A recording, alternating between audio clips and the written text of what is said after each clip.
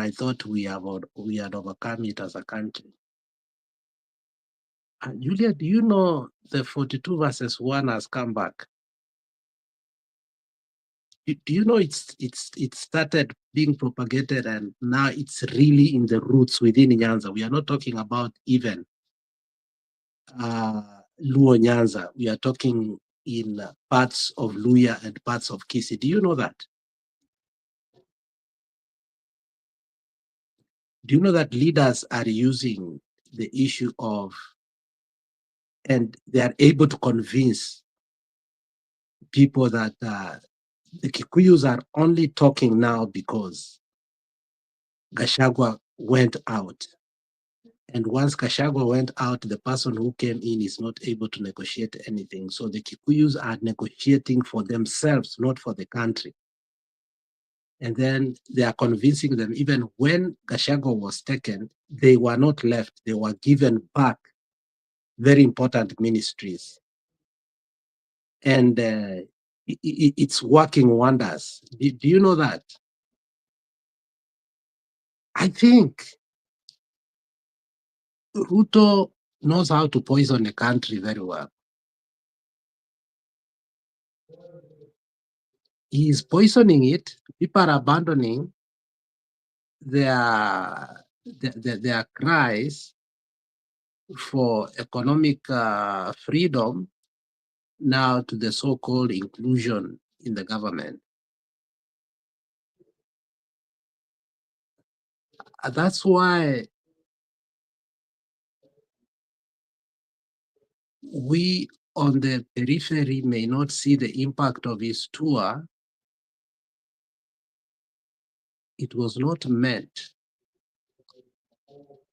to hunt votes for the Western and the Northeastern. He's trying to rally regions because he knows that the Luo Nyanza one is in his pocket, and his plan, the broader plan of now bringing, as Njiru said, bring in now completely the nilotic factor into government, so that because how you hear the Luo Nyanza speak about being in the government, it's from the nilotic point of view. And you saw that Simbarati castigating Opiyo Undanyi and Kindiki and the rest when he said that Nyanza actually is Kisi, the four region is not, and he was crying foul that we are not. They are saying they are saying Nyanza, but actually it's Luo Nyanza that is benefiting and accessing the government. So what am I trying to say? I'm saying that all this you may see is Ruto is trying to lie to us that people are refusing him, the heckling and everything. But his machinery is in making sure that the unity of the Agikuyu or the Gema community is to, he wants to make sure that he rallies other people to see that they are agitating for them to come back to the government, not as a solution, but as a means of continuity of what they have been doing, that they do not want rotational government. And I've been seeing it in some forums and I was ignoring it. But do you think that Ruto is stupid to continue to go to rallies where he's being heckled and all these debacles that we are seeing? Are they like, do you think Ruto is not able to confront and minimize them, and he's letting them continue? And what's the reason for that? What is his end game and what is he trying to achieve? For us, we must think out of the box, because if we think inside the box, all of us, we might not understand what he wants to achieve, because what they want to achieve on a broader base is to make sure that they show that they have taken part of the Western. They have completely taken the Northeastern. The Northeastern is a way to get into the coast, because they are going to use what? The Muslim tag. And once they do that, they are going to say, okay, now we have used that, we've gone to Western, we want to put Kisi in the Luo Nyanza and say the Nyanza people, by saying they have a seat, okay, in the education docket.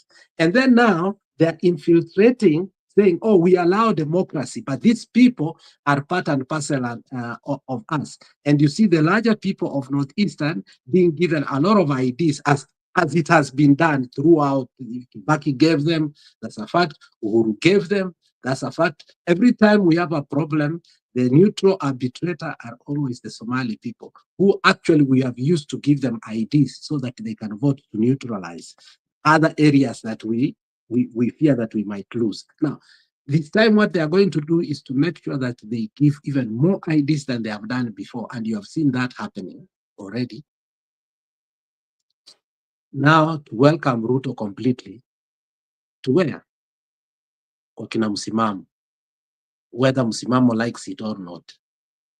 And that is his larger plan.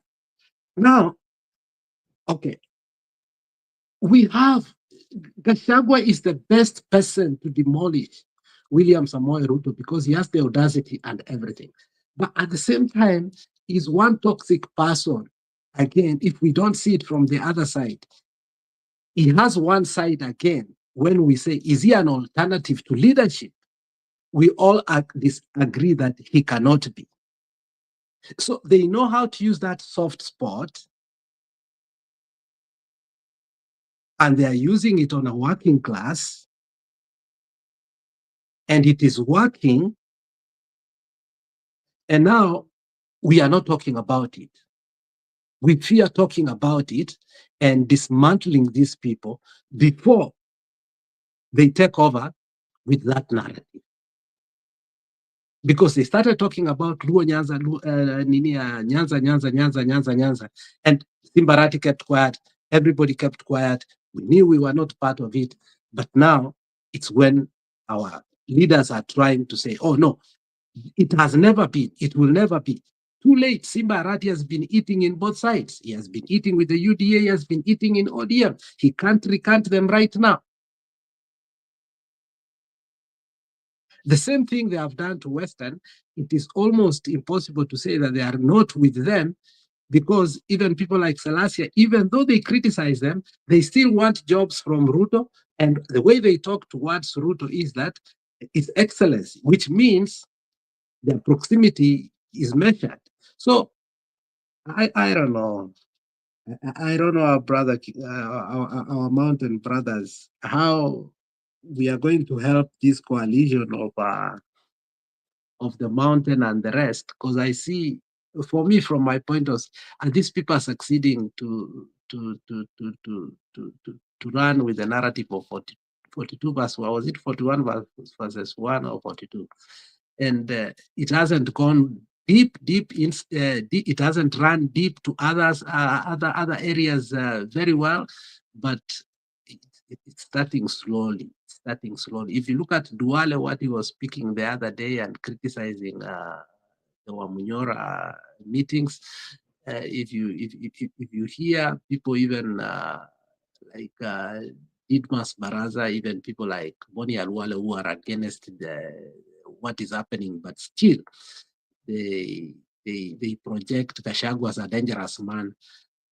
We need to rally now in a complete narrative that it's not going to destroy us. Because if next year comes and we are still not having a formidable person to tackle Ruto head on, or these peripheries that these emotional leaders that come say, oh, GNCs have met Magara, GNCs want Matiang'i, but these people haven't come back in full force the way Nani amekuja, anaitwa nani, Gachagua. So They might be there and they might be bought and all is gone. Okay. So I wish people could embrace Gachagua fully and say, okay, this is the only bull that we have right now, and we must deal with it. After we are done with Ruto, then we can be able to deal with this bull. But the problem is that people just want to use this bull up to, and that's why last time I asked, at what time are you going to say now enough with Gachagua? It cannot be before we take Ruto out of the government. But how many people are ready to board with Gachagua to the election day?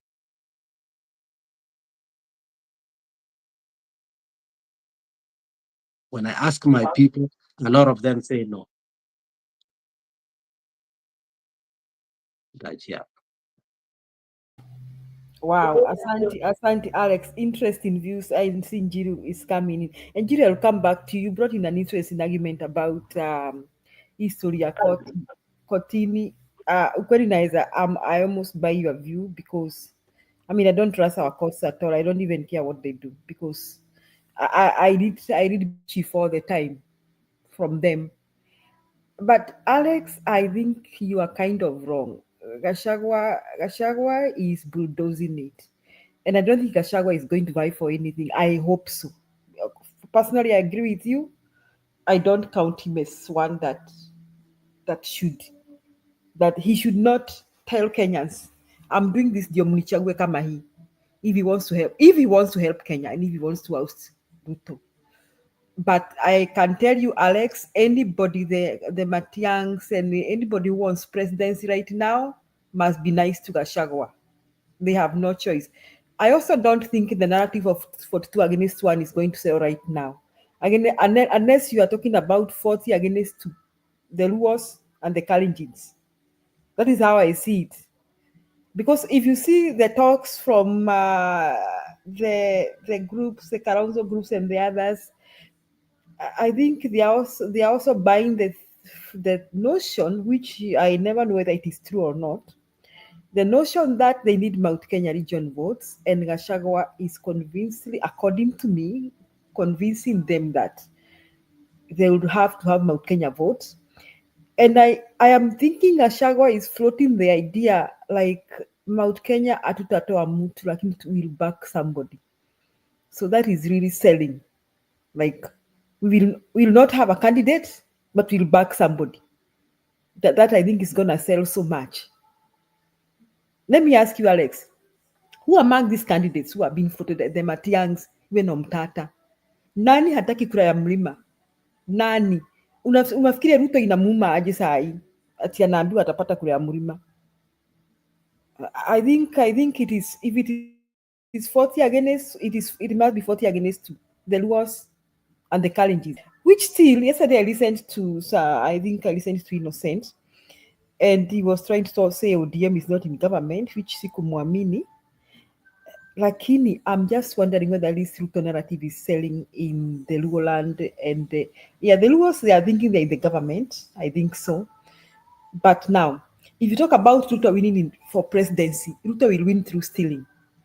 And also what he has just said, kwamba he's recruiting the Somalis and anawapatia IDs. That is how Ruto will win presidency. Ruto will not win by mobilizing communities against one. Hiyo hawezi sahi kabisa. He won't there. He will not get anywhere. He will not even be successful in mobilizing costs because it is no longer a Kikuyu thing. It is Kenyans wamechoka. To Kenyans are just frustrated. It is no longer ati ili kabila lilikuwa president, ati Mkikuyu amekuwa president. It is Kenyans wamechoka na Ruto. Kwa hivyo mobilizing them genuinely, hiyo hawezi. However, stealing, he will steal. That is why I'm questioning whether we should even talk about elections. Umesikia atapeana IDs. So hiyo ndio mpango yake. Kwa nini anapeana ID? Ruto cannot get any genuine vote right now, come rain, can suction, from all those regions. And anybody from Matiang to Omtata, anybody who want to become president must be nice to Gachagua. Wapende wasipende. Gachagua has successfully mobilized Mount Kenya region. Whether they like Mount Kenya or they don't like Mount Kenya, they must work with Gashagwa. They have, according to me. And that is what Mm-hmm. that is the bone of contention. And you see, we had a conversation here. Mm-hmm. The question I asked, and I said, okay, let's be sober. Let us not be emotional. Sabwa successfully rallied the mountain into one basket. Fact number one. There seems to be nobody as an alternative who can shake this from Gachagua. Another fact. So you have also reinstated that anybody must work with Gachagua. That's a fact. But there's also this thing that people do not trust Gachagua. And now, when we come to talk into that, that is where we have a problem that the mountain is not honest to acknowledge the feelings of other communities. They want us to acknowledge that anyone who wants to deal with the mountain must speak to us through Gachagua. We acknowledge that. Now, can't you acknowledge that we want the mountain vote as one, as united as Gachagua has put it? But we are not going to negotiate with Gachagua. Can't you also look at this side that if it is Gachagua, and this is what, and I'll be honest with you, that if it's Gachagua, then we will vote for Ruto. I have seen the lawyers talk about it in their groups. I've tried to challenge them about the issue, the reasons about that, and I laugh.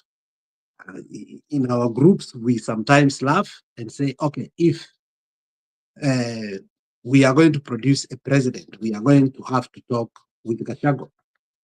And you are saying Matiani or Huyu or Morara, you have three candidates, and all of them must work with Gachagua. Okay, Gachagua is building his party. He has said it. Gachagua said he will, because Gachagua has very been open and honest about his plans. He said, nitaongea na hawa, nitaongea na hawa, nitafanya hivi. Everything he has been telling us, he is finally doing that. And one thing he has told us that he will form a party. Not only that, he said he will start talking to other people. He has already started talking to the Mulembe Nation. But still he says the mountain will have its party. So we acknowledge your plans and where you want to go as a people. Do you think others are going to board in like that the way you think? I'm telling you, Gachagua is an asset right now. But in the last minute, Gachagua might be the best liability ever that will ever happen to the unity that we are gunning right now. So the question is whether we want to build the Gachagua as a unity, rallying, a clarion, rallying, mobilization, or we deal with the truth and say, look, if eventually this is what is going to make us not to unite, then we better start from bootstrap and say, okay, we have a better place to start. But if the Kikuyus will stick by Gachagua, the way you have said that, Gachagua will be a kingmaker, then we have a problem. Thank you. Okay, Alex, I don't know. I think you are getting it wrong. Okay, I want just to say one sentence so that I got to Jiru. I don't think the mountain will either produce president nor deputy president. And I think the rest of the region will buy that proper. What I'm saying, they must get Gashagwa's support. They have no choice. But I We don't. are, and But I this is don't think what you are they not go. understanding, Madam Julie. Uh-huh. We are not saying Gachagua is going for the presidency. Uh-huh. We What are if he's going for afraid, nothing? we What are if he's not going for afraid anything? Eh, We are afraid uh, Gachagua will be too powerful. yes, of course he will. I That agree is the with you. fear that I agree with we you. have. I agree with you. He'll be too powerful. And like I also agree with you. Last time you were asking us, at what point do we tell him no? That will be very controversial. So let me allow Jiru to come in. Yeah, I agree with you. That will be very controversial. The time we'll be thinking that no, we don't want the kinds of Gashagwa now. I mean, hiyo lakini hapo ndio tunaelekea. I'm telling you. Wacha nikubali Jiru aongee, then we can come back to that. Julia, utakoja nitendea haki, maana mimi sijafanya ufunguzi wangu Okay, okay, na endelea, Njiru endelea. namwongelesha kwa mara ya pili. Haya, alafu uende kwa Jijiru, ako na kitu inamuuma, nataka kuongea. Sawa, nitakuwa mfupi zaidi. Haya, msimamo. La kwangu la kwanza ni hiyo video nilioicheza hapo ya Bwana Ruto kule Solo. Kimtazamo wangu ama tafsira nzima inaonyesha kwa jinsi gani ambapo hata sasa hivi ununue viongozi Hebu goja msimamo bata. huyo, msimamo goja.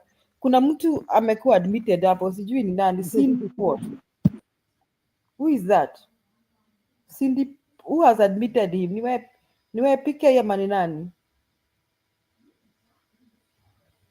Huyu Cindy ajionyeshe ndio tukuadmit, otherwise we will not admit you because we don't know who it is. Endelea msimamo. Kama wewe unajiita Cindy Paulina, we want to see who you are, ama kuna mtu anamjua atuelezee so that we admit her or him. Yes, endelea msimamo. Ya, asante sana. Kwanza nitoe shukrani zangu kwanza dhati kwanza kwa wale upande wa comment section wote, maana nilikuwa sijafanya hivyo kuwasalimia na ndugu zangu wote hapa ndio hapa studio. Langu kuhusiana na ile video, mimi kile ambacho nime create on my mental view is kwamba inafika wakati hata ununue viongozi, wananchi kama amekataa. So jambo moja wapo lilonifurahisha ni ile nguvu ya wale viongozi walikuwa wamewataja kuweza kusimama. Haikuwa kawaida aliozoea kwamba labda pengine watasikizwa, mambo yatakuwa mazuri, but imekuwa kazi haswa hata hao viongozi waliokuwa amewaweka mbele kuweza kuwaamini kwamba wanaweza hakikisha kwamba wameleta mashiko kwa wananchi wao na walete ile heshima kwamba kuna rais amefika, basi ile heshima pia imeweza kupungua. So ina maana inafika wakati wa Kenya wamechoka kiasi kwamba uh, uh, hata hawa viongozi ambao wanachukuliwa for instance wabunge, MCA na wale wengine viongozi mawaziri, yani inafika mahali wananchi kama wamechoka tu, na hilo ndio ombi langu.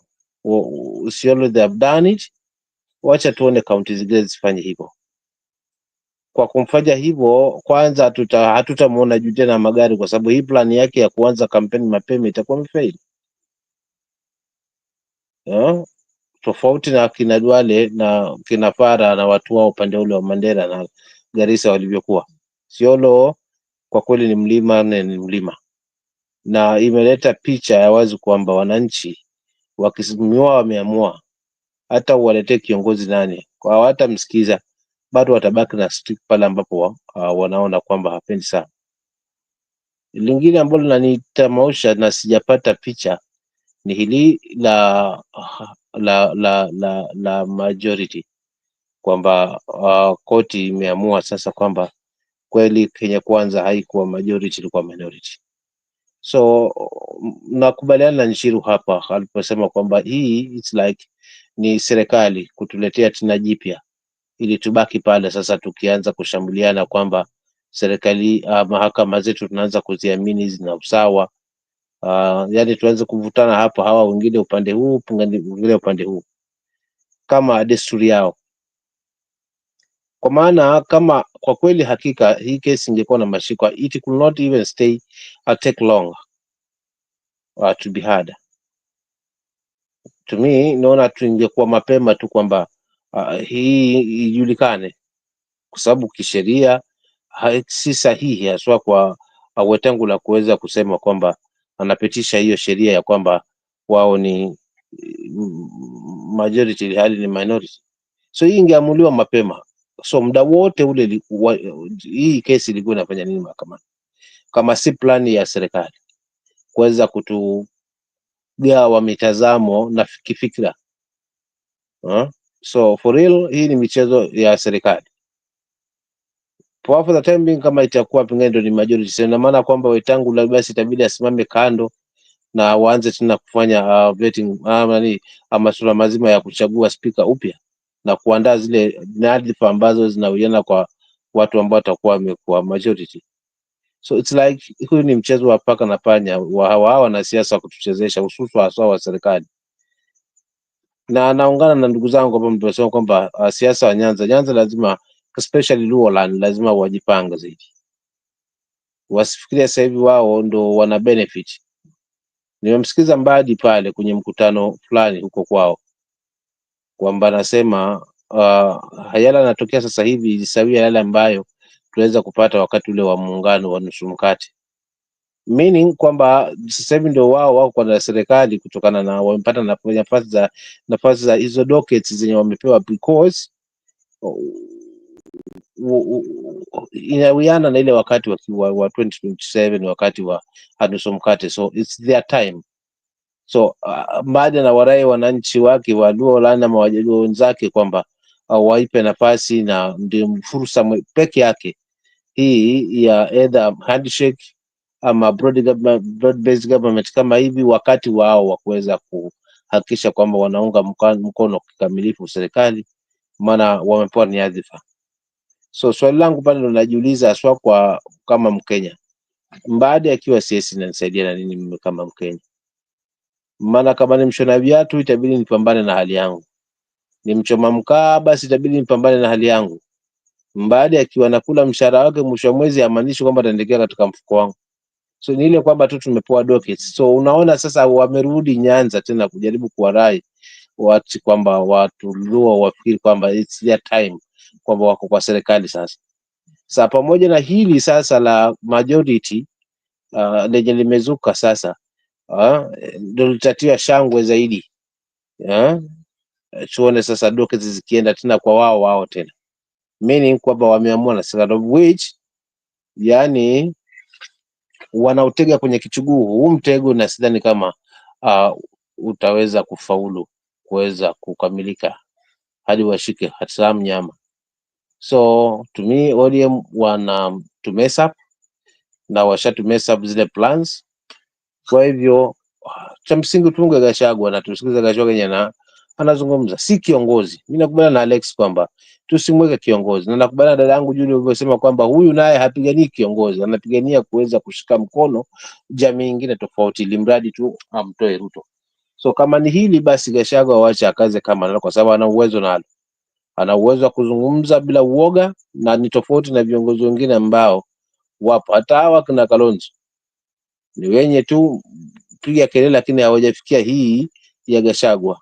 So Gachagua tunaweza sema kwa kiasi fulani anatusaidia pakubwa kuweza kumalizana huyu nduli. Mwisho kabisa nikifunga ni kwamba siku ya kufanyani miti yote huwa inateleza. Ruto sasa hivi atateleza kila mahali. Hii plan ya kusema hawa Somali hata amefunga mpaka hawapeane vitambulisho, hii pia haitafanya kazi, kwa sababu already nyoyo za Wakenya na masikio yao zimechoka kusikia hizi hadithi. Speech alioingia kule Mandera, akiingia ya barabara fulani ndio hii speech alikuwa analeta tena huko, sio kwa barabara kutoka mahali fulani mpaka mahali fulani, tayari contractors wapo na kazi inaendelea, yaani uongo wa peupe. So to me Kenyans tubaki katika msimamo huu. Huyu jamaa akiingia kwenye magari na timu yake, basi tuwe hii ya kuhakol. Hii ni dawa tosha so ya kumuonyesha kwamba we don't need you, na tusisubiri 207 kwa sababu 207 kile ambacho kinanihofia ni pesa. Sina shaka na kura tutapiga kabisa, unanimous kwamba hatumtaki fine, but kama atakuwa kuna Levi Baraka ambao sasa wamecheza na pesa katikati pale, watu wachache haswa ikiwa ni mahakamani na kwenye IBC, hapo ndo patatumaliza. Haya yote tutawafanya sawa, tunaweza ungana tufanye yetu, atuhakikishe kwamba huyu jamaa tumwe. Lakini je, mfano kwa IBC iwe iko upande wake na iamua sasa kutangaza, kwa sababu tushashuhudia kwamba haya matokeo si mara moja si mara mbili, mshindi ni mwingine na anayetangazwa ni mwingine. Kurisa lile la kiwitu kwamba mwisho wa siku anaulizwa nani kashinda, sema hata sijui nani ameshinda, na mengi tu, hata yaache Bukati kwenda kutangaza matokeo ambayo hayakuwa sahihi. So for real to me, mi sina shaka na kura yangu. Kura tunajua hatuta huyu jamaa arudi, lakini swali langu, je, huyu pesa sasa na hapa katikati tutafanyaje kama Wakenya ili tuhakikishe kwamba ifikapo 2007 mambo yako sawa. So ni hapa tusiwape nafasi ya kukaa katika uongozi, kwa sababu already hakuna haja ya kwamba tukae na mtu ati tunamwadhibu mpaka 2007 kana kwamba tunambembeleza wakati tunaona mambo hayaendi sawa. It's wakati to act kama Wakenya. Then kuna Alex amesema tuna mazima kwamba anazunguka huko atakuja. Kweli Coast amewahi, especially Kwale mahali nipo. Kwale amewahi kabisa. Kwale bado ana viongozi karibu wote wako upande wake. But I can tell you that truth. Zile charts tunazungumza hapa za uongozi wa Kwale wako tofauti kabisa. They are total tired na kusikia haya mambo kabisa ya Ruto. So we don't, hatuamini viongozi hata kama wametoka hapa kisa amekuja kutuambia. Sisi bado tuna msimamo wetu haswa kwamba for now shida kubwa ni Ruto aende. I've started this, hii kitu haswa nimelianzisha, namshukuru Mungu. Niko hapa lakini na wafuasi wengi, sababu kile ambacho nilikizungumza ndio kimetokea. Ingawaje nilipitia changamoto nyingi haswa kupingwa, lakini mwisho wa siku sasa hivi watu wamekuja kuamini kwamba Kenya nilikuwa nakizungumza iko sahihi, na tunaelimishana kwenye chats, haswa especially chat MP. Hapo ndio watu tunaingia pale tunachambuana hapo. Hata MP mwenyewe akienda wrong, MP wetu haswa tunamwambia hii side unaenda hatutaki, hii ni yako, lakini si msimamo wetu ni huu. Kwa hivyo ukifanya hili ni lako. Kuna wakati aliletea Kimani chungwa huko, aliregret kutuletea huko sababu hakupata ile response ambayo ilikuwa na tija. So for real, Kwale kiupande wa viongozi nimekamata, but kiupande wa wananchi wamekataa. Yani hajakamata hata mmoja. I can tell you for free. Mimi naona nitaachia hapo kidogo. Asante. Asante. Msimamo, hoja zako ni za kiwango cha juu sana. Nashukuru sana. Na kuna mtu anaitwa Musyoka hapa anateta kuteta, anasema Ruto has a delicate ego that heckling will destroy his confidence for a month. He left for Tanzania immediately. Yani jamaa amefurushwa na Wasomali. Bwana Njiru, hoja yako, na tuko na wageni, unaweza katoa hoja kwa utumie muda mfupi ndio tukaribishe wageni. Karibu Bwana Njiru. Haya, sawa. Sawa. Julia, naona umeambukizwa Kiswahili sanifu kile. Lugha njema na Bwana Msimamo. Kiswahili sanifu cha huko Mambasani. Sasa nimesikia hata umepata maradhi ya kuongea lugha njema. So Msimamo, asante sana kwa kupea watu ile neema ya kuongea lugha sanifu. Sio kwa mchezo. Wengine wetu wangejiuma ulimi, lakini your confidence has made us to be here. Anyway, nataka kurespond kwa mambo kadhaa, especially what Budi has brought on board. Na nimwambie what I think. So Gachagua, first of all, let me begin with that. Gachagua is doing a mistake correction. Let's be clear about that. Gachagua has been saying that it was wrong for him to go without a party. Ama vile Wakikuyu walienda bila, watu wa Mlima vile walienda kushikana na Ruto bila chama, a negotiation will. So I think that is what he is correcting. In terms of whether you want to become a president or not, I think he is open to anything. That's why umesikia akisema we are going to do a coalition which will make 202 coalition look like a child play. So what can you deduce from that? Hiyo inajaribu kukuambia ya kwamba Gachagua is open for anything, and I think the big picture which Gachagua is having ni Ruto aende. I think Gachagua is having a personal issue with Ruto, and if there is somebody who might want Ruto aende kama leo ni Gachagua, because unajua Gachagua kuna vitu mingi sana anajua za Ruto. In fact, if Gachagua angeongea saa hii serikali ni kusambaratika, inaweza sambaratika. Ndio unaonanga saa zingine tu anaongea because you know there is also this issue of classified issue. Kuna vitu wezi ongea because of the status of secrecy, whether the president did a bad thing or a wrong thing. Lakini kuna vitu Gachagua anaweza andika hapa, anaweza ongea itokezea serikali ikuwe matambara. But I'm happy because the same information, hata kama si Gachagua atapeana hiyo information, tutapewa na maproxy. So be assured if there is something which Ruto is going to do day and night, and by the way, I'm very serious, if there is something which Ruto will do day and night, is to try and woo Gachagua back, either to become a neutral person, asiongee sana, including even wanting, they will even want to bribe him a lot of money, because Ruto knows as long as Gachagua is a free agent, information will be outside there. Even without Gachagua speaking, mutakuwa munasikia kuna kitu imetokezea, and then many scandals za serikali, and then pia mujue hiyo level Gachagua pia alikuwa amefika. He has also capacity to form alliances with other communities and also even get an international footprint, because I believe pia Gachagua alikuwa na hiyo visibility, so he can also get that international footprint, which also Ruto thinks he could also get. So we also need to understand that. In terms of the issue of Gachagua becoming very powerful, it is unfortunate because he will have to become powerful, because in this life power comes from people. Ndivyo tunasemanga, power comes from people. Hata wewe bwana Bundi, if today you have like a group of 1 million, you can actually describe you can actually call yourself a militia, you can declare yourself to be like anything. So as long as uko na usemi within a particular group of people which is in millions, wewe ni kiongozi by default. So and as long as Gachagua is presenting himself as that spokesman wa Mlima Kenya,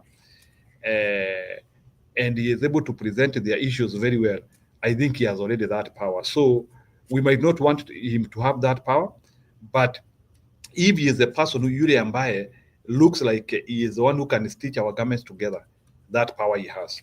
So, and to where that power will go, it can be leveraged. That's one beauty of power. So it's not a matter that even if Gachagua has power, he has to covet for the big seat. So sijui kama anaweza sumbuana na huyo kiongozi mwingine atakuja next. Let's say that the government is formed and he is among the most heavyweight within the government, kama atasumbua, and maybe wanting, maybe like maybe some people are getting worried because of how he behaved, or how the way he was doing it in the previous administration, the way he was saying nataka hivi. I agree on that, but ile kitu iko this one will be like a Sonko type issue. Yule Sonko wa kule ni Ivory Coast ama ni wapi, huyu alisupport Fire. In fact Fire, I see a similar arrangement whereby somebody is so powerful but he has no capacity to become a president, but that person can be able to put his own footprint on somebody, and that person becomes a president, and then maybe you either become a prime minister ama kitu ingine ama hiyo vitu tunakuanga, and then you also get a certain type of seats. I see certain type of arrangement whereby Gachagua will support from behind. I slightly heard the same in the news, hoping that it is true, not just the propaganda. Nikasikia pia, I have even started hearing that they want to form that big juggernaut where akina Matiang'i wako hapo, hata akina Uhuru ni kama wanajirudisha. I hope akina Uhuru meanwhile hawajakuja hii pande yetu kuanzia kutusambaratisha with also agia wanaongea na Ruto ile pande ingine. I hope they all want Ruto gone. So you can already see how the coalition is forming. Akina Matiang'i wanakuja, so people are now starting to come into the center. So the issue of Gachagua becoming a pivotal person within that coalition, it might be too late for now, because I don't see another person who can be able to command the respect which Gachagua has commanded so far in Mlima Kenya. Why? Because in Mount Kenya region, the way I know the people who command respect in Mlima Kenya, they are the people who have been able to galvanize people on one accord. And if you are able to bring people on one accord, sasa hiyo iko hivyo. And I think now very soon Gachagua will now be like close to a kingpin. I don't know if that kingpin still survives, but I think if Gachagua goes this way, you could actually see very soon even him being anointed as a kingpin, because it could happen, especially pale sasa watakuja wasikizana na watu kama akina Uhuru. But so far it looks he can be able to mobilize those 6 million votes. So let me move from there, and now I now give you another serious thing which will also dictate this election. As you have said it, Bwana Mbudi, you have talked about where Ruto want people to, all the other communities, they go against some certain sects of communities. Division works when there are no other threats to the society. That is usually you can divide people, but for you to divide people, there must be some discomfort. So there must be, so like kuna vile tu yani things are not okay. So if you look like the way Ruto administration is, things which are fighting against Ruto, there are so many zile vitu yani mashida ya Ruto ni mingi. So now people are weighing.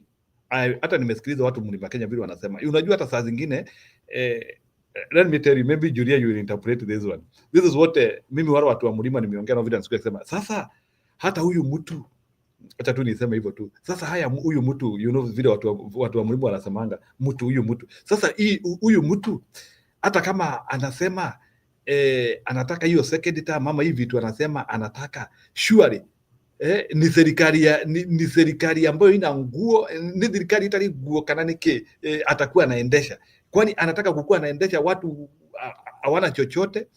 So that is the issue. There is so much desperation. So for Ruto to separate or for Ruto to divide people, there must be comfort. The status quo has to be met. Kids are going to school. Hospitals are okay. It is not like what happened in Keretile yesterday in Mbeere Embu, Stony PK, you know that mwanamke anazalia kwa floor, and the hospital is having doctors. A whole level 4 hospital in Mbeere, mtu anazalia kwa floor in a hospital. I'm not talking at home. Unajua at home kuzalia kwa floor is okay because there is no help there, ama hakuna mkunga hapo, lakini uko hospitali na unazalia kwa floor. I believe a hospital should be having doctors. So I don't know why doctors were not mobilized to the floor. I hope that woman has not died. Kuna watu walikuwa wamepost ni kama alikufa. So unfortunate. So that is the discomfort. So Kenyans will weigh between 42 versus 1 na kulala njaa, hizi mashinda kuletewa mavaccination na mtaki, which one is easier? Which one is easier? So that's ni sisi tupigane na hizi mashida ama ni Ruto? So hii division ya Ruto, bwana Bundi and bwana Stone PK, it can only work where there is a little bit of comfort. But when the country is destabilized, there's no money, there's nothing, people are losing jobs. Donald Trump ndiye huyo, forget about ile mapesa ambayo nini zile kazi tulikuwa tumepoteza Zulu administration. Now there are some jobs which are now being lost in our country because of mismanagement of US aid. So you can see now there is now more desperation. There's now more desperation because now even we are now losing footprint. Another person was telling me that US aid, pesa yao imeenda. They have even been financing county programs. There are some county programs zimekuwa zikifinansiwa na hawa watu.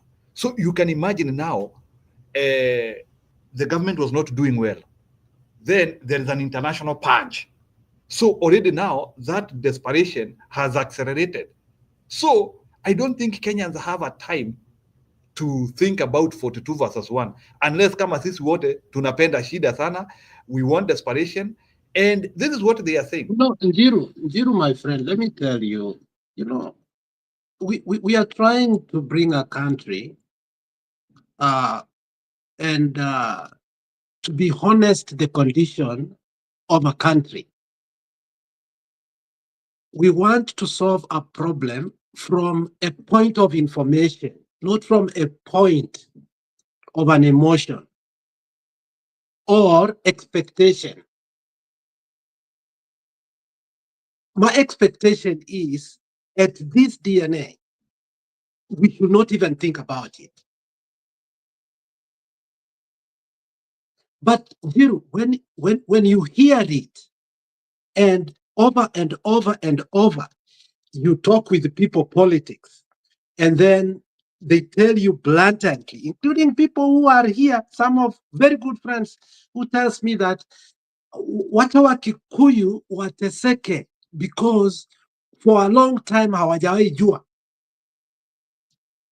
Njiru, it's not about expectation. It's about what is in people's head, and you have to acknowledge that, okay, our people are sick in the head, and we need now to treat this. And nobody expected even the 42 verses 1 will be that bad as it was in 2007, yet we went there. Though it was accelerated by some different forces. The problem is we are going to that circle because some people are fearing to lose an election, and they are bringing narratives that we are going to do what? Try to disown and say they don't exist. Does it exist? It exists in my area, Jiro. So if you can deny it, it's okay. But if we can tackle it, how do we ought to tackle it? Do I feel good that it is in my region? I don't. I'm even embarrassed about it. And that is a fact, Njiru. Thank you. Let me respond to you a little bit kabla ya Julia achukulie. Jiru, unaweza short ndio tukaribishe wenye wajaongea. Actually hata nitaisema tu in 1 minute. You see what happens. Naturally, people can be divided. I'm not denying that Kenyans cannot be divided, but the issue is this: division will only last if Ruto is also having the parameters of electability. Are people getting abducted? Kuna pesa. Like I heard, he only gave sugarcane farmers 150 million only. I don't know hiyo pesa ama itaenda wapi. What is happening to our schools? What is happening? As long as things are not okay economically, forget about division. Kenyans will unite to fight economic mayhem. There's no in which Kenyans can unite to fight for Ruto. Kenyans can only fight for Ruto if he is a worker. But so far, I don't see any reason. Even Kalenjins themselves, they are saying they don't see a reason of uniting. In fact, I'm even hearing Kalenjins could even decamp him if they see there is no that status quo of electability. Hata wao wanaangalia, sababu najua hakuna mtu anatakanga kukua kwa opposition, ni vile mtu anajikutanga opposition. And so far, Ruto is losing everything. So it is a narrative he is trying to create so that Kenyans can buy it. But that narrative, you can only, you know, even in 2007, when Kibaki was almost losing power, some people say he lost power. The reason why Kikuyus stuck with him is because there was something they were saying. So there must be a reason. So even if you want to divide people, there must be a reason of why people want to follow you. It cannot just be that way. Yes, they will try to bring that 42 versus 1, but for it to become weighty, other things have to be great in the country. Lakini so watu waseme anyway, huyu mtu hata amesaidia hii nchi yetu, wacha tumpe tamu mwingine, and then all the other communities assemble on that. But you cannot assemble 42 versus 1 on a collapsed economy. So if 42 versus 1 has to work, other things have to be okay. Hakuna mtu anakufa through abduction, hakuna nini, other things have to work. But there's no in which 42 versus 1 is working, and there is economic devastation, and things the country is losing its global footprint. It cannot work. it has to be one factor at a time. But I don't think all those factors can work at the same time. It is impossible. Thank you, Julia. Asante, tutaendelea na hiyo debate. Perhaps Musimamo is the best person to give us the view on the ground, because he's not from Mount Kenya, neither is he from Nyanza, na nilisikia akitoa maoni yake. Tutarudi kwake. Eva, ninaona tuko na Stone PK, nitarudi kwako sasa, you take over. Wacha tuko na mgeni, wacha tumkaribishe, tupatie nafasi atuongeleshe yaliyojiri, maoni yake. Karibu Eva. Mambo Julie, Mambo Stone PK, Alex, Njiru, Kenyan with love, that is Martin. I know mko poa. Tuko poa kabisa, karibu, umekaribishwa. Asante. Me, whatever I'm going to discuss about is completely different to what people have been talking about. What I'm asking us, we have been in this for a very long time, ever since Mtembei. Until when? What time we will stop giving these leaders publicity? Nimekuwa nikisikia venye mnaongea, and I'm just thinking, we talk, we give Ruto, Gachagua publicity, and whatever we are doing has reduced that only give us 2 candidates for the next election, which is I'm not a very good politician, might be Gachagua and Ruto, depending on the publicity we are giving these people. Because I'll give you an example. Last week there was a Grammy Award. I never listened to Easy nyimbo za Beyonce, and then they said it's country music on something. I went on YouTube, started following Beyonce, and listened to the music. They're all rubbish, but I listened to one and I liked it. So what are we doing here when we continue discussing about these people in public? When you're teaching a child something and she listens to the name every time and time again, and that is somebody who hasn't made a decision, then when it comes to a point that you're told make a decision, they will choose the people they only hear on social media or hear on the ground or us.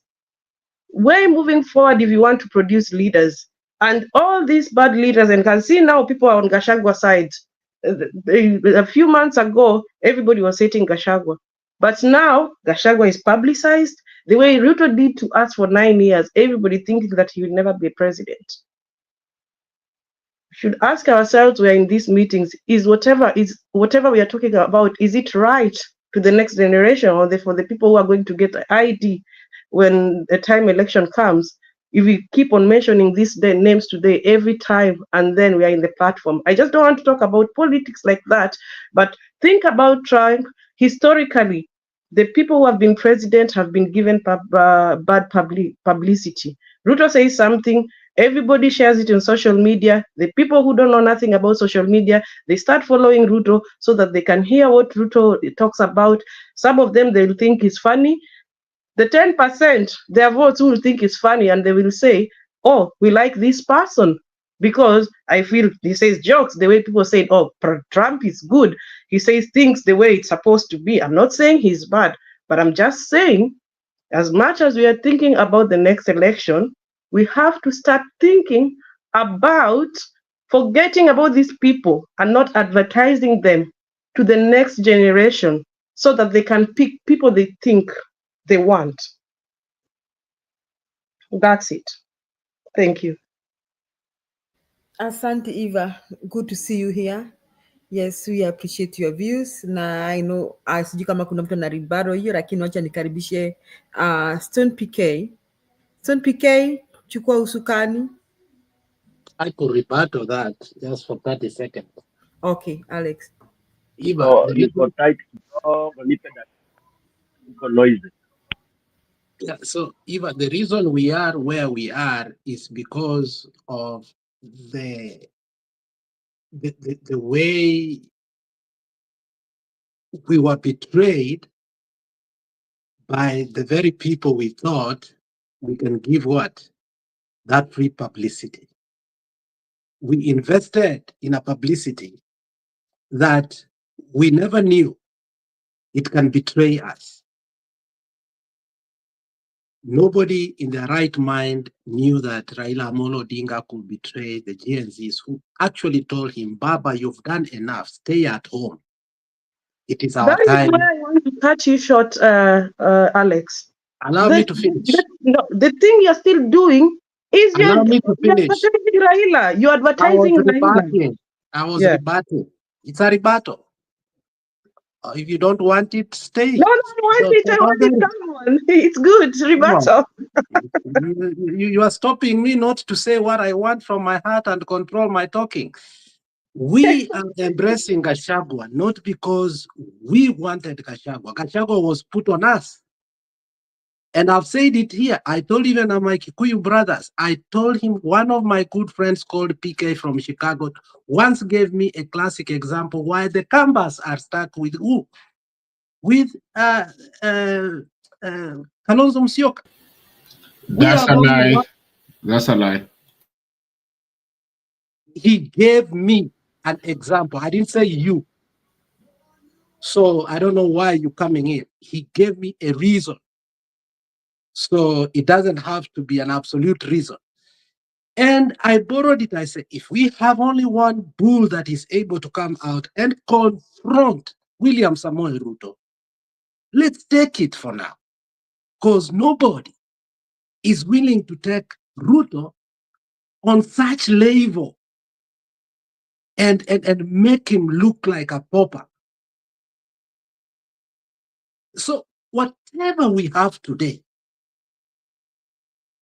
is because one betrayed us and left us somewhere. And then we found an alternative that was not us. And in politics, your enemy of your enemy is your friend until. So, and that is why we keep on, and I keep on reminding, until when? We can't deny him because he's doing the work that we want to be done. Nobody wants to give him publicity. Okay, let's not give him publicity. Now, who do we give publicity? No one. Sometimes just let things happen. I will give you an example. I travel to Kenya a lot of times. I can travel to Kenya up to 6 years. So there's some time, December 2, I went to visit a guy I just met, Uko Ruiru. Is it Ruiru? And they were all Gen Zs, and they were telling me they don't want Ruto, but they think they can give Gachagua. They never thought of giving Gachagua, but they said, everybody is talking about Gachagua, so we are going to give him, not because he has done anything good. It is because it is the only thing that they hear, Alex. The same Raila you are talking about has betrayed you. You are still giving him publicity.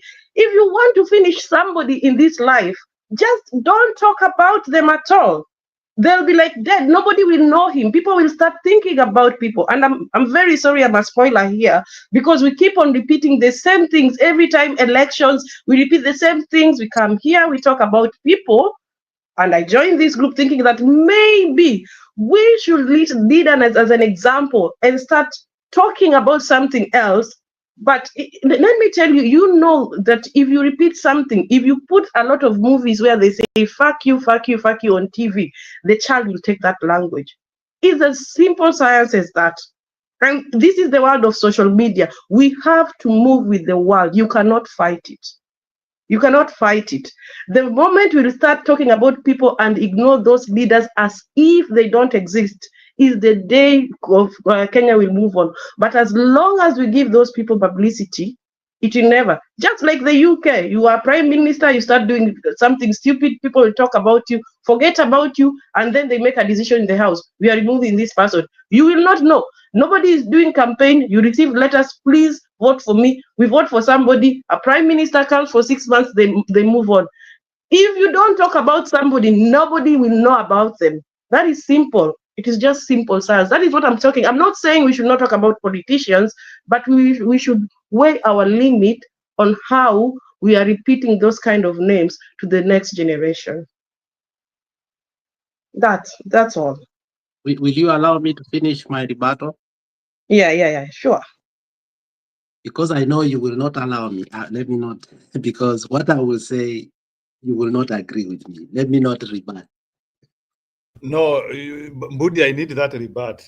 You are here for me. it's okay. We don't have to rebut. You guys have to be, I mean, some of us have not spoken. Nobody has told you not to speak. They asked, is there anybody who has a rebuttal, sir? And No, I had a no, rebuttal. but we need that rebut. Unajua sasa discussion huwezi fanywa alafu vitu zinaachwa hanging. No, Let Mbeto talk. We will come to it. This is a subject that, whether we like it or not, we will have to talk about it. That point will go away. Just take 2 It won't. minutes. For me, Tell it us. won't. There are points that will not go away for me. I don't forget them. Let Nani. There are some points. Ambazo, and as she has said, there are mistakes that we have done that I cannot forget. So as we are handling these issues, what is important to me, I'm not going to forget, unless it's not important. So I'm unable to move on. I guess for me, I support Eva for this one, but I'll talk after you guys finish this debacle that you guys are having, because I have my points down. But I support Eva in what she's saying. You guys finish up with what you have with Eva. So if we guys, we finish up with what we have, and you support, we are not in one conversation. Why don't you just have a conversation with Eva and finish? And because you are just being petty here. I'm not being petty. I mean, I have my points. I just don't want to bring in my points before you guys finish that. But I was just saying that we haven't spoken. I mean, there's a couple of points that but I'm saying because it seems like you guys have a kind of a conversation that you guys want to finish with Eva. I just said I'm gonna wait after you guys are done. Alafu, but on this conversation, I support Eva and I choose to keep quiet. To have you guys go head on head with that. After you're done, then I'll come in and put my other points. Sawa, hiyo rebut. Weka hiyo rebut. Alex, you can finish what you are saying. I guess you are cut, Uri, and it's not good to cut somebody because it interferes with the flow of thoughts. Alex, unaweza kamaliza? Yes, I will finish. I'm not going to go down because somebody supports somebody. I support Gachagua because when we thought we were finished, not totally in terms of rhetoric, we found a voice. And that voice has deconstructed a lot of things. And we can see for sure beehive activities going throughout the country because a person we hated and we thought he was of no use, we can use him for our political expediency at this particular time. And I still insist that if it need be that this person can be used, I don't want us to nampea roho nusu. If he is the one who can get William Samoei Ruto out, and I insist, if I don't want to have my emotional support to Maraga, to Okiya Mtata, to Matiang'i, because they have this reformed tag. But when they come to campaign and deconstructing Ruto without fearlessness, and then you find that they are nowhere. And then I am left where I've been in history throughout. That's what I don't want. I want to tell our people that, look, we have a person that history tumemwangalia hatujampenda. Lakini when we look at the two evil people that we have, Gachagua and Ruto, at least Gachagua is a lesser evil to me. To you, I don't know.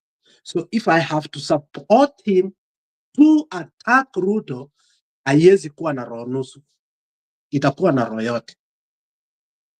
And that's why I keep on asking, watu wanasema, he cannot, because I'm seeing this in quarters in many, many places. Up to what time you want to use a man? You think politically he is going just to give lip service to the community? He doesn't have personal ambitions. We have personal ambitions. In as much as I'm talking here on a communal political forum, somebody is at work. Njiru sometimes does not open his YouTube because he's doing his doctoral. Madam Julia is at school.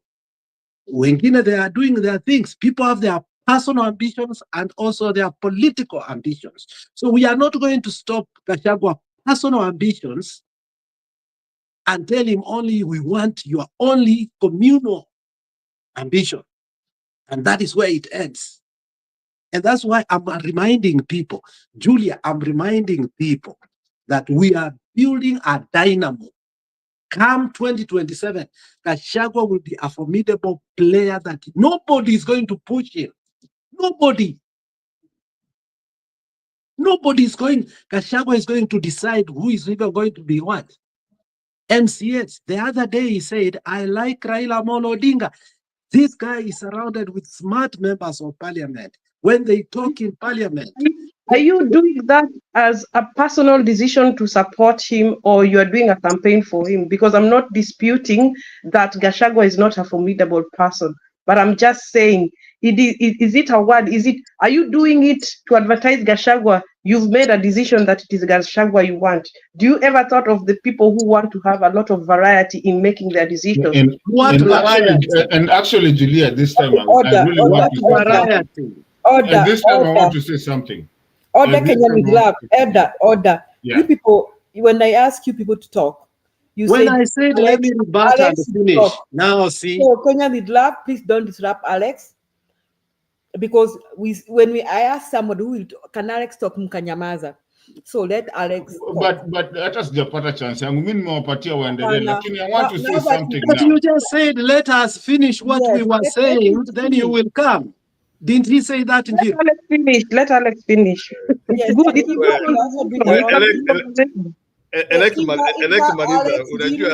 But hao watu unawapatia 2 hours wanaongea 24 hours, alafu sisi wengine Kenya is love. Order. You will have your time. Hata tunaenda. Aya.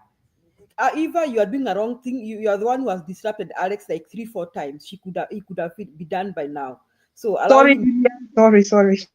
Let us allow him to finish, and let us just give him time to finish. Then we can also rebut what he's saying. After Alex, we shall go to Kenya with love, so that kila mtu akwe na nafasi yake. Asanteni. I finished like this. The alternative we have is the only alternative that I can take for now. I'm not going to take a bubble called another alternative, which I have not seen. It has no base. It has no mobilization. It is not talking. It has no network. It has totally nothing that I can hold on to. I say, okay, then this thing is giving Ruto sleepless nights. The only formidable alternative I'm seeing is the Wamunyoro. I may not like it, but it's the only alternative I have now. And I give it my full support. Unless there is another alternative which will be able to take Ruto head on head, but also will be able to include the mountain, because I believe we need the mountain to get Ruto out. I want Ruto out, period. Thank you. Thank you, Alex. So, and to redirect the debate, I think our greatest concern here is Ruto to be out. So as we continue, it is not, I don't think it's a matter of popularizing any politician. Let us say, how do we want to remove Ruto? Even us who are in the show here, in the panel. Tunataka kumtoa namna gani? How? I think that is the way we should go, so that we won't say that someone is popularizing somebody, but how do we want, kuna comment hapa, kuna somebody is asking us to give us, that was Simon. Okay, Simon is addressing, I think he's addressing Eva. Eva, you have a point, but you are out of order because you aren't giving us an alternative too. So it is not just Eva, I think all of us, even myself, we should give an up. What do we want? How do we want to remove Ruto? Because our problem is Ruto, who is in power. hiyo ndio shida yetu si hao wengine wote. So that is what we should be asking ourselves. Who will help us remove Ruto? We cannot be in a vacuum. Gen Z wameongea wakasema they are leaderless, tribalist. They were scattered. They have come back. They are calling them Matiangs. Even they want Matiang to address them in space. They have called Omtata on space. They have even talked to Mother Karawa on space. Why are they calling this? They have called Kibuga Kibwana on space. Why are they doing this? Because they have realized being leaderless and tribalist or leaderless is not working. So who will help us kick this person out? Even if it means this person, General Kahariri Muragiri. Anaitwa General Kahariri anaitwa Muragiri. I'm trying to pronounce the is supposed to be pronounced in Kikuyu. General Kahariri Muragiri. Hata kama ni yeye. Who will help us? Karibu Mato. Alisikuita Mato. Karibu Kenya with love. Thank you. By the way, thank you for doing that. I really appreciate you, nominate. That's exactly what I want to be called. Let me 2 hours. 2 hours. 2 hours ni wewe na watu wenyu. So now I am going to be very specific. Number one, kuna kitu moja umekosea ile kitu Eva alikuwa akisema. The more you keep on talking of Ruto, the more you keep on talking of Raila, the more you keep on talking of Uhuru, the more you keep on talking of Gachagua, you're giving them free publicity. So basically, in Kenya, it's kind of like yesterday, Julia, you were here. I asked people, how many tribes do we have in our country? But somebody answered me, Diana. I don't know if she's watching today. She said 50. I asked her, how many do we talk about? I can almost bet you guys, we know there are 50 there. But the most spoken tribes, and I'm not a tribal person, the most spoken tribes are the ones that we keep on repeating every day and night. And I can bet you right now, kuna watu wajui past 10. If you ask them 1, 2, 3, wakifika 10, hawezi atafika 10. Why? Because they're the most publicized. I'm not gonna mention them, but everybody in their minds right now, start counting. Give me 12. Anyways, that I wanted to support that. Now, hii kitu ya Gachagua, I want people to be very specific, and I want people to understand the point that we said.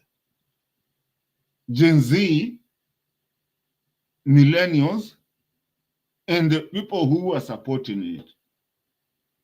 Remember we said, kufa Makanga, kufa dereva. Makanga is already gone. So Makanga ndio anajua siri za dereva. Ain't nobody supporting Gachagua here into becoming a president. Hakuna mtu anaweza pigia Gachagua president. Tunataka siri. Tunataka atuambie ile kitu iko. The day that we said kwanza Makanga aende alafu tutafute dereva, that's what it was. Hakuna mtu saizi Gachagua cannot get any presidency, but he can give us, you know, the secrets and everything that we wanted to get, because he's a jittered lover. So hakuna mtu wenye mnapigia hivi Gachagua atasbi Gachagua atapigiwa. Nani anaweza pigia Gachagua hapa? Hata tukiwa hapo hivi tukapiga poll, hakuna mtu anaweza pigia Gachagua. So please humor me. Now, moving on, I want to go back now kwa dereva. And Stone Pickers, kama unasikiza, kuna video fulani ulikuwa umecheza hapo hivyo.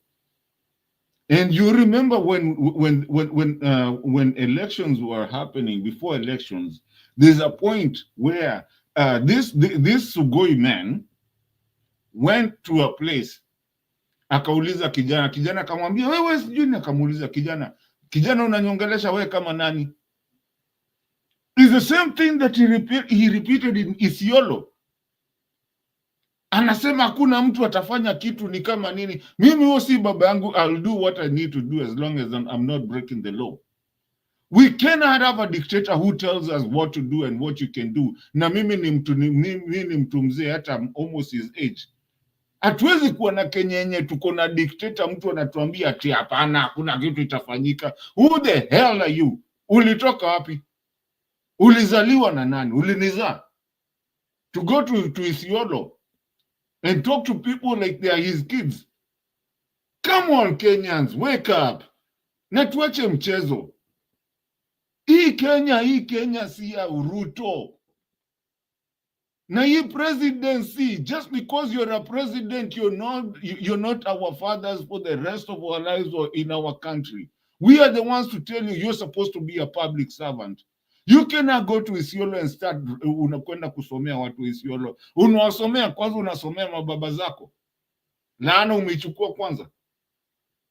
Lead the country, be a public servant, and stop trying to lead the country like you are the father of them. Like you have to say, lazima uambie Jiru anafaa kufanya nini, lazima uambie Julia anafaa kufanya nini, lazima uambie Eva anafaa kufanya nini. Akona baba yake anaweza kuenda kumuongelesha, as long as hajavunja sheria ambayo ni ya Kenya. Na wewe, the person mwenye anasomea watu hivyo, amevunja sheria yote ya Kenya yote, mpaka kapelekwa international ICC. Kenyans, stop. Wacheni ujinga bwana. Utapiga kelele hapa mpaka lini? Jamaa hata anafaa kushikwa akaliwe chini aambiwe shiwe toka hapa, hata anafaa kuwa jela mwenyewe. How many laws has he broken in Kenya? Yet you find people, mtu ameiba kasufuria pale huwa anapelekwa jela. And that is why I believe that keeping on talking to these people, talking about these people, you're publicizing them.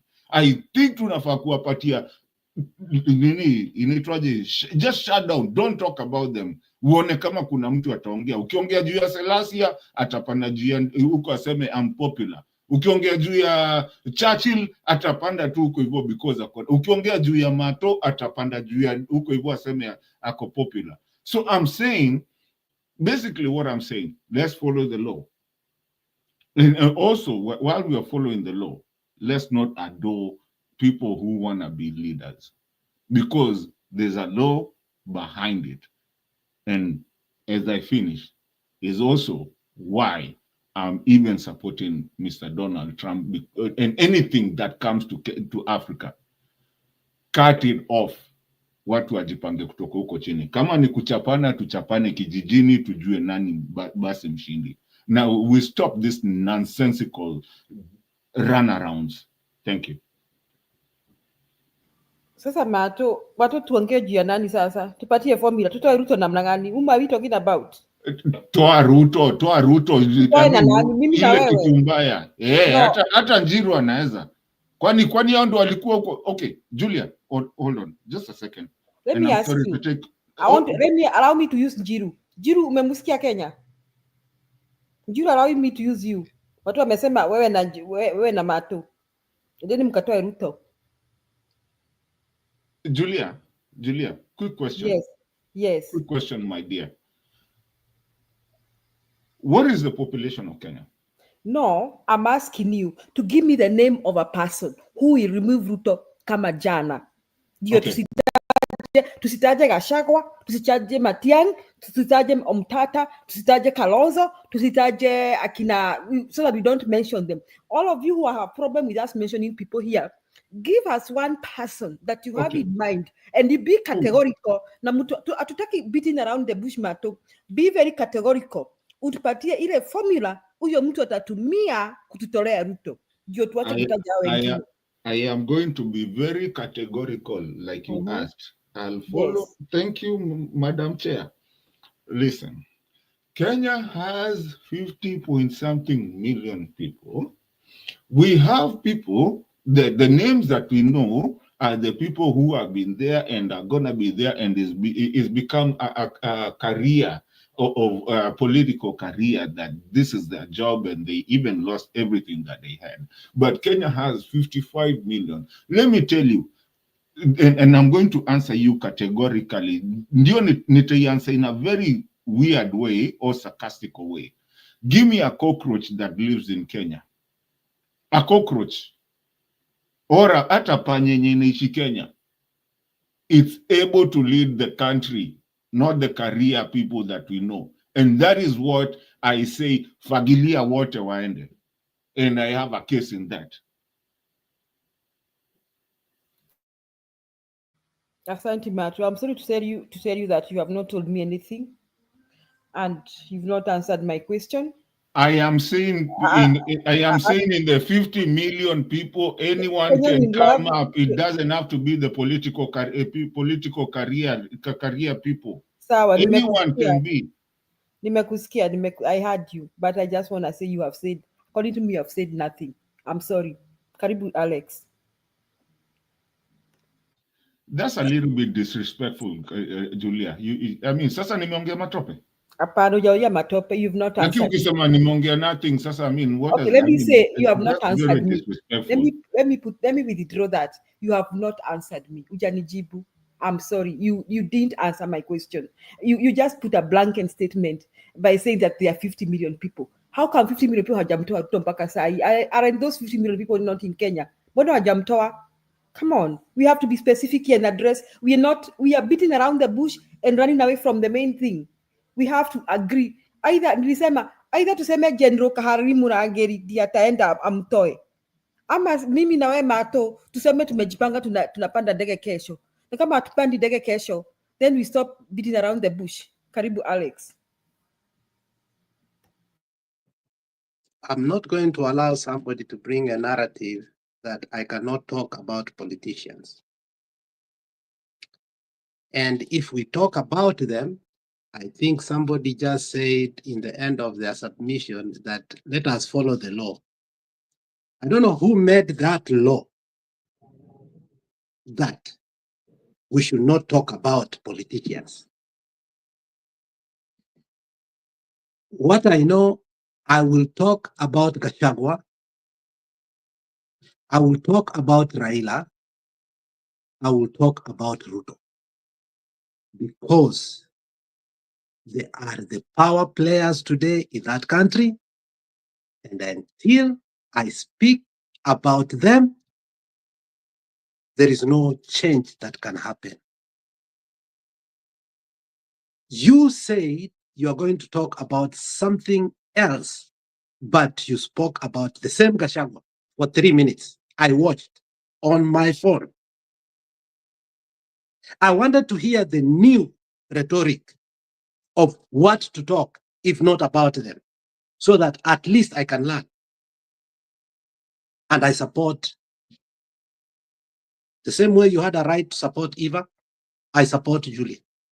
I think she's right. You spoke nothing.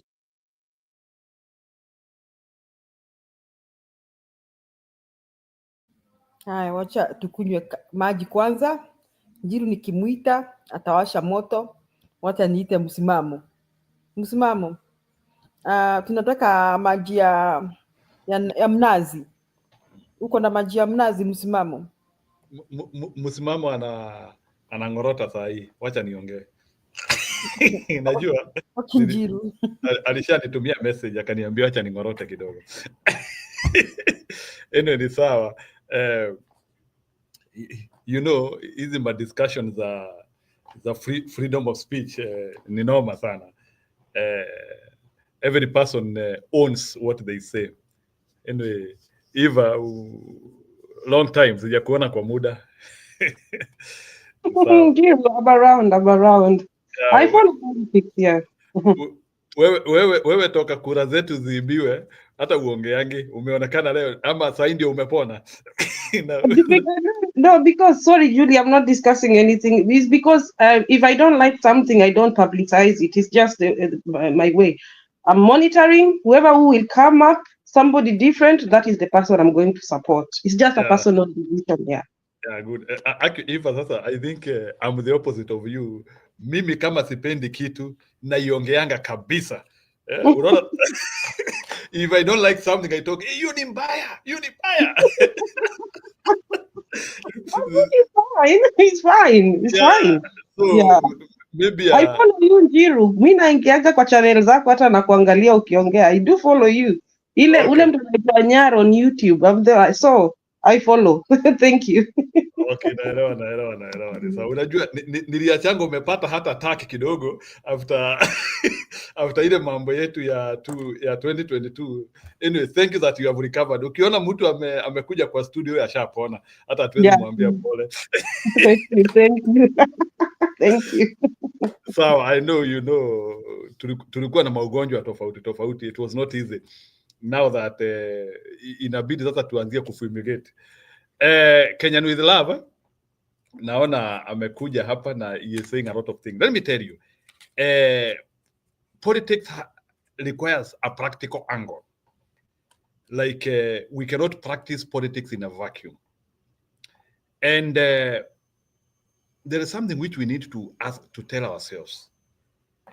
Yule mtu ambaye atakuwa kiongozi Kenya ni hao tu unaona tu akirandaranda.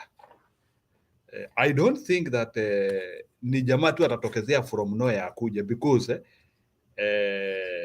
if so far you have not been in the limelight, it will be very difficult for you to be in politics right now, especially nasema in big, hii sio kiti MP tunaongea, we are talking about presidency. Like, you need like a visibility of some time. The reason why even we are talking about Matiang'i, he has also been having some visibility for close to 10 years in the Kenyan politics. Hajatokezea. Hata huyo akina Omutata tumekuwa tukimwona sijui amebeba makaratasi na nini. So whoever will become the president is among the 15 guys you are seeing loitering around. Gachagua, Matiang'i, Omutata, au watu wote other than Ruto. Au majamaa tu unaona tu akizunguka hapo. And we are not looking for a pope, unfortunately. Isi conclave kama sijua Katoliki wanaita aje. So ama huyu si bishop tunatafuta. Presidency is a competition of weak men. Najua sasa watu wakianzia kusema nikianzia kusema hivyo wataanzia kuniuliza what do I mean. Presidency is a competition of weak men. Unfortunately, I'm sorry to say that. Because let me tell you, we were discussing with somebody. Unaona hao majamaa ambao unaonanga they rise up to the level whereby they want to become presidents. Wanakuanga wamepitia vichorochoro mingi sana. Ni vile some of us hatukuangi tukijua. So ile kitu iko, we try to look for the person who is aligning to our issue at that moment. Na saa zingine unakuta even people sideline all the other things, na kuna mtu anaitisha ring, watu wana sideline ile vitu zingine, huyu mtu ni wapi. That's why even you even meet in some nations like Rura, for example. I want to give the example of Brazil. Bwana Budi, Budi, are you aware that Rura was jailed and he was released, na akakuja akapigania uongozi na Brazilians wakamchagua? Actually, they all started the other guy who used to be called I know that history very well. Yes, so like somebody from jail to State House. Even the president of Liberia was jailed here, and he went and became a president. So it is unfortunate. So ile kitu najaribu kusema, even Uhuru and Ruto were on their way to the Hague. So ndio nataka at least tutulie kidogo. When it comes to presidency, more so it's about issues and the policies yule huyo mtu ana present. The ironic part ile tuko nayo ni ya kwamba sisi ile kitu tunataka, and by the way, when you are electing a president, what we need to be looking at ni yule mtu ambaye hawezi badilisha. You see, like the problem which we are having with Ruto is that he did a turn back of everything he promised the people who he promised them. Unaona, by the way, if Ruto actually delivered what he told Hasras, let me tell you, huyo jamaa tungejaribu kumung'oa hapa hata tungeshindwa. But he did a turn back.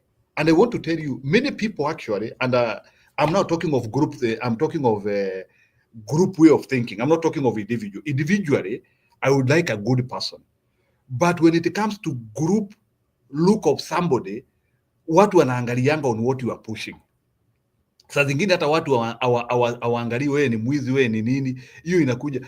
But Njiro, with all due respect, you're concentrating on the personality and forgetting the constitution and the covenant of what Forget, actually you see, the constitution is not about the personality. Relax kidogo, utaongea. You see, the character is amorphous. Have you ujaikuta yule mtu unaambia wewe ni mbaya, ako pale. I understand. I do not say that character is not key, but you see, character is subjective. Yule mtu ambaye wewe unasema ni mbaya, mtu mwingine anasema huyo ni mtu mzuri.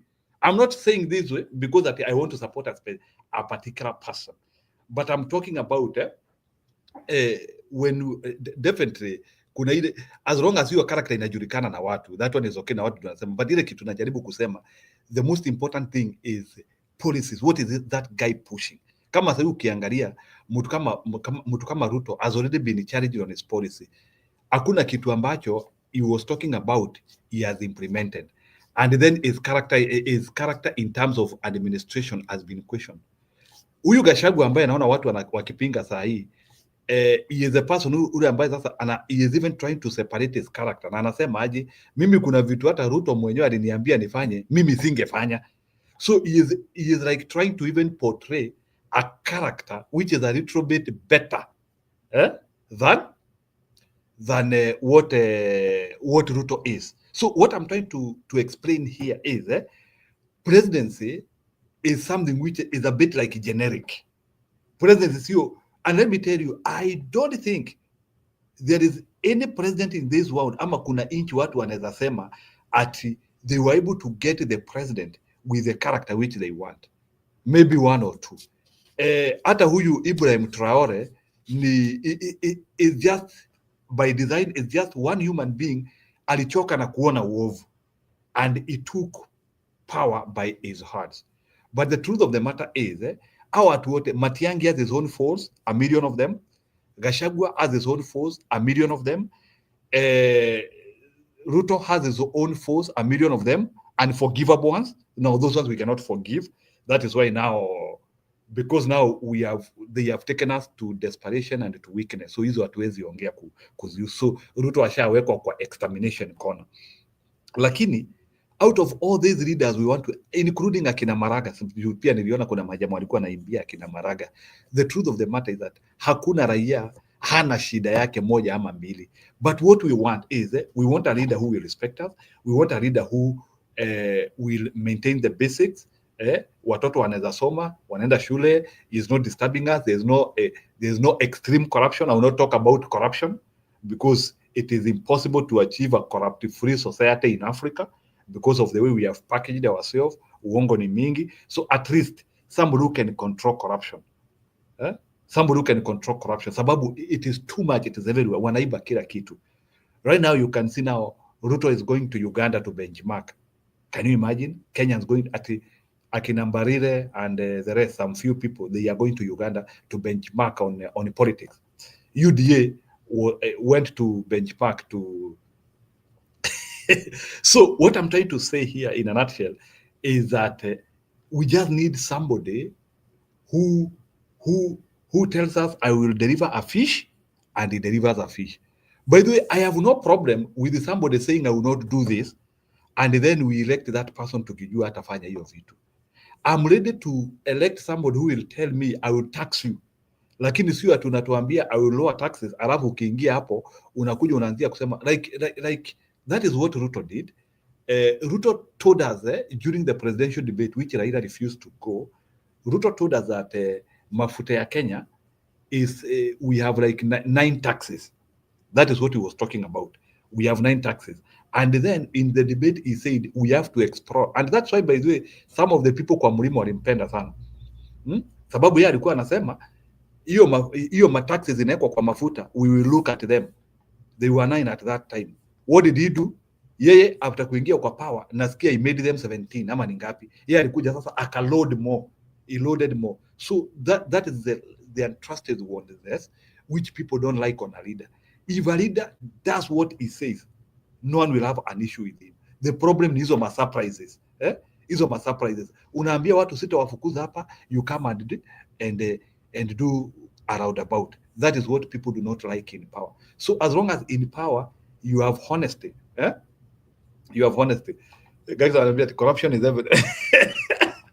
So guys nimesikia. So mimi ile kitu naomba at least isikuwe extreme sana, because najua wizi ni mingi. I know even in other countries people are stealing. Hata nimeshtuka sana hii kitu Trump amepinga, sijui USAID pia yenyewe corruption ilikuwa imejaa huko. Na venye tulikuwa tumeuzua, tunaambiangwa in the West watu waibangi.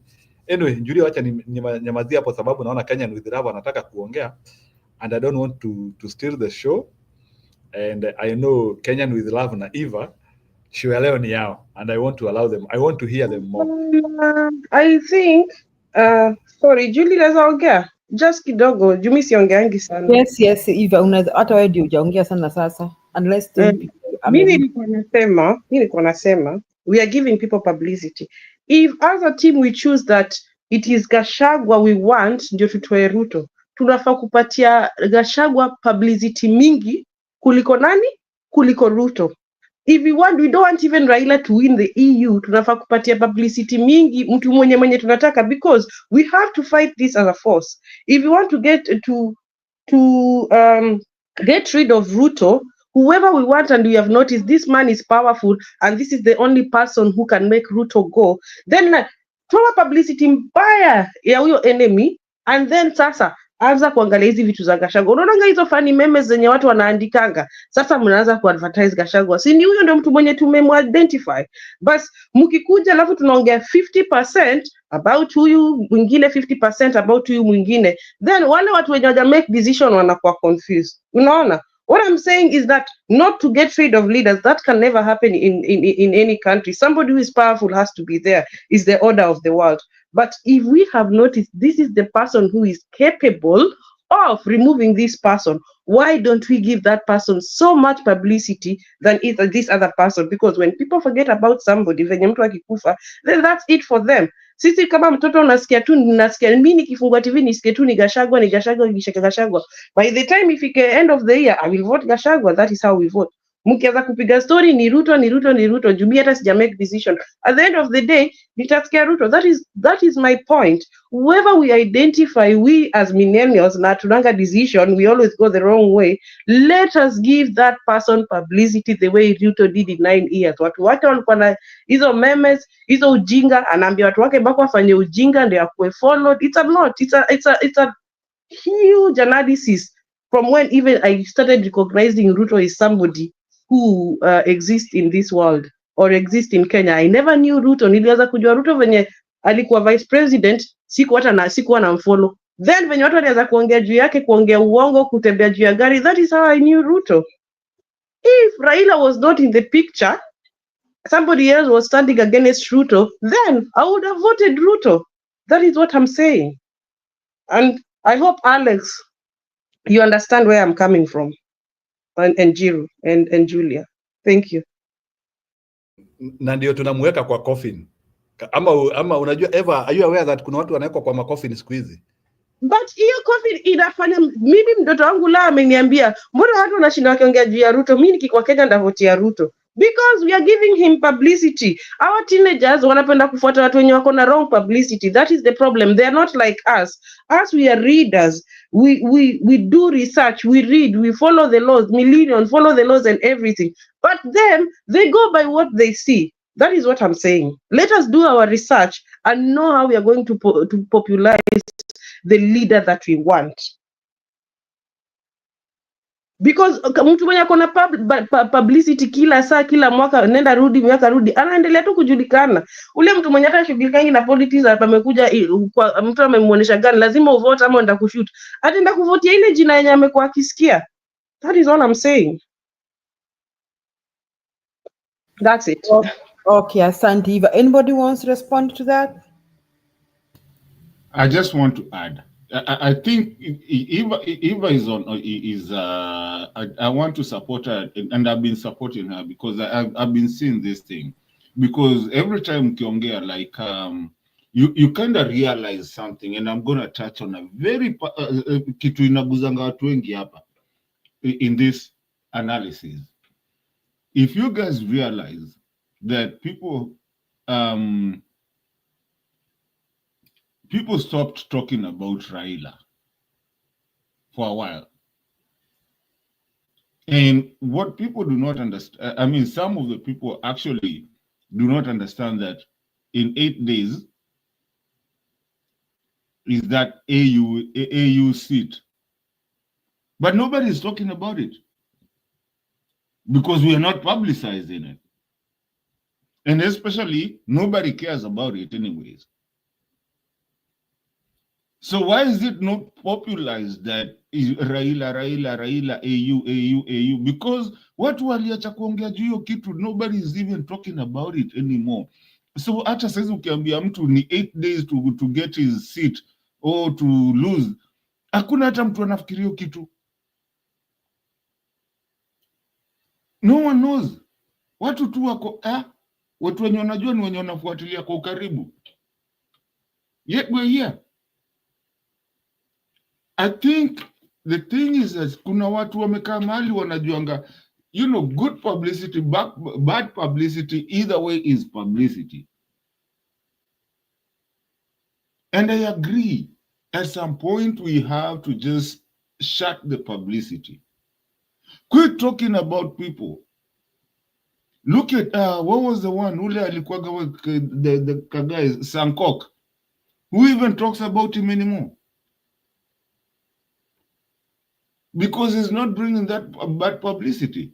Some of the leaders, and if you guys remember the politics the way it used to be, it would be either talk matope about Raila, then you get your publicity. Or talk matope about Uhuru, you get your publicity. Or talk about Uhuru or talk about Raila, then you get your publicity. And then now you become somebody that is known. If you guys forget, even the Edwin Sifuna came into limelight like that.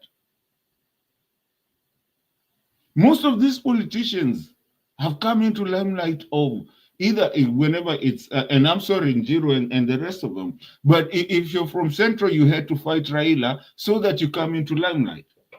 If you're from the other side, you had to fight the other person so that you can be into limelight. Kina Dindinyoro, how did they come in?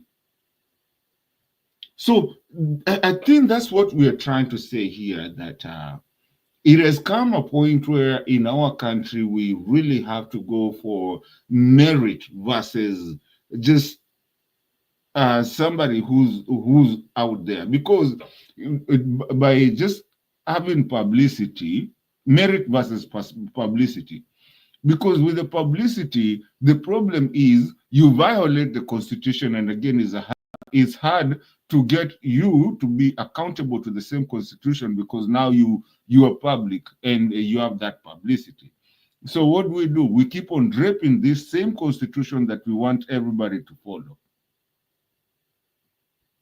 If we would have gone to just the merit, then everybody would follow the Constitution, and we would have a working Constitution and a law that actually everybody has to be abide. It's kind of like the Subarus now. You will not take them anywhere because watakwambia mkubwa ndo wamesema, and if you want to talk to them watakwambia ni Ruto ametutuma. Unajua, hakuna kitu utafanya, ama wakwambia ni gavana fulani ametutuma. Hakuna kitu utafanya, Constitution ishamalizwa hapo, because huo mtu mwenye ametumwa akisema ni gavana fulani, maybe ni gavana Mato, na huo ndo ametumwa, na because is popular, wanasema huo uweze shika, wachana na hiyo kesi. Guess what? Wameumiza mtu hapo hivyo. So basically, I'm just trying to say, and agreeing with also what Eva is saying, we need to stop publicizing people, but actually using the Constitution of what actually our country is. Because if the Constitution is good for me, it has to be good for you. What's Ganda for me has to be Ganda for you.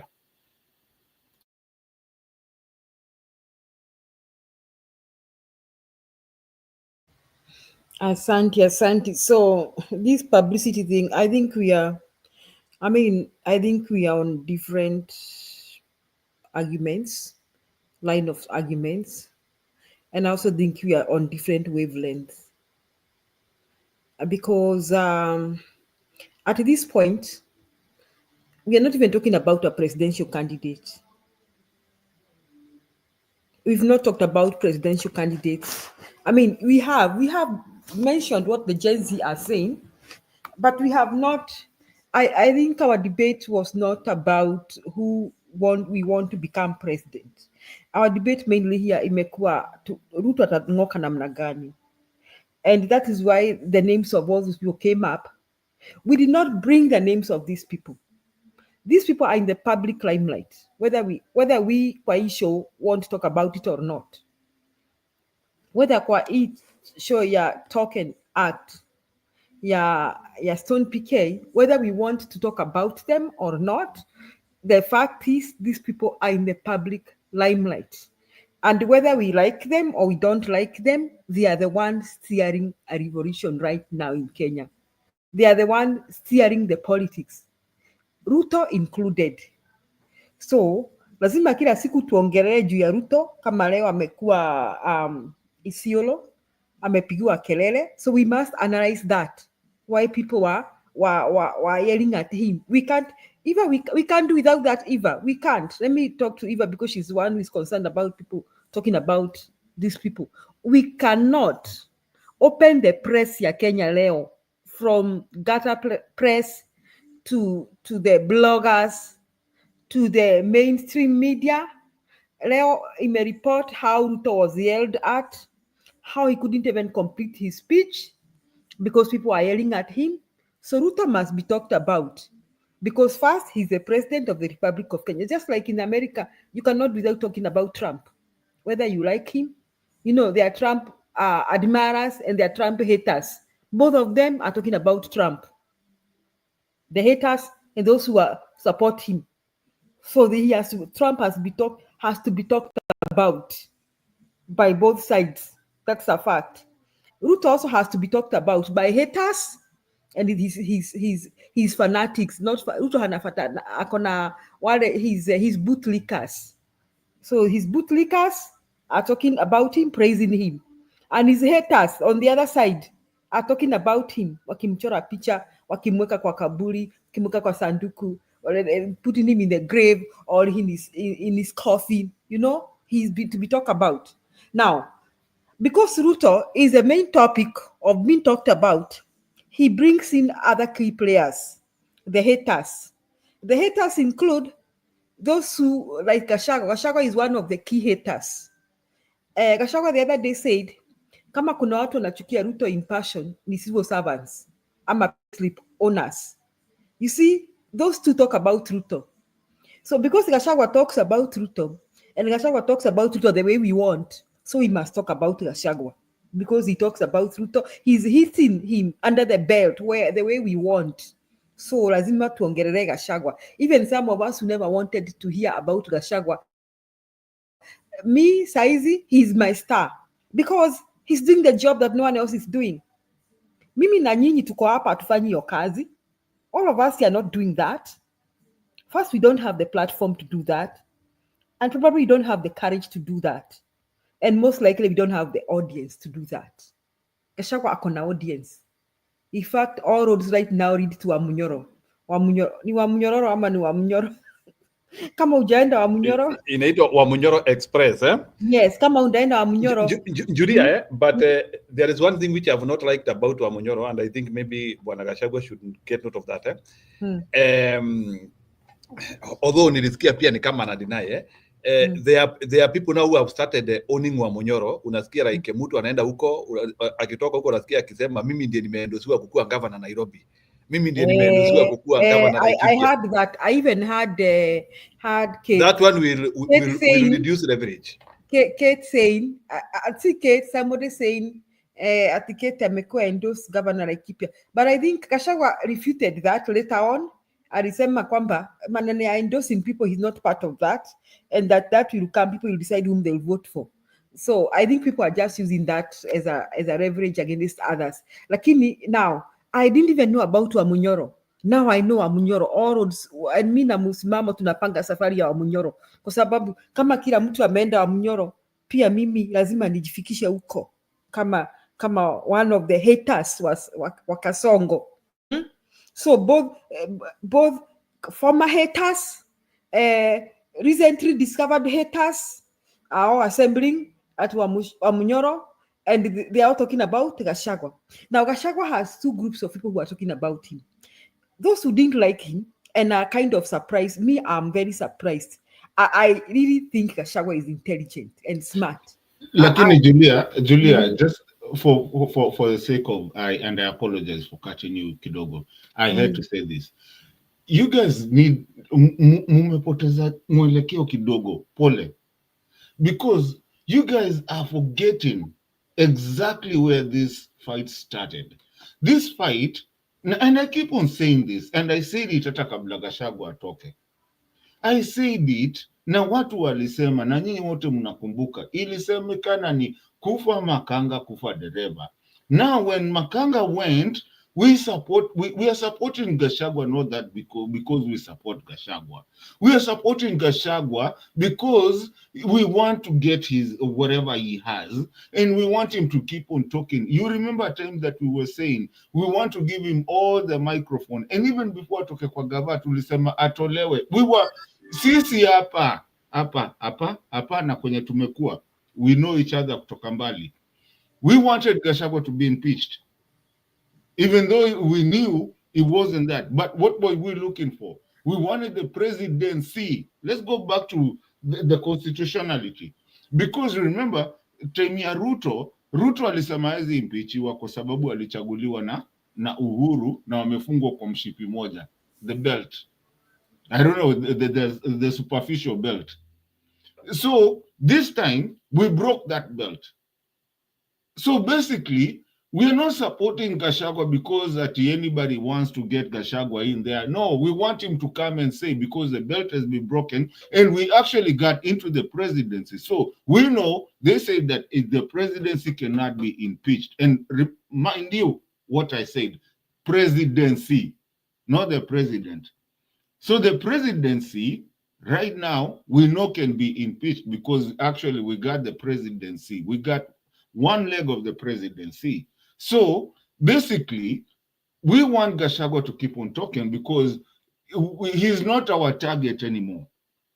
The target is dereva of that. Hiyo matatu iko ina haiwezi tolewa kwa nini. What Uhuru said itatoka bila miguu, you know, na chases. Gachagua is being supported not because Gachagua is being supported. No one is supporting Gachagua, but we want him to keep on talking. Thank you. Okay, first and foremost, you are wrong. You did not impeach Gachagua. Ruto impeached Gachagua. That is one. So Ruto mobilized his bootlickers to impeach Gachagua. So the people of Kenya did not impeach Gachagua. It is Ruto who impeached Gachagua. So now you also agree with me, Kenyan with Love, that you're also talking about Gachagua because we need him. So we have talked about him. So right now, Gachagua is a boy in town. Huh? He's a man in town.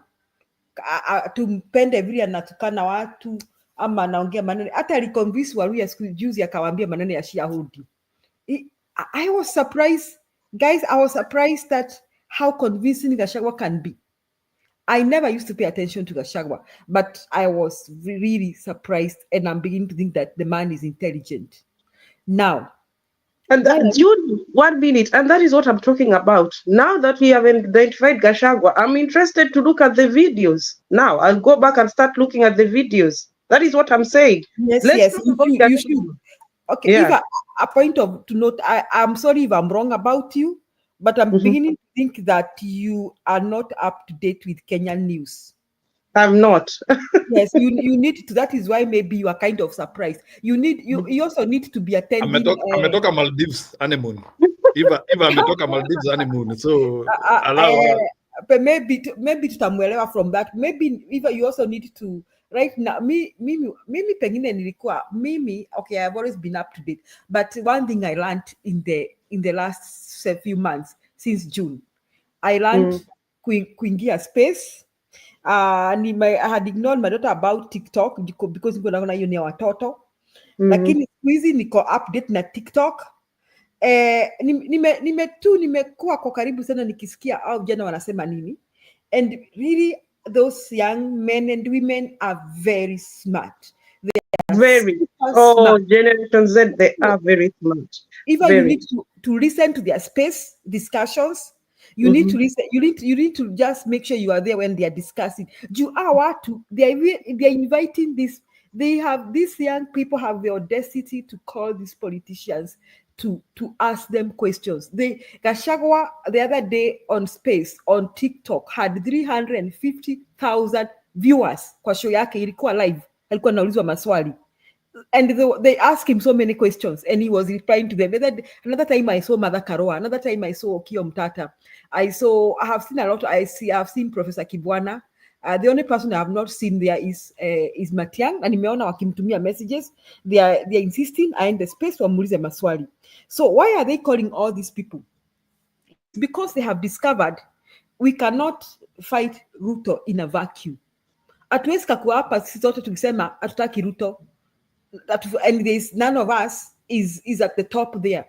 Obviously, we need these people, whether we tunawapenda ama tuwapendi. So right now, Gachagua is the man in town, not because people want to vote him for presidency. That one I can assure him that he'll be the last person that people want to vote him for presidency, but because they appreciate that he's fighting the battle that nobody else is doing. And every day Gachagua akiamuka akifungua mdomo, kuna mtu amecomment hapa, matusi ya leo yenye Ruto ametukana huko Isiolo imefanya Ruto aende Tanzania. Is putting Kasongo, giving Kasongo na Gachagua akiongea maneno ya Kasongo, hasemi Kasongo, acha mimi na tunasema maneno ya Kasongo. Gachagua anasema Rais Ruto. Juzi alisema Rais Ruto anaenda huko Western, kila saa akifungua mdomo Gachagua this, Gachagua that. Gachagua ni jina ya barabara ama ni jina ya shule ama ni jina ya Katodif. Gachagua this, Gachagua that. Gachagua was asking Ruto that. So Gachagua is the only man who can dare ask his former boss like that. All the others hawana hizo Kama ni jina ya nini? Katodist. ni jina ya Katodif ama ni jina ya barabara. Ati Ruto akifungua, ati Rais Ruto akienda kule mkoa wa Magharibi anafungua kila saa akifungua mdomo Gachagua this, Gachagua that. Mimi nauliza rais, Gachagua ni jina ya barabara ya Katodif ama ya shule? Sasa inafaa tunaongea kama umesupport Gachagua, inafaa tunaongea about Gachagua 70%, alafu mnatoa bad publicity ya Ruto. So una keep mind ya watu. Hii ndio uzuri wa huyu mtu, mnapatia press 70%, alafu ya huyu mtu mwingine Kasongo mnatoa zile videos mbaya mnapatia watu, and then mnaendelea kupublicize Gachagua. Now you've convinced me. I'm going to watch those videos. But I was in the blue because if I come here na nisikie mambo ya Ruto, nimejisikia mambo ya Ruto for so long, I don't want to hear it. You get? Yeah, but you need to follow. Kenya has been so. We have been on the run. Every day we wake up to some drama. Kama leo tumeamka tukaona matusi kule Isiolo, tukashangaa what is happening. And Duale was trying to say salam alaikum, salam alaikum, and people are yelling at him. People, let me tell you, the presidency has been so much disrespected in Kenya right now that hatujui kesho watu watafanya. That is maybe if you watch that, you now understand where people are coming from. Tomorrow. Yes. Siwambie Eva, the other day huyo mnaita huyo president mnaita, simwambie watu walikuwa wakiongelea kwa podium, yeye alikuja aliletwa na gari just in case. Yes, and she missed the Emburari where people waited for the pastor akaongea wakanyamaza. Uhuru wakaongea wakanyamaza, wakapiga makofi. Gachagua wakaingia wakamshangilia, wakatembea naye mpaka penye alikaa. Ruto akasimama wakambu. They prevented him from talking. That is what is happening in Kenya right now. So and that's a good thing. Yeah, I'm happy. That is a good thing. That is so. If you follow what Gen Zs are doing and everybody else, I think in the long run we'll understand each other. So guys, I see Ellie tunakuona, tunakukaribisha. Oh no, not Ellie, Jemo. I think Jemo came first. Jemo, yes. We want to welcome you to this show. Karibu. utueleze yaliyojiri na yenye na watu msisahau kwamba tunaendelea kutuma rambirambi zetu kwa familia na marafiki na mashabiki wa Leonard Mambo Botela. Nilisikia aliaga leo asubuhi. Sijui kama nyinyi mnajua hivyo, kama mnajua kama Leonard Mambo ni ungwana, and that was the guy that alibebwa, alichukuliwa juu kwenda kutangaza the purported kind of coup. So I think that's a big one, Julia, by the way. It's good that you brought it up. Kuna mtu anasema ati Douglas nimesalimika. She's my colleague. I had his admission at TSC. They really approved. Douglas nimekupata. Utaingia hapa uni-inbox unipatie hiyo story. Asante. So Jiru kwani okay, Jiru wako. Jemo uko. Nani ametolewa? I don't know who has left. Unanisikia? Hello. Unanisikia? Tunakusikia, karibu. Nimekuja tu kuchangia kidogo, lakini ya swali nilikuwa unaweza tumia bila earplugs. I think earplugs zinaleta kelele kidogo. I am ready. Eva, wait a minute. Eva, I don't know, Eva has dropped or okay, maybe she dropped. Karibu Jemu. Nilikuwa nasikia hiyo part yenye Alex, Eva na nitwaje Kenya We Love waki debate about publicity, and I think it comes to a point where Julia pia ulijaribu kuuliza hiyo swali, if not the people that we are talking about, then who? And then Kenya We Love is asking questions about when we talk about Kenya and the tribes in Kenya, like we cannot mention more than 12 that he was mentioning. And sometimes I tend to wonder, when we are saying let's not give people publicity, and then we are the same people that say we cannot mention more than like 12 tribes in Kenya.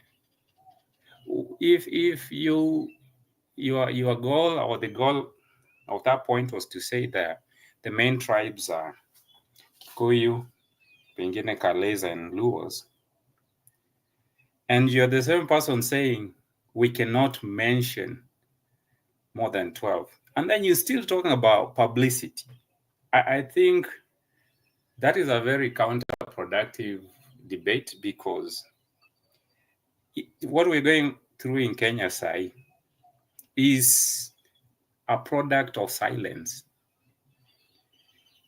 Watu wenye Sai, I think if I was to be asked, other members of the Kenyan communities should be talking about they should be bringing forward their best candidate. We are stuck with Gachagua, and it feels like Gachagua is talking and he's having that publicity because he's Kikuyu. No, but because he's an individual, a single individual that is speaking out louder than the rest. It just happens that he's from Mount Kenya. I feel like it is ironic where kwa muda mrefu watu wamekuwa wakisema Mount Kenya. Nilisikia mtu akisema somewhere that was it Alex, that huko Kisumu wanasema ati the Kikuyus need to suffer, and I think he also said that he is supporting Gachagua. So I got his point. But if Kenya and all the communities out there are not speaking out, bringing out their best in times where we really need people to speak up, then I think the issue of publicity, whoever speaks out right now, it doesn't matter. I think sahi hata mtu akitaka kushine Kenya, and a lot of them are shined, and I think some of them came out and they were disposed kama kina Makaure huyo jamaa Kasamuel. It's because people want solutions. So we need to, kama si Gachagua, jamani, we need, if Kasamuel could have publicity, then Kenyans are hungry for solutions.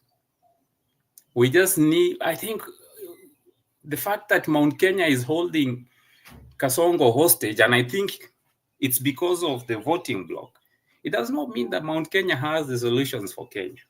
It's just that it has power to hold that guy hostage for now. That when he thinks and when he sleeps, when he showers, he's just thinking Mount Kenya. And this guy, Mr. Wamunyoro, is taking advantage of that narrative. So it's high time that tunafaa tuanze ku, if we're gonna take advantage, and I think sometimes tunasahau, and we're just talking about the leadership, we also need to address the constituency levels. We need to start vetting our leaders based on who is good for Nairobi, because it's easy to end up with a coalition ya Wamunyoro, and then he picks up anybody, like the way what's his name was picked, Sakaja, and because alikuwa mtu wa madimples na ilikuwa tamia bottoms up, hatukumvet,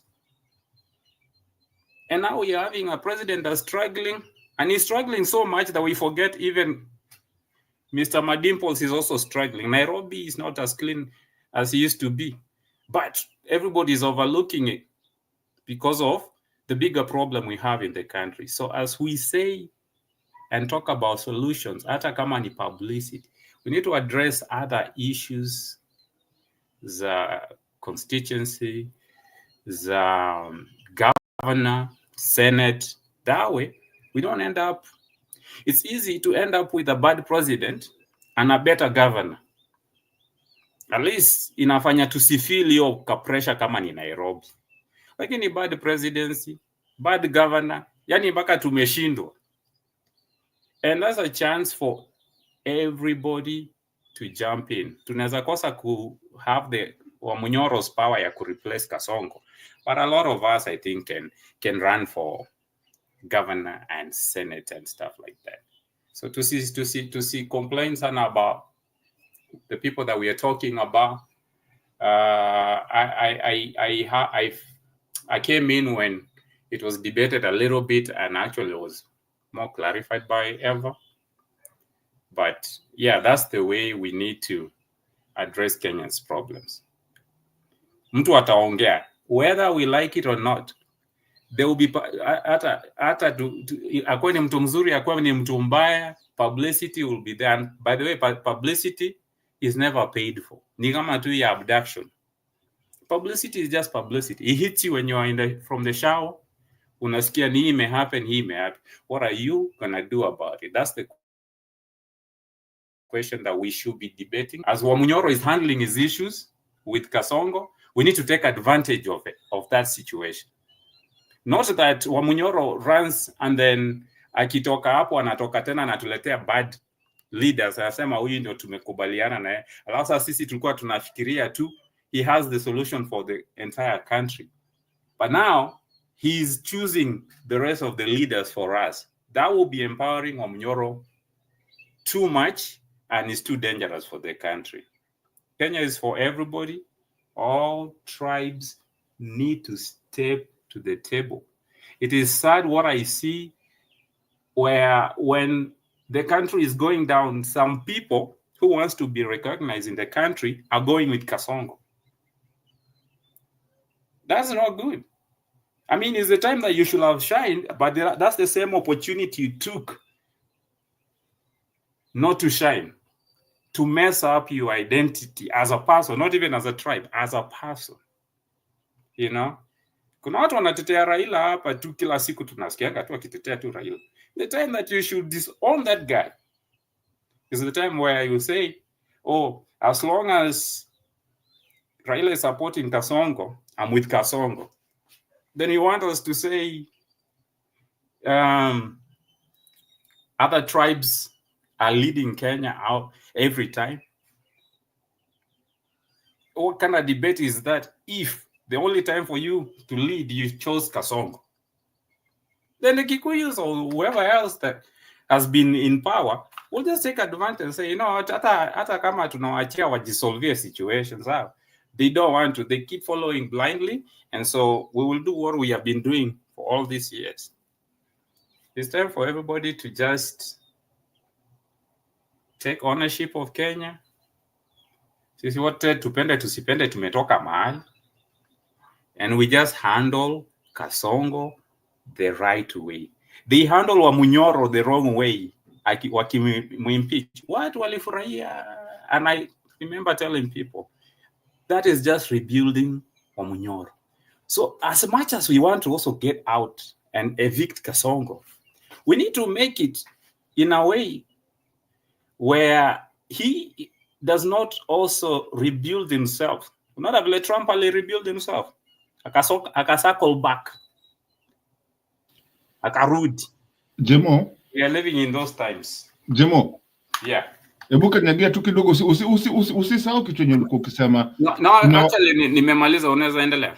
Hata siku anaendelea, nilikuwa nataka uendelee. Nilikuwa nataka tu ka housekeeping hapo hivi. Janet, I believe, and nani mwingine ni nani huyu Julia, na striker missing. Please allow the StreamYard to ingie, I mean iweze video yako, camera and sound, and then you can be added after that. Without that hatuwezi kuadd. If I mean we cannot do anything. So those are the only two things that you need to do. Anyway, sasa pole Jemo. Tuambia matu waambie wa nini waeke video juu ni akina nani au sijui ni akina nao hiyo. I don't know who that is. Yeah, mnaweza video kwanza kwa sababu tusazini tunagongangwa. Kwanza unaweza hata tukuone huko nyuma and then unaweza funga. I mean kwanza tukuone, kwanza tujue wewe ni mtu real, and then after that by the time tunakuingiza kwa studio unaweza funga camera. But for lazim okay, Jemo, good job, lakini eka camera kwanza tukuone, alafu I mean Striker, thank you for that. And alafu Janet pia wewe jaribu, alafu utakuingiza. Thank you.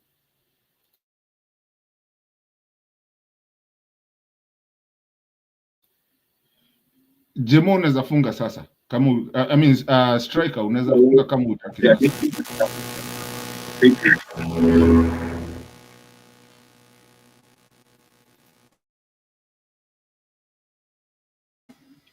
Jemo can go on. He had not finished speaking. Did Karibisha Eli?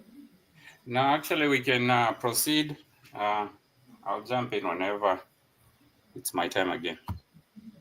Okay, Karibu Eli. Eli, hello Eli. Are you there?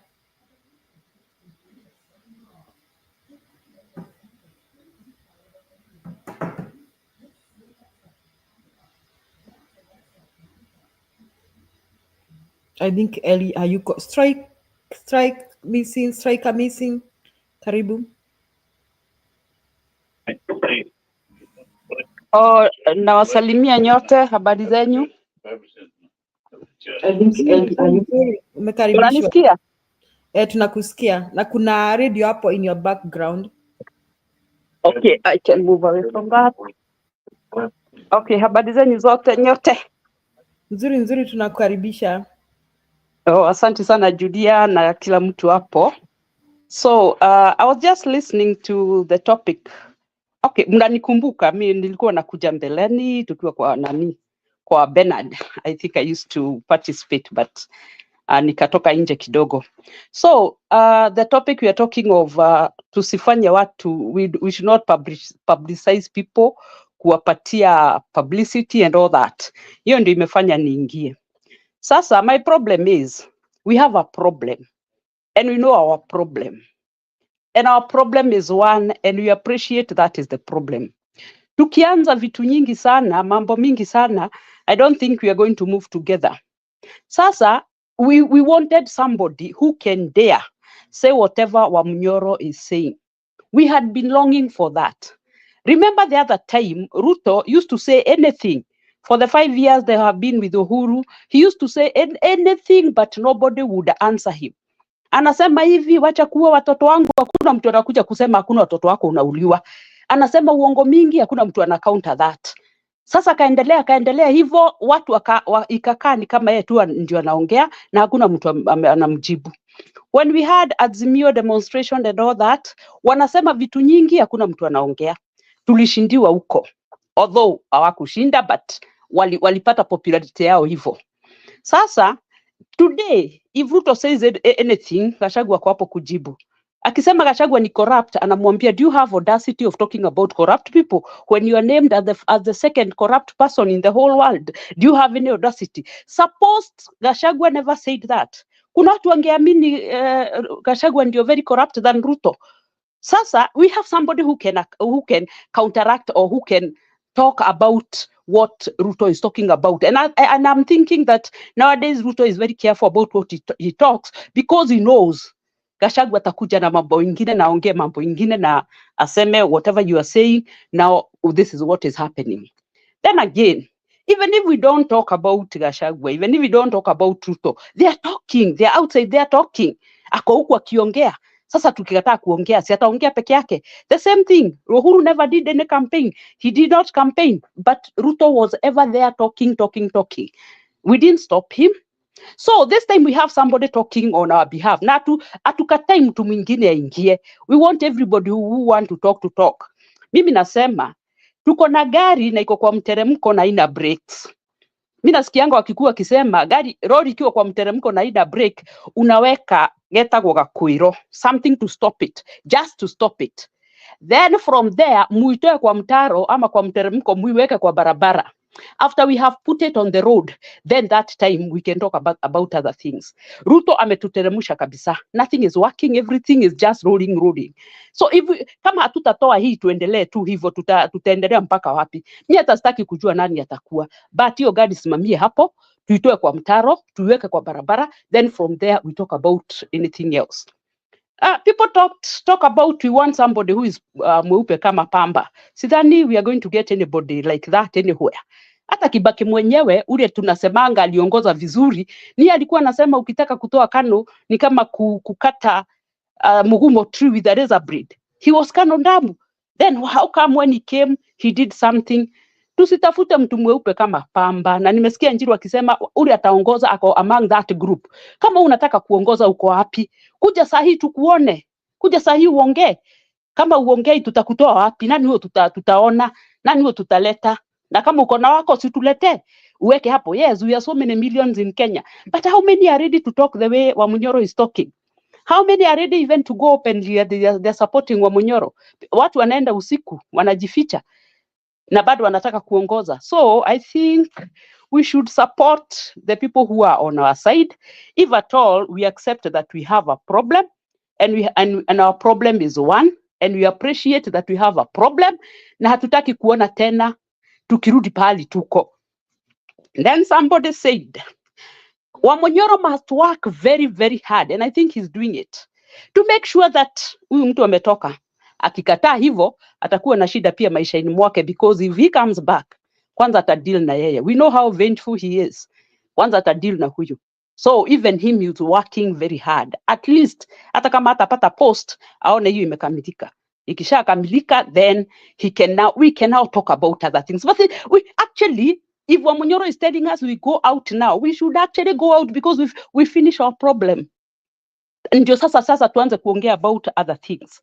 Otherwise, I feel funny when we start now, sisi tunaanza kuargue wenyewe, kuona shida zingine, badala kuona shida yetu. Si nimeona huko Isiolo watu tu walikuwa namwambia uongo throughout. Those people are decided. So they know their problem. So why are we so undecided of what we want? Why are we giving him that he can get another chance? Another chance for what? Kwani hatujui pahali tuko? Masomo hakuna inaendelea, hizo ni hospitali, hiyo ni mashamba, kila kitu. And you want him to take other 5 years, my God? Yeah? Hatujakasirika enough. Mi naangalianga naona ai hatujakasirika enough. I don't know what need to happen. Anu watoto wameuliwa. Imagine watu walikula Christmas without their children. Imagine how many children have been killed. Mtoto wako si mgonjwa, umempeleka mpaka university, hana shida yote, lakini unamzika tu hivyo. Ama mtoto kupotea, uko nyumbani, hujui ako wapi, hujui. Yani nini tunagoja ingine? Nini tunagoja? I don't know. So as I drop, I think that is my submission, and thank you so much for giving me the chance. Asante, tuko wa Munyoro Express. Ellie, are you there? Mtu akidirdal mimi naingia, wacha niambie striker missing. Kama Stone ako na Alex ndio ukuje. Awako. Kidogo kabla ingie nani wewe najua utapiga hapa mwaka mzima. Nini Jenit najua unapigana huko nyuma sana. All I'm trying to ask you is that just look at your settings. We cannot add you in without kama uja configure nini yako ukakuka allow StreamYard. So I'm looking behind there. Naona unajaribu sana, you want to come in. Jenit I think ni best ya Njiro, anasema hapa hivi Njiro ni best yake, but you just have to configure out your ukubali StreamYard, then we will be able to add you. Asante. Mwambie atoke aingie tena. Mwambie atoke aingie tena. Okay, umeambiwa either utoke uingie tena na uingie kama umekubali StreamYard. Nini vitu zako? Mimi niko na question tu moja Julie, if you allow me. Yes, Eva, go ahead. Sahi, I'm not talking about politics. Sahi passports zinatolewa haraka sana. I think the people when you apply passport have been helping a lot of people to come in the UK. Na passports zinatoka haraka without bribing and everything. What is the story behind it? Because for many years tunajua kwanza kitambo hata wale tumeishi abroad for a long time, passport ilikuwa gani issue. I think my first time to get a passport I had to spend like over 40,000 to get the passport the same day. But now even 1 week watu wanapata passport. Is it safe to say at least that is one thing we can only say about the president, that it is working, or what? No. Just to talk about things that are happening in Kenya. Before he came in, passport kunatoka na 2 weeks. Uhuru's time. I knew people who could just renew and you didn't have to follow. Unaambiwa kama unataka kuchukua pale GPO, pale posta. Yeah. So he's just decided to do the right thing, and I hope those people are not find their way. Yani ni watu vile wameingia wakavuruga everything. Because in 2022 and before that, nilijua watu wengi waliapply passport. Personally, I renewed my passport from here na nilipata. Kwanza nilitumiwa hapa from Washington. I renewed my passport in Washington and I didn't have to go for it from Washington. I just had to fill my e-citizen line and all that information. Okay, of course, in Washington for fingerprinting and all that. But then later on, they sent my passport here. So in Uhuru's time, it could take 2 weeks if you are in Kenya. Not more than 2 weeks. Then our majambazi wakaingia, they turned things upside down. So Ruto, and it's just like they say the case of dollar. Mnakumbuka dollar vile ilienda mpaka 160. CM mwenyewe alipeka 160. Alafu nasema unaona tumerudisha dollar iko sijui 120. It was at 120 when you found it at less than 120. Why are you trying to brag that you have brought it down? When you are the one who skyrocketed it in the first place. Then we have to be careful, especially with the people in diaspora when you are following. Can I answer that from a point of knowledge? Nilikuwa nasema tu when we are talking about things, you have to be careful when you're talking to our friends, because these are the small things when watu wakipata, the people who are abroad wanna feel like we have to appreciate Ruto. No. Let me explain what is happening. Ngoja kidogo because naisema kitu yenye najua. So the director of immigration is somebody that I know personally. I've been in that office now personally. Now, Yoki Tumeuliza is very nice because it's some things that have never, people don't talk a lot because we are so much connected into politics. We talk about politics. It's your story, a passport ever, and I don't know kwa nini umeleta na kuniuliza personally. Now, her name is Pam. Kwani wewe ni chat room? Nyamaza wewe. You are not a chat room, but angalia passport yako, angalia passport yako imeandikwa Pamela. Sawa. So wacha wewe mando wacha no, wacha niseme. Kwani lazima order. I think okay, order. Mato, I think you are becoming a bit personal. Just tell us about, just comment about briefly. I'm trying to tell you what happened on that. No. Just okay, let that slide. What you use? Yeah, thank you. Don't go to your personal relation. You are exposing people. Yeah, let me talk about jeopardizing their jobs. Yeah, kidogo. Let me get about on it. You see, don't talk about passport. Talk about politics. No, I'm number one. You need to know that Ruto anataka tuhame wote ili tusipige kura Kenya.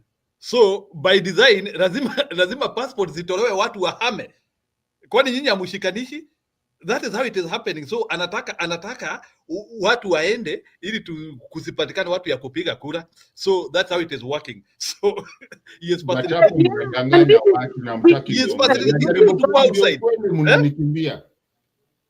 nini imeleta issues watu wa diaspora wenye waangaliangi hizi platform, kwa sababu mtu mwenye amekuwa akiteseka na passport anaenda anapata passport mapema, anasema Ruto ni mzuri. I think badala ya kuweka Mkikuyu afadhali tuvotie Ruto. It is connected with politics, Julie. That's why I brought it. So we have to know how we are telling people and to advise people these things are by design, the way Njiru is saying, so that they know that it is happening because of something. When I'm bringing something issues, because I've talked to a lot of people and I work in the government, so I know, and I've worked even in migration in the UK. So I know whenever a president does something small, and unajua watu wa diaspora wako na a lot of influence back home because wanatumanga pesa. Anatuma pesa ambie mtu, vitu zinafanyika vizuri huku, alafu watu wanasema, huyu president ni mzuri, wanasahau mabaya yake. So we just have to continue preaching. That's all. No, huyu hakuna kitu anafanya. Anyway, forget about that. Lakini Njiru, ile kitu nawaambia na nyamaza, naona mmenikasirikia. Lakini anyway, I don't care. What I'm trying to tell you is that there was a fight between the immigration and the government itself. Walikuwa wanapigana, so the immigration wakasema nyinyi hamtatufanyia venye mnataka kufanya. It's something that I know for a fact, and si ya kuomba na si ya barabara.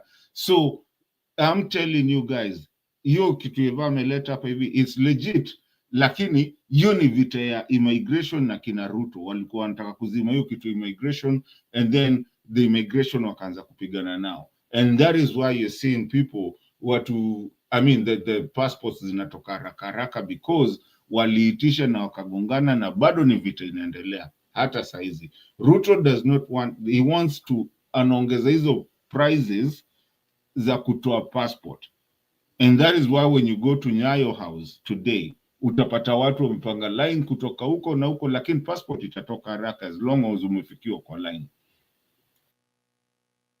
Wacha niendelee. Let me tell you, kuna mtu alisemanga, when you see a rogue government doing one thing right, understand mischievousness. So hata ukisikianga mtu amekuwa akikunyanyasa, alafu anakuambia sasa, umechoka sana, shika maji ukunywe, it could be your last day. Wanataka ukunywe ukufe.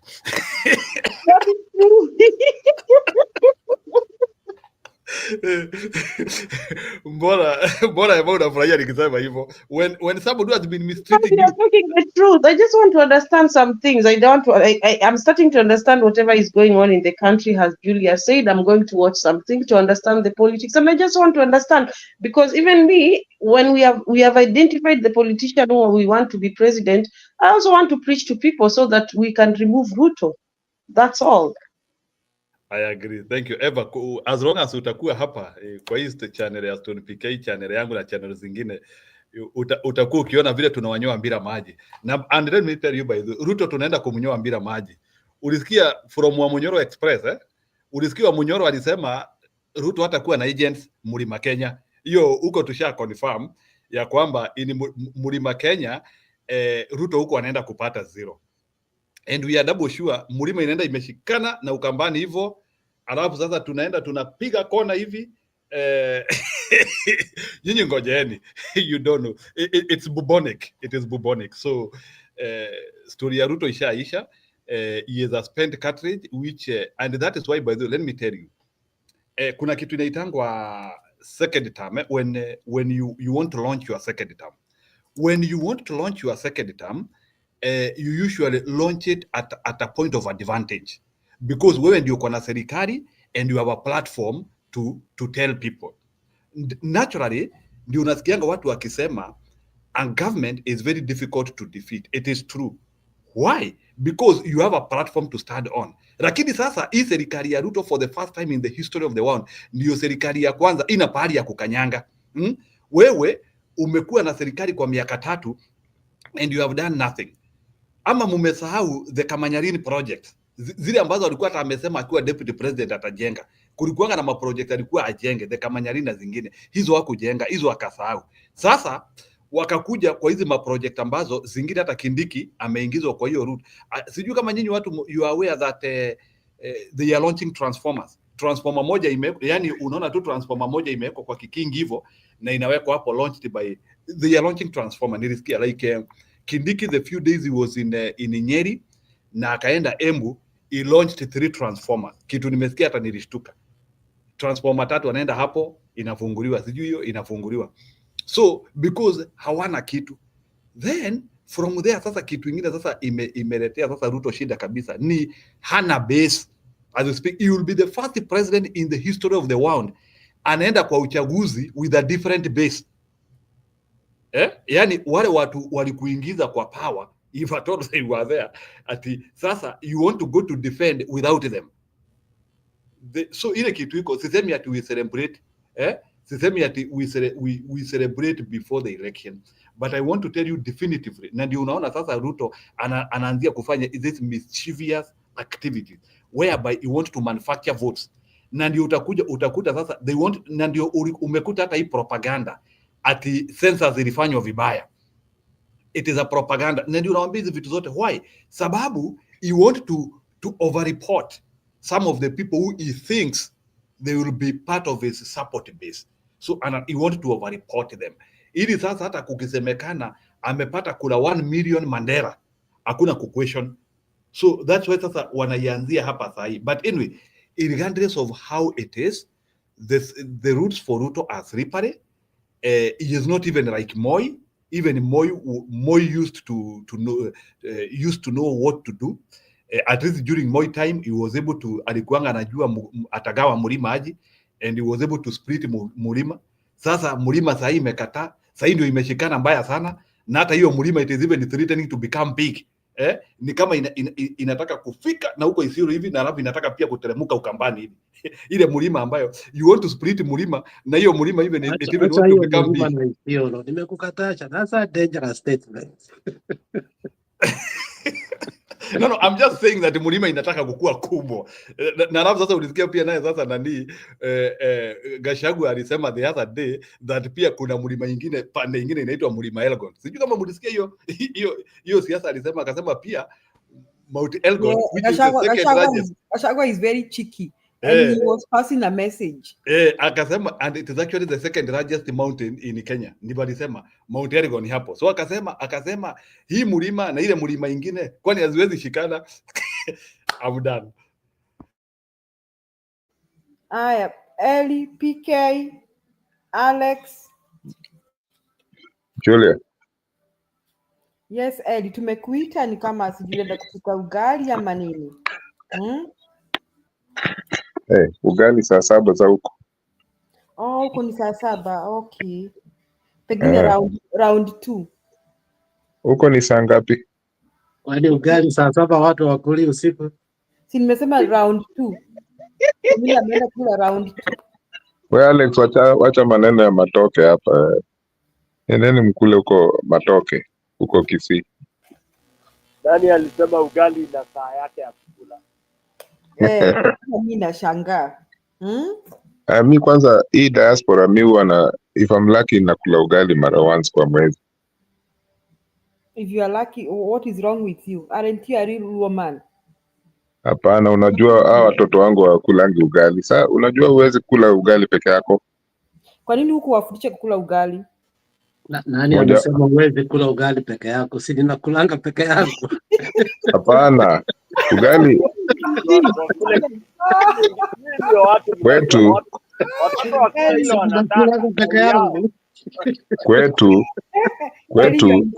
kwetu ugali ni chama.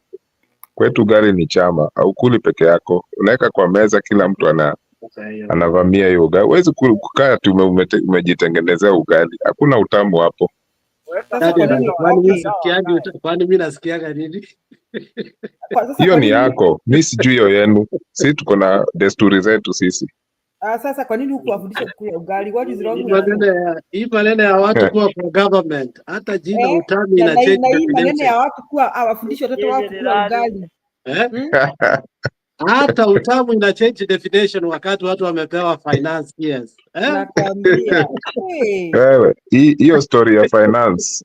Kwanza huyo jamaa huyo wale ni Waganda. Watu wa Suba wale si Wajaka. Wale ni Waganda. Unaona? So hata tusianze hiyo. Kitu walipatiwa tu ni moja. Hiyo sijui anaitwa Wandai. Kwanza huyo hata Wandai ni mtu wa Western.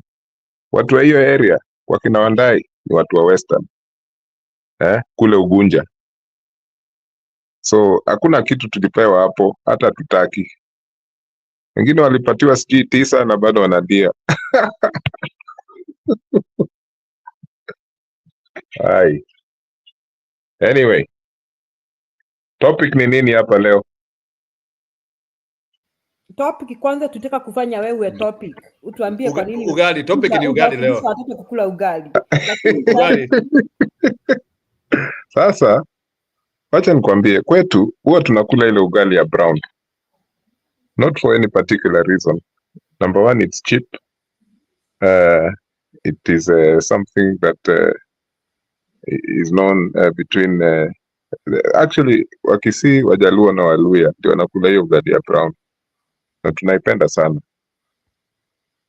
Lakini vile nimekuambia huku ng'ambo, I find it difficult to sit on my own at yams. I'm actually sitting there eating ugali with mboga or whatever. I want to enjoy with other people. Otherwise, I just forget it. Nakula zile pasta, saa zingine chapati, once in a while. But ugali would be something where I meet with other Kenyans. Tunakula pamoja. Imepigwa marufuku kwangu.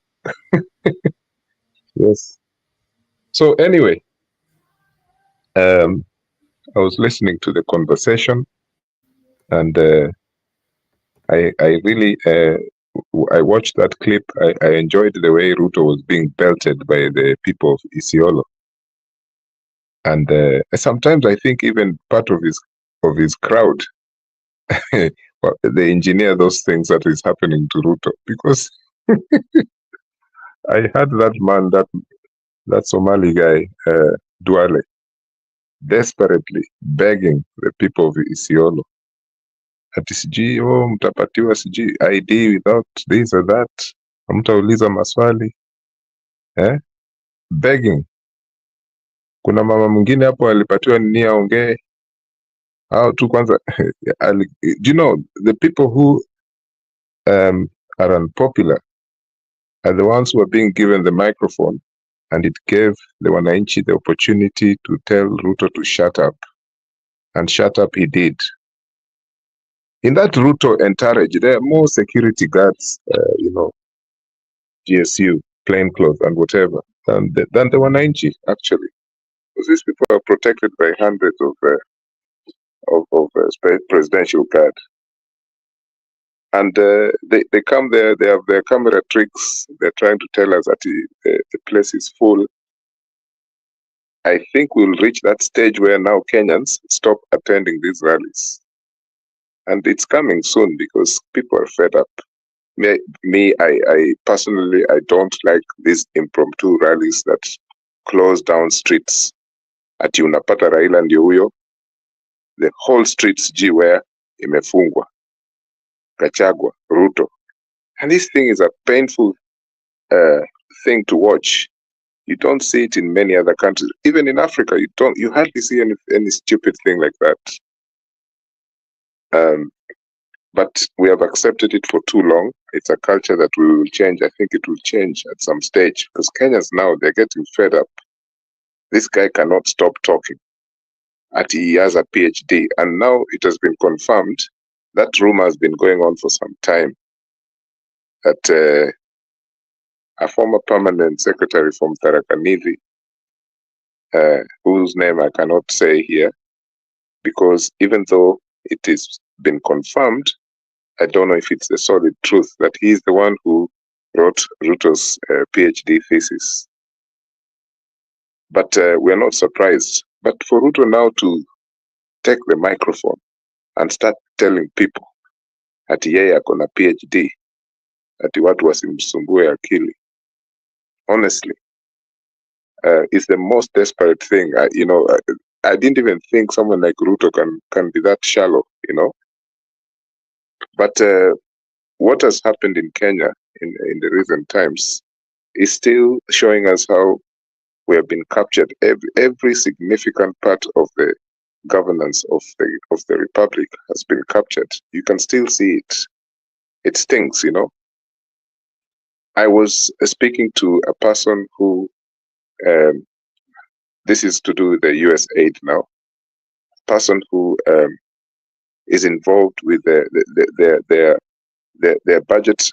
Part of it comes from US aid, and as we know that Donald Trump has amefunga hiyo tap ya pesa za US aid. Kule Kisumu kuna picha zingine zimetokea hapo, magari za US aid in Kisumu zimesimamishwa zote, all those SUVs. People have lost their jobs. A person was telling me about how this has really affected their, feeding program in the slums of Nairobi. And they're now aggressively looking for other alternatives. And they have started actually getting positive responses because other countries which also have aid programs are quickly running for this soft diplomacy of sijui kusaidia watu hizo vitu ambazo tumezoea since independence. It's good that Donald Trump has decided to do this. I don't really like this man, Donald Trump. It is good that he has done this. I don't care about the American taxpayer because that's none of my business. But in terms of the way our governments have behaved when we get money, small money, big money, it is good that... Did you just say I'm none of your business? Well, if you're an American taxpayer, it's your business. It's not my business. You have the right to shout at Donald Trump more than me. In fact, Trump has, the last 2 weeks he has been attempting to hike the tax, for exports coming from places like Mexico, Canada, all those countries. Okay, but then you find that those Toyotas, those Japanese vehicles are being manufactured in Mexico. So those cars are going to be expensive in your country there, Alex, when you import them, when America imports them. So what is actually going into that man's head is bordering on being senile or something. He's actually worse than Joe Biden by the look of things at the moment. But going back to this thing about US aid, I believe that it is a wake-up call that we don't have to rely on US aid. They do it for their personal interests. And I think it's high time that it stopped. It is easier for us who are in the diaspora to say this because we are not being directly affected. I had someone say in the other channel yesterday, I think the guy Lala, that the biggest beneficiaries of US aid is actually European countries. Now, I didn't fact check this, but that's what he said. And that's about how it's going to affect Europe more than Africa. I don't know if that is true, because everything like that, we look at it per capita, per head. How many people in our communities back home per person, directly or indirectly, if that aid is covering their area, how it's going to affect them, But it is a lesson that we have to learn, that these guys, it doesn't matter if it's Raila, I don't know, Karua, all these politicians in Kenya, Kina Ruto, over-relying on Western aid is a dangerous scheme. It means we have no plans what to do. And again, we keep hearing people talking about Traore in almost daily. It's a good lesson because that means people can copy what Traore is doing. Yeah. Some people are angry with Traore because they're saying at your CG, all these resources are being pumped in from Russia and China. So what? But he's actually using them in the right way. He's become a new Thomas Sankara, and this is a good thing. So I find that in Kenya we are still a long way from trying to reach where those people of Burkina Faso, the way they're going forward. We need a strong person, a leader who is not afraid of making certain decisions, like saying enough is enough, of depending on Western Europe, is what someone like Traore has done. And people of Burkina Faso are alive. They're doing their daily, activities. It's not the end of the world. But for us, we're still lamenting about Donald Trump because we think that this thing is going to change the world, in Kenya. But if it does, I don't think it's a huge part of our country will be resilient enough to know that we have other ways of collecting, revenue other than just relying on Western aid. We must come out of that Western aid. I think it's something that we should have really, really thought about many, many years ago. We have to deny ourselves things as simple as a fleet of over 150 vehicles escorting one man from one village to the other. For what? You see this Prime Minister of Britain, of UK, for example. He has a Cheska and some unmarked vehicle in front. Yeah, katikati. 3 vehicles. There's no drama, no nothing. These guys are saving money. So why are we actually asking for aid when we're traveling with a fleet of vehicles like that for that at that scale? It does not make sense. It doesn't make sense at all. Even if we wanted to copy the American presidential fleet, for us it does not make sense at all. So I think it's a culture change. And when we're put in a bus in a different country, we start complaining. Say that again, please. I said, and when we are put in a bus in another country, when they went to, remember when they were put all in a bus, they start complaining. Yes, I think it was somewhere in Europe. Was it Italy or? No. It was actually in the UK.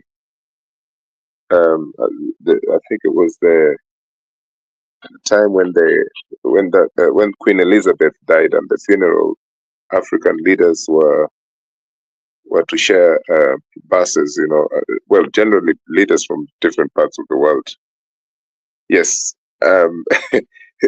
because we are used to this glorification.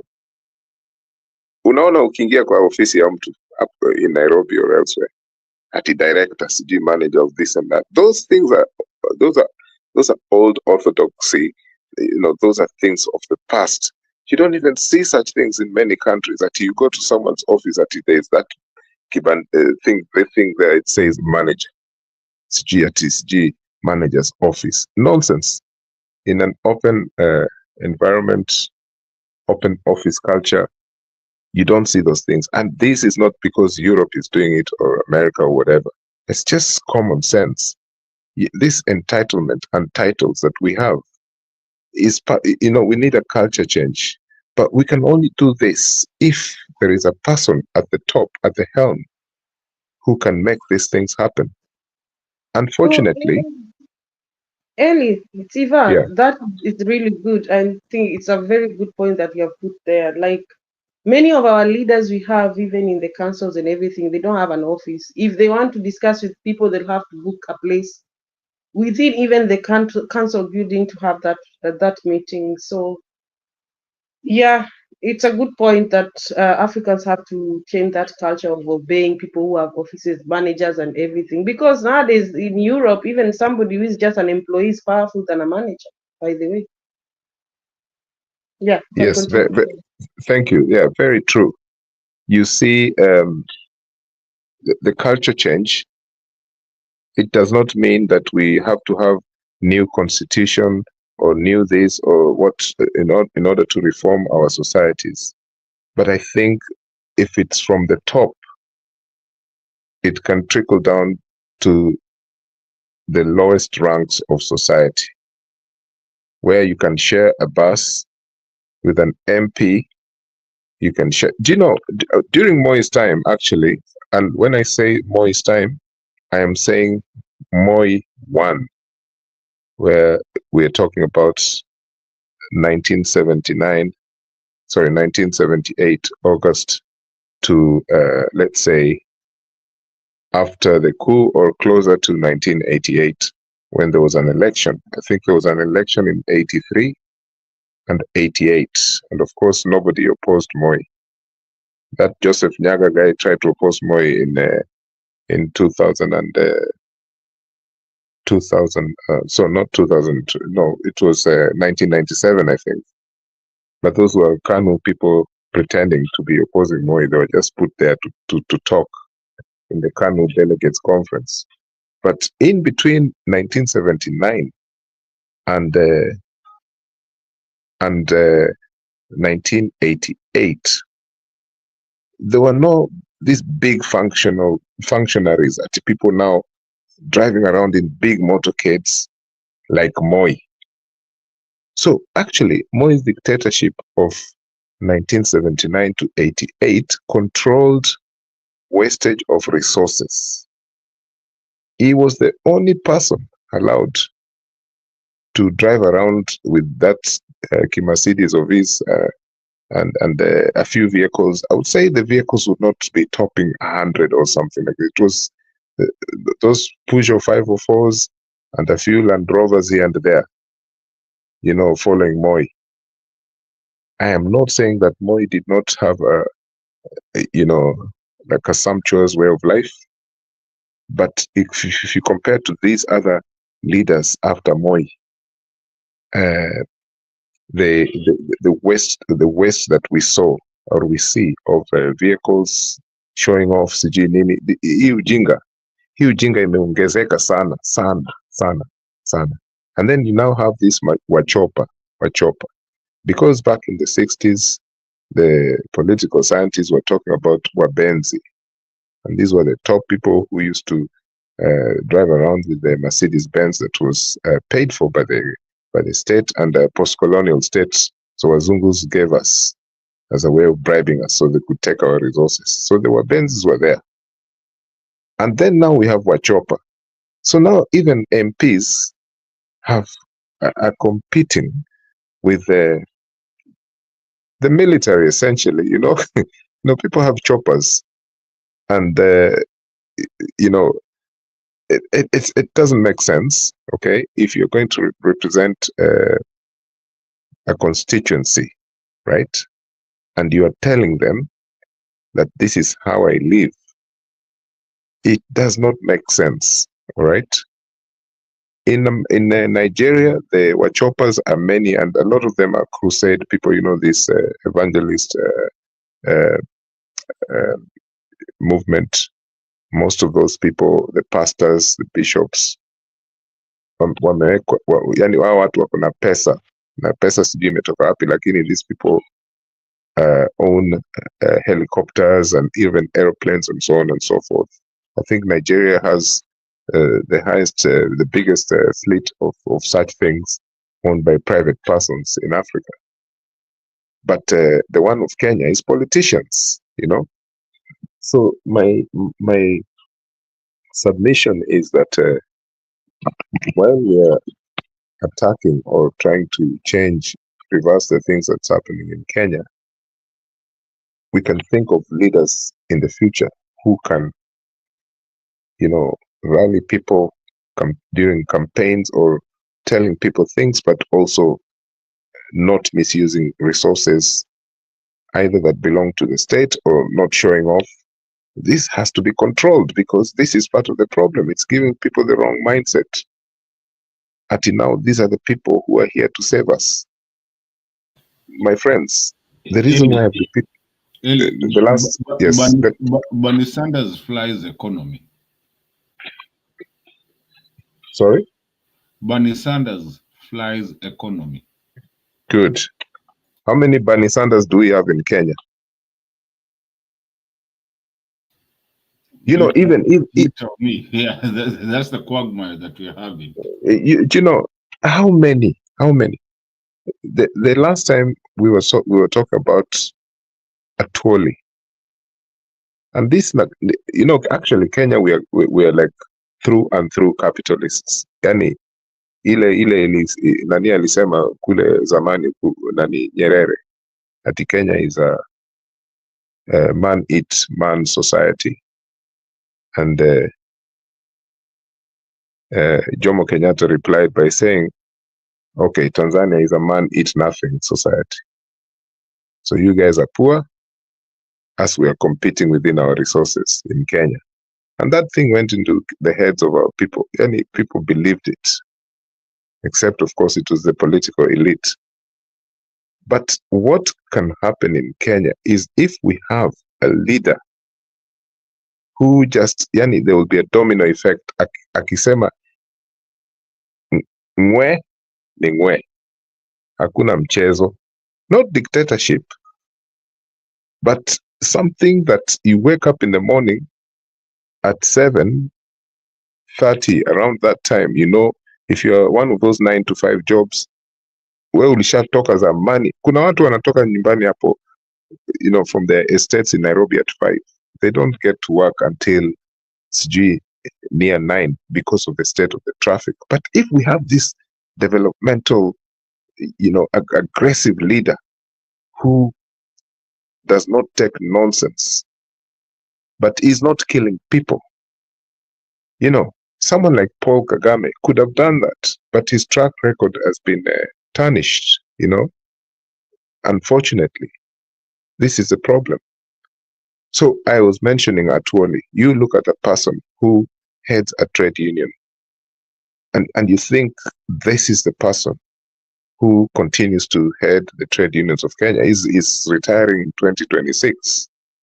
Now is the time to start thinking, who should take over from this person? But are the trade union people even thinking about this?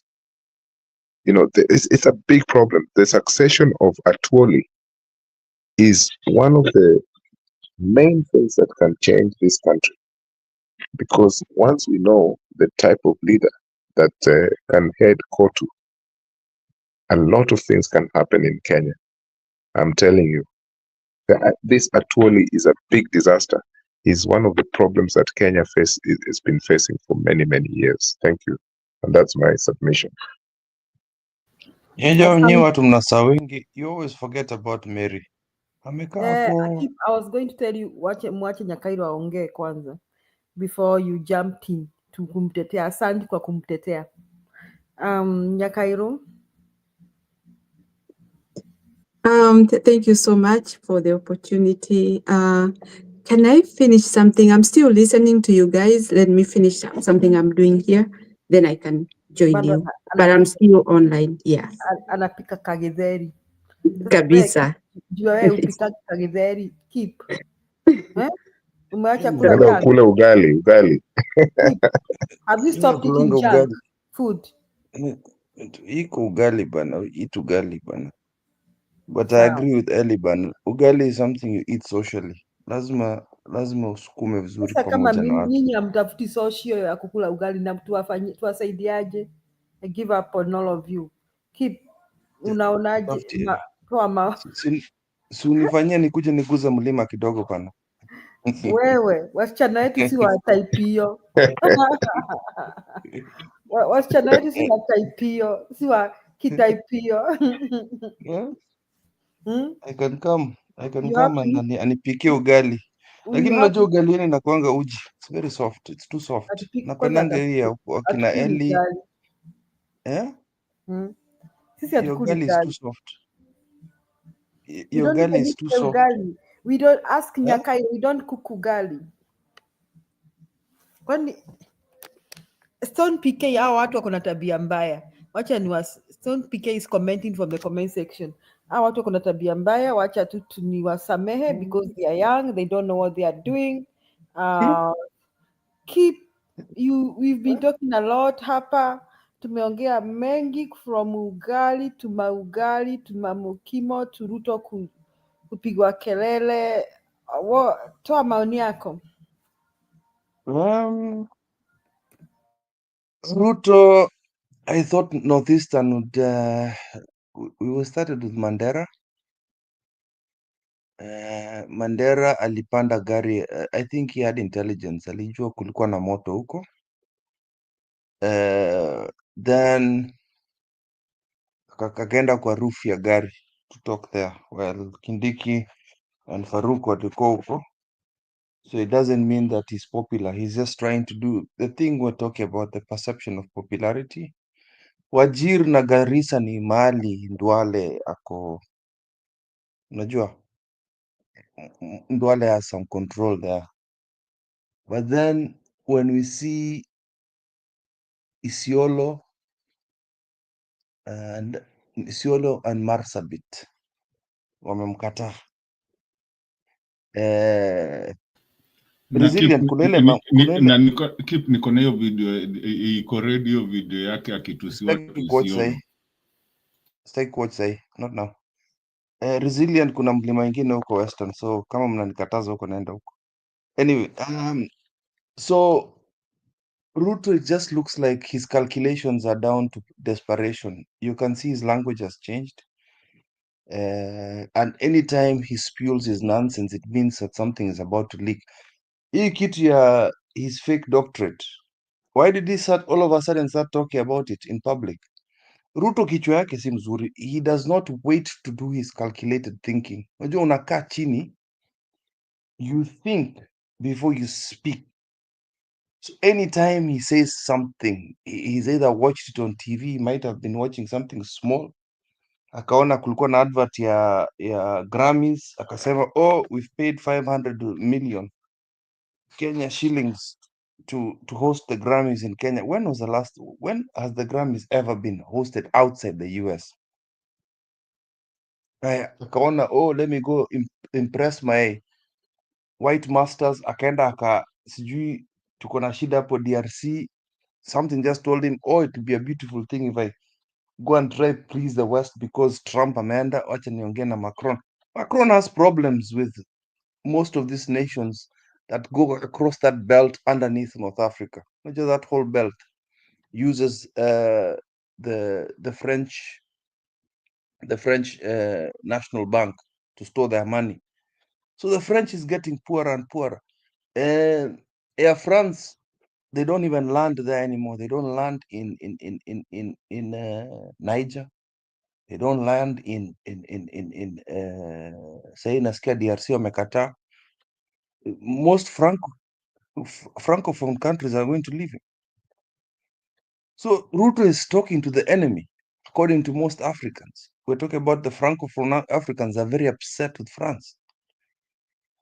We bado tu unataka nitang'oa moja kidogo hapo, kulamba matako ya wazungu. So unfortunately, I know I talked about this yesterday about software being created. That software that's being created was actually leaked with that Nelson boy. I'm still looking for the name of the company. Nelson, when Nelson Amenya leaked it, but Adani deal overpowered it because the Adani thing was urgent for Kenyans. This guy leaked more than that, and one of them is him trying to build this software. Another thing is, I know most of us here on this group here are upset with the hot air. We're upset with all those judges, and I'll just try to caution you people. Hot air has told him no. Hot air is tired of him. That is why he's trying with all might to remove all the judges. And I'll tell you, for the first time, no matter how much I hate hot air, we must keep her. Because Ruto wants, anajua anaenda to lose elections in 2027. If you guys are looking forward to 2027, hot air still needs to remain. I'm sorry. It sounds defeatist, but it is what I believe. Because once he installs people like Sholay into that judiciary, we are finished. We are finished as a nation. If somebody is not vetting people coming into our borders, what more does he have planned for us as Kenyans? There's a lot of gatekeepers out there, like nimeanza kuja hata vile Julie alikuwa nasema. I've even come to say wacha Matiang'i kuja. Hatuwezi kuja kutafuta mtu ako msafi, because as a society we are not mature enough to look at revolutionaries. We're always looking for people we've seen in the past. We've not matured enough. You know, most of us here have come to see people coming out of nowhere. You know, the Obama effect, the Trump effect. Yeah. People who, Macron, you know, people who just came out of nowhere, who've not had a long-lived political life, to come and all of a sudden take over tujafika hapo. Like most of our prime ministers here in the UK, when wameanguka, so people we've known for years. We've known them. We've seen them. We've seen them grow from councillors to MPs. Some of them went to mayor, then became MP. Like, we've seen them grow. And another thing is, the person who made this big mistake that is costing us a lot, because I've heard Ellie talking about Atoli, is none other than Moi. Moi, actually, what Moi did to us is he skipped 2 generations of leaders. If Moi left on time in the 80s, we would not be hearing of Raila, we would not be hearing of Atoli, we will not be hearing of Martha Karua. Wangekuwa washamaliza kazi yao na kuretire. Moi actually made the mistake of being a dictator for that long, destroying opportunities for new leaders to thrive, new revolutionaries. Yeah, the likes of Ouko, the likes of even Matiba, people who would have come in, led us, and left. Wapatia miaka yao 10, ilikuwa 8 then 8 years they leave. Raila would have finished, angekuwa shamaliza kazi yake, would have seen who he is, aende. But now we are stuck with these dynasties. And Matiang'i is actually not one of the Moi goons. Ruto is one of them. Uhuru is one of them. Raila is one of them. Kibaki is there. Most of this big people are from Moi era.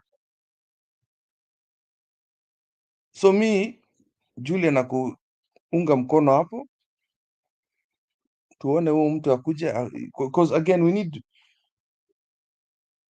Ruto requires mtu wa kifua, somebody who talks with a lot of how do I put it, chest thumping. Africa, we like strong leaders. That's one thing I've noticed. We like strong leaders. That is why even I'm warming up to a dictator called Museveni. I have never seen anybody talk about drought in Uganda. Uganda watu bado wanakula. I never hear food shortages. I never see aid going to Uganda. The only time Museveni atakwambia, because he was a military leader, akwambia ukitaka kushikana na mimi tuende kwa debe. I know he steals. Ama ukitaka kuja na military, come to me through the forest. So I prefer Museveni more than Ruto, 100 times more than Ruto.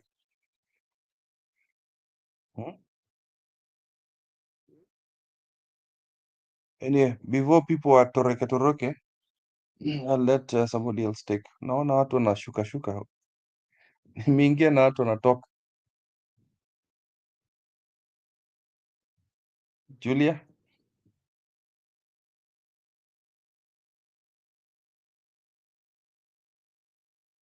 Hello? Hello, kwani watu wameenda wapi? Ndio nashindwa. Nyakairo uko Yeah. ready? Kwani story yangu ilikuwa chafu? Haikuwa Ulisema chafu. nini ukasirisha watu? Ilikuwa mzuri. What did you say while I was away? He said good stuff.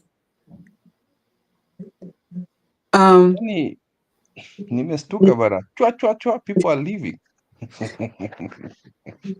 Labda chakula inaungua. Yeah, and things are heating up. And we're not done. Yeah. Mary, while I was away, tell me. Ya, nimesikia mlio wako. Nimesikia umesema, by the way, I am so saddened to hear Leonard Mambo Botela is no more. So that's very sad. Huyo ni mtu alikuwa ananifurahisha sana, alikuwa na kipindi cha Je, huu ni ungwana, and it was very nice for making people look upright and behave. So I will miss him, though he had not been on air for the longest, but I still loved to hear his old clips when he was that time. Otherwise, mimi nitasema Kasongo ako na shida kubwa. And in fact, that guy, the way he is talking to people, he's so angry. He wants everybody to order and listen to his lies. Na mkimie, umsikize mpaka dakika ya mwisho what he is saying, which is very bad for a president of a country, kuwa maongeo yake yote ni uongo, mpaka ameambiwa na hao uongo, but he insists that he is right. He can say anything. He can lie to us and we keep quiet and listen. That's very bad. It's like it's an insult anyway to Kenyans. And that one I will never stop saying. It's an insult to Kenyans. Hiyo mambo ya kujigamba kwa mkutano kusema yeye ako hivi ako vile, tunaongoja sasa kusikia I am the richest man in Kenya. That is what we are waiting to hear from this idiot. I'll call him idiot. Mimi sijai kuona president ambaye, let me ask, in Africa so far, hata kama these other leaders are crazy like him, in Africa so far, which country kuna leader yeyote ambaye ako juu ya gari ana campaign? Which country can we give an example apart from Kenya? That's where we are, and that is what is going on in Kenya. Campaign from the word go. Amechaguliwa leo na jioni ako kwa campaign. He doesn't believe he has been elected. And not even believing, this guy, it's he feels the honor of our country. Na ndio inafanya watu wasikie wamekasirika. Because he seemed to be like he is feeling he owns us, he owned Kenya, and so nobody should question his behavior or his talks. So we should listen and swallow and go home and stay there. With whatever problems you have, he is the king. And that is what it is in Kenya right now. Mimi naweza sema hivi, Kip, unisamehe. Hawa watu wenu, sijui wanaelewa kitu gani, sijui wanakunywa kitu gani, sijui politically mature. We're politically mature. We are politically mature. I'll tell you that as a summary. Just like exactly, because how comes all of them are talking matope? All of them. Na sasa ni kujigamba na hawajui watu wengine ni kuumia, wanaumia. Niliona Sudi akisema niko na mali kuliko sijui watu gani alisema. Sasa unashindwa, what talks are those? What are they telling us? Hizo pesa wametoa wapi? Sini zile za wananchi ambao wanaumia ndizo hizo wanajigamba nazo barabarani. Wametoa wapi? Sudi kwanza amefanya kazi gani ndio awe rich as much as he is talking about being rich? What has he done? Despite of stealing money and doing that. By the way, I know a lady who told me during Moi time, she was one of these people who are going around doing the support of Moi. Kama sasa kunatakiwa watu wapelekwe pahali fulani, hao ndio walikuwa wanapewa pesa waende walipe matatu. Na hivyo sasa Ruto anafanya kununua watu. She was among that group. And she told me, one day they went in a room, ya Moi, room, like a library, but it's a room segregated. Ambapo walikuwa wanafurutiwa drawer. Mtu anaambiwa chukua zile pesa zote unataka, uende ulipe hizo matatu zote kutoka Murang'a wakuje Nairobi. Yule mwingine ndiye huyo anachukua drawer, anaambiwa uende upande ule mwingine. Yani they were sent several places, but that lady, what she told me, zile pesa zilikuwa kwa hiyo room. They could not believe that is money. And I believe that money was for the country. Lakini unaona mtu anasoba hizo pesa zote anaziweka kwake ndio ajisaidie akiumiza watu. Look at the country, how it looked like during Moi time. Tulianza kuona ni vumbi. Unaona vumbi kwa nyumba, unaona vumbi kwa duka, unaona makaratasi ya nylon huko juu ya waya za stima, za waya ya simu. Yani unaona watu ulikuwa unaona wanavaa vizuri, viatu zimeraruka, wameshindwa hata na kununua mfuto ingine, trousers, jacket, blazers zao hapa kwa magoti zimeanza kuchange colors, zimeraruka, watu ambao wanafanya kazi ofisi. You can imagine how people walifilisika. Yani nikiona hivi na macho yangu nilikuwa nashindwa, what is going on with these people? Oh, Joe. Viatu, mtu anaenda na viatu zimeraruka, anaenda ofisi. Hata hawezi kupitia kwa shushaina. They can't afford. That is how bad it was. Maduka yakaanza kufunga one by one. That is during Moi. And what people are asking, what is happening? Kwa sababu ukiwa kwa duka unaona sasa ni labda customer mmoja anaingia anatoka. You used to have like the store is full. Hiyo duka imejaa watu, unauza. But when time came, mnaanza kuona mtu anakuja mmoja. Saa ingine hata huyo mtu wa duka anakaa hapo mpaka anachoka, anafunga, anaenda nyumbani. That is how bad it was. Then it came a time, watu sasa wakaanza, na Moi alikuwa na mtindo ya kuwa anatuma machifu ati wakuje waende round na tuvitabu ingine imewekwa receipt. Every business 500, every business 500. Na hizo zote zikiokotwa zote za tauni nzima zinapelekewa DC. DC on Saturday early morning ako barabarani anapeleka Nairobi. That is how the money was collected. Sasa hata tulikuwa tunashindwa, mtu analipa rent, unalipa stima, unalipa maji. Na sasa hapa iko mtu mwingine anakuja hapo kukuitisha pesa as if ni yeye amekuwekea hiyo business. Just the same as what Ruto is doing. Exactly.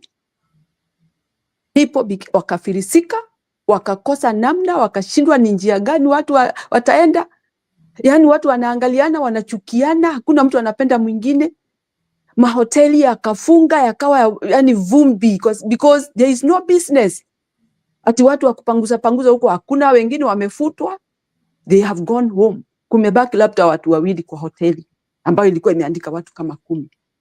So that is the situation which I saw myself, I witnessed.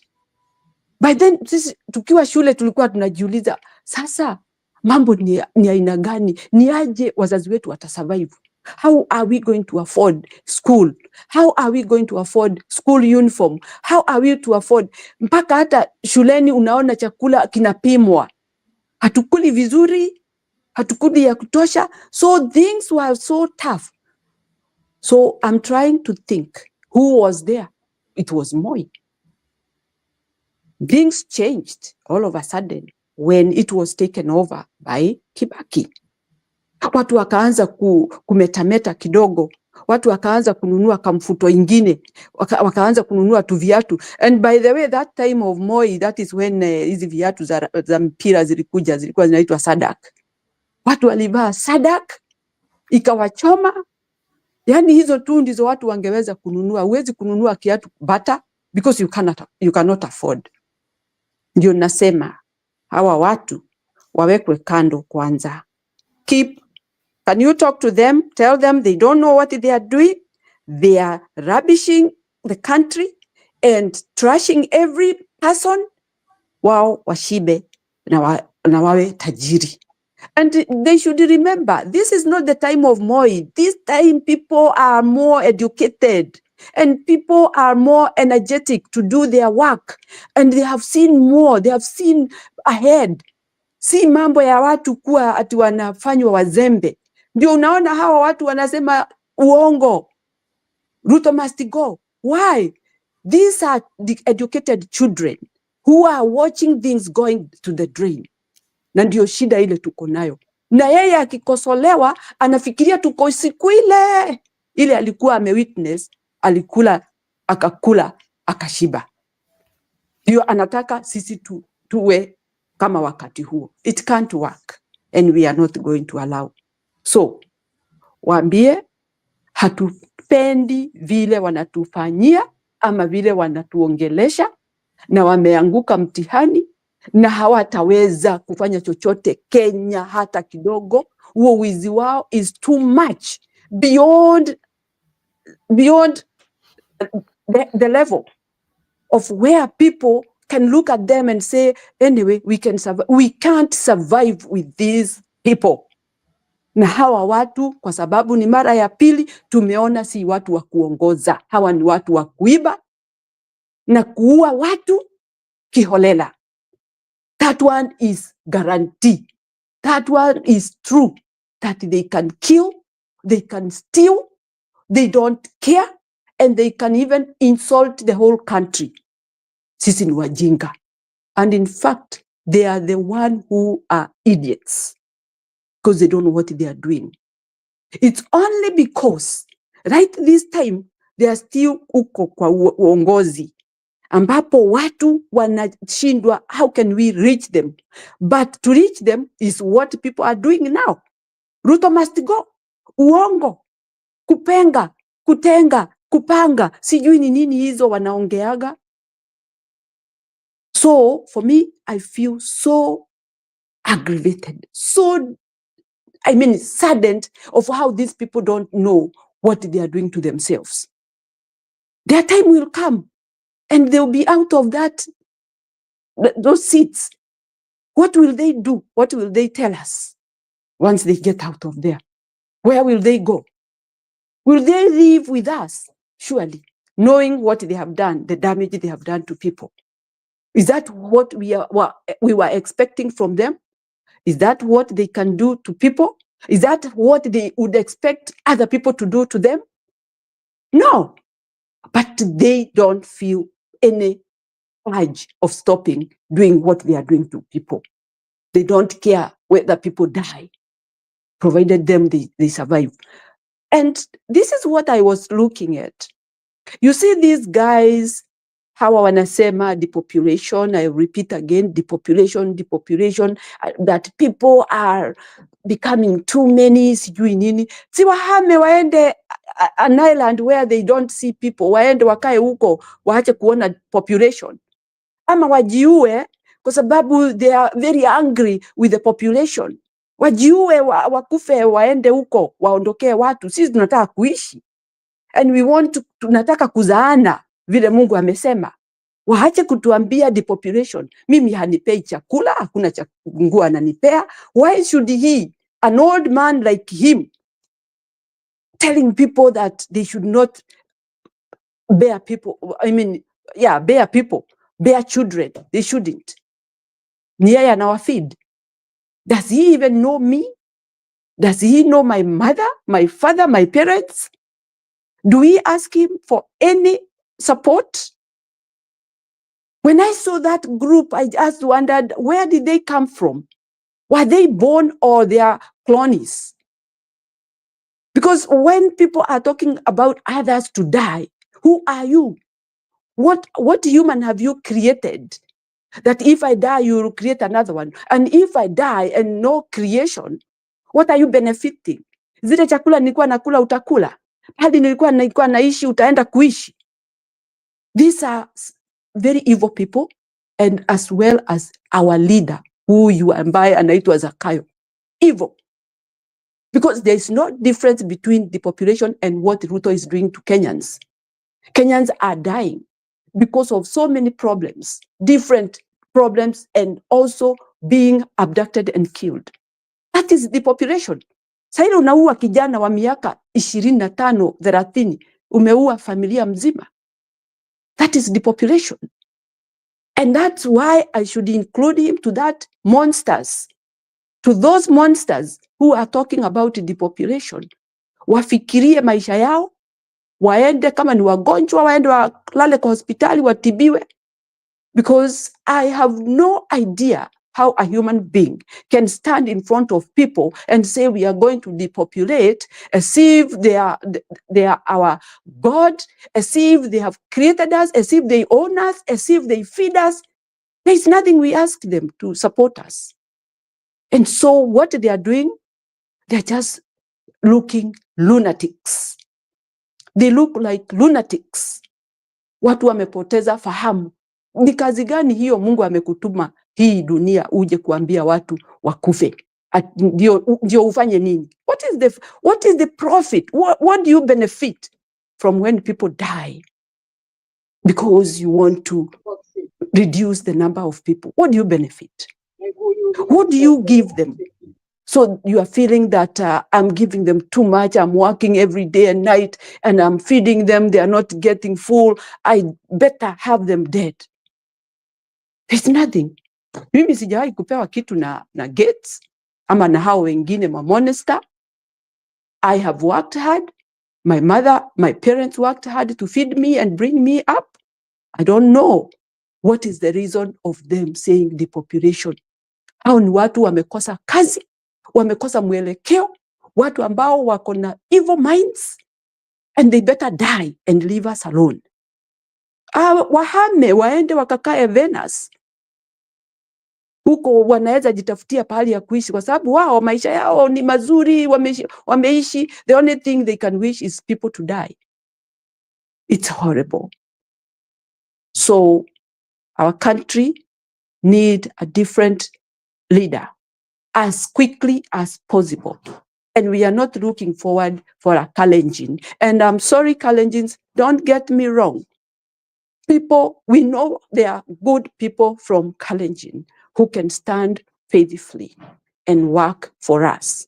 But for now, we are trying to make sure that there are people who have taken usukani wa leadership and they have ruined the country 2 times. And we don't see where we are heading. At least people can have hope when they have a leader ambaye akona maono. Lakini wale tuko nao saa hii hawana maono. The only thing they are seeing is themselves and their children, but not other people's children. And that's why they are killing them like animals. And it is so sad because people are losing their sons and their daughters at the tender age, whereby they are trying to make up their life so that they can support their family in a due course.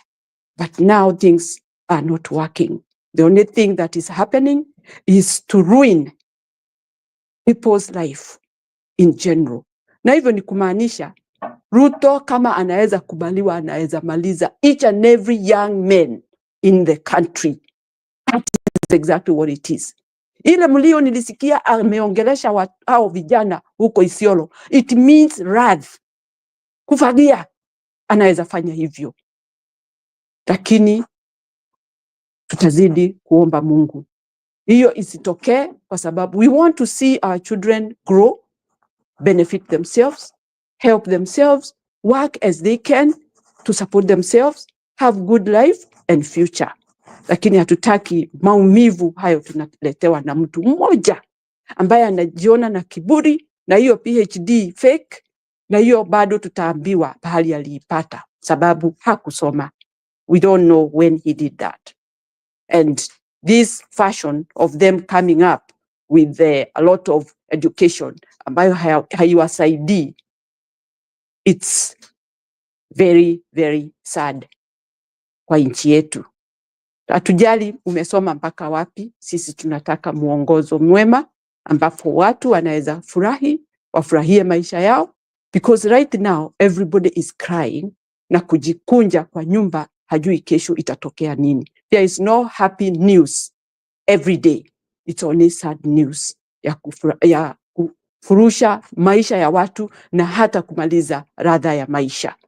Otherwise, I'll stop there. Thank you for you guys listening to me. That's my take tonight, but I'm still here. Asanteni sana. Thank you, Mary. Ukweli keep niko na swali kwako, alafu ujibu akina Alex. Hata okay, first I want to admit hata Wakikuyu sisi tumeruin economy. We can blame ourselves for encouraging corruption and all the thieves, na tukisemanga mwizi ni wetu, so we can blame ourselves there.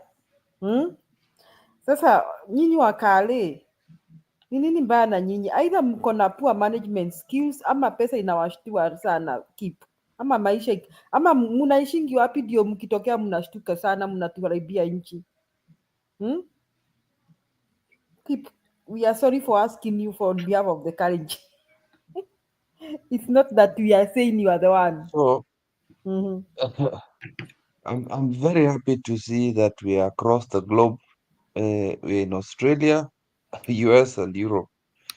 As for my people, I warned you. We're not ready. We're not ready. That's all I can tell you. And Ruto is trying to copy Moi. So I'm not gonna speak up on behalf of my nation because we're all stupid as Kenyans. We're all stupid. The Luos are following Raila like a fool. The Kalenjins are defending Ruto because he's one of theirs. The rest of you have forgotten the sins of Gashagwa. So we're all stupid. We can't just say Kalenjins. All of us are stupid. And right now, for Gashagwa, I'll give him a pass for the time being because we have no choice. But it's just tribalism that is that is in all of us. Because the sins, it's do you call it? Uhuru has done some sins, not as bad as Ruto right now, but hata Uhuru alifanya makosa. Let's all admit it. Q, that's your own opinion. It's fine. But I'm just saying that we've had bad leaderships from Jomo Kenyatta 1 all the way to now. We've never had a good leadership. Hata hii praises tunachapanga kwa Kibaki. Kibaki was also a thug.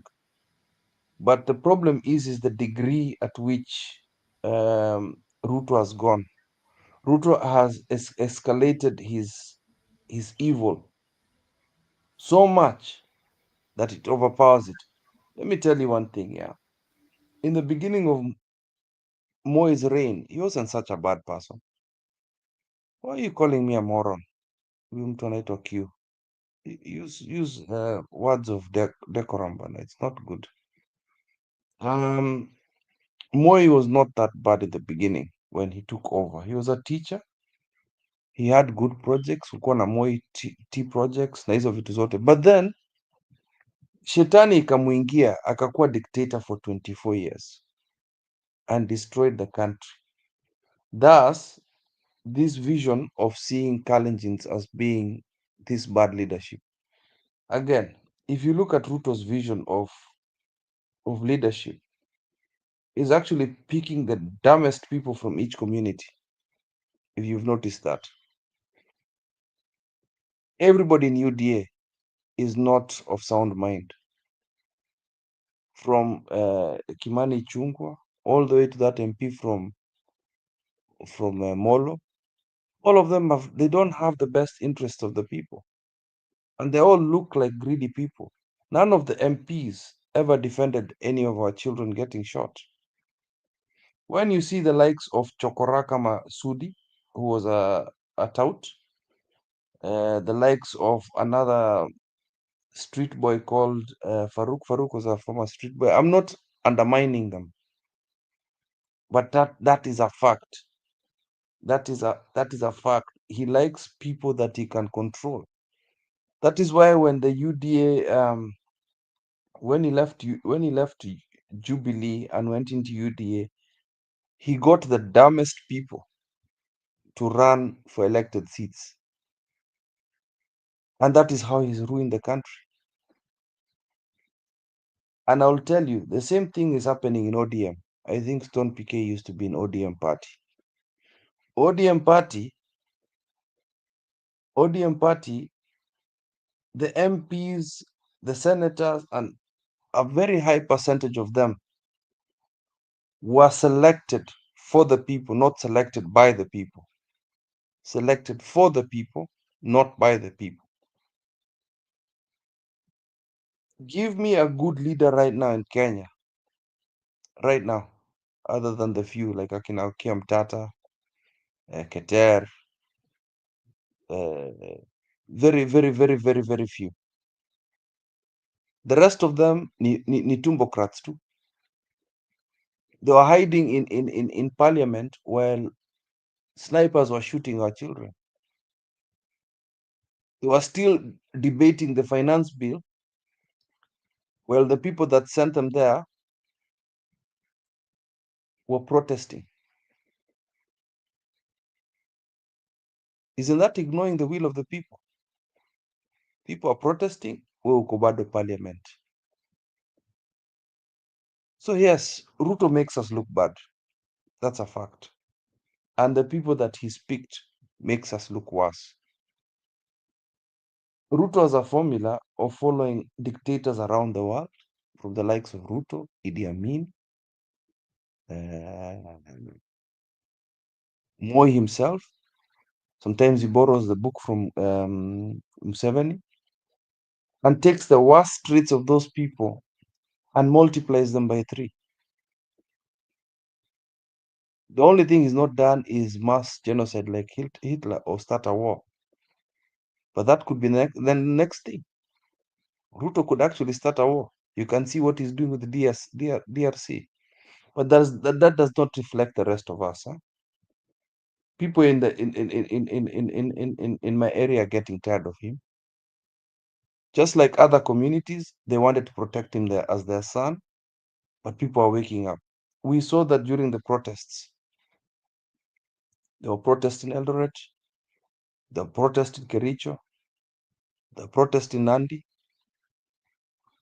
So I'm not defending them. I'm not defending Moi and Ruto. They are the worst of the worst. They make us look bad, but don't count us out. It's unfortunate that is the vision people are seeing of my people, and it hurts. It's not good. It's not good. I would like to say the same about Raila. You see, the thing about leadership hiding behind the scenes, doing deals, and Kalonzo is one of the people that came to show us that is what happens. Kalonzo, Stone PK put that, what do you call it?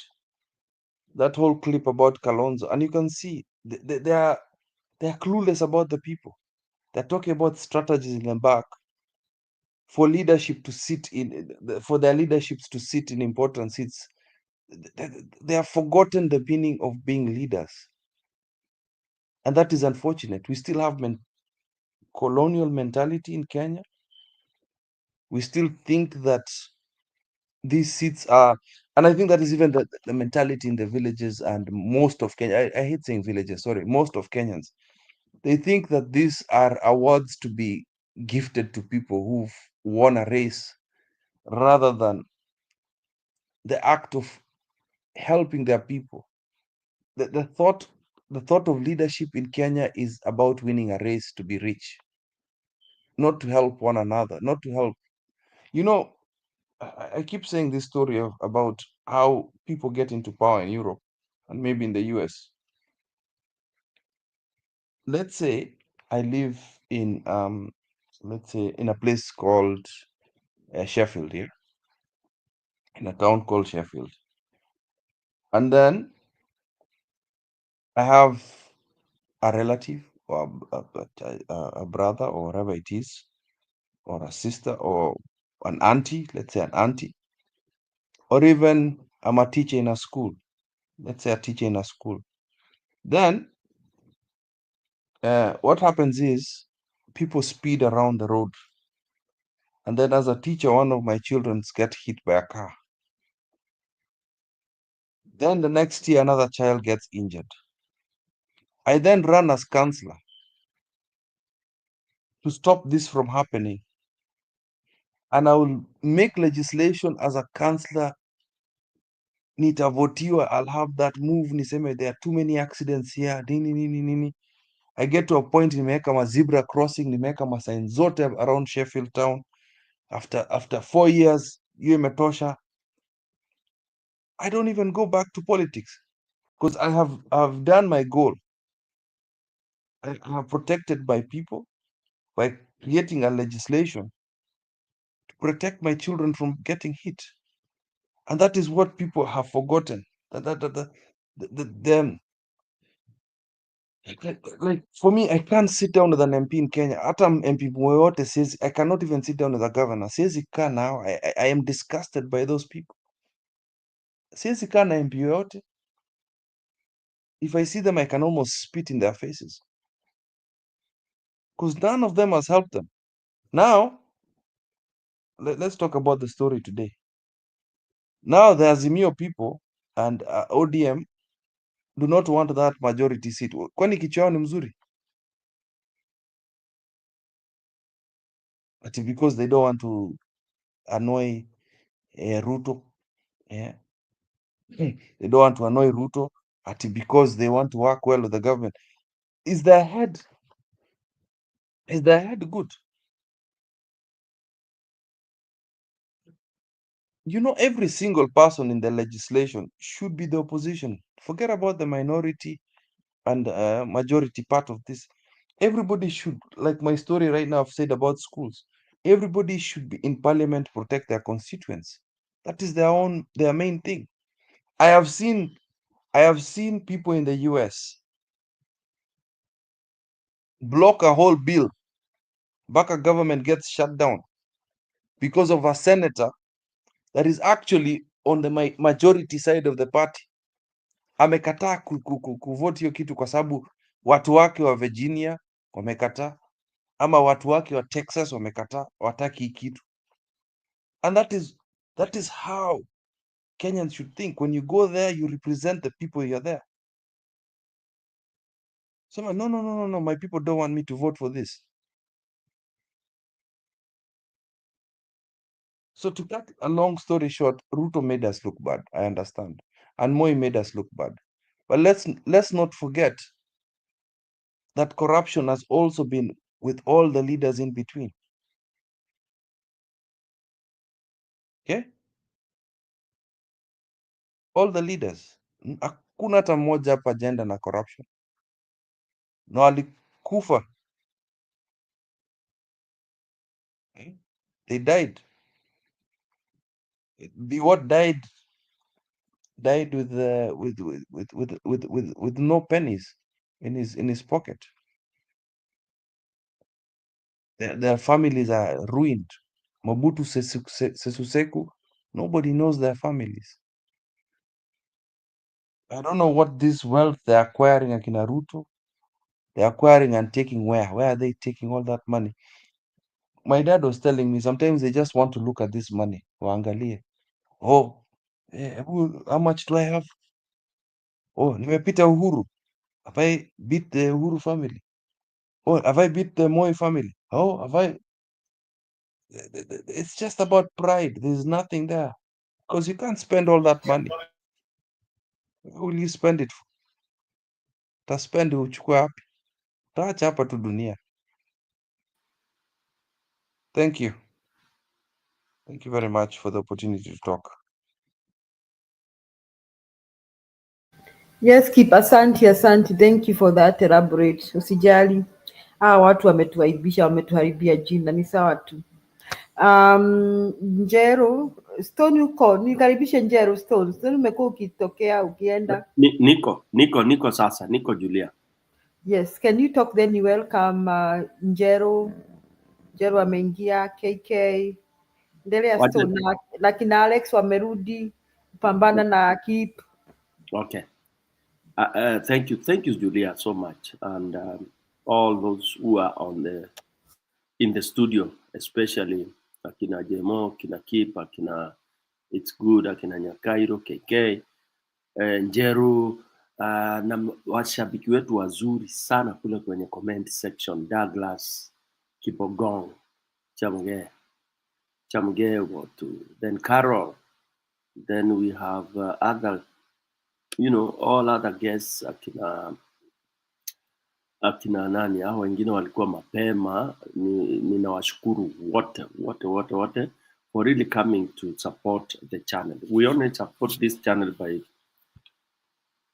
coming to air our views and calling it as it is. Hapa kwa hii channel tulisema lazima tuteme kile kiko kwa chest kitutoke. Tunaongea kama Gen Z. Tubonge itutoke. Hata ukitaka kufunga channel shauria, wakitaka kufunga wafunge tu, but we are talking what is real.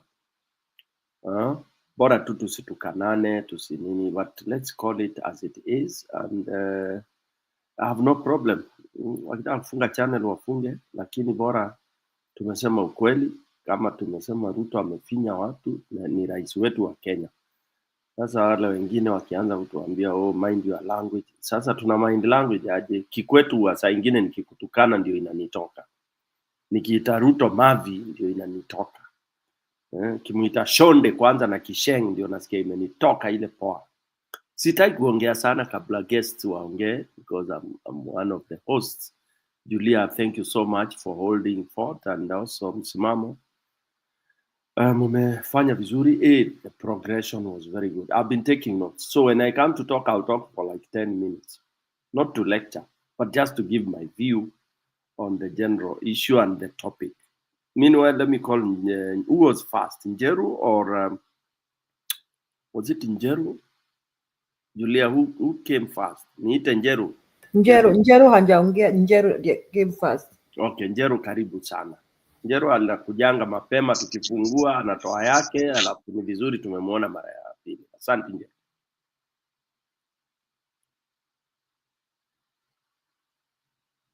Unmute Njeru, unmute. Habari zenyu wa Kenya wenzangu, ndugu zangu, dada zangu, habari zenu? Wazima sisi, habari zetu ni nzuri tu, ni kung'ang'ana na kasongo. Sasa nilisema nimesikia vile anajiita yeye ni PhD whatever. Permanent head damage. Nataka kuambia Ruto hivi. Sauli mimi nitamuita Ruto, alisaliwa anaitwa Ruto. Ndio Mungu anisikie, na asikie maombi hii.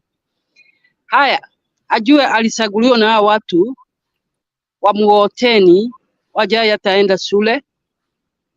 Alisaguliwa na wamama wa kusoma lakini wanasomesa watoto university. Alisaguliwa na mama boga ule ajui kusoma ni nini, lakini akona hakiri. Hakiri anatumia kabisa. Sauli walimsagua. Sasa saa hizi ameona wajasoma, kwa hivyo wawezi kumwambia kitu. Yes, wana PhD lakini wanajua masomo imebadilika, kulipia watoto wao university wawezi, na wana PhD wako na akili. Wale wa mhoteli Julia, I can't hear anybody. Wow, maybe you come in again. Oh, is it Nyakairo? You've lost our net. Hello. Yes, we can hear you Nyakairo. Niendelee? Endelea Njeru. Nyakairo ndiye ako na shida. Nyakairo, please check out and then check in again. Sasa common sense. Ruto wako na madharau sana. Huyu ni mtu alikuwa anasema ameokoka. Sasa ameweza kuita watu wa boda, muoteni, mama boga, wajasoma, wana PhD, kwa hivyo wawezi kumwambia kitu. Ajue na Ruto, mimi nawaambia wewe Ruto. Sauli najua unasikiza hizi. Unajua watu wa mama boga wako na akili. Sauli wanaenda hospitali wanaona watibiwi. Sauli wako na akili lakini wana PhD. Wakiona watu wa boda, yes, wanaendesha whatever, wana PhD lakini wako na akili. Wanaona vile unafanya. Hiyo ndio rudeness Ruto wako. Huyu Ruto mimi vile nitasema sasa, kufikiria tangu aseme hivyo, na nikaona kijana ya pande hiyo imemuingilia sana. Wa Kenya tufanye hivi. Na usinibebe baya, na sio mimi si mkabila. Unaona Ligiji anatingiza Ruto kabisa. Ruto halali. Wa Kenya tusikane, hata Ligiji ana PhD. Wacha Ligiji akuwe ndio atasidana na Ruto 2027. Atamtoa walai. Na mtu andike chini siku hii nimesema hivi. Ule akisimama atatoa Ruto. Hiyo ndio tu namna tuko. Sauli, ukiona watu wengine wote ukiangalia hivi wako ndani na hiyo chama zao, vile wameshikana Western na nini. Ruto alikuwa pale, wanamjua nini, wote wako pamoja hao. Kwanza huyu Waita Wetengura, huyu speaker huyu mjinga huyu, mnakumbuka mtu alikuwa, mnakumbuka 82 ndiye alikuwa anapigania, ule mwenye alikuwa anataka kupindua serikali alikuwa lawyer ya huyo mtu. Akasahau ile damu ilimwagika Nairobi, anaenda kumzungumzia. Alikuwa lawyer huyu Waita, huyu alikuwa lawyer huyo mtu, alikuwa anapindua serikali. Hiyo yote sijasahau. Vile nasema tunajua Rigiji pengine watu wamtaki, sijui anakaa nini, msiangalie pale. Ule mtu atatoa Ruto ni Rigiji. Mkimshika huyu Gen Z wanisikie. Na kwa nini nimesema hivi? Watu wasiseme alikuwa pale hakuwa anaongea. Alikuwa anapigania hiyo miaka miwili. Alikuwa pale, alikuwa anauliza maswali peke yake, anapigana na huyu mtu. Sauli alipadilika vile alikuwa anasema atafanya. Rigiji alikuwa anapigana na huyu mtu. Na ni nini nitasema hivi? Wakati alianza kupomoa manyumba ndio ikazidi sasa. Akamwambia si tulisema tutapomoa hizi manyumba. Sasa tunapomoa, tujawapee pahali ya kwenda, na wako na watoto, na wengine ni wazee wamekaa pale miaka 50 years, 40 years. Si tujenge pahali alafu tupomoe? Hapana. Alafu akasikia watu wa Maligiti, akaenda mpaka pale. Huo ni Linda, anataka kusikia. Hakuenda kubishana na huyu gavana huyu whatever mnamuita wa Nairobi. Alienda kusikia watu walisagua hao. Ni nini? Mnafukuzwa ni nini inaenda.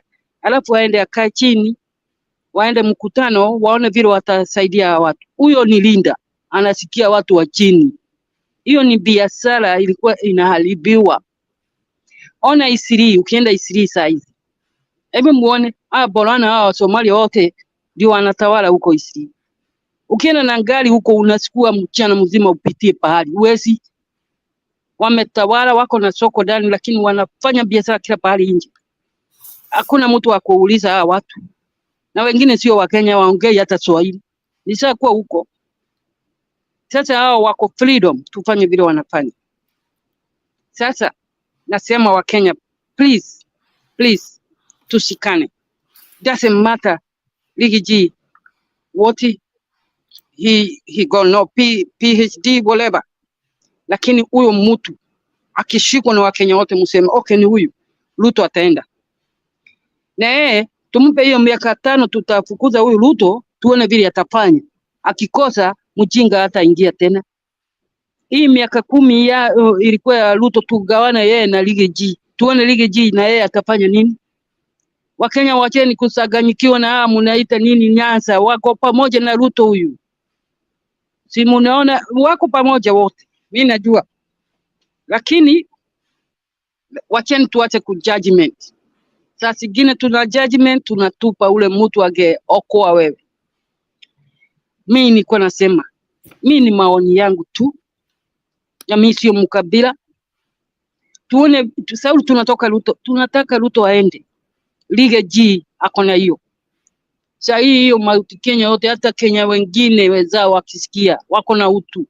Ni huyu, tutaenda naye. Hata Gen Z wasikie. Tuone tu vile atapadilika kidogo tu, na nini atarudisha kila kitu vile ilikuwa ama nini. Sauli sasa tukisaganyikiwa ni Matiang'i, ni ule alikuwa jaji, sijui ni nani. Wacha tufuatilie pale, watu wananukia, wanasema hapana. Huyu aliongea, alikuwa nakatalia pale. Sauli alikuwa ameshaguo na watu wajasema atoke. Hiyo ndio answer. Sio watu walikuwa wanatoa Rigiji pale, ni Ruto. Sauli Ruto ni saitani, hata ni mbaya kuliko saitani. Vile nimeona huyu hata saitani mzuri. Huyu. Na huyo sio Ruto ule tulisagua. Si amejua kununua hiyo mapepo sasa, anaongea naye. Hiyo ni mapepo inaongeleza wa Kenya. Anafikiria hiyo nguvu anatumia itashinda Mungu. Tunaona vile anaongea, ajali ni nani anaongelesha? Anatukana wa Kenya kila siku, maskini ya Mungu. Kila siku. Sasa what to do with the PhD, na hata akiwa naye na atumia akili ni ya nini? Mimi sina, lakini niko na akili ya kuona vile anafanya watu sio wanyama, anaua watoto wa wenyewe. Mimi sina hiyo PhD, mimi siko Kenya. Niko ng'ambo Ruto na sina PhD. Thank you. Si kwenda hata hiyo university. Lakini ujue nchi nakaa, hakuna Kikuyu, hakuna Swahili, ni English. Mjinga huyu kuongeleza watu kama, kwani hiyo kisungu yake anaongea, anafikiria sisi ni watu wa Kenya ni ya mtu mweupe, si aheshimu watu. Mimi niliambia watu hii Kisungu anaongeleza watu hawa mama wazee wajui ni nini, watamzagua tu. Na ndio nasema muongee, mkisema ni nani mnaongeleshea. Watu wa nyumbani huko kijijini wajui Kasongo ni nini. Ongea, sema Ruto aende, anaumiza wa Kenya. Sasa tukiongea tukisema Mungu anasikia. Mungu anatuuliza Kasongo ni nani? Mimi sijawahi kuapisha, hakuna mtu anaitwa Kenya Kasongo. Ama Kawaongo. Semeni jina yake. Atemeo kabisa. Na hiyo nguvu yake anatumia. Sauli hizo ni masaitani anatumia. Itashindwa na imeshindwa. Ndio analalamika hivyo, ajui vile anasema, anapauka tu. Imagine nimeona Ngaliza anaenda ku lunch ile barabara Uhuru alijenga. Huyu mtu kweli ni wazimu. Huyu mtu anataka daktari. Hiyo barabara imejengwa na Uhuru. Anaenda ku lunch. Vili swali. Anafikiri sisi tuoni? Sasa mimi vile tutasema sasa tuache mchezo. Hata huyo Ligiji akiwa na kaji. Huyo tu wallahi mtaniambia. Akiambiwa ni huyu atatoa Ruto. 100%. Na mimi nimesema na mtaniambia. Huyo akisimama ndio atatoa Ruto. Hao wengine wa Nyanza watatoa Ruto. Watatoa Ruto. Huyu mlima yote itaingilia na watatoa Ruto. Hiyo tu ndio mimi nimeomba Mungu na nimeonyeshwa. Hiyo tu huyu anasimama hivi na hii nguvu. Huyu tu ndio atatoa ule. Atumie hiyo miaka 5, huyo Ruto atapoteza, tuone naye atafanya nini. Akikosa hata wale wengine wanaluka huko wakisema mimi naweza kuwa wakuje tena. Lakini huyu ako na siri nyingi mjue. Huyu Ligiji ako na siri nyingi ya serikali anajua. Wengine wanaladhala tu wajui siri zote ziko huko. Huyu anajua. Hizo simu zote pale wanaibia, huyu anajua. Amekaa huko Mekabiri alikuwa anaangalia wanafanya nini, wanaibaji pesa ya watu. Aende apidue tu, arudishe university ile World University au masomo ikuwe ya bure. Hii taxi awache kufinya watu na hii taxi. Arudishe business. Mkumbuke huyu ni business as well. Lakini ni leader, Sauli yako na utu. Mimi sijai kusikia mtu muniambie nani amesimama huko kupigania watu wana nyumba zao zinapomolewa. Nani msasikia mtu mwingine ama ni Gachagua tu anasema anawacha watu nje. Hata saa hii watu wanalala nje. Ajali watu wale wa Mai Mahiu wako nje, wako kujegewa wako nje. Hiyo ndio kitu tunaangalia. Leader ako na utu kidogo.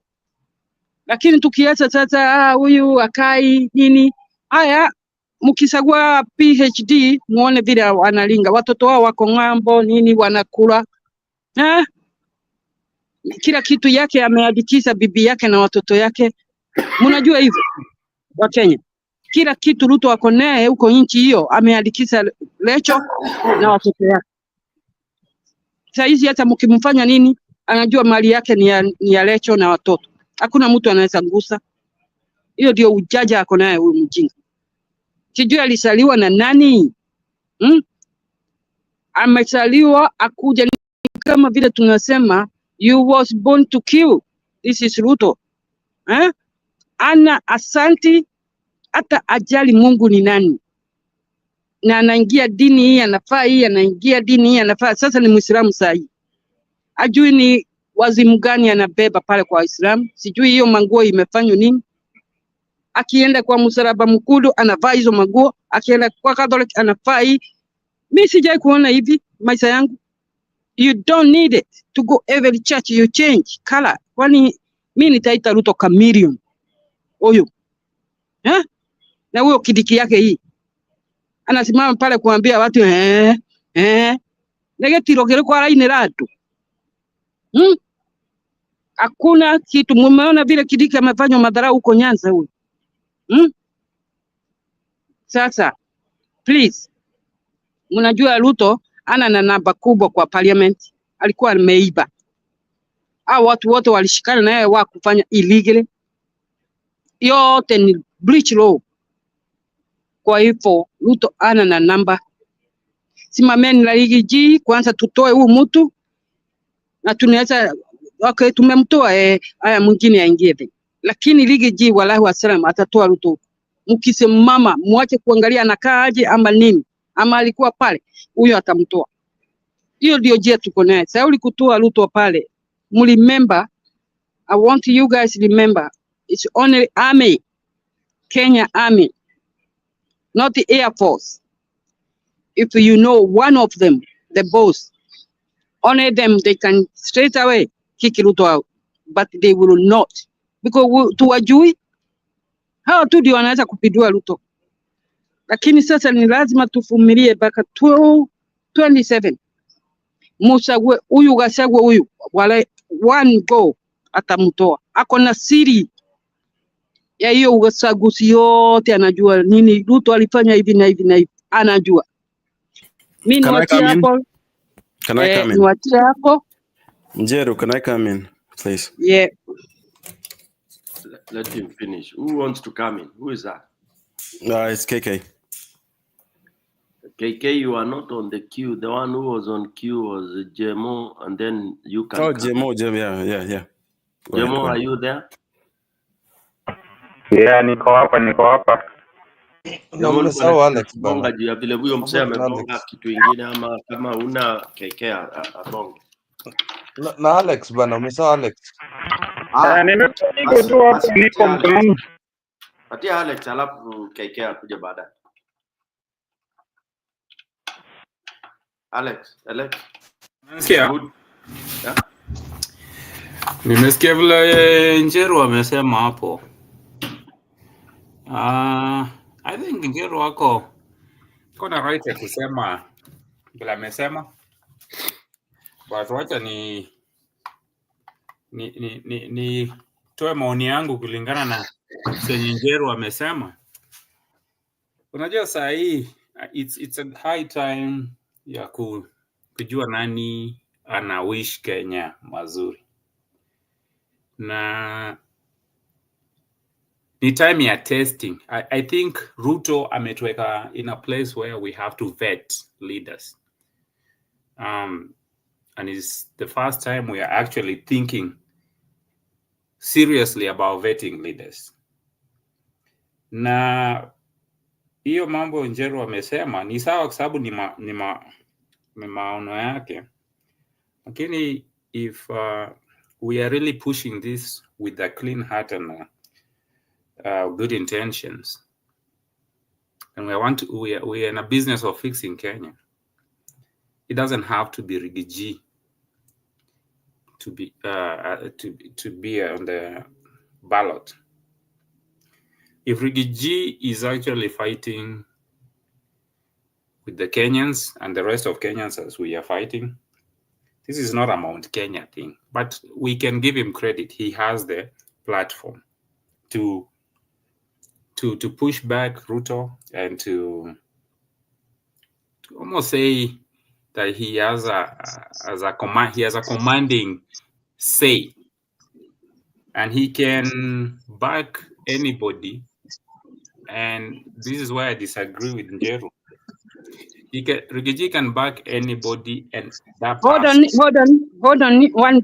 One thing. Remember, we don't want Mulima igawe. Ingawe. Sauli Ruto atafanya hivyo. Sasa wewe uko hapo, mimi niko huku, sasa ndio nasema na disagree na haya. Hiyo issue unasema mlima igawe. Mimi najiuliza ni Kenya gani tunaishi? Ni nani huyu mwenye ako kwa hiyo nchi anataka kusema either gawa ama tusimame pamoja, aende Ruto arudi kwa kiti? You don't have to be Mulima.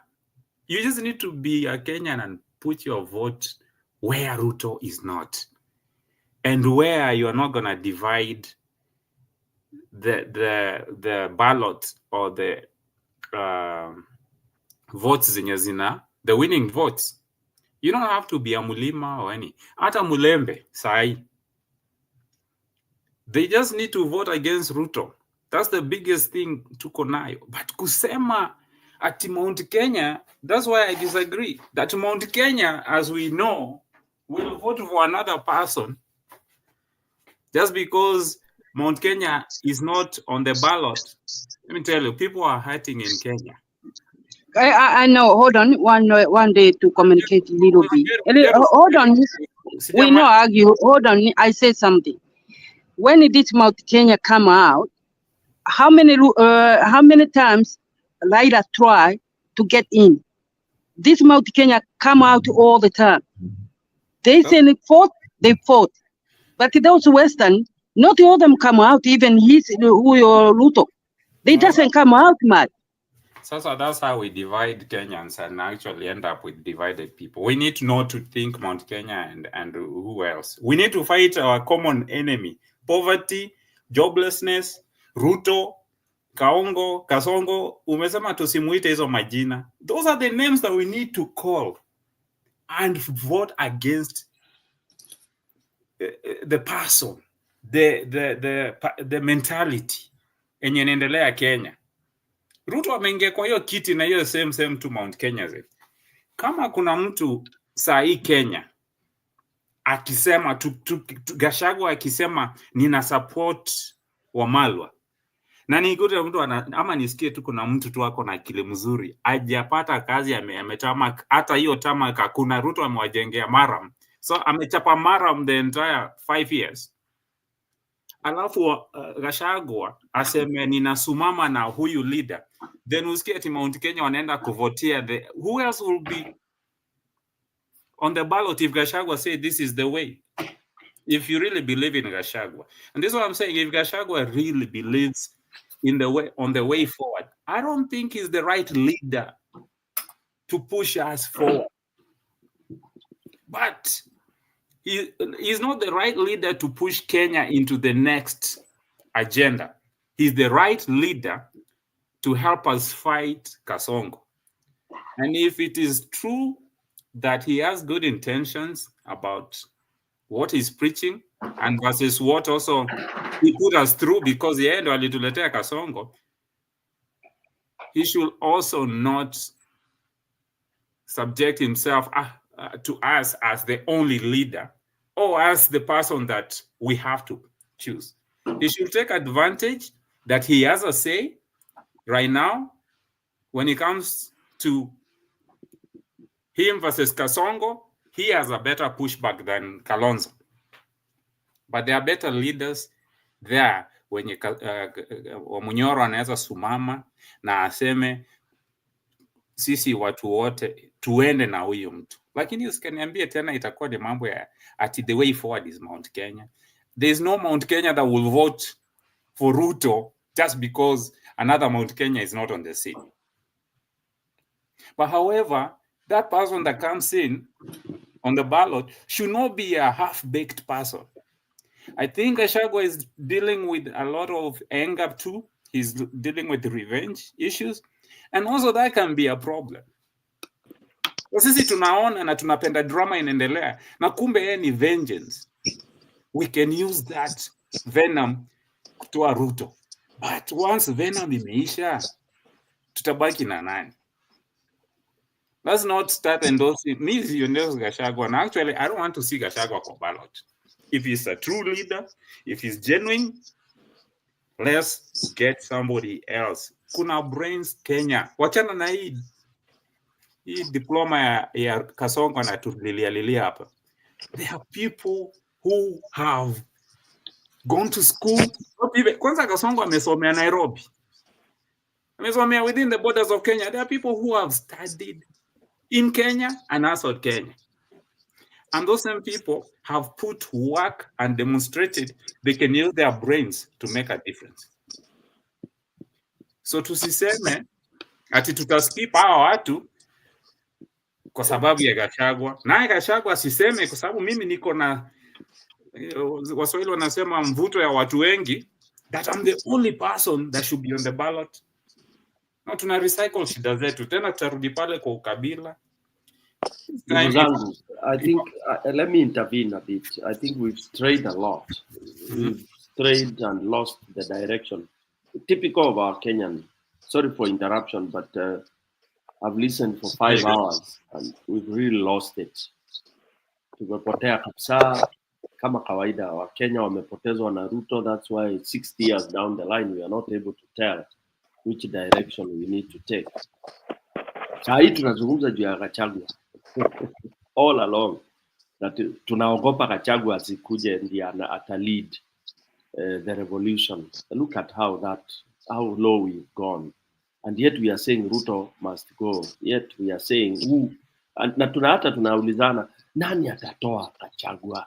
Wengine jana na juzi tulikuwa tunasema tutatoa wapi Traore?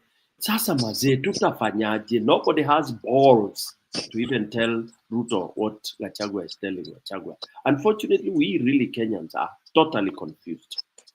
We are saying Ruto struggles for survival and his illegitimacy. He was humiliated today. The whole country is saying Ruto must go. But Ruto will have to be removed if we were to go there. Hata akitolewa na bullet, I mean, going to the extreme, there has to be somebody to fill in there. There has to be somebody to hold that trigger. Trigger in terms of bullet, trigger in terms of ballot. Okay, Kenyans, now we are even worried about, not even about Gachagua being removed, is who we are even now fighting who should be in forefront to fight Gachagua. Yet we are complaining, no, not Gachagua, to fight Ruto. Jemo and everybody else. I think we've lost it. For me, even if it's Raila who will come and remove Ruto, I'll be okay. I'll be happy. As much as I really don't even want to be associated with him. But if I can trust that and I can see him being able to remove Ruto, I'll be more than happy. And I'll say whatever he has done in the past, I'll put it on the car parking for the time being. Lakini anitolee hii nyoka kwa nyumba. Whether it's Gachagua, whether it's Kalonzo, whether it's Marara, whether we need now to be thinking, whoever has the balls, and I'm using that bold word, ule mtu ana hizo makei na kutoa Ruto ni nani saa hii? Hata tukikataa Gachagua, hata tukisema Gachagua has vengeance. In fact, I want Gachagua to use that vengeance to remove Ruto.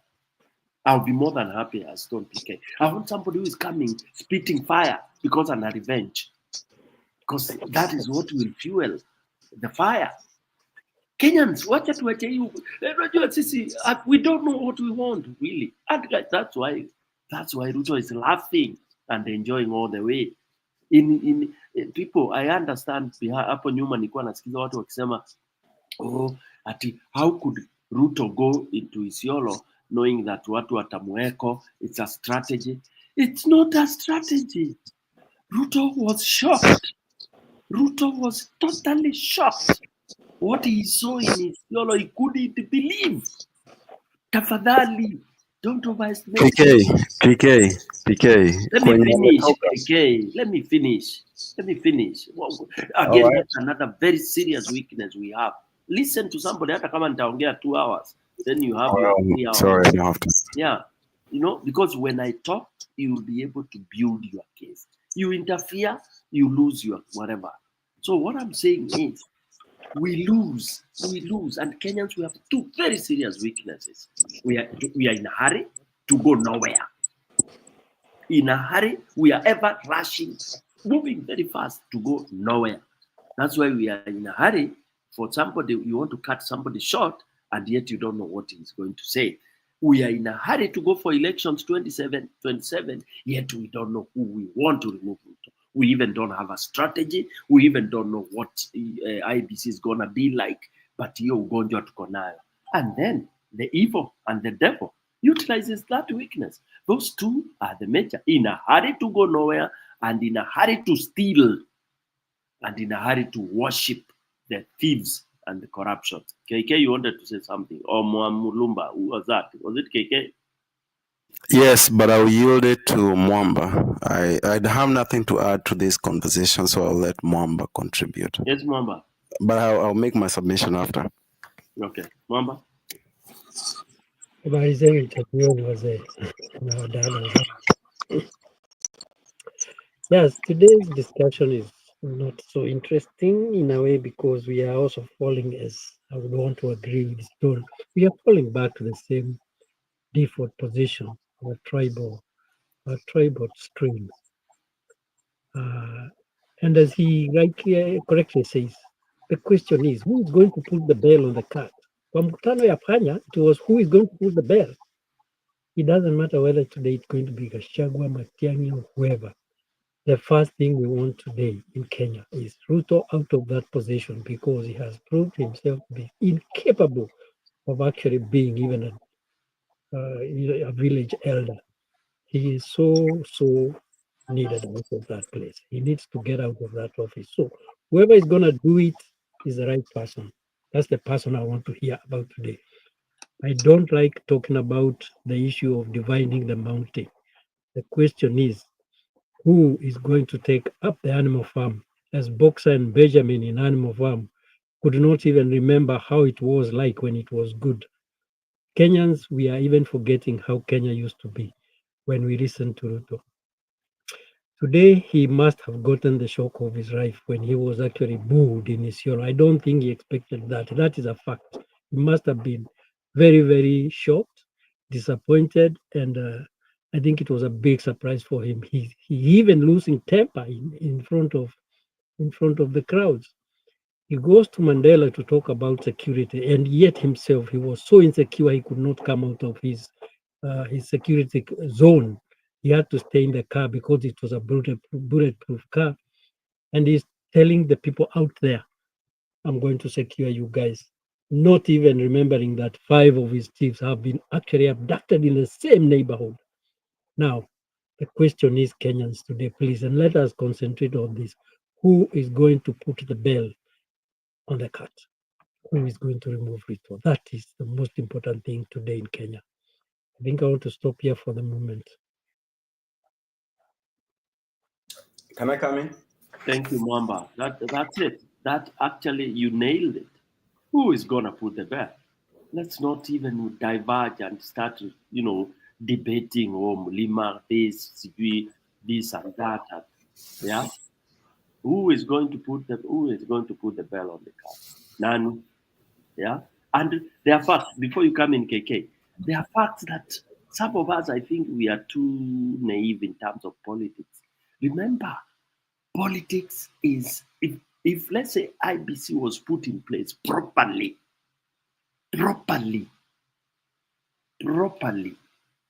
by the end of it all, it will be numbers, bro and sisters.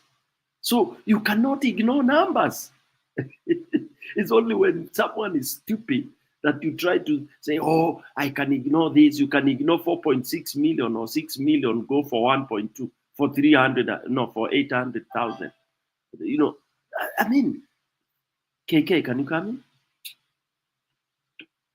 Yes, but I'll try to change the topic a little bit if you don't mind. And I'll start Why do you want to change it if it's not? Why do you want to change it? I like to give a perspective because I think we are losing our ways. When we come here, we discuss Matiang'i, Kalonzo, Wamalwa, Raila. I feel like we miss one big point. What are we supposed to discuss? We're not supposed to discuss anything, but I'm trying to make my point, if you let me. So one of the things that we have to address is our country is going economic genocide. All of us can agree on it, right? What is happening in our country? We have a debt of 10 trillion Kenya shillings. We haven't discussed this. Wamalwa was in Spice FM 2 days ago.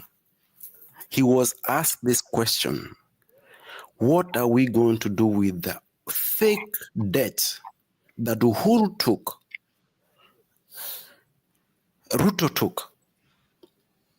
We are paying for that debt. It did not do anything for our people. That's the first thing anyone running for office need to address. If you talking about running our country, Njeru come here and tell us about Gachagua. The first thing Gachagua need to address is we will not, as Kenyan people, pay a fake debt to anyone. Whoever took that debt need to deal with it. It's not Kenyan people. That's the first thing anyone running for office need to address. If you cannot address the fake debts that our people are going through, Jero, you come in after. Mute yourself, please. If you're taking a debt versus our own people and the debt is not helping our people, that debt that never even reached our own country, we will not pay. If we cannot start there, if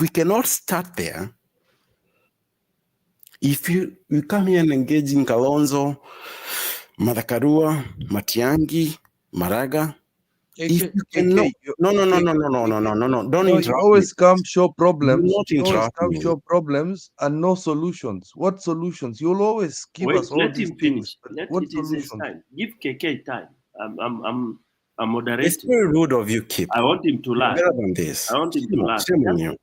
Just to learn. If we are coming here to engage, our people are in debt that they didn't even help. They didn't even get anything out of it. The first thing, anyone who is running for office, Kalonzo, Madhakarua, Matiangi, anyone else, the first thing we need to address is that. Thank you. Point number one. Number two? Yeah, number two. The disrespect of the fake Kaongo, the fake PhD. It's insulting to the people. It's so fake. Number three, I have 4 points, if you don't mind, Mr. Chair. The USAID. USAID is a CIA operative. Some of us work for the same beast. You have to understand the beast is done. Most of people don't understand. The whole dynamics is changed. No matter who you work for, the beast is done. The empire is done. So now we have to go back home. One thing we will not do as a Kenyan community, we will not pay fake debts. Whoever took the fake debts that never reached Kenya, you will be accountable for it yourself. You will pay for it. Wherever you live, we'll find you. We will make sure the people that gave you that loan, they know where you live. So if they have to come and get your money, they'll come back and we'll tell them where you live. They come and collect. That's the first thing. Go ahead, Kip. You had enough guts to interrupt me.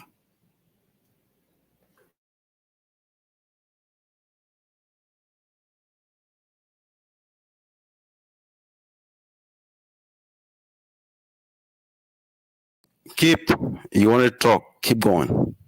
Talk what you want. Solutions do you have for these things you said? You said, okay, how are you going to catch these people? How are you going to stop the debt? The debt Because is we the have original the auditing. Sorry? Audit. If the money Who never do- reached Kenya, you will KK, I thought KK you landed, so keep can come in. No, keep ameniza swali. Oh, it Ingine? doesn't work. Yeah. Yeah, No, ameniza. I'm done. No, I'm okay. Ameniza, Let's, how do I account for this? So I had to respond to him. Or can I wait for until you said? No, yeah. You know, there's a moderator. You are Kenya, by the way.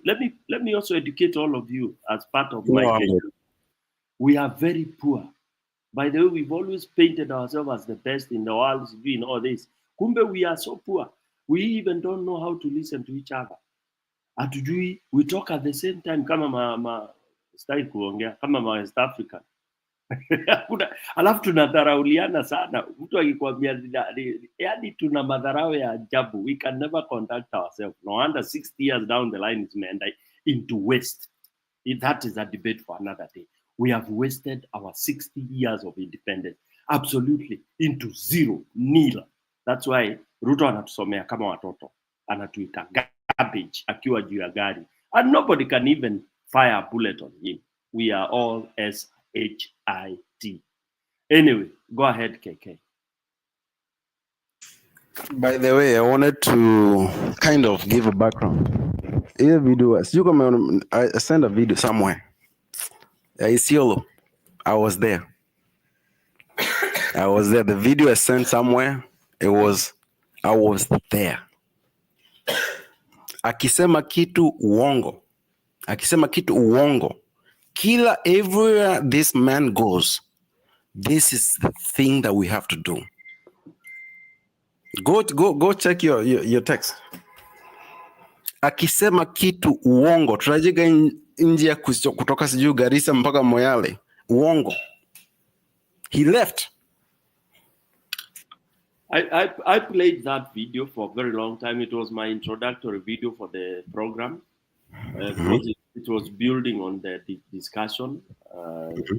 It was in Isiolo, and he had to end his nini. Yes. Yake alikalisia. Alikimbia because unajua watu tuko na guns.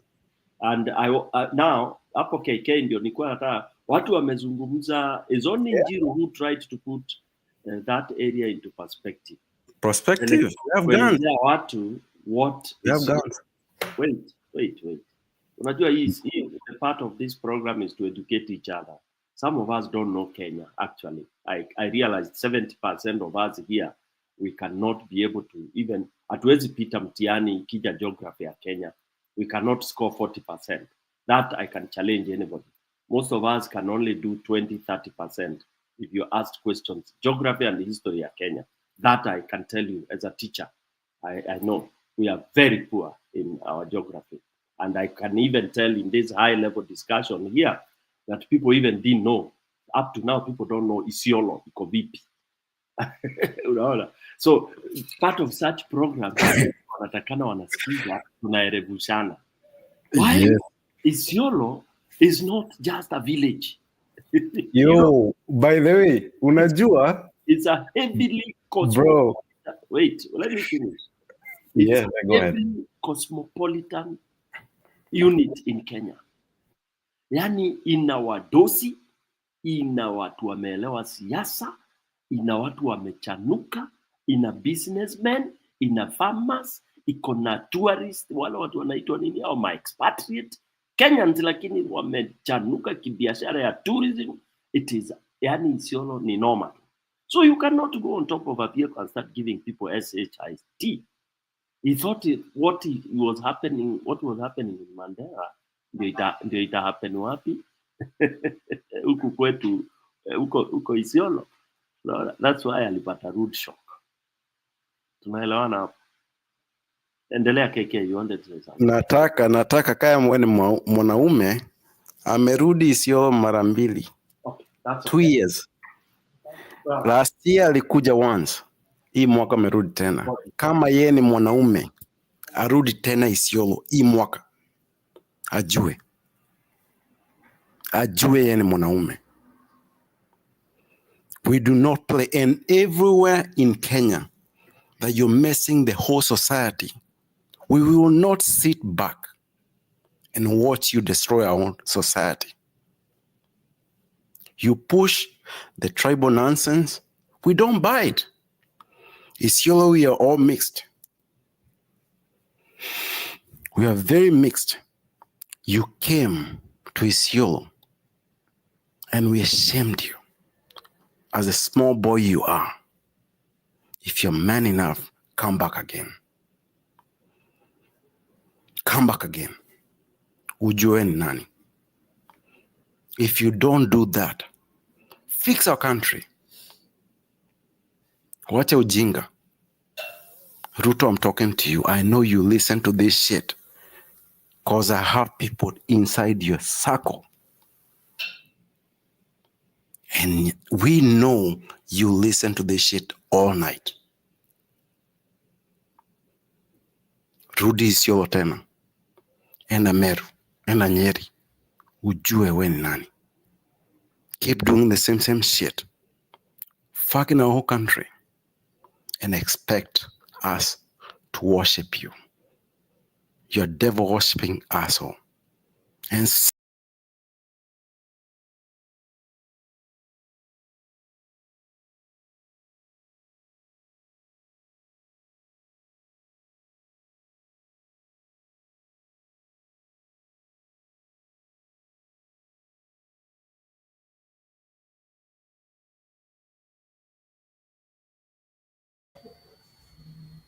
Kwani kumeendaje? Keep siongee, muongee.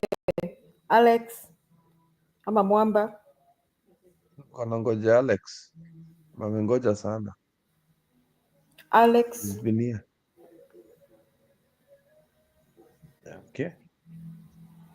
Acha tupige I want story to na go. yeye Keep. Hiyo tupige naye story hiyo story ya Ruto. Kushautiwa Keep ulionaje? Yani people he was talking back and forth with people. How No, presidential you is see, that? Hmm? no, you see, the first thing you need to notice, Julia, and I've been saying this for numerous months. The first thing that Ruto does is he basically has the KTN, the Citizens, and the KTN Citizen, KBC is of course national, and Nation TVs in his corner. Unajua wasipofanya yenye anataka, their licenses would be revoked. That's why we see clips of him every Sunday going that long. So what they do is mic yake, you see kuna kwanga gari ingine inamfuatanga. There's a car for press inamfuatanga. So the mic is connected directly to that vehicle, which is then distributed across all those TV channels. They don't take audio elsewhere. They only take audio from him. So what would happen is the people that surround him are usually GSU, chiefs, people who've been paid. So they're the ones who pay attention and, interact with him. And then the people in the back, they are real wananchi. Some have been paid, some are actually idle, some are from the markets. So the problem with Ruto anafikiria ni zamani, where the audio will also only come out for Citizen. So when you watch from Citizen, you don't hear the crowd. You don't hear them wakisema Ruto must go, toka, mwizi. Now, the clips you're seeing of even KK himself, the clips you're seeing now, actually are wananchi wenye wanazambaza. If you notice that, you first watch the news, alienda Isiolo akatukana watu, but you don't know what made him react like that. You don't initially see what made him react. You don't see the back and forth, because they'll also cut it. You see? So all this time, for the last, I think, year, that is what has been happening. He goes somewhere, wanamwita mwizi, wanamtukana. So now people have realized, since the news does not do these things, they upload it on WhatsApp. Before you know it, inafika Nairobi, it goes to X, and it's spread. Na niko na ya NTV sasa walikava vizuri, wakasema hata hakaongea, hata wakanareti wakasema at one point akanyamaza, nikashangaa kwani NTV ina nini inaongelea hiyo story sasa. Yeah, unajua what is happening, nani Kip and Julia, sorry to intervene, but you see like the clips kama zile mimi napata, they are raw, okay? Although sometimes unapata before tupate inachujwa kidogo, but okay, sooner or later we are also going to be having people on the ground. You know, when you have your person on the ground, kama Mtembei, yeah, I mean, it's okay to mention him. He's our friend. Mtembei has people on the ground, wale wana run, so they get that raw. But he can edit the way he wants. I mean, his people can, If you want to give it as it is, itatokelezea hivyo hivyo. Sasa ukiwa na bahati, kuna zingine tunapata ambazo ziko unedited. Even these people, citizen, they have raw, but they go wana edit, ndio wanaweka kwa news yao. But again, if you go through mlango ya nyuma, the same guys will give you like what Julia you are talking about. But to tell you the truth, Isiolo was really what you would call bad and terrible. I have 4 guys there, very close friends, senior in the government, very senior. They are there doing job. They were the first one to text me kuniambia yani mmoja aliniambia if I were Ruto I would just simply resign. Wakenya hawanitaki. Imagine mtu anakuambia hivyo na ako level almost ya under secretary. Yani wanasema wamezunguka kila mahali na huyu msee. Hata yani mpaka jamaa ananiulizaje, hata saa nyingine wanaenda wanashindwa. Ruto mwenyewe katika akili yake anaona what is he seeing, mpaka wameshindwa what is he seeing. They don't know what is it that he is seeing. Unajua ile unaweza kuwa as a teacher in a classroom, Julia, you are one, uko kwa daro unafunza hivi na unaangalia wanafunzi wao kama ni 25, unaona hawa watu 10 wako na mimi kabisa, 15 wamepotea, nitarudi kuwa collect baadaye. Ama umeongea kitu, unaona hii daro hakuna kitu imeshika. I've spoken for 10 minutes but nimewapoteza kabisa. Then you go back to Ruto, wanaulizana what is he seeing, who is he seeing ana govern. Yani Ruto anaona nchi gani hiyo ana govern? Mpaka ndio huyo jalia ananiambia wanaamini ule mtu alikuwa anasema Ruto aende, mtu wa petition ule alipetition aende apimwa akili, because he is alone, ako peke yake na ameenda mbio as if in Kenya there is nobody. Mpaka ako na hiyo disease inaitwaje ile, you know, when you start insulting a crowd, you know, ile narcissist. Schizophrenia. Anaona nini? Anaona what we are not seeing. Exactly. Yeah. Schizophrenia. He's wacha niwacheze, niliona ya NTV sasa. Cheza hiyo. To prove to that. While you're playing it. Yeah, I'm playing it shortly. Yeah, now. While you're playing it, while you're trying to play it, he's also he's trying to recreate something that cannot be recreated again. Unajua ile ametongoza msichana and it's not working. Exactly.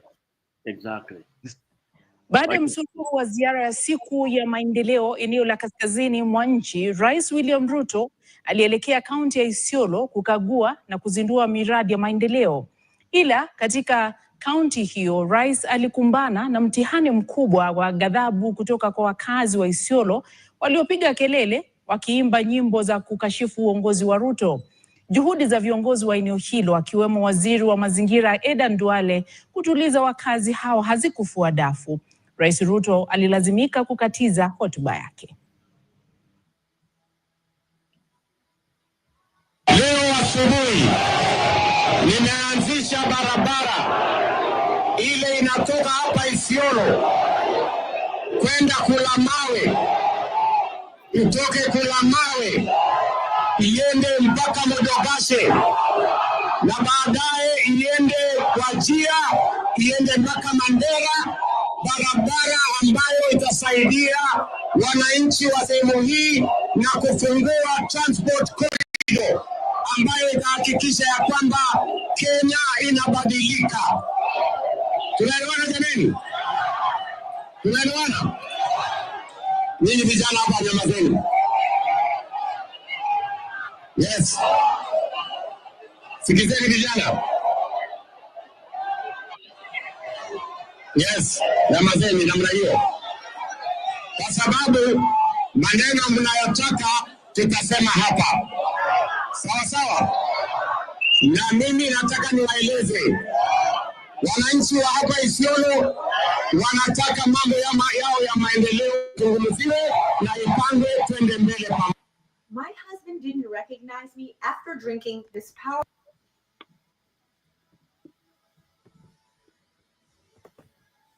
You've seen the mic now. Now you understand what I mean about the mic. Una mic ingine You did not hear the people. No, but you can now hear because they were too loud. Ruto must Uongo. go. The Ruto chorus must was go. uongo. Yeah. Uongo. And I'm also just wondering, you are the president, and the moment he stood up and wakaanza uongo na Ruto must go, I think angekaa na utoke na gari na ondoke na gari.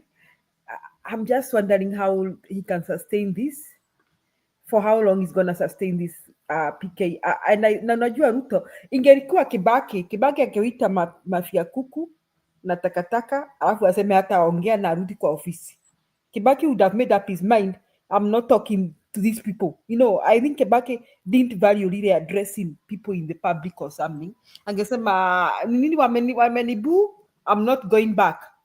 But I think Ruto is really stressed over this because he's a kind of a That is person. no, Julia, let me ask you. Martin, wait, Martin.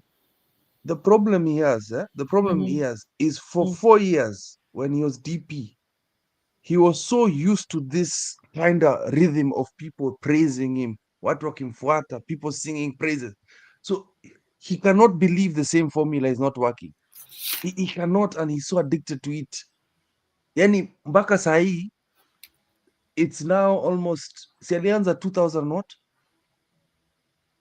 He has not stopped. This is year 6. Lakini akona kaugonjwa keep. Hajaacha hii kitu. Ndio Mato aseme kitu. Akona kaugonjwa. You have to be intelligent. You have to be intelligent. Hata nyinyi watu nyinyi keep. Let me address PK. PK, I think mko na watoto wakubwa kama wangu. The moment wanakujibu, think very, PK, your son will slap you. If akikujibu, you don't take measures. You don't think twice. The next utaona amekujia ngumi. So if your son talks back, tumseme umemuita, alafu ama mshana wangu nimuita na niambia so I should now think hapo tumefikishana na huyu msichana, something is very wrong. Either I should calculate my approach, or rethink it, or even find out what he's cooking. Now Ruto, he's not that kind. Ruto anajifanya he's the top man in Kenya, or if not in Africa. Then on top of that akona pressure akinashakwa na wale wengine. This guy, wacha nimalizie Jumatatu aseme kitu. This guy atatoa nguo atatembea uchi. PK Mato was saying something. Yes, Mato. Watching niulize, my friends, listen, I have a dad, hata kama alikufa ama kama yuko hai. I have a mother. I have my big brothers. I have people and my uncles who can tell me, we nyamaza. Ruto ni nani anaambia watu wa nyamaza? Wewe kijana nyamaza. Ni nani? Wa nani? Anaongelesha Shalin ama anaongelesha kale nini mtoto wake? The disrespect on the citizenry is what actually catches me. Inanishika like, sasa mimi nazaambia Julia nyamaza aje. Just because I'm a president, niambie Julia wewe nyamaza. It doesn't even make any sense. If you're a president, kwani who told you that sasa ukiwa president you can amuri kila mtu? Mimi hata kwa hii channel, hata nikiwa hata moderator kwa hii channel, naweza ambia Stone PK nyamaza, ama niambie mtu yote nyamaza. Mimi nani? You see, the disrespect of Ruto has become so much, and that is why he's throwing disrespect, but he's getting actually more disrespect. Kwenda kuongelesha watu toto hivyo ni kama ni watoto wako.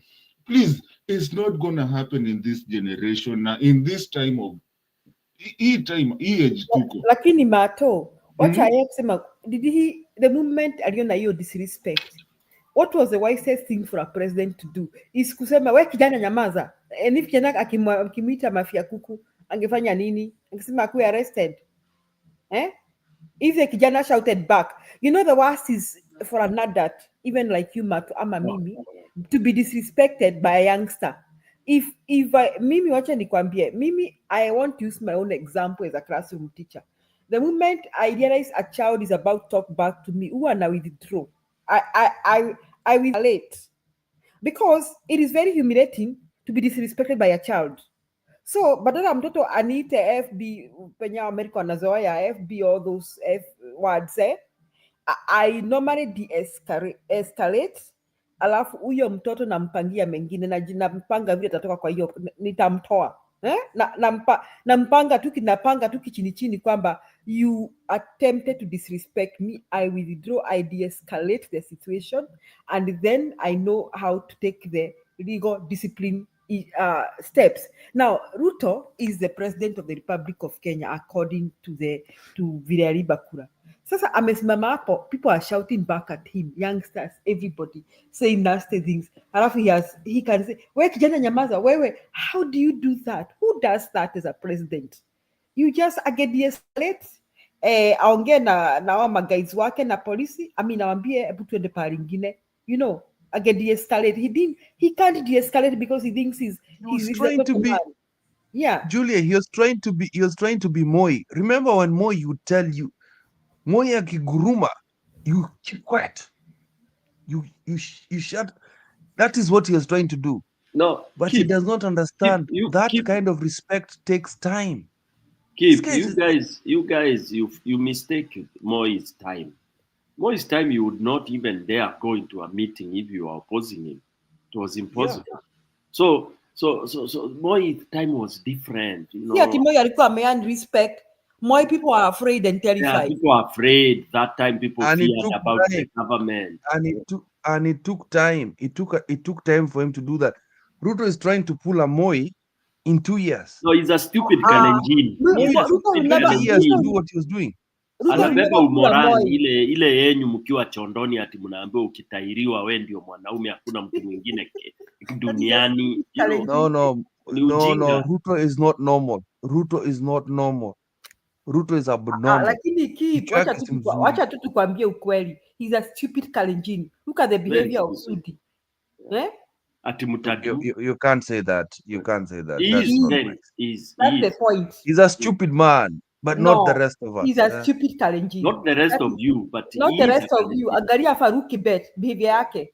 Faruk, an idiot. Angalia Sudi. Angalia Faruk Sudi. ni chokora. Shit, man. Anyway. Yani mumete keep unakata engineer si chokora. There is something I wanted to bring in.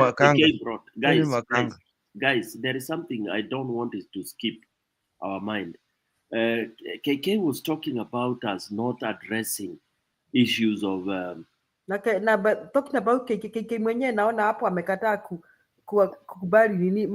I think anatupa nje StreamYard haija configure his mic. That is what Janet, kuna shida.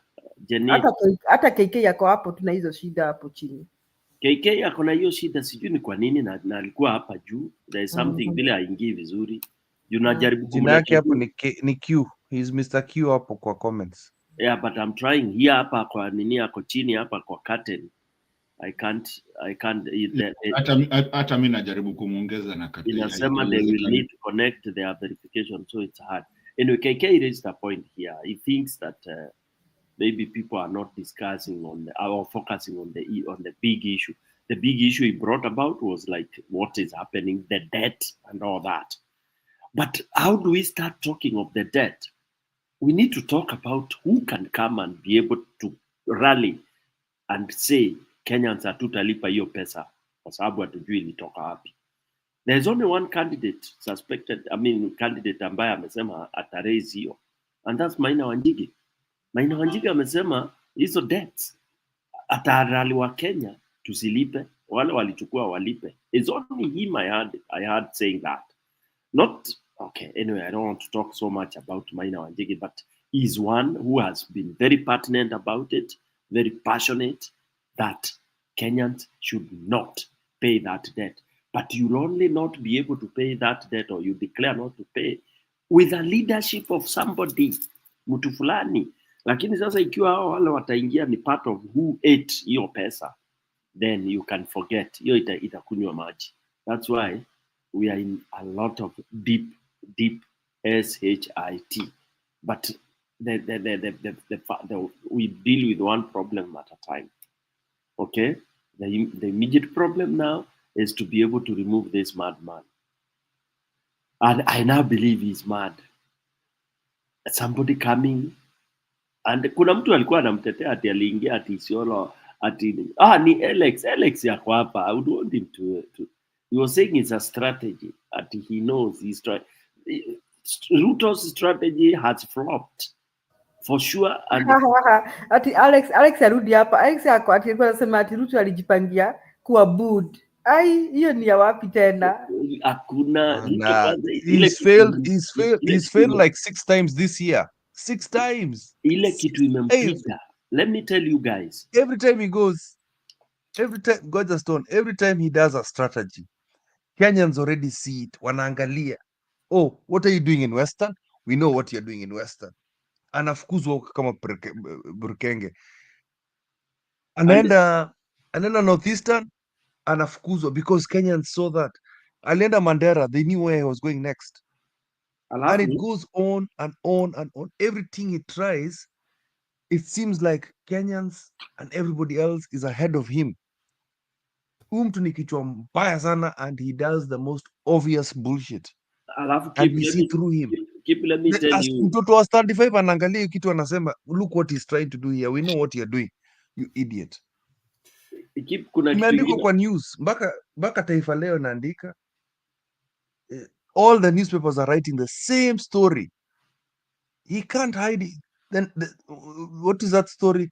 The emperor is naked. Stone. you see, there are some things we need to debunk here. Hata tukija kwa TV kuongea, there are things we need to debunk na tuache. You know, some of us ndio tuna misguide. Ground iko tofauti na some of the things we discuss here, because hapa tunaleta usomi mwingi, analysis, desk analysis zingine hata hazina maana, but tuna forget facts. Fact number one is that Kenyans are mad with the Ruto, almost 90%. Okay, hiyo ni fact. Hiyo si kitu ya kudebate ati hizi ile vitu zilikuwa zinaletwa na Ayaga hapa, sijui ati you know Nyanza, sijui this is how politics has been. As we are talking today, it's not about politics ati inaendanga ilikuaga ama nini. Number one is that Kenyans are mad, and it was demonstrated. Ule hataki kuamini hiyo ni mjinga. Ilidemonstratiwa na maandamano ya Gen Z, ilienda into almost 40 something counties. They banned places and all that. Happy people don't do that. That's fact.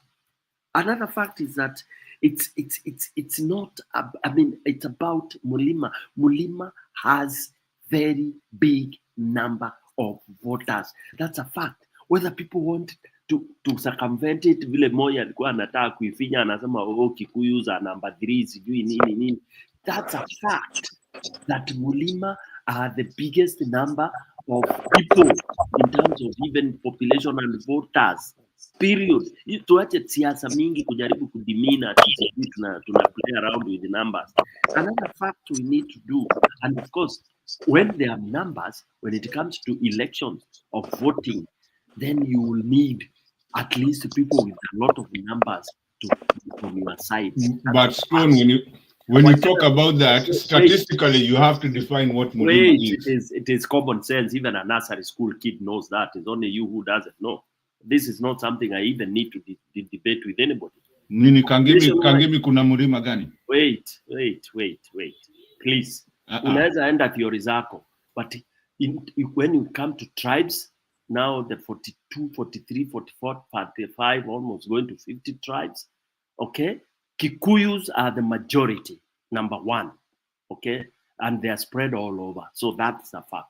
You can disapprove or disapprove. So if I'm contesting... Hiyo sikubaliani, nimekataa. Ni sauri yako utaongea bana, wacha nimalize. Mimi naongea kama Stone PK. If I was to go for presidency, I would make sure I have befriended the population that is in one of the biggest tribe, so that I get as much votes as possible. That I cannot, whatever. Another third fact that we need to admit today, that the Simba, ule anashika, ule anaguza makei za Ruto hivi, ule anaiguza, anacheza na Okenyo, wacha niongee hiyo sheng, ule anaguza Ruto Okenyo hivi, mpaka Ruto halali, hakuna mwingine Kenya hii, nikachagua. That's a fact. Whether mtu apende, hatukuwa tumependa Gachagua before, because he was all what he was. But today, ule mtu afanya Gachagua nani Ruto halali is Gachagua. That is a fact. So if Kenyans really want to make Ruto sleepless, then they have to clap for Gachagua, whether we like him or not. Let me give a proverb in Kimbere. The proverb in Kimbere says, the dog, you find the dog eating S-H-I-T. Na ukikuta ikikula inakaa hivi, which means it's not enjoying. Kimbere tunaita kung'eng'enyara. Inakula kwa sababu haina hata wise, lakini inajua ni shonde na inakula. Sasa watu tutakula shonde tu, lakini ni kwa sababu tunajua hii shonde itatutoa mahali. Look at my face. Those of you who are looking at my, that's how the dog eats the shonde. Like, so that is something we have to agree. That's a fact. Okay? Then tujue fact ingine ya mwisho. Ruto alifanya dhambi ya pili ya asili Kenya, kwamba hawezi samehewa hata aweke barabara za lami, atengeneze barabara ya kutoka Nairobi kwenda kwa Mwezi na kurudi, apeleke wa Kenya to the mass, wakaone huko, wafurahie, warudi. Ruto, the dhambi alifanya tarehe 25, he cannot be forgiven. Hata hiyo amewachiwa na watu wamesema ataforgiviwa na Yesu, akimit his maker. So in short, those facts I've given you ndio zina drive the population in Kenya. Maybe the last fact is that we don't know now who will tie the bell on the cat. Period. Who will bell the cat? Vile Mwamba alisema. So those, if we can look at those facts, then we will not go, sijui watu population hii, hao wanafanya hivi, wale wanafanya hivi.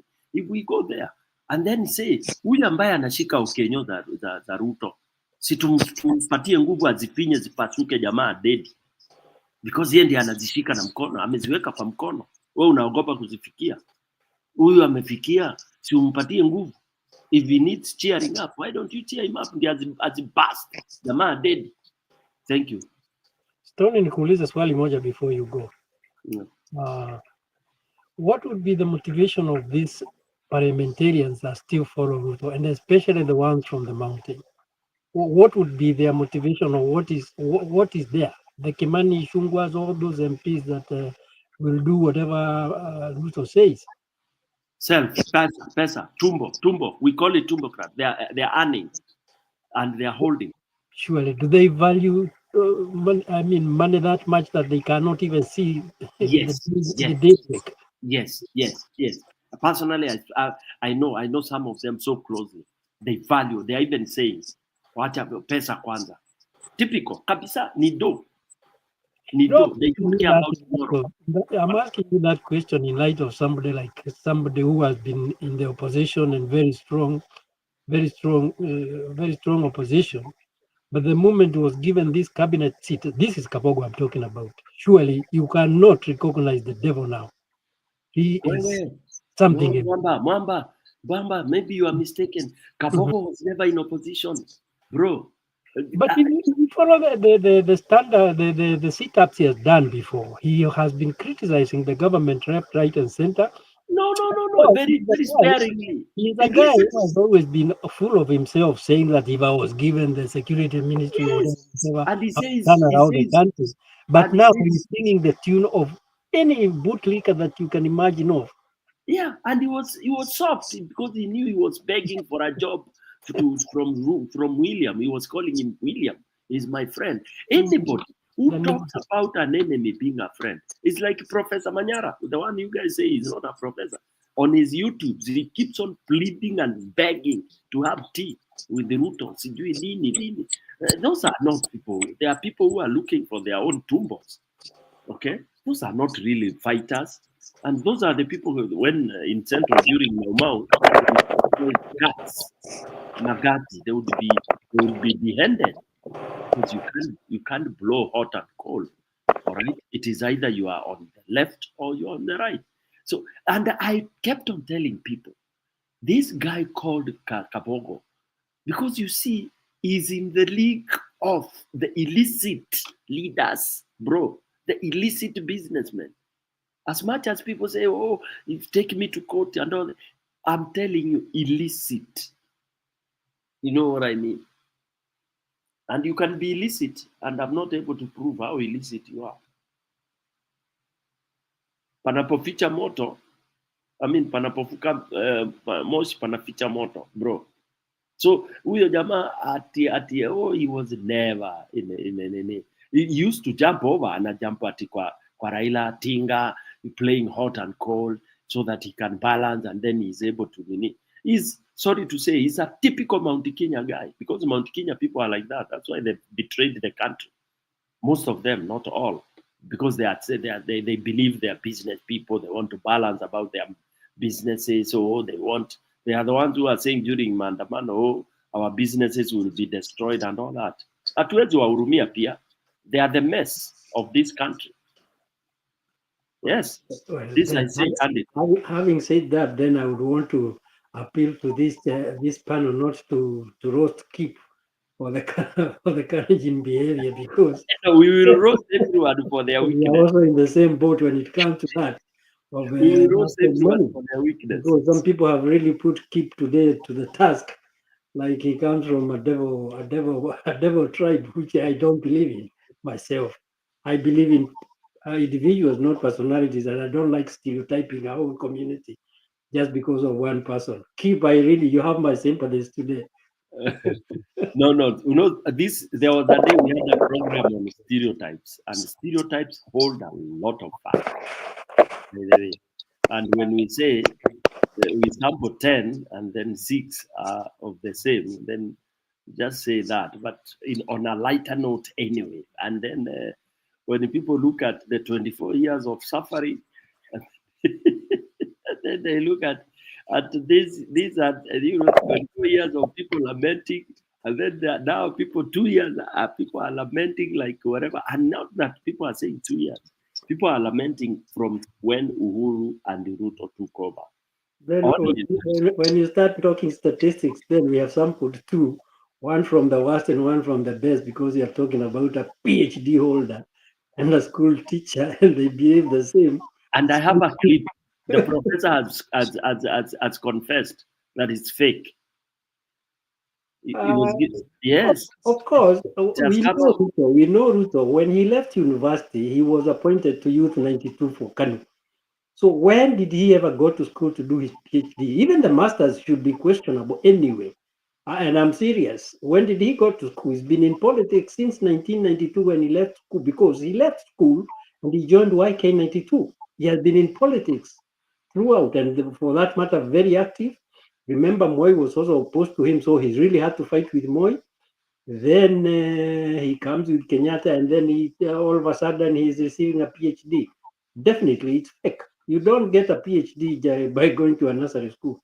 I'm looking for that clip when Uhuru went to his supposedly graduation ceremony. Uhuru asked him, "Ala, hata sijui ulikuwa unasoma lini?" That's your boss telling you. Wewe ni boss, wewe ni deputy president, hata kama unafanya online. Those of us who have done some of them online, you have to tell your boss sometimes uko na that was the weakness of Uhuru. When he knows something, he never speaks out. It just speaks in parables. I think he took it up from his father. So he never talks about anything straight. Yeah. Because the time he was telling us, Muchukua Mutu, at least he knew. I think he knew this boy very well. But he never came out clean. And that is what he's being blamed for today. But Mwamba, this is another thing I disagree with watu wa Mlima. Hata when Gachagua, I texted Gachagua to tell him some of these things he should stop talking. They are stupid. They are making him look stupid. You can't say that Uhuru did not tell you the reason. I mean, unaambiwa na president. No. That one I took very serious, because also myself, I would not have voted for Ruto. Number one, having known about the issue of Kiamba. Wait, Mwamba. You knew the issue of Kiamba Church. Yes. That one I knew. You knew the issue of Ruto grabbing land from Mutesh.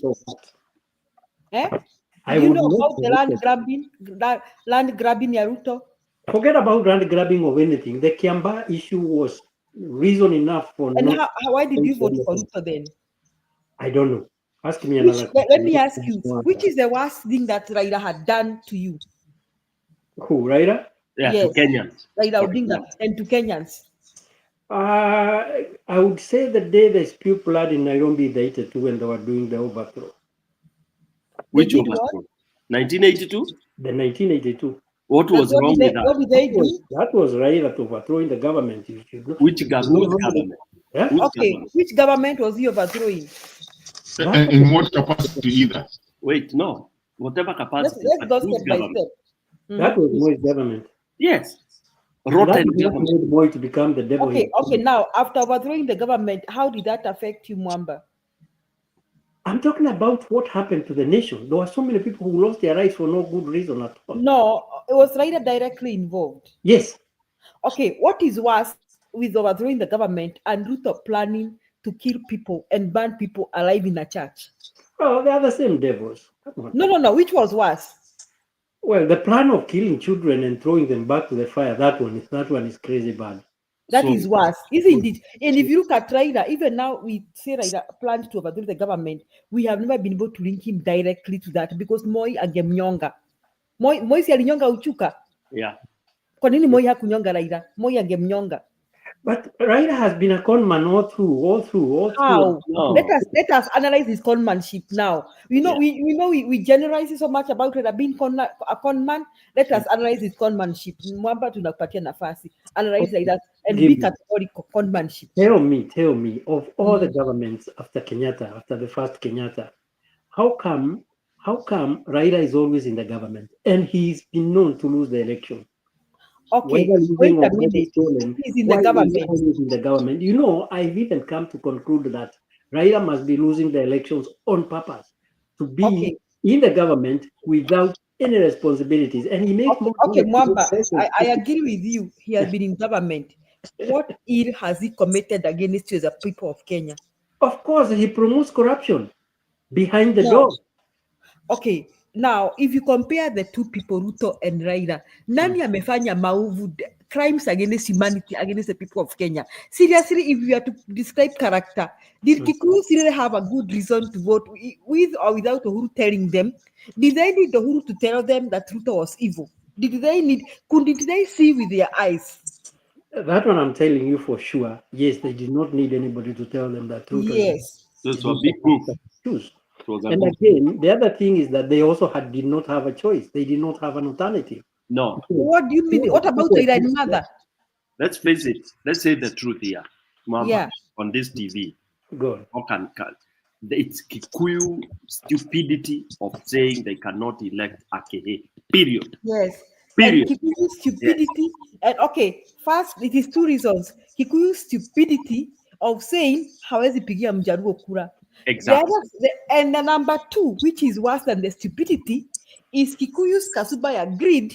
Yeah, the end justifies the means. Hawaonangi wizi. Wakikuyu wanapora, wako na tamaa ya pesa. They can even kill their own brothers for money. They don't think that killing is evil. They don't think there's anything wrong with corruption. So when Uhuru was trying to say ati wewe ni dereva na uko na manamba anaenda akitoa miguu ya gari, they knew that Uhuru was calling Ruto a thief. They knew it. They did not have to it was not rocket science. They knew it. Lakini walikuwa nasema ni mwizi wetu. Aya, when Gachagua alinyang'anywa pesa yake ya kupora kule Nyeri from the county coffers, they were very mad with Uhuru wakasema Gachagua arudishiwe kwa sababu wa Kikuyu kupora is okay, and Kikuyus also, just like the Kalenjins have ruined the nation of Kenya, Kikuyus have ruined the economy of Kenya because for them stealing is okay. Kumbuka story ya nini, these Nyamakema shops zenye zilikuwa zinaleta fake products. Those people are Pinams ati nini PK ati Uhuru amewafungia duka zao za kuleta vitu za magendo. And the Kikuyu politicians went around telling Kikuyus that it is okay to leta vitu za magendo kwa sababu nyinyi ndio msaidika, because Kikuyus have a demon in their heads. The end justifies. Hata sahi wa Kikuyu hata wameharibu kanisa. I'm sorry to explode, but I have to explode now. Wameharibu the Church of Christ in Kenya because the end justifies them. Wewe ni mhubiri lakini nia yako ya kuhubiri ni kupora wananchi. So now I agree let us not have a Kikuyu na Kalenjin as president. Period. That is my take. Indeed. That is the truth that has been hidden, and people have been pretending. There was no reason, even up to now. People saying pesa haina shida. Those are pastors from Mulima. Imagine ati wanasema ati pesa ya Ruto saa hii haina shida. Aya, Mambo, you ask a good question and now I can answer you. Wenye umeuliza nani, umeuliza PK. But what are the parliamentarians still doing supporting Ruto? You know what they are saying? Those parliamentarians, Mwamba, they can even sell their wives to Ruto, even their children, for money. I mean, it's just a demon that should be taken out of Kikuyus. In fact, we need to pray for deliverance. Yeah, these guys, it's my. Let me agree with you, Julia, number one, on 2 points. Kikuyus, if there is anybody to blame about the situation in Kenya today, it's definitely the Kikuyus. It's not anybody else anyway. Bottom line, Kenya was bound to have one of the best presidents after Kenyatta, and that was going to be Tom Mboya. He was the next vetted person to be the president, and I think that is what Kenyatta would have wanted. But because of greed and that issue of saying they cannot elect somebody, blah, blah, blah, they killed Mboya. Mboya was going to be the next president of Kenya. He was one of the most brilliant African leaders that time. He died.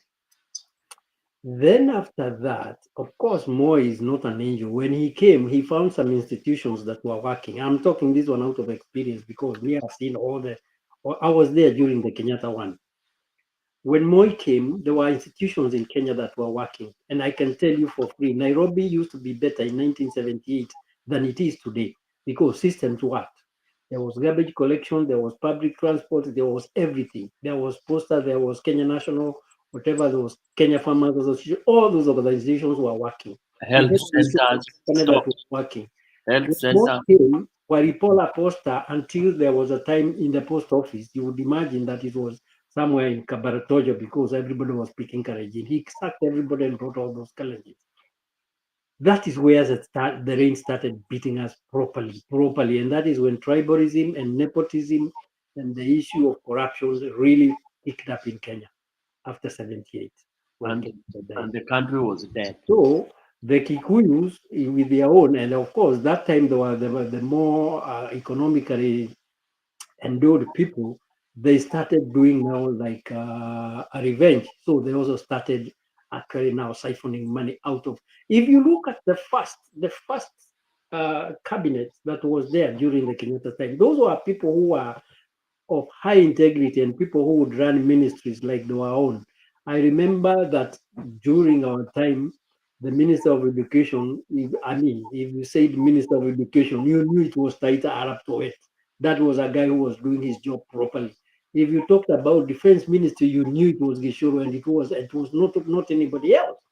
If we talked about finance, we knew Kibaki was the finance minister, and for that matter, very good at it. Those were people who are running the government the way it's supposed to be run, not like this kiosk that we have today or the ones that we came to acquire when Moi came in, when he would sack you in fact, it's Moi who brought this business of talking on top of cars. It never used to happen during our time. So many things have changed for the worse since Moi took over.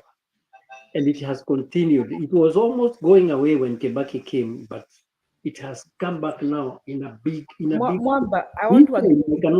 I can only compare Kenya today and the way it happened after 82, when Moi went ballistic, and this is the same period that is replaying again. And when they say history repeats itself, this is a history repeating in my lifetime. It is repeating itself exactly the way it repeated. I mean, it happened during when Moi took over after the 1982 coup d'etat. This is exactly the same thing. Mwamba, can I also emphasize on what you have said?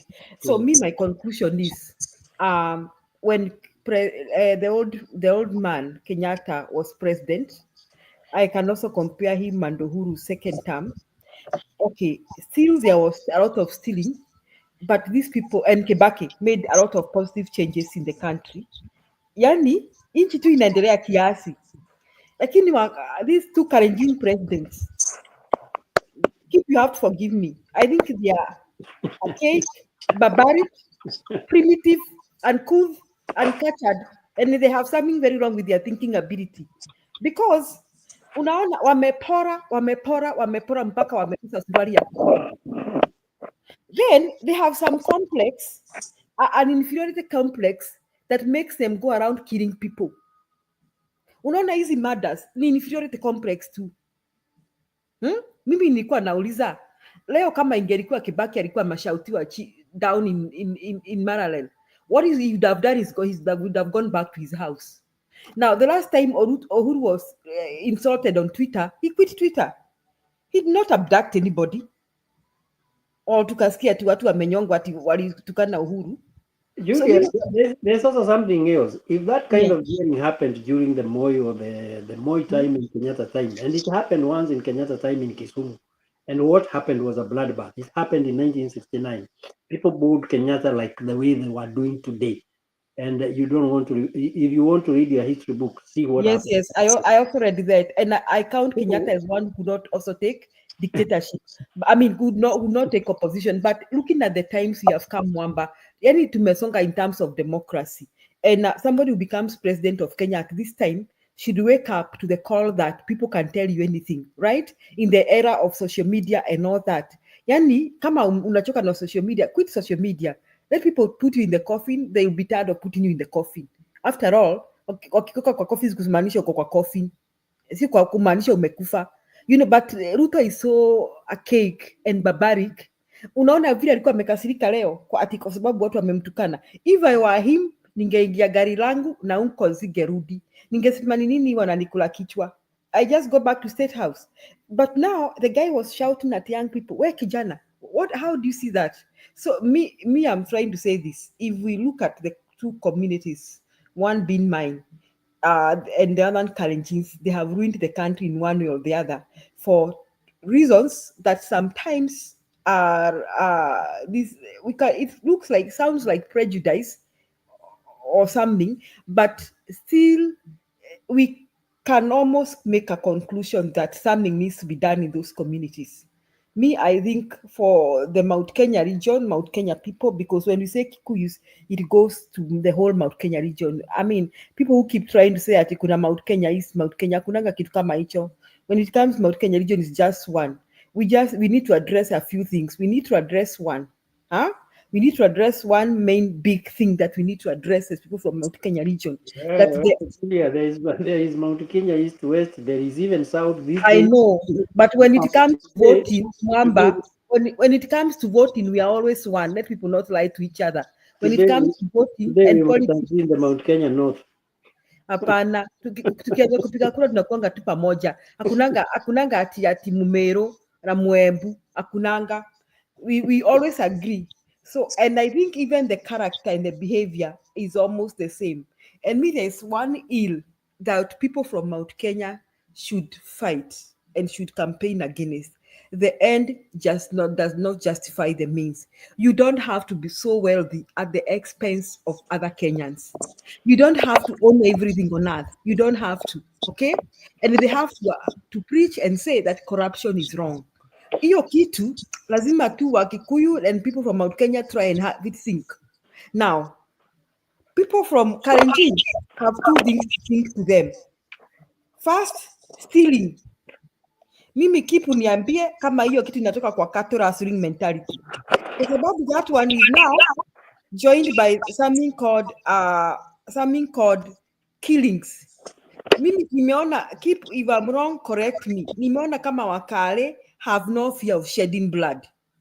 I'm coming to conclude that because the two Kalenjin presidents we have had have shed a lot of blood in Kenya, and they are not ashamed of it, and they are not even afraid that they did that. So I think Kalenjins have a lot of, not all Kalenjin, a lot of Wakali hawaogopi kushed blood na kupora shamba ya mtu, kupora ng'ombe za watu. Na nilikuwa nauliza swali, niliuliza mrafiki yangu nikamuuliza, mbona Wamasai wamepakana na kabila zingine na tusikiangi Wamasai wameenda kwa mashamba ya Kikuyu wamepora ng'ombe zao? Yet Masai are pastoralists. Ini nini hii iko Rift Valley, North Rift? Unaona? Sasa hiyo katabia ndio imekuja mpaka kwa serikali. Mtu amepora kile tuko amekosa cha kupora. On top wa kupora anaua watoto. because kwake hagopi kumwaga damu. So these are the ills that we must get rid out of our communities, and probably watu wataniambia the other communities may also have their ills, ni vile tu hawajapata nafasi ya kutawala most likely. Hata wao pengine wako na weakness zao, ni vile hawajapata nafasi ya kutuonesha weakness zao. Pike, wacha nikomesha hapo. Mwamba, I hope now you understand what Kikuyus need to deal with. Julian, I don't want to. I don't know. I hope you are not taking all the time again. On account of the others. Now, can I jump on? Is anybody else talking? Yeah, ni Jemo. Yes, Jemo nataka kujibu. Yeah, Jemo, I think you are being unfair. But I have a point too. Sasa shida ya Kikuyu, and I'm a proud one still. So shida yetu inakuwa, you know what happened to the good example ya Kikuyus, what's happening in Kenya and what's gonna happen in US. As much as watu wengi wana support Trump, tunaweza msupport tukiwa Kenya kama wa Kenya kwa sababu ya policies zenye zina affect Kenya. But if you guys have watched a lot of the policies zenye zimewekwa huku US zenye zita affect everybody,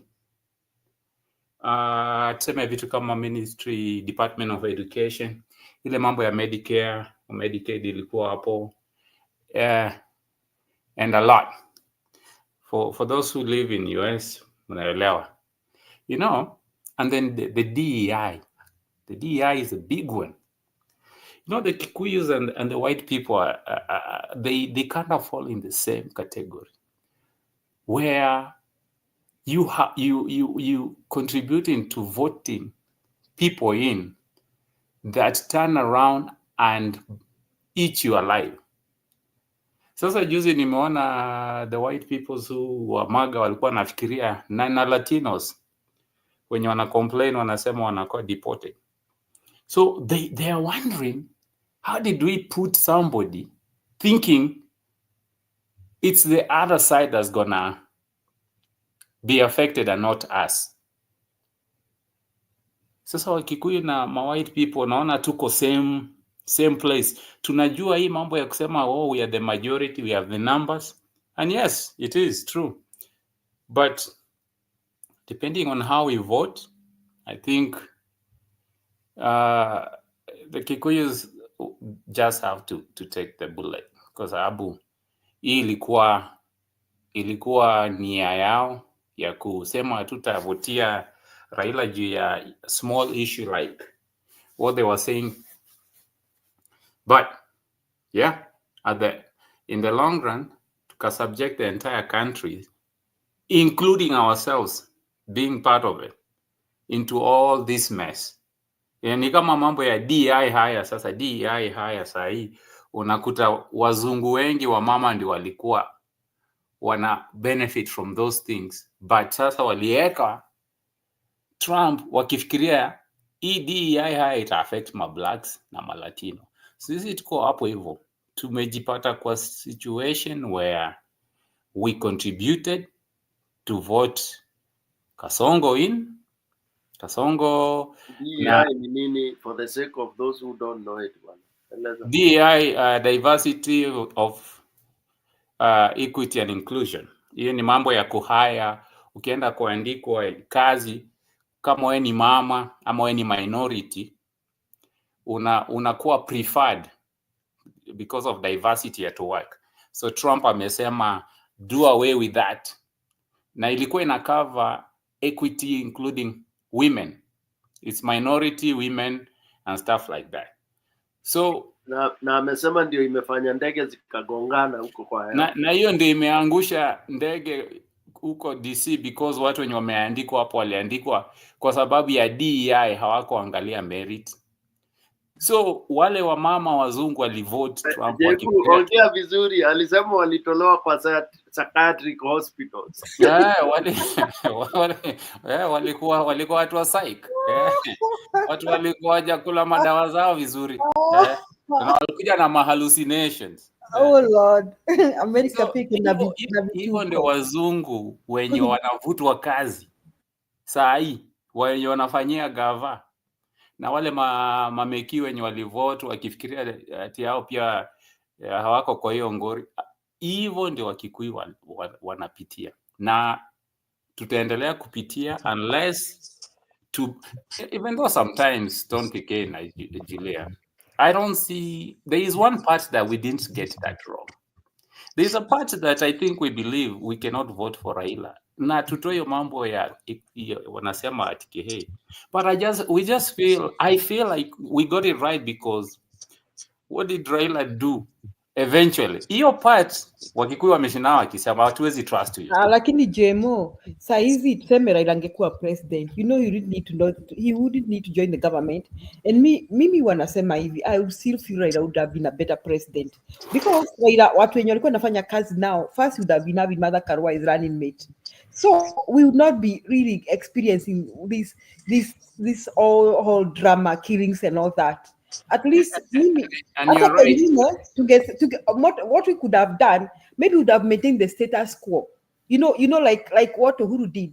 He kind of maintained the status quo. Status quo from Yes. So people hata kama walipenda Uhuru ama hawakupenda Uhuru. For example, unakumbuka the time watu walimswear in. After that, Uhuru just ignored them. They went on swearing in. They swore him in wherever they were.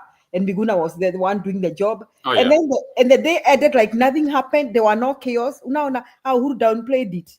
And then life just went on. And then even though they didn't want Uhuru and they felt he didn't win genuinely, life went on and things calmed down because Uhuru maintained the status quo. Hakudisorganize maisha watu. Sasa huyu jamaa amedisorganize maisha watu. So what is happening now? People are feeling it, whether you are on the side of Ruto or on the side of Raila. So Raila Odinga and Mother, I don't know how much they may have changed the country positively, but I suspect they may have maintained the status quo if they may not have changed the country positively. So saizi tungekuwa tunahisi hiyo hit. Julia, unajua shida yenye sasa pia nayo tunakuwa nayo kama binadamu tu. Unajua kuna status quo fulani yenye pia Raila ameekea watu that tumejaribu sana watu walijaribu kumuona kama mtu atakuwa ametupa ile narrative that you cannot trust him even though he needs to be in the position to prove himself, but amejieka kwa hiyo situation. Na hiyo I think if your intention is always good, na ndio mimi nimesikia hapa tu Allen alikuwa anasema tukiongea mambo ya Wakikuyu na nilikuwa nasikia ule jamaa alikuwa anaitwa nani, Njeru akisema mambo ya Gachagua, na ndio nilikuwa najaribu kusema tutoke kwa mambo ya kuendorse Gachagua sana, because at the end of the day we might be endorsing the same narrative ya Wakikuyu back to nimekaa hapa tu nikisikia tu mki circle back to sisi ndio mess up the country, and I feel like it is true, and most of the time is because we have the numbers, just like the white people when you walivote Trump in, walivote based on the numbers, and maybe agenda ingine ilikuwa tu Trump alikuwa na push racism. It was their time to kind of come out of the closet and endorse the racism, only to find out that it will affect them, it will affect everybody, waliomo na wasiomo. Mtego ni ile. Kikuyus, we have demonstrated sometimes that we can also lead, but also we have also demonstrated that some of our agendas could be selfish, and sometimes we do not really think about the next person. And on this matter, we didn't even think about people like Isiolo and walikuwa na yell leo. So going forward, I think we just need, as a community, if we are talking about Kikuyus, we just need to think in a bigger picture. Hii decision make, it affect mimi kama ni positively. Is it just, am I voting just for me or even for the next guy? Na ikini affect positive, is it gonna affect the other person in a negative way? Or even if it's not, if it can affect negative, is it the entire country? Is the country willing? Are we willing to go through this path? Mambo ya mi nenyewe nakurumia na vile tunajirumia sisi watu wenye tumekuwa kwa power, lakini sometimes I feel like Kasongo does not even respect his own people, because ile aibu ameletea Rift Valley. Sometimes I sympathize with the people in the Rift Valley, because the way this guy is going around the country is not in any regard of where he's coming from. Anachafua. Hata ukijaribu kuoshea huyu mtu hii jina yake ni ngumu. Hii laundry inahitaji tu hiyo CV yake itashinda tu kwa laundry, kwa dobi, sababu amechafulia community jina, amechafulia, so everybody feels like it's the Kalenjins. It so happens to be just like the Kikuyus that he is the second leader from the other leader that Kenyans have from a different, that we have had only 2 tribes leading. And I will give this to the debate. Ningeulizwa yenyewe, the Kikuyus have tried to lead the country at least somehow, vile Julia anasema ka status quo, mambo ya kutoka ya kutoka Twitter, Kibaki hata tukua tunamuona juu ya gari. Ruto, he does not have any regards for the Kalenjin community. I feel bad for them. Ni kama ule mtoto mwizi na ni wenu, na kila saa tu watu wanashindanga wakisema hata mimi nawahurumia sana James. Nimeona Ruto huko, mtoto wenu alikuwa huko amekimbizwa, yani mnashangaa mtoto yani. It's just bad. And he has no regard. Heshima, yani unashindwanga mtamuruka na mwezi muruka. Hata sio hivyo Jemo, what I also feel sad for them is that even as we are talking here, they are very good. I know a lot of good Kalenjin people who have very different attitude. Sasa unaona we kind of saying some blanket statement and it feels bad. Even for the Kikuyus, kuna Wakikuyu tu genuine wenye hawaamini kupora. Unaona? So they also feel bad, like this blanket statement ya kupora mali. Hata kuna mapasta tu wazuri Mount Kenya region who are doing a genuine thing, Yeah. And yet we are now having a general feeling like mapasta wa Mount Kenya ni wakupora, because majority of them ni wakufanya nini? Ni wakupora. So I think, okay, you feel bad for them, I feel bad for them, but I agree with you. I preach to my community. You don't have to be super wealthy. You can only sleep in one house at one time. You cannot sleep in two. Don't wash my dirty linen. It is a fact. Kikuyu, let me ask you people, when you are Kikuyu wako hapa, mtu aniambie mwenye anaweza patia ndugu yake pesa amjengee nyumba. If you are here, you write in the comment section. Your brother, I'm talking about your blood brother. You can give them money to complete your house back home. Other communities do that. I know of friends to complete it the way you want it. Yes. Uniambie kama uko hapo kwa comment section, uniambie. Haya, I want to stop by saying, to put a comma by saying, kuna mtu ako hapa Francis anasema ati Kikuyus should now suffer and pay. Everybody is suffering, Francis, for your information. Everybody. Yeah, and in fact, let me tell you, the Kikuyus are less suffering than other communities, because by virtue of the fact, economically wanaweza kuwa mbele. So, wanaweza kuwa na more resources than the other communities. So, if it is suffering, other communities are suffering more.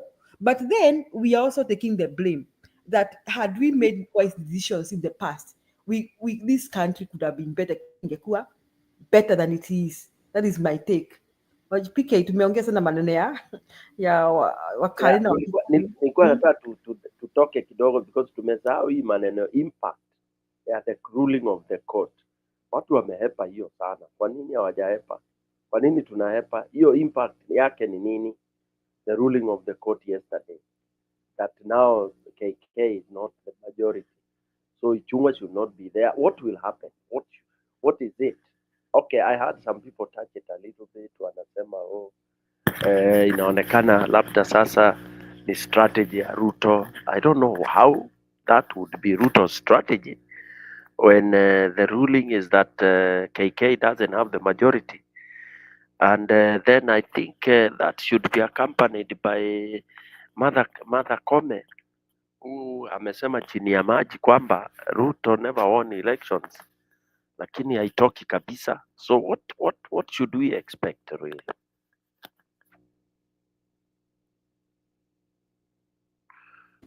Nairobi wasomi waseme Mwamba nani anatunga hiyo story? Well, I've not heard about the ruling, but I know for sure. The thing is that from the word go, KK did not have the majority in parliament from the word go. Somehow it was swindled by Wetangula when they were doing the first sitting to choose the majority, the government majority, whatever happens in parliament.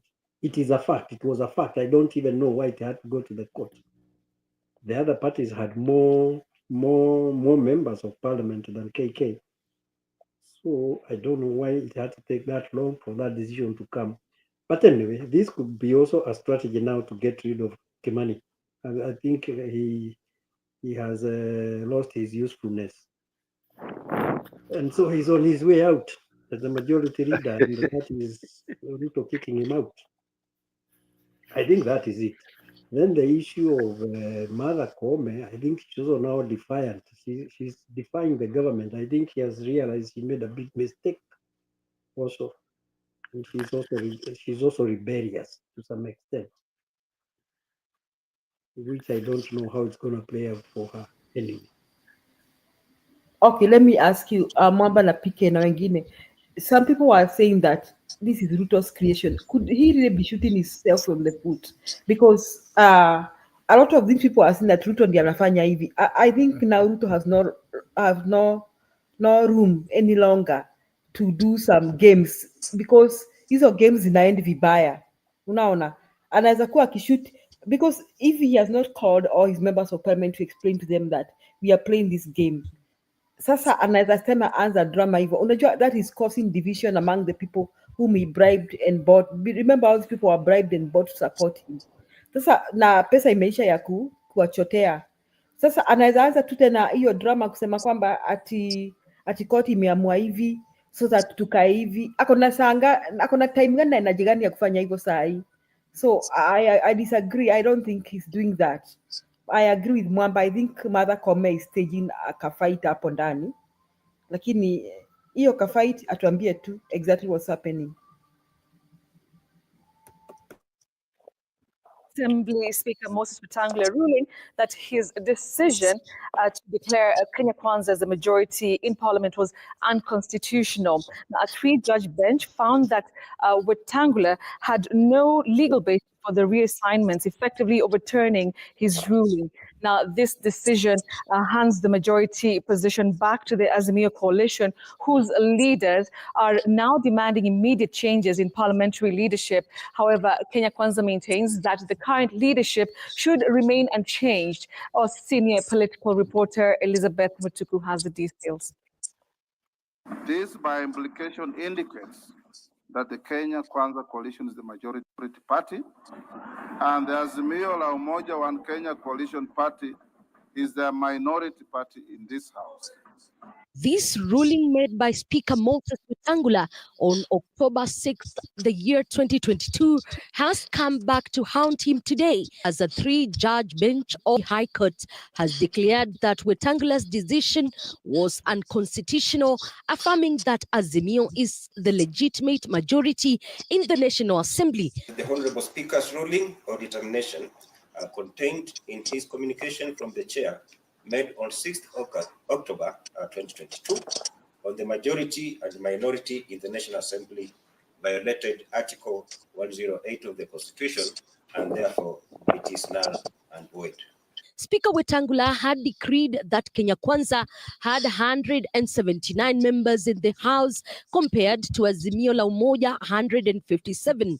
However, the judges singled out the importance of respecting the role of registrar of political parties, stating that Wetangula had no authority to add 14 more members to the Kenya Kwanza coalition. Is unlawfully has been running the government of Kenya contrary to the constitutions of Kenya, the injunctions in Article 3.2 of the constitutions. Therefore, once again, Kenyans will have an opportunity to have a National Assembly that has been established Azimio coalition has welcomed the ruling, asserting that the courts have delivered justice for Kenyans. Rarieda Member of Parliament Otiende Amolo now calling on Speaker Wetangula to implement the changes immediately. Meanwhile, his Tharaka counterpart George Murungara, who is the chair of Justice and Legal Affairs Committee, argues that the status quo should remain in leadership and committees. Minority, and the minority as being the majority. Yes, so those roles should be immediately inverted. The speaker then must also take the courage to declare that being the majority side, the Azimio side should now take all leadership of all committees except the audit committees, which are usually reserved for the minority. As far as I'm concerned, because I was in court when we argued this, we were challenging what took place on that particular day. And that's why it says when the speaker made that ruling, he may have had it wrong. But if it was wrong, it has now been cured by circumstances. They have changed. Meanwhile, the court has also ruled that the leader of Ford Kenya, Moses Wetangula, undermines his role as the Speaker of National Assembly. The court pointing out that once Wetangula assumed the position of Speaker, he ceased to be the leader of Ford Kenya. However, Wetangula's legal counsel has stated that there is no cause of alarm as they plan to appeal the ruling.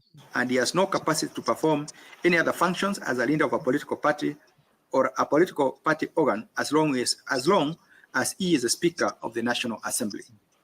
Elizabeth Mutuko, TV47, Nairobi. Stone, I have a question on that. And this is a rhetorical question. Now, if this guy is the Speaker of the National Assembly and there is a ruling right there, which is something that we all need. Is it just supposed to be, according to the Constitution and also to the ethics of our country, is it just supposed to just go scot-free? Your guess is as good as mine. He is supposed to fold kama jana, afunge virago, atoke. He is there now. He is null and void, bro. Simple as that. Oh, nani amesema vizuri huyu lawyer nani anaitwa nani huyu Otiende has said it. You invert ile ilikuwa chini unapeleka juu, sio wewe ni unajua maneno ya hesabu. Ule alikuwa juu ya desk arudi chini ya desk. Hiyo hata si kufikiria. It's not even anything to debate and discuss. And subsequently Ruto should not be in presidency. It is simple as that. He's been running a country. That's why in my debate today on vile sikuweka hiyo swali, nilikuwa nimesema the only option should be Ruto by yesterday should just resign, or is he looking for a simple exit way? You know, I don't know. Ikiwa maneno ya strategy, then he's exiting in a strategic manner because kila kitu imesambaratika. The center cannot hold. Everything is gone. He's been running a government illegally. You've been saying you have the majority. So those who have been running the parliament committees are not the ones that are supposed to run it. What do you call that? It's and again, big bro. Now, when we come to this, also we're gonna have to go back and look at all the decisions that have been made according to in the sense of majority committees and things like that. We have to go back again and look at that. Unasema ukweli, kila kitu imesambaratika. Now we'll go back to court and say a decision that was made while they were a majority has to be overturned. No wonder the budget was rejected. So including kila kitu. Kenya Kwanza should just fold and go. They should fold and go to party caretaker committee itutayarishie elections. As simple as that. Kuna njia nyingine. This thing is going to have very big implications if you look at it seriously. Because now the way they were talking about going to sack some of these guys likes of Dindi Nyoro now can't happen. Yeah, yeah. This other guy says that it has healed itself. Hizo ndio nonsense sitakagi kusikia. Yaani makosa ulinyonga mtu juzi ati after some time juu kwenda kotini na heal itself. How? Kuna kitu kama hiyo bana. Wakenya ni tubambaruke, tujanjuruke, tufanye ile kitu. Walai. Actually, the whole country is supposed to be in the street. Tungeanzia Isiolo. I think we are starting to get the signs like this government might not make it up to 27 on a very serious note. Inasemekana haiendi beyond April. Mwamba, inasemekana haiendi beyond April. The earlier the better. Na Kasongo anajua. I think anajua. The earlier the better, because now this is a big upset, because the lawyers start now putting cases in high court of all the illegal things that have happened. My goodness, it's gonna be messy. Alafu mbona wamekaa mpaka miaka 2 ndio wanatoa hiyo ruling hao washenzi nao. But you see now the judiciary is under fire, and I think they also now have to come up with these rulings as soon as possible, because at least possibly, and this is my imagination or my thoughts, it's because these guys can't take bribes anymore.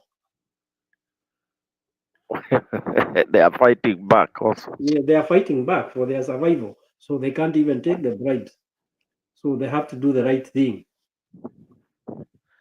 But also, you guys don't underestimate the thing that the funding that is not coming to Kenya now. So most of the funding that they were getting to be bribed with, so it's gone. So people are standing for them. The guys who used to get those funding and they were being given that kind of funding, when they are not getting that kind of funding, then people now start kama ulikuwa na bribing into, now you start actually where siwezi kutetea anymore. You understand what I'm trying to say, Stone? I mean, kama hiyo pesa ikuji tena sasa siwezi kusaidia tena, wewe ndio ujipange bwana. So kila mtu anaanza kuruka helter skelter. Iko hivyo. Kamenuka sasa kila mtu. Ukweli Mato, hata chapa hakuna ya kuhonga watu. There's no money to bribe them. There's no money to bribe anybody. I mean, Kasongo mwenyewe amepora na yeye mwenyewe hata mwili yake pia inasikianga inamsukuma. Unaona hii inakonga kufly out. Inakonga kufly out kwenda Congo, kufly out somewhere kama India, kupata medication kidogo. Sinasikia sasa after Isiolo ameenda Tanzania. Unajua watu wa Isiolo wamempea stress. Those boys and girls are doing a good job. Unajua ukipindua hiyo jina yake Ruto inaweza kutokea ile jina ingine tua. Ameenda tua.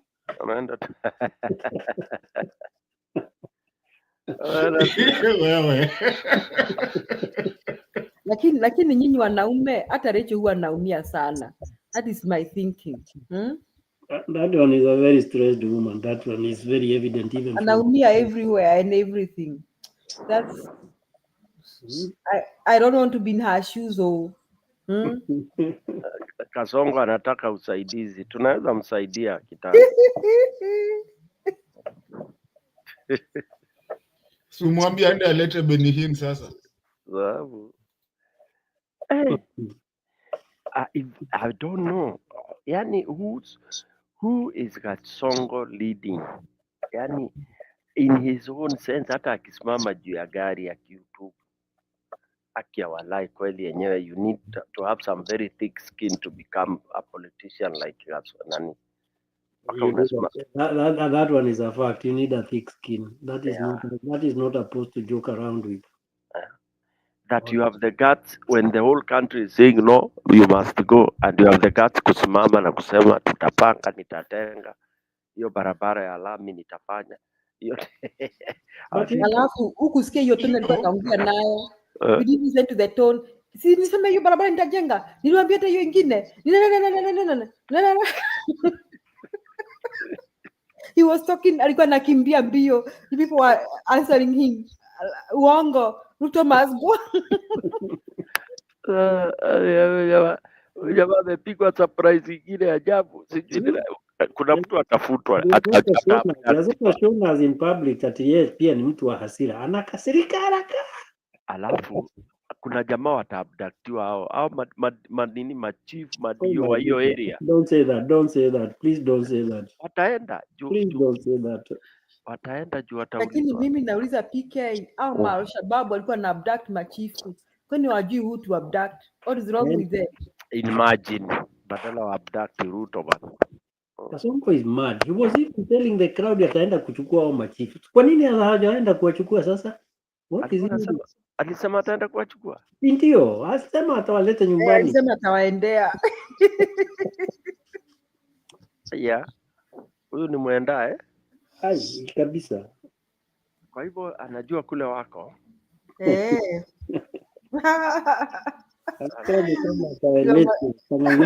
Atawaleta nyumbani haraka sana. Alafu unajua pia nyinyi wa Kenya pia nyinyi si watu wazuri. Unajua Kasongo alikuwa nadhani ata hii Subaru Boys wataharibu watu. Unaona na nyinyi mnapiga Subaru Boys. Hata mtu siku hizi hawezi nunua Subaru Kenya. Yenyewe. Mazee Wewe peleka hiyo Subaru Mwea utaonyeshwa Kirinyaga. Jaribu. Kwanza ukuja hapo unajidai ueleweki, hakuna mtu anakujua, basi kanaenda kanatamba. Kwanza ukiwa umezoea kuvaa tu shades hivi, alafu uonekane na Kasubaru kameshika nari mbaya mbovu. Mirela wangu aliniambia alienda mahali anakuanga kwa hiyo nini yao hiyo magisi yao huko, ameenda mahali ni vizuri tu, ni vile kuna watu walimjua hapo. Watu walikuwa wameshaanza kuongea na whispers. Unajua ukisikia watu wanaongea na whispers uchunge. Akiwa kianza kusema ni aje, unaonaje, watu wanaanza kuzungukana mahali huko, ujue sasa wewe umekunyanirwa, utakiona. By the way, my friend Murara alienda wapi? Kasongo amezungukwa right center.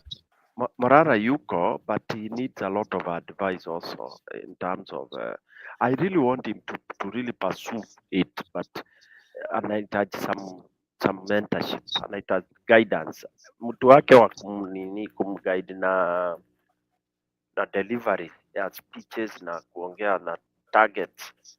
Nafikiria either asikizi, he thinks he's the best also, he thinks he knows it, because the blunders he's making in his speeches, utaona ni mtu ule akubali kuadvisiwa. I think so, because some of the very silly mistakes he's making in his speeches, angekuwa ana share na mtu angemwambia. You know in public speaking, when you write, of course you originate the content, then you're supposed to write it, have somebody read it and another one, and then you do what you do, we call dry run.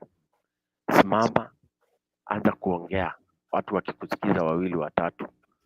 Okay, then from there you are able to get kila mtu akwambie sincerely vile inakaa. I don't think he does that.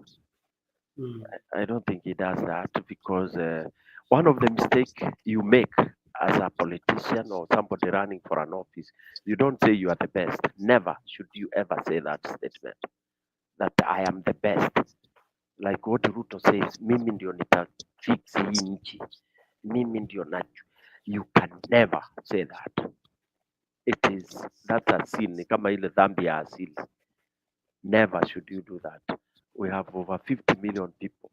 We have super managers. We have super politicians. Now, just because you have that chance of being there doesn't mean you are the best. So you should never blow your own trumpet. The only person I found who was so alikuwa aongee hiyo statement was Magufuli. He was never just a thumping. He was just using very humble way of doing it, but very tough. Unaona? Very tough. Si kusema ati mimi ndio nitatengeneza nchi, nyinyi mtajua hamjui, hakuna kitu mnaniambia. Anytime you have a leader going that direction, just know there's a big problem. So Morara, in fact, again, when Morara was asked a question during interview, would he work with other people and all that? Then you talk of ati hapana ni kufagilia wote. Utafagilia wote how? How would you do that as a single person? You are you are going for a candidate, I mean for presidency as a candidate. So how will you fagilia those others? How will you even tell those who are going to be elected as MPs, as MCAs, as governors and all that? You have no control. Yeah. So that tells you how naive you are in terms of not knowing how. Yeah, of course, he doesn't have experience Yeah. in that field, but what he started his new idea. He thought he was cutting a lot of ground at the same time alone. But even if he did, started getting into his mind. even if he did, how would he be able to influence 299 MPs?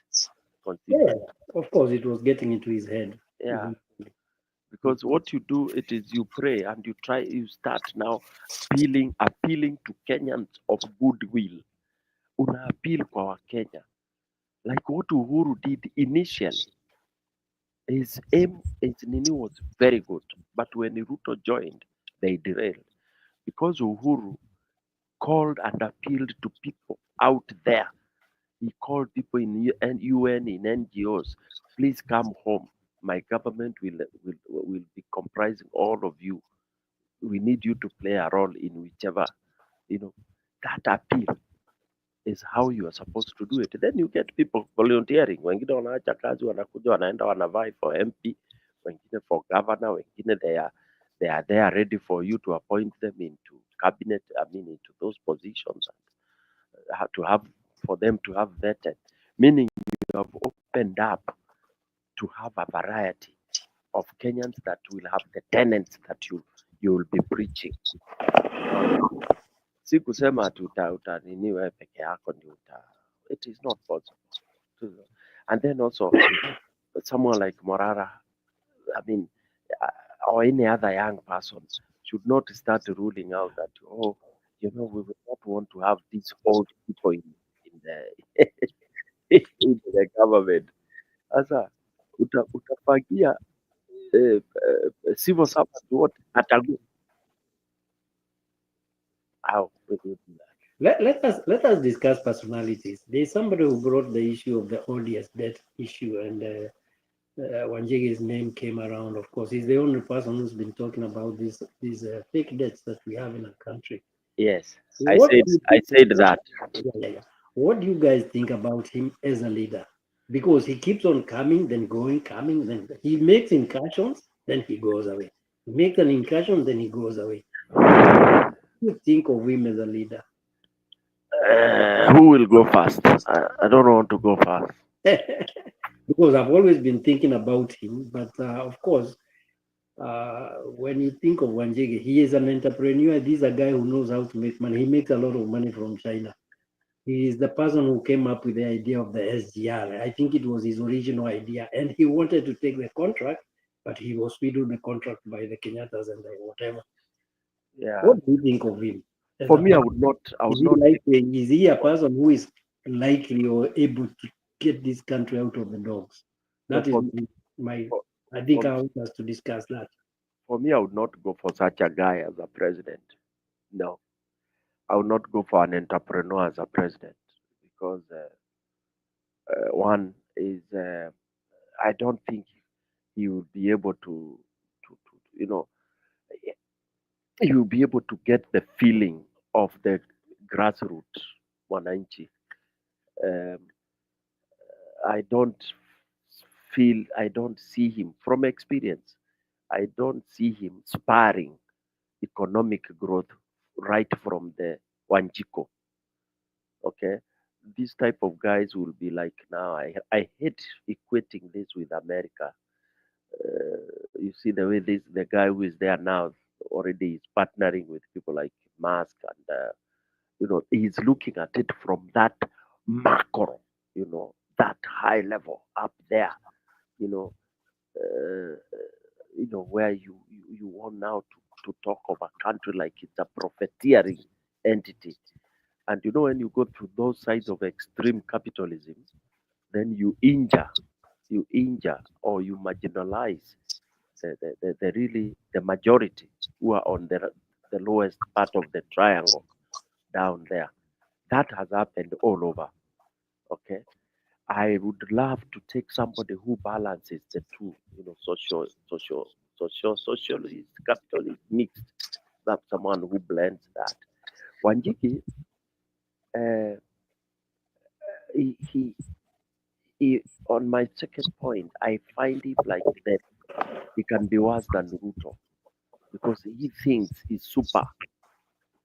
You know, he thinks he knows he's the magician.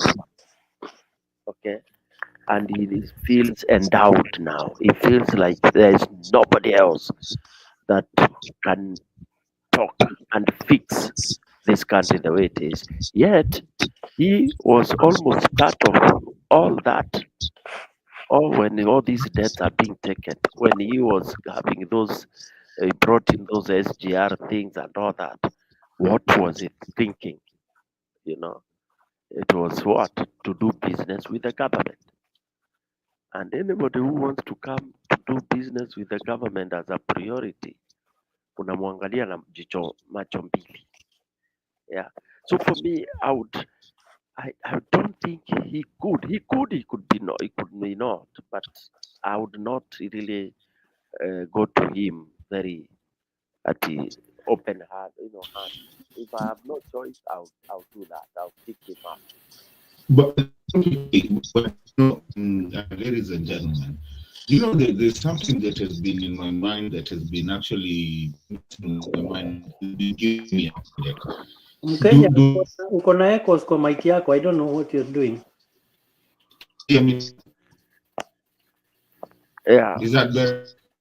Anakatika na pia PK unatumia, I think unatumia earplug PK, so saa zingine unasikika ukiwa mbali. Mkenya, net yako inakaa iko na shida, una break. Hata sasa sisikiki. Mnanisikia? You are better now. Nasema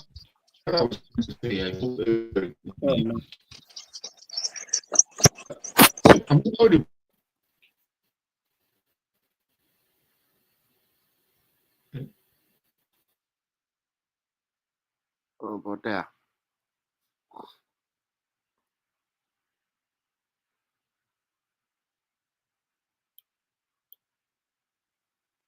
Jemo, you want to give it a go?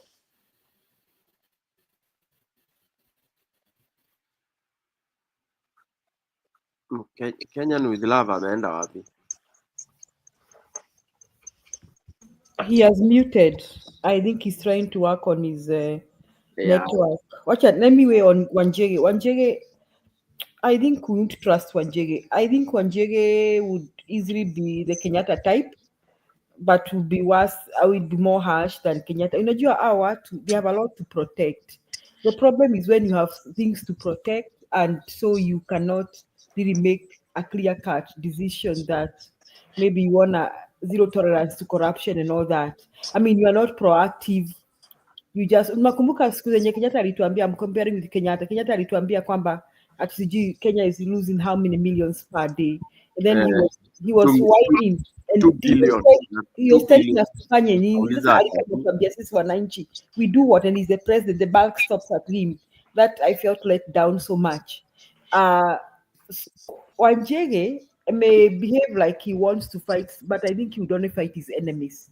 But I kind of almost think Wanjege is Kabogo type. Wow, that's it. Yeah. That's it. Okay, sijui kama sasa nasikika. Bado ni mbaya.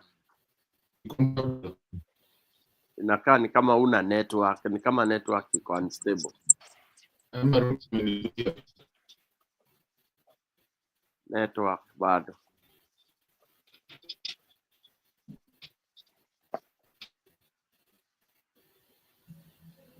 In fact, saizi, if you ask me a Kikuyu leader, I think one who has performed, I hope it's not tainted, is James Mwangi wa Equity.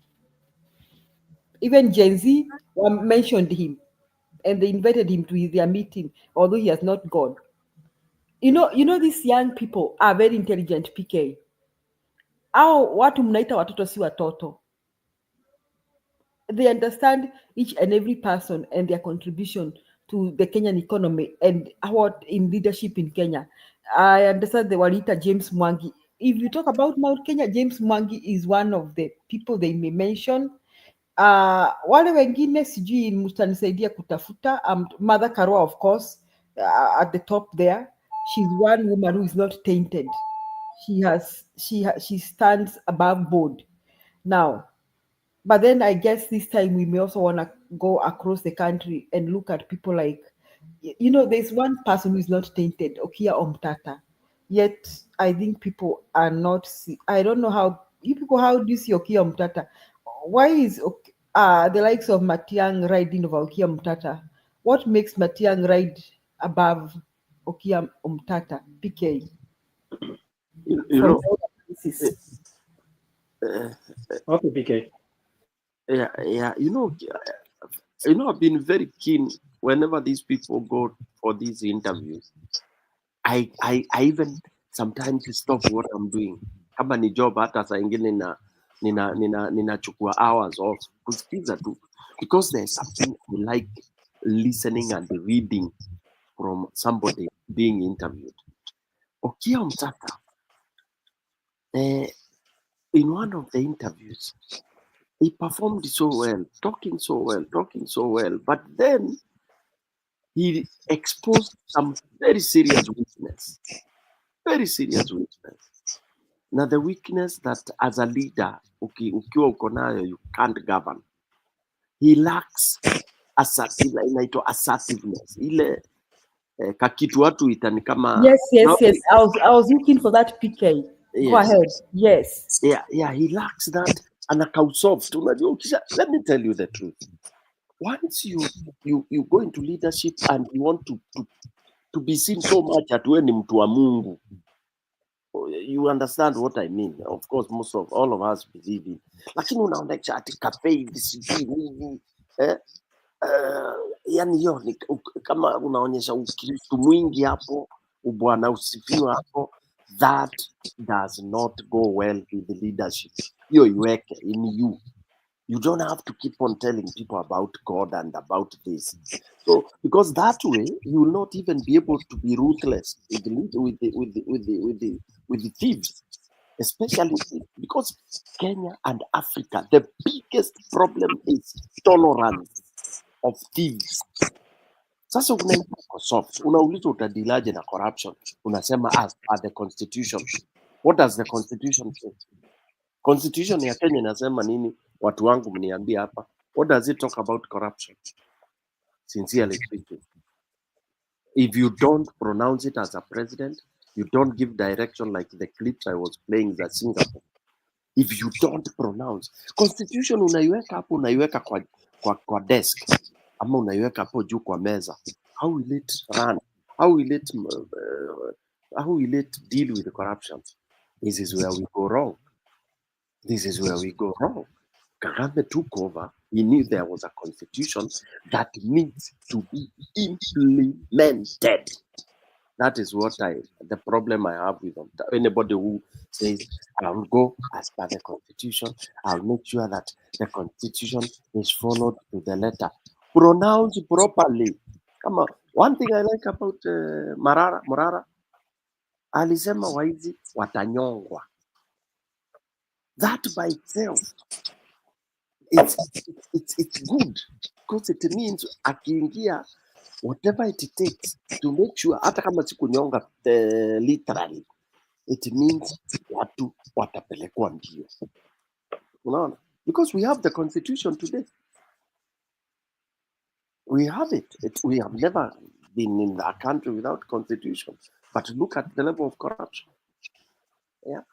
So hapo nikaona hiyo ka weakness ka Omtata. The only person to say the truth ambaye naweza trust akiingia itaenda, yani unless that change is nani Matiang'i. that for the 3 ministries he has run and the way he has done it, and even when huyo ninaweza amini akipewa nini, if he wants to deal with the corruption and other issues, he will deal with it perpendicular. As of now, me, that's the guy I think can deal with it. Yeah. So Opiyo Mtata Stone PK, my take is says, unajua character ya leadership, there are a lot of things that we can't do unless it's just sometimes it's natural. Mnajua hivyo nyinyi watu, it is natural. It is natural. It is a natural character to assert yourself, or maybe you have to work on it. So hiyo itakuwa ngumu kwa Opiyo Mtata. I mean, itakuwa tough kwake because I think his character is not assertive. I even find Mother Karua assertive more than Opiyo Mtata. In fact, Mother Karua ameshinda wanaume wote apart from Mother Karua would be matching with Matiang'i. Hao wanaume wengi wote wengine ninasikianga kama kuna mwenye comment section mnajua, you can comment for us. They have been trying to analyze them. So next question, PK Mwamba and everybody. So whom do you think would work with Matiang'i as running mate? Mother Karua. Let Yes. me first have a go at these people you have mentioned here. Let me go with Omtata. Opiyo Mtata is a very good person at heart.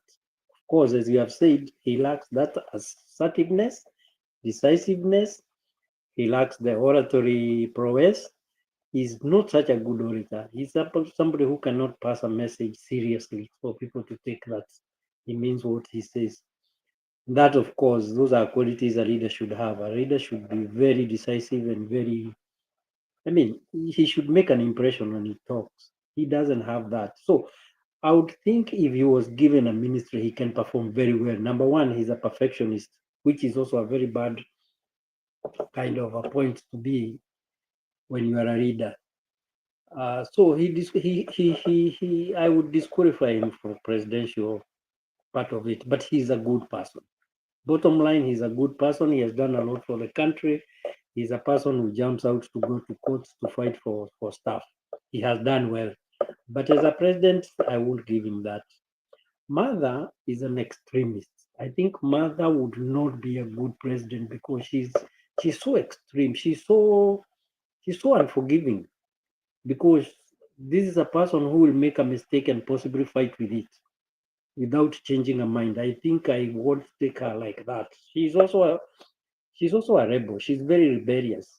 I put this one because of the time she rebelled against Kibaki and she walked out in front of a stadium, which was not a very good show for a leader. A leader is also supposed to have some time you have to give in, or you have to swallow your pride to have some decorum. I think Mother is so strict, even beyond what would be required of a president. A president is somebody who is supposed to have mercy, somebody who is supposed to show passion, and also, I think, to be kind. Mother is an extremist. She would be good as a deputy, because deputies are supposed to be there to see that you are not doing the wrong thing, and also she can also be guided, because I think sometimes she goes overboard. That is what I think of Mother. Yes, she can be a very good deputy, but not the top seat. James Mwangi is somebody who has kept away from public. Of course, we only see results. He is like a Kibaki. You see results, but you don't know who he is. We don't know James Mwangi. We don't know what he can do. You never see him in public. Very rarely will you see Mwangi. So we don't know him. We don't know what he can do. We don't know what he can be. Wanjigi happens to be a complete replica of what Uhuru would have been. He's coming up from a royal family. His father was a minister for a very long time, and a very good minister for that matter, because Maina Wanjigi was a very good minister. If he could take something from his father and become a leader like his father, he would be a good person. He also looks like also a very, very, what do I call it? He is aggressive. He looks like a person who can also be somebody of settling scores. So he's also like Ruto. He can be a Ruto. He can be an Uhuru. But he can't be like Uhuru for one thing. Uhuru was a don't care. I think Uhuru, if you told him to resign, he would have resigned. But I don't think Wajiri would. He looks like that person who would stick there and stick like the way Ruto is sticking. Economically, he looks like he knows what he's saying. He knows how to make money. But as many people say, the way he keeps on appearing and going away, I think he's also not the right choice for us. Matiang'i is one person I admire. Number one, he's very assertive. He's a no-nonsense person.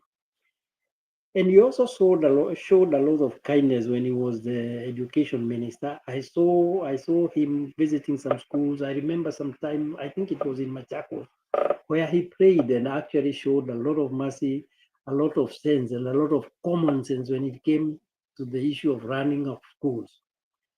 I think I would give Matiang'i my vote any day. I'll stop there.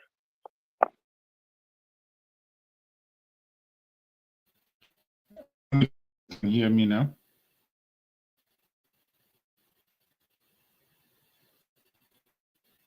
You still have a problem with your mic in Kenya. Just come back as Kenya Mkora. Just try now. Yeah, that's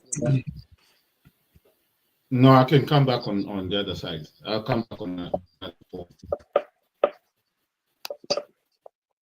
Kuna resist ameingia PK. Tumkaribishe. PK. PK, are you there ama ni Kenya Mkora naongea? Ni mimi nitamkaribisha resist. Mkenya Mkora uko sawa? Ama resist aende? Kama nilisikia nilikuwa nirudi kama Mkenya Mkora badala kwa shida. Yako iko shida Mkenya Mkora, sijui leo uko wapi. Sawa, acha nikuje na Mkenya Mkora. Kuja na ingi. Oh. Aya, resist, karibu. Asante sana the panel. Nilikuwa kazini, saa hii nimetoka. Nimeweza kuwasikiza. Mashida tuko naye kibao. But mimi huwa nasema Mungu ni mwema wakati wote. God is good all the time. And all the time, God is good. Alafu niko na ingine huwaga nasema Ruto lies all the time. And all the time, Ruto lies. Kwa ingine, Ruto steals all the time. And stealing fights Ruto all the time. Ile kitu nilikuwa ningependa kuongelea kidogo and is kitu KK alikuwa ameongea hapo awali. And KK seemed to be so much worried about the debt. And sijui kama yeye alitoka mwenyewe ama alitolewa. But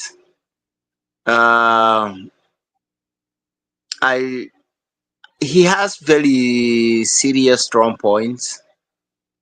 And I just don't like his language. I don't know whether the rest of the panel appreciate that kind of language, which hata kama tumekasirika, we cannot lower ourselves kuongea lugha ya watu kama people like people from the hood. And I don't say that hood is a bad place, but kuna lugha ingine, sisi ni watu wakubwa, ni watu wazima. We are not supposed to be talking in some kind of language. We are way beyond that. There's a way that you can construct somebody without using some unnecessary language that is for people who are of a certain thinking capacity. On that case, hiyo debt alikuwa anaongelelea, for me, in my case, I would say the debt is not something that we are supposed to be so worried about at this point. At this point, our focus is kuondoa mwenye anatuongezea hiyo debt on daily basis, mwenye anadhurumu is punishing our population, punishing our people. Taxes, removing all the necessary zile cautions the government, the previous governments had put against the people. I'm talking about like capitation ya wanafunzi wa university, the ya high schools, there was capitation. Na hizi vitu zote zenye ameondoa. Introduction of all these taxes that he has introduced.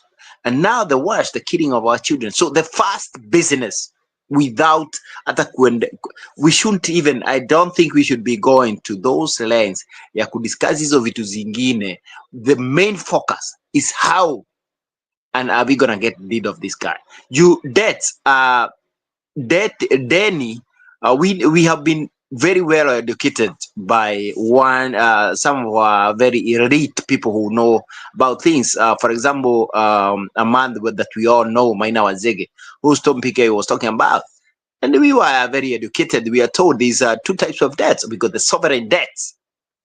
And when we talk about the sovereign debts, it's this debt that the nation, the parliament of a nation like Kenya has debated about. The people of that country has been involved. And as a result, they have gone ahead and seen, oh, it's good for us. Kuna vitu zingine we can't pay. We can't be able to build this road. We can't be able to do this project. We can't be able to sink these dams. So we need some help. So they have gone to this debt. Alafu imefika mahali we are unable to pay. That is a sovereign debt that a country should try to pay at all costs. And if these debts are not paid, it can bring very serious consequences because you actually negotiated for the debt. Now, the other kind of debt is the which I believe we are in, is the one that to Merimisho Vizuri Sana, is the odious debt. And what is odious debt? It has been very clear. The odious debt is the one that has been accrued by a regime without involving the people, the wananchi. They have not been involved, and the people didn't have the consent for it. And the parliament of that place, they didn't have who are the representatives of the people. They didn't have anything to do with it. So this debt, there's a process of how that a country can negotiate, and those debts can be scrapped, and that's where we belong. Now here, as long as we can be able to get off the current regime, pesa yenye wamechukua saa hii, pesa yenye walichukua, even Uhuru took some money that he wasn't supposed to take, and that we can't trace this money. All those monies, we see hatulipi. We are it's very clear on our mind. Zitalipwa na familia ya Uhuru na familia ya Ruto na their cronies, and we know everything about them. So hiyo maneno ya deni, I think is not something we should be discussing so deeply right now. We know what to do. Now, the other kitu ni mimi ningeomba tuongelele, which I find it very, very, very serious, ni the kind of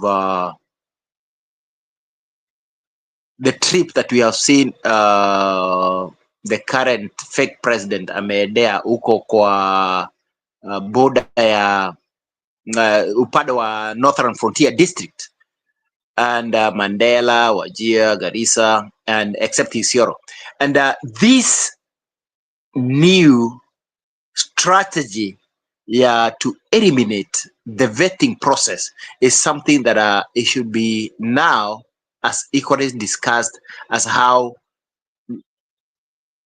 we're gonna stop this. And I have seen our good lawyer Degwa Zero have gone to court, and him and all the other lawyers that are involved, they need our support, because this can mean, to me, the way I understand it, it can mean the death of the Kenya as we know it. Because what is going to happen if the people are not going to vet it? And this is very serious. What does that mean? So zile serikali zingine zimekuweko since the time of Kenyatta 1, Moi, Kibaki, and now Uhuru. They had this vetting process, and it was not designed by them. It was defined. It was designed by the security forces. Why? It goes back to wakati ule wakati tulikuwa Kenya ilikuwa inataka kuingiliwa na Wasomalia, and this is a fact. And this is some of the problems that we are having in DRC. That we have Kenyan Somalians and we have Somalian Somalians. Somalians. So the thing is, it's very clear Ruto wants to bring the Somalians. We do not have any problem. This should be very clear.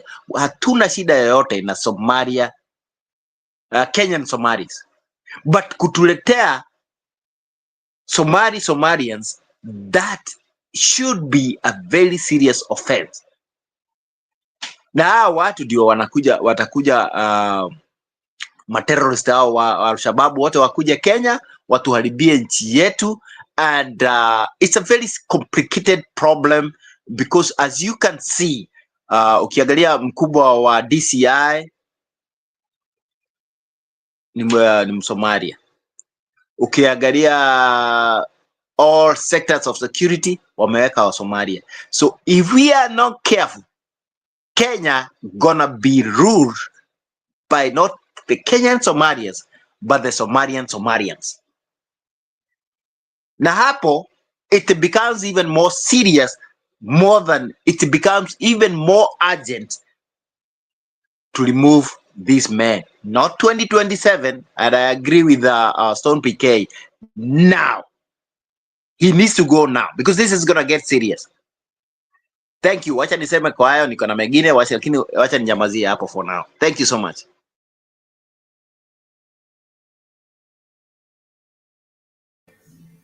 PK huko, asante resist. PK, are you there?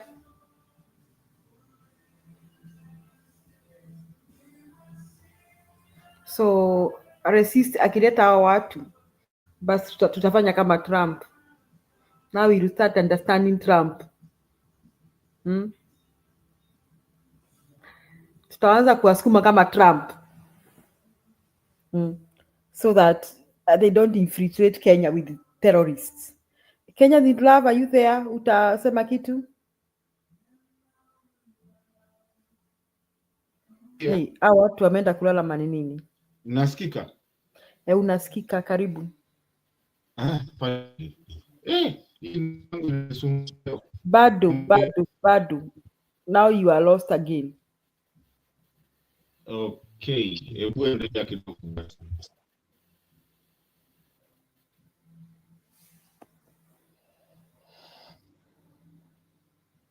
Mwamba. Why don't you want to invite Jemo? He has not said anything for a while. Jemo. Saa zingine hapa inakuanga free for all. Saa zingine haikuangi invitation. Mi nawasikiza tu. Najua pia sometimes background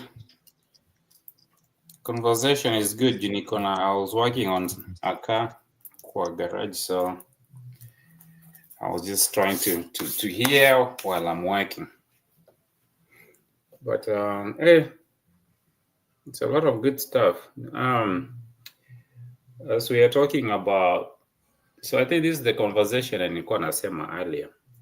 We, as much as we care about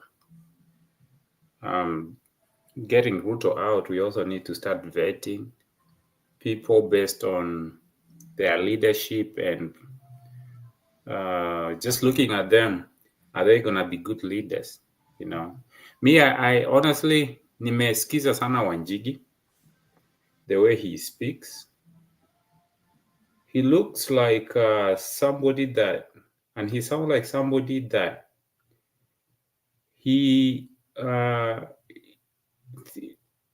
can say theoretically, but I don't want to say that because he's also a businessman that has really succeeded, which also we need to know his books and the source of his wealth. Sometimes to succeed na umeinherit wealth inakuwa ni kama hii ya Trump. But all said and done, ukimsikiza, he speaks about more economical issues, and he's more like that trickle down economy. So unasikia ya Ruto ni ya bottoms up, ya Wanjigi inakaa ni trickle down economy. Bottoms up economy works, but haiwezi kuwa put into place na mtu mwenye amesomea udaktari wa botanist.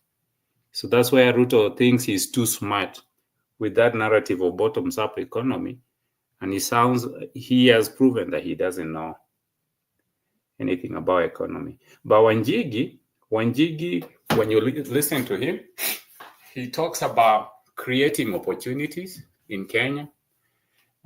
He talks about the taxation when it comes to taxation issues such as giving tax incentives to companies, especially investors from outside the country, getting rid of the bureaucracy in Kenya wako nayo. It's kind of hard to get into the Kenyan market, and when you get in there, everything is expensive. So I've listened to Wanjigi a lot, and I also, in his defense, in as much as he's not as charismatic as we expect. Unajua wale watu wa vituko, matusi na hizi vitu zingine. Yeah, when you listen to him, he just sounds so blunt. But I really care about sometimes with context ya mtu, content enye anasema. So he has been advocating a lot on the tax issues because of course he's a billionaire, so every time they're taxing Kenyans, he also gets affected, and that really matters to him. But kuna vitu ameongea in the past, hizo vitu za tax incentives, and not overtaxing Kenyans so that the money can circulate. And during time ya Kibaki, people paid taxes. But what happened is that there was circulation of money. Ruto came here the other day, was it last year or two, saying that Kibaki also, he said that he's using the same approach that Kibaki used when it comes to tax. Kibaki did not do what Ruto was doing. Kibaki actually created opportunities and opened, and he collected taxes where people are not collecting taxes. He opened the taxing brackets, he went for the loopholes, and he built the economy. So that's where I hear Wanjigi complaining. As much as he's a billionaire, sometimes I think tunaweza jikuta tuko hapo, but remember, all these other people are billionaires. Hata Wamunyoro is a billionaire. Ulisikia Wambogo akisema, Kabogo akisema ni billionaire. So let's not look at the billions more than we are, because the others who have been coming to us, they only say they are billionaires when they are being vetted in a parliament, that they are billionaires.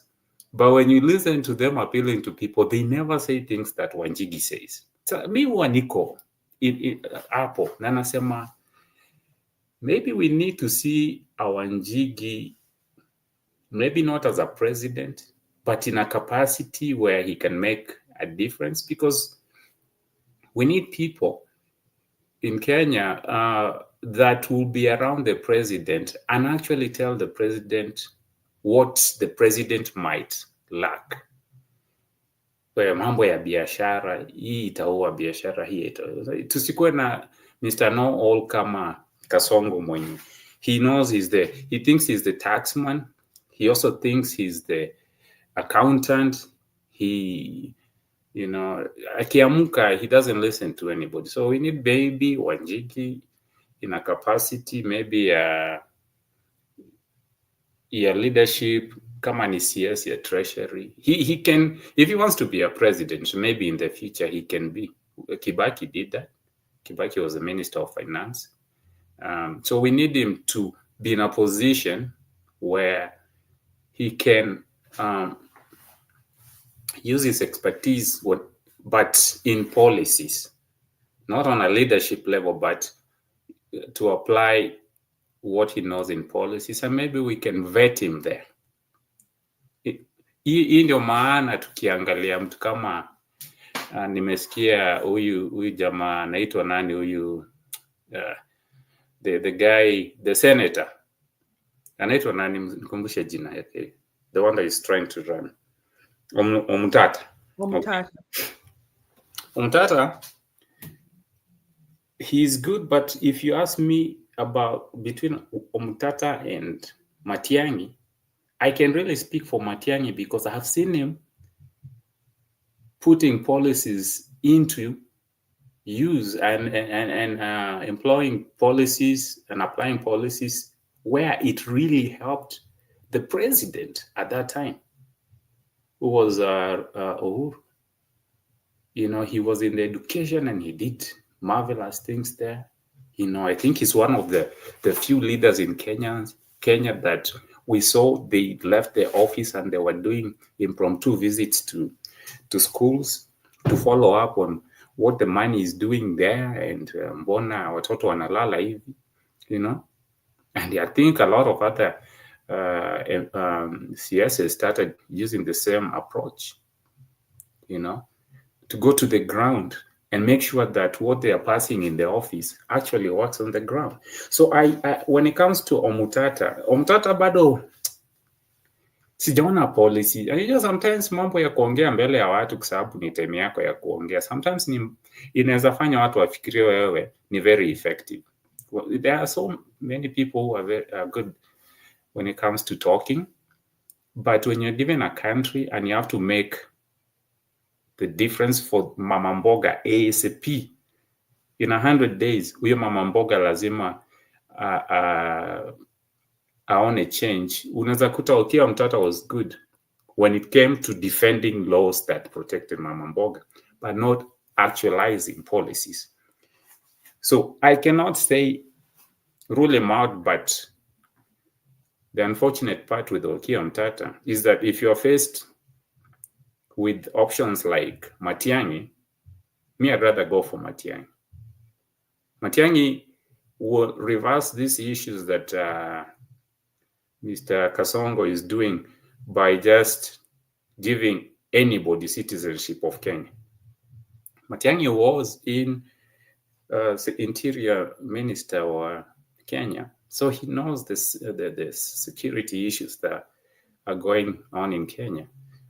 He can use people like Wanjigi, and that's why I keep saying, if all these people who are speaking on TV, they really mean for Kenya, we need to now say, I am good in economics, I'm good in business, I'm good in this and that, but the leader, but maybe I might not be the person leading Kenya to the next phase. So I can help the leader get us out of this mess. So Matiang'i president, Wanjigi akiweka kiburi yake chini kama ako nayo, akwe finance minister.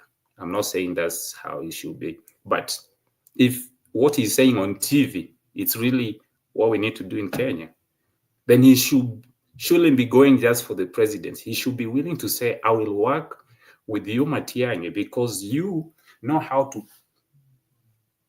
put people in discipline and make people work. Instead of being on top of the roofs, people will work. So I can be there the CS minister.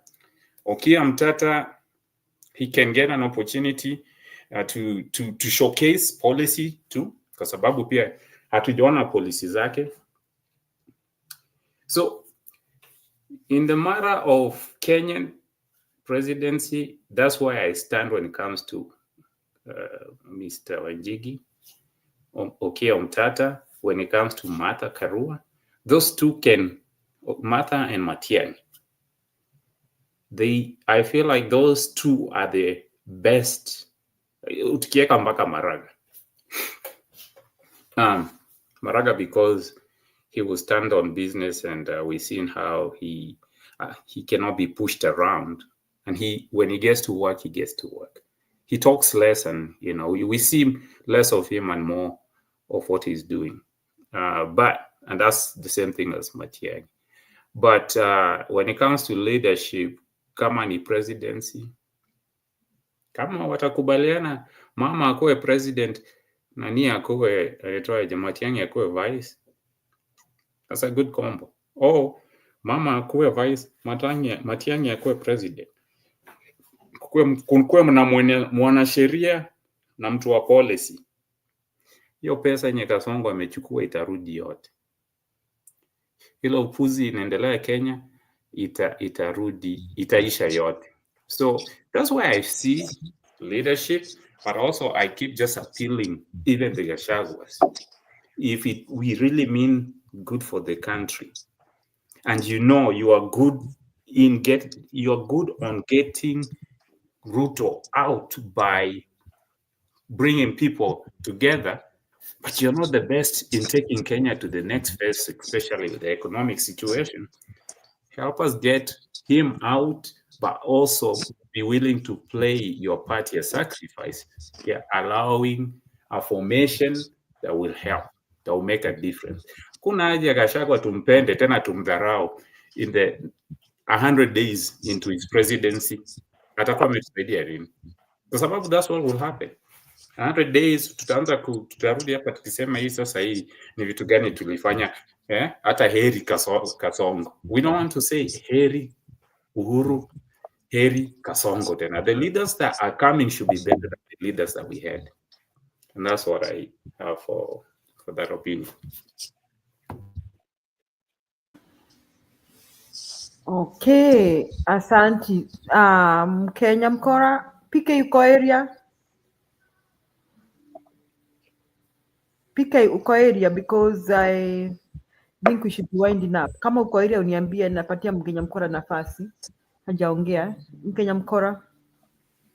Sema hiyo nini, sijui kwa nini wengine ilikuwa ikinikataa. Yeah, now you're good.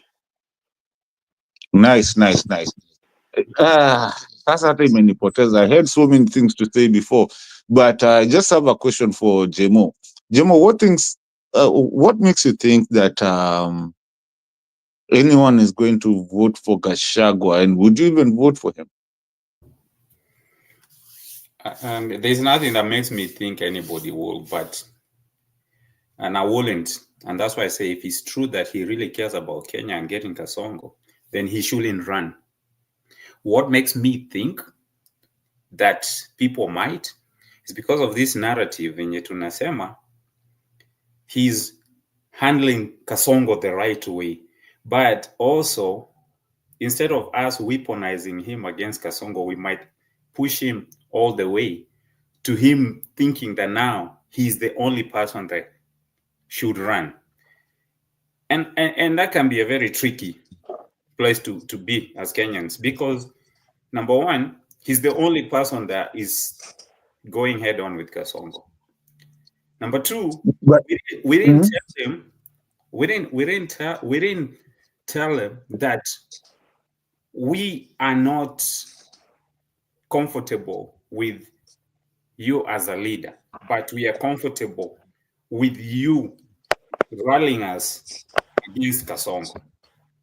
So he can go, and actually once he gets to a certain point, and then itafika mali that if he's selfish, he will say hapana, mi mwezi nitumia na.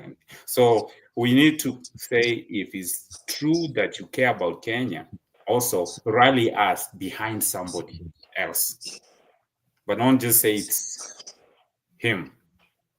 The way But also, Jemo, you need to understand the people that you're talking about here.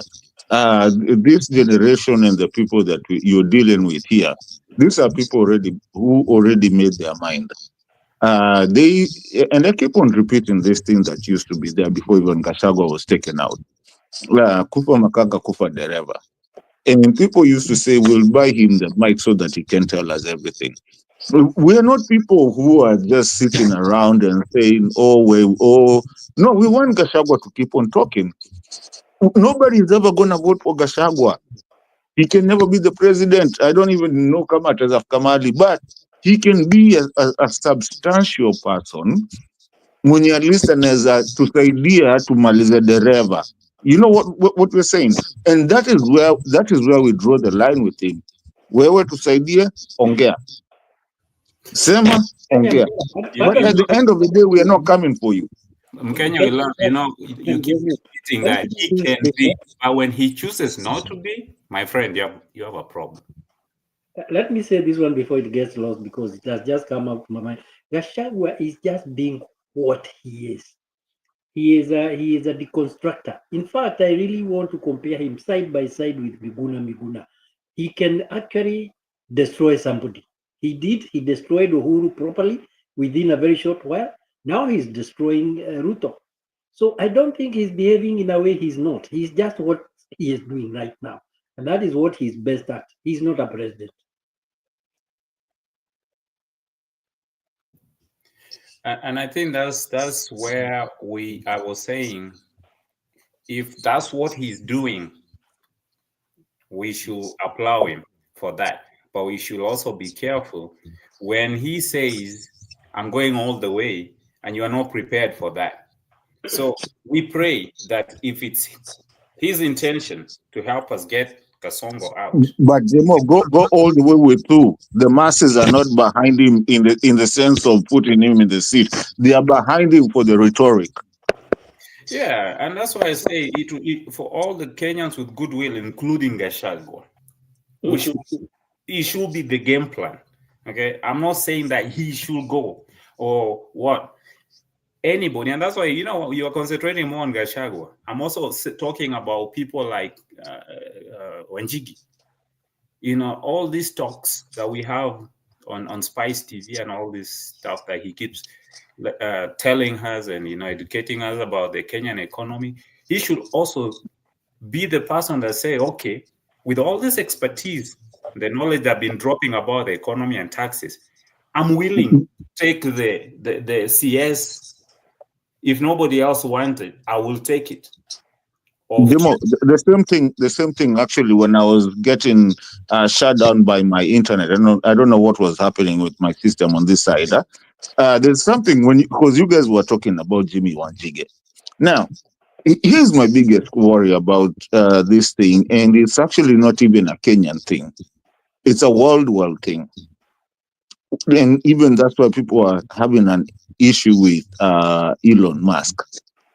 What is it about that for you to be a leader, you have to be an entrepreneur, you have to have this money, and that's why you see people like in Ruto, they want to make money so that they are leaders. I mean, what is it that you have to have amassed so much wealth for you to be a leader or to be a president? I'll give you a good example. I can't remember which country it is, but there's a president that actually never even took 1 cent of his salary and was the best president. I'll give you Burkina Faso, which the whole world is talking about now. He's not a wealthy guy. He was just a military guy. And he's not even amassed anything. So what is this thing? It ends up even people like Mugabe, you find the wife, I mean, is so rich even after Mugabe is gone. It's kind of like they own everything. Now Ruto wants to fight with Uhuru, with the Kenyatta's on wealth acquisitions. Do we always have to be led by the rich? Question. It's also, it's a good question, but it's not a being, just because you are rich does not, it's not a disqualifying factor. You know, I don't see so many people who are at the how can I put it? Lately, a lot of people like the Network Salasia, they've been coming up, and people have actually proven that you don't have to be rich to be elected. But in the past, it's the people who have the say in the society that was speaking, so they were being elected. But it also does not make them good leaders, but neither does it disqualify them from being leaders. So So what qualifies Wanjigi? What qualifies Wanjigi to be a president, as you guys were talking about? The problem that I'm saying is because not even the problem. The reason why I'm saying this is because we were discussing the issue of Wanjigi as a president. I only bring him up saying because he has been speaking about the economies economic issues of Kenya, and nobody else, even the poor, was speaking the way he was speaking, taxes, the debts, before even the Gen Zs. So if he spoke all those issues, and he clearly gave Ruto, he told Kenyans, let's give Ruto time to fix the mess. And then he came to a point, he said, okay, he's not going the right direction. He was speaking about the economic issues and what will come and what's going to happen to Kenya Kwanza government before the Gen Zs. And a lot of the economic... Demo, you're confusing me here. Hold on, I'm about to wrap it up. That way you understand why we are talking about Wanjigi. When he was speaking, who else was speaking? Nobody. Nobody was speaking. Kila mtu alikuwa huku, kina Kalonzo walikuwa wana form ile, sijui ilikuwa inaitwa nini ile ya IBC ile, wanaenda kukutana huko wakikula mikate. Wanjigi was talking by himself.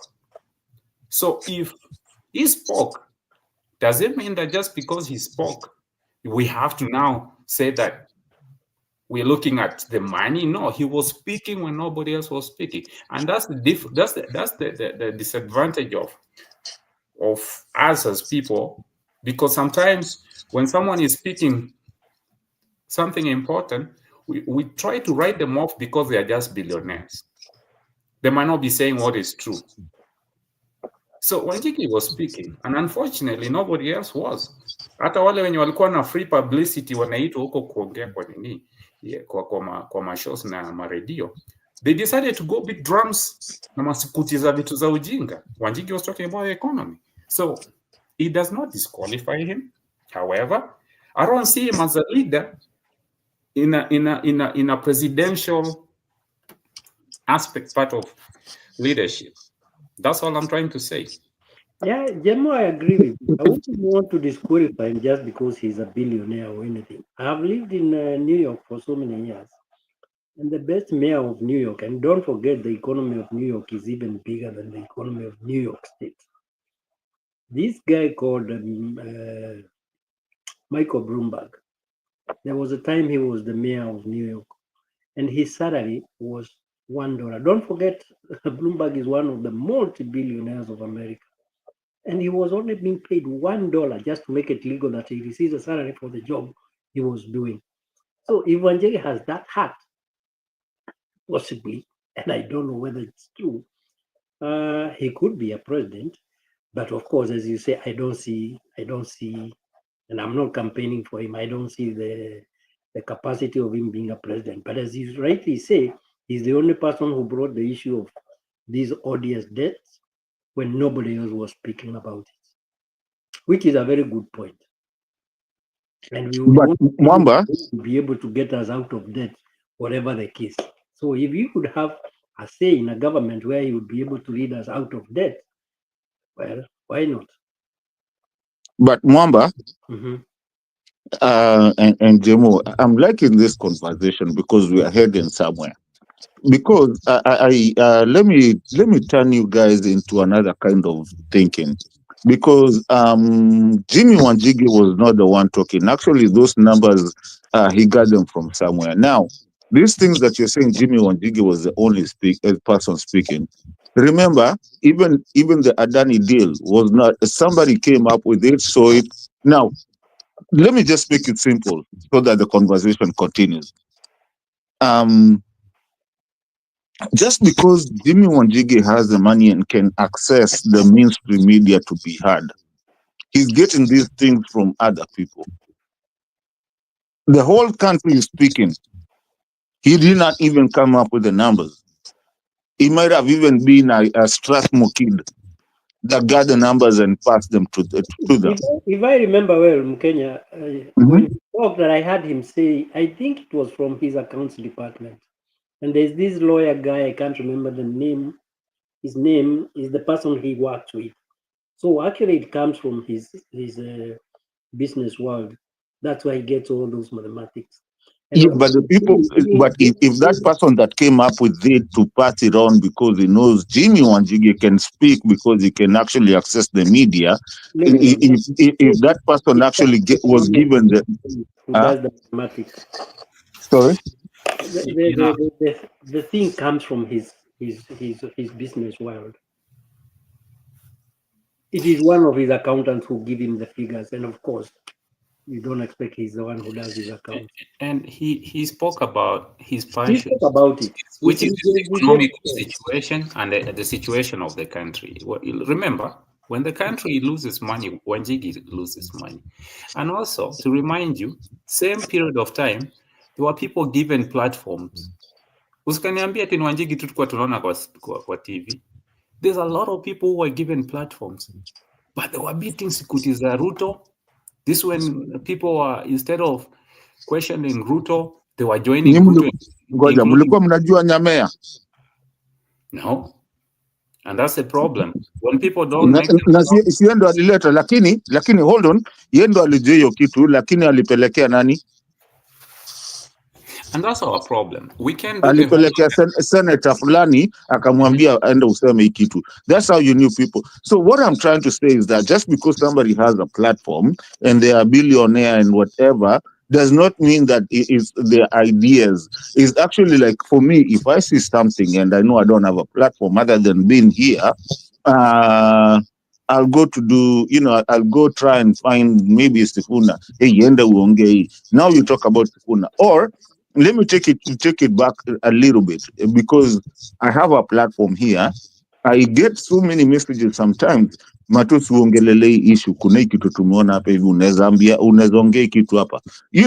So basically it's what I'm trying to say is that we have come to a point, I'm feeling like we are at a point that we give credit way too much where it doesn't belong at some point. And that's just my take. I'm not saying anything. I'm just saying it. No, you are saying something. You're saying something. But let us take the case of Senator Onyoka. Onyoka took the information from somebody else to break down the Adani case. We give him the credit for bringing that thing because he took the information and ran away with it. We would have never known about Adani had Onyoka not broken the ice. So, do we call Onyoka good? Yes, he is good. He got the idea and he brought it forward. That is the same thing we are talking about Wajege. He got the idea from somebody and ran away with the idea, and I think he believes in it. And in that case, I agree with you 100%. By the way, in that case, I agree with you. But we cannot downplay the people who actually passed the idea up, because there are also people who could have actually taken it if actually they had the platform. So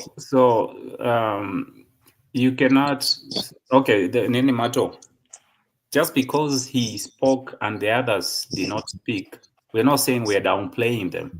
Matter of fact, if Wanjigi didn't speak, we wouldn't have known about the other guys. We would not even be talking about him anyway. Yeah, this conversation wouldn't be a conversation. So, where's the same to, you can write an exam and do not turn it in, but someone else comes in and turn it in. We guarantee you, akiweka jina yake hapo, kama ni A, ni anapewa. So was PhD. let us learn to finish the job, and maybe that's the problem we have as Kenyans, because we don't do our work all the way, and sometimes we do it halfway, and when someone else takes the credit or even mess it up, kwa sababu unaweza fanya kazi mzuri uache halfway na mtu akuja mess up everything that you've been working for. So it's not that we are giving credit to Wanjigi, but because we were talking about Wanjigi here and the leadership, that we were debating about Kenya and the leaderships and possibilities of who we should be thinking about. Now that we have explored Kasongo and his vices all day, now when we're talking about options, Wanjigi was brought up. The reason why I'm actually bringing him up when it comes to the economy, so mtu anaweza leta issue na kupe issue, now because it's your passion, you take it and run with it. Let me tell you, a lot of people may be new and they are in leadership positions in Kenya. People who have relevance, people who have followers. A lot of them might have known the same thing that Wanjigi knows, but because they don't have the passion when it comes to economy and the issues that affect pockets of Kenyan pockets as a government and the pockets of Mama Mboga, they didn't take it and they didn't run with it. They wanted to focus on something else that really, personally, they might benefit on a personal level, maybe on a. So let's talk about Atuoli when we're on this issue ya Wanjigi. Oh my goodness. Unataka kuniambia Atuoli ajui hizi vitu zote Wanjigi alikuwa anajua, that taxes are not good for the workers, the pay slips. And what was Atuoli doing? Busy kissing Kasongo's behind. Atuoli might be there, but not know. Oh my goodness. Some of these people, they are around this information, but it is not what they want to speak in front of TV and the nation at the expense of Kasongo. Wanjigi was speaking at the expense of Kasongo. And I learned that, based on the audit that he was talking about Kenyan debt, it's true. We might have paid this debt a long time ago, and we are paying debts that do not exist. But Jemo, I really understand what you guys are saying, and I'm with you on that one. And you are convincing me on other things, but on a lot of things. But my question is, I'll give you a good example. The same Jimmy Wanjigi is the same person that tells us that in 2007, when Uhuru, the deal brokering of Uhuru and Ruto to run together, what happened actually in his house. So what I'm asking you guys, what if this is a deal gone wrong? Because we all know, don't lie, we all know, even the wealth from Jimmy Wanjigi has come from state business, doing business with the state. Even Chris Kirubi, the late, we all know they were doing business with state. So how would you know that this is not a deal gone wrong, and that is why he's actually coming out? Well, there's a deal that went wrong, and he talked about it. The deal was he was to put them or support them or actually finance their campaign so that he would have gotten the contract to do the SGR. Then they went behind his back. That is a fact. And he has said it himself.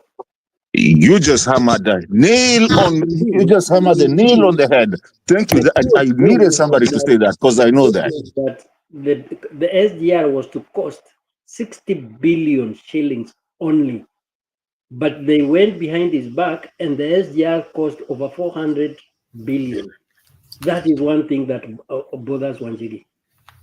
And that's a good thing to speak. And if it doesn't bother you at all, Kenyan with love, then I don't know why you see there's a problem with Wanjigi. And also, deals go wrong. And that's what I'm saying. When you guys are fronting Wanjigi, I don't understand what you guys are talking about. He's not the right person. We are discussing. He is advocating as a possibility of leadership, which tunasema I don't see him as a president of Kenya because hajaiva kufikia hapo.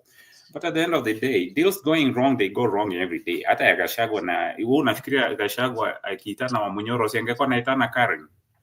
Does a deal gone wrong? We just be, like, why are we even listening to Gachagua deconstructing Kasongo and we think it's a good thing? It's based on a deal going wrong, bwana. It's not even the maisha iko.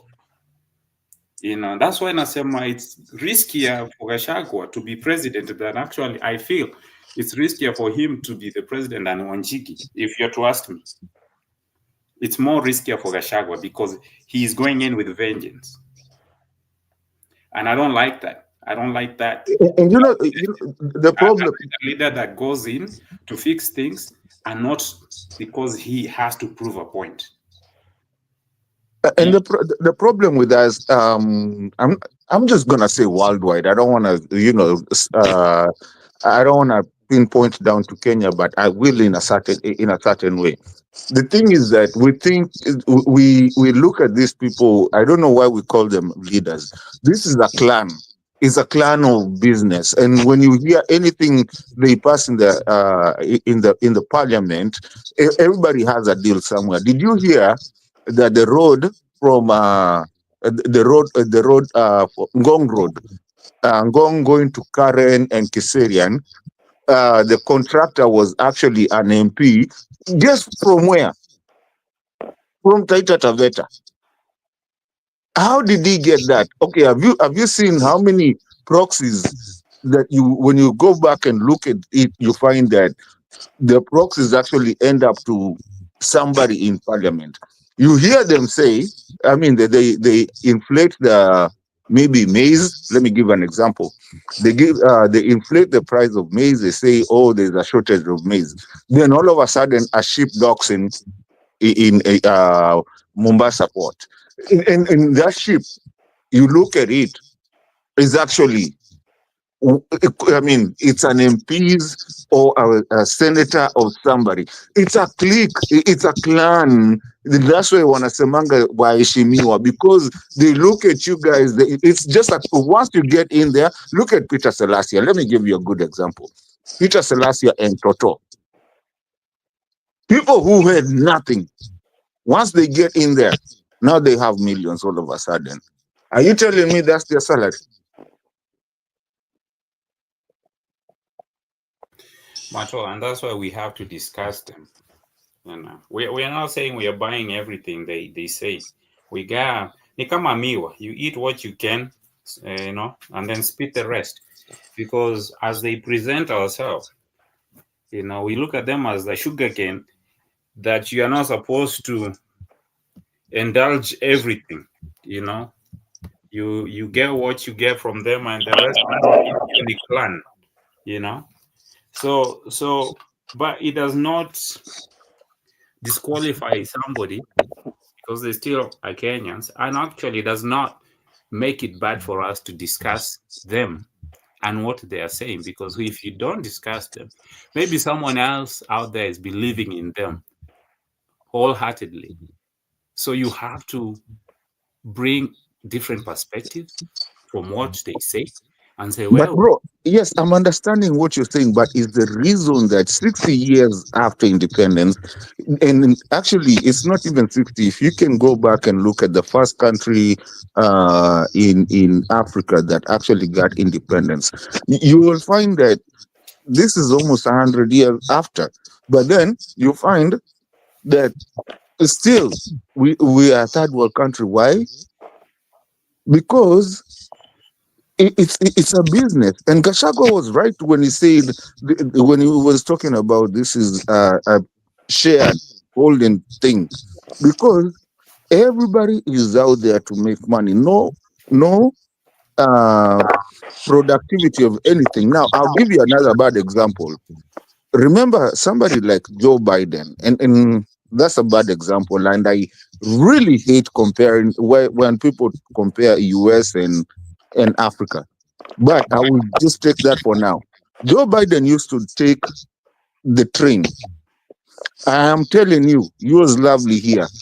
one day I was flying economy, and my significant other told me, "Can you look behind?" And I kept on looking behind. I'm like, "What are you talking about? We were just going to visit a friend somewhere. We were flying." And she kept on telling me, "Look behind." I'm like, "What?" And there was Bernie Sanders. I couldn't even recognize him. You couldn't even because he has CIA bodyguard. You couldn't even recognize them. And I was, whoa, is that Bernie Sanders? Just normal.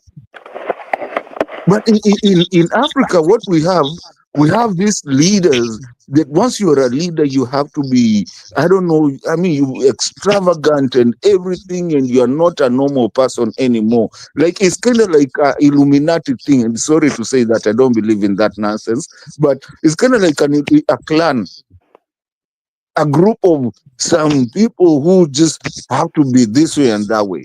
And it scares me as a leader, as I think I want to be. It scares me to even get into that kind of leadership where, I mean, you enter into something. Look at Muhammad Ali, Jichopevu, who was actually questioning Ruto about the death of, was it Jacob Juma? Questioning him today. Is a big defender. The moment he entered that door of parliament, I don't know what the heck happened to him. And you can see everybody that goes there. Even Chipukizi almost, I mean, kind of went into the same route. Now you don't even see him when he was actually given a parastatal kind of thing. So I'm worried about our leadership. I think it's just a clan, and that clan knows it's above there, and then there's the citizenry. But here we have a chance to make an example of Kasongo. Yani, unatoa Kasongo mbio. Yani akifika the other side, hata mwenye anaingia unakutania kwa mlango anaona Kasongo vile ametoka. Alafu Kasongo anamwambia all the best. Naye anaingia on the way in. Unaona? You know, I think if we can make a good example with Kasongo, because he thinks he's the toughest of them all. If we can make a good example of Kasongo, atoke kama ile mwewe enye, ile mwera enye haina manyoa na aliingia job akiwa na manyoa. The next guy in. I think Kasongo just needs to serve as an example for the leadership to come. And you're 100% right, because I've also been on this. I've been on this mindset, and I was somewhere telling people, I think Kasongo might have been the best president that we've ever had in our country.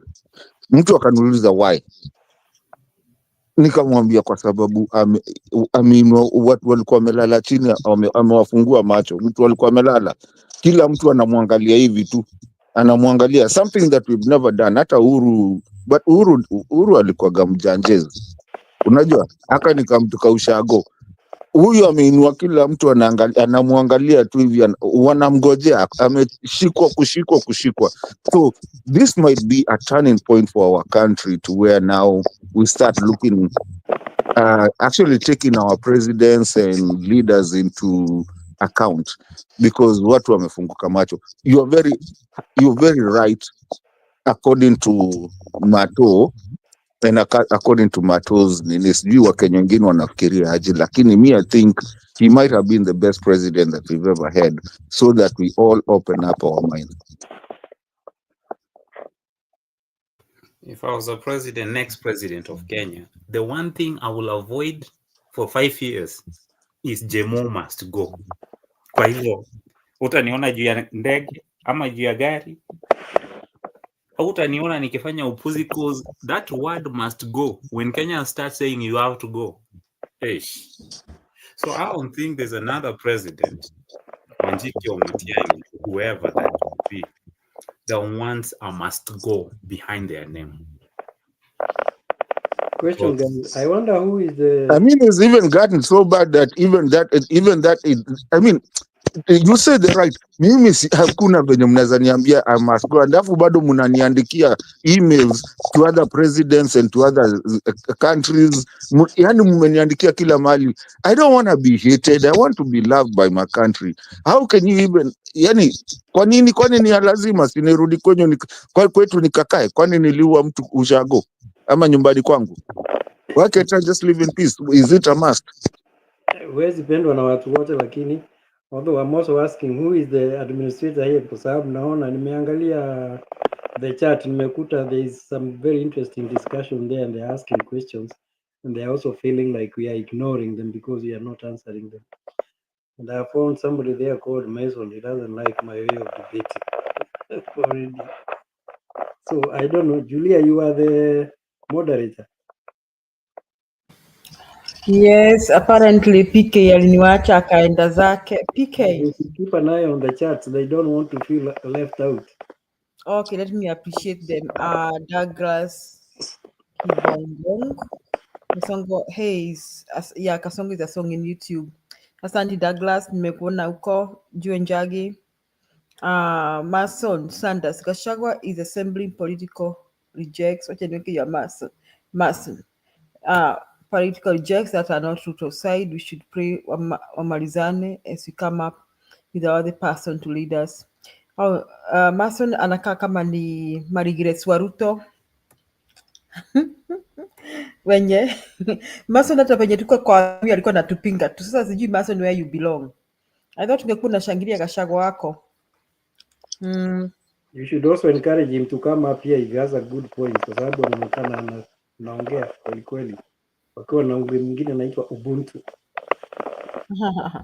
For me, I would go for Matiang. He has a good track record. Gachagua is not going for presidency. Yeah, everybody doesn't know Gachagua. I hope Gachagua also can feel that people appreciate his support and what he's doing, but they may not appreciate him if he goes for presidency. Mason anasema Kenyans ni wajinga sana if they are considering Matiang when we all witness what he did to Miguna as the CS. So Mason, give us another solution, another person we'll appreciate. Tupatia suggestion. Gishumu Mwangi, why people like have Lord. Matiang is Ruto, that is Mason who has a problem with Matiang. Chaniangirie wengine.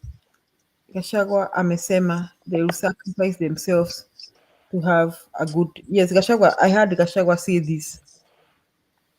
They will sacrifice themselves and have one good coalition. Gachagua said his objective is Ruto to go. He has a big bone to crack with Ruto. That was Gachagua. So asante. Julia, can I just answer to that?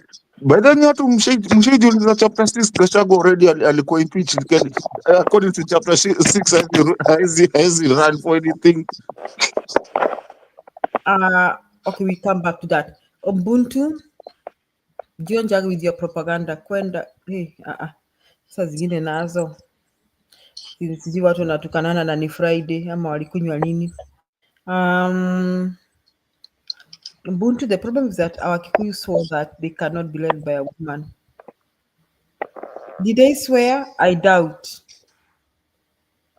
I don't think Kikuyu have something. This swearing, when people speak on behalf of Kikuyus, mara they swore at walikura muma sijui wapi, and I hear people from other communities talking about it. Na mimi sijui maneno hiyo muma. Now the Kikuyu swore to not be led by a woman. I don't think so. I think a woman is going to lead Kenya very soon. And if it's not Mother Karua, then I may be the one. So be ready. Ubuntu. For a female leadership. Simon GIS alikuwa ameongelesha KK and everybody else. Okay, Francis is the one telling us 9 days left. What is happening with 9 days left with Francis? We need to know how many days left to what?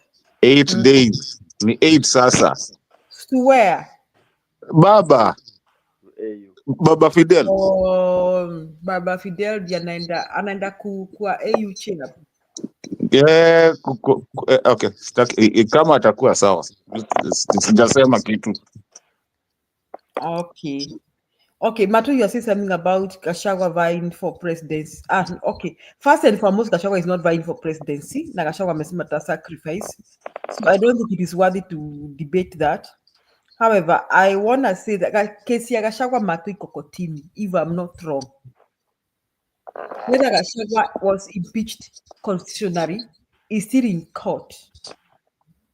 So if that impeachment is thrown out, then Gachagua can vie for anything he wants. So am I wrong, Mato? Isn't that case still in court? According to chapter 6, I mean, No, answer me. if it's thrown away, if it's thrown out, yes, he but cannot then, vie. if it's thrown out, then he has to be reestablished as a DP, which will not happen. He cannot be reestablished because already there's a DP that have been sworn. But if the court declares that he was impeached unconstitutionally, then he's free to vie for any other constitutional seat. No, so basically, here is the catch-22, Julia. Here's the catch-22. The catch-22 is that if he's told that if he wins the case and he was impeached unconstitutionally, then he is the rightful deputy president. So now, either or. Then Kindiki, so it's between Kindiki. So Kindiki now was unconstitutionally there. So somebody has committed a malpractice. One of them will have to suffer something. No, if Gashawa's case is thrown out, first he'll be free of being barred from vying for anything. But for who becomes deputy president, I don't know how the constitution will handle that because the Kindiki has already been sworn in. That is what I think. And that is where the problem is, because at that point then Kindiki was unconstitutionally being a vice president, so there has to be repercussions. If you are going to follow the constitution, then there's a problem there. If Gashagua's case is done, he can never vie for anything. At least for the constitution says either 10 or 13 years. I can't remember what it was. I think it's 10 years. 10 years, yeah. So you see, kesi Gachagua bado iko kotini kumaanisha anaweza kuwa na nafasi, but then my take is Gachagua said his statement, he said we will sacrifice everything. I don't think he wants to vie. Gachagua wants to make sure Ruto loses by all means, and Gachagua knows the only way for Ruto to be defeated is to declare another person, to create a Kibaki Tosha moment. That is what Gachagua wants to create. So I think here in Kenya and Julia, I think there's a loophole in law here. As long as that case is still in court, Gachagua is open to vie for anything, even right now. As long as the case is not decided, he can run. If the case is also decided against him, that's the time now is disqualified completely. So he would like that case to remain in the court until 2027. Because if it's still there at 2027, he can still be a candidate. I think that's a loophole in law. I could be wrong, but I think that is how I want to interpret it for now. Mwamba, you are right. PK, you are Mike. Sorry, I'm saying Mwamba is right. Uhuru and Ruto.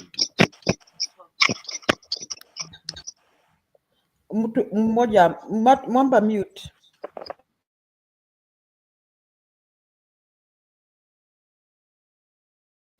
PK, you have muted.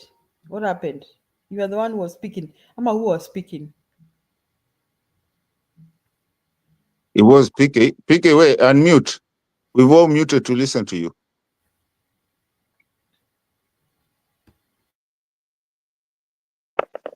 I think I finished what I was saying. And Stone was actually, I think he was supporting. But the thing is that according to the constitution, if you have a pending case, according to the constitution, what I know, and I stand corrected, you're not supposed to do anything until that case is done. So, but Kenya ni ile ni ya wakora, because we saw Waluke do the same thing and run for something while he had the case in court. So I don't know. Sonko could not do it. I think there I want to disagree with you. That is why Kawira is still the governor of Meru, because there's still a case in court. And that is also how Ruto and Uhuru were able to vie for presidency when their case was still in court in the ICC. But So their case were international, not. it doesn't matter. It's a case. Okay. It doesn't matter. Kashagwa can run for any seat he wants in Kenya today, just because his case is not decided. Because of the principle of you are innocent until proven guilty.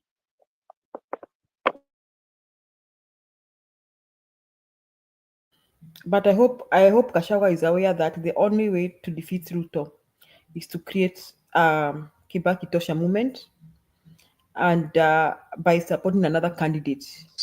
I hope he's aware of I've that. heard Gachagua say, and I don't know, possibly I could also be wrong. I think I've heard him declare that he's not going for the presidency.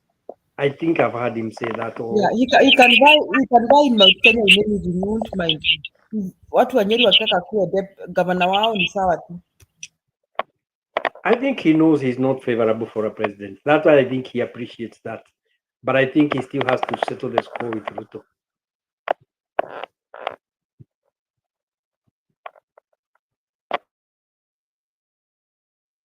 I think you're right, because and anyway, not that I think that's something that I think we spoke a long time ago before he was impeached, because some of us were really pro impeach him. I mean, like I keep on saying, there's a song. I mean, not even song, a saying. Kufa makanga, kufa dereva. So we wanted to first of all get the makanga.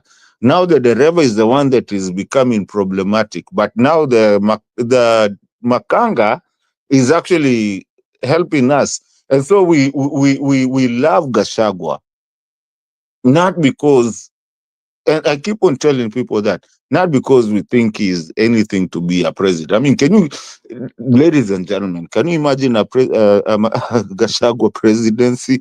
I know nobody here will vote, vote him, but we love him and we push him so that he can get that dereva for us and he can keep on talking. Now, however, we're going to reward him if the dereva comes down is what I don't know, because the Constitution does not allow him to be given any reward in the political field.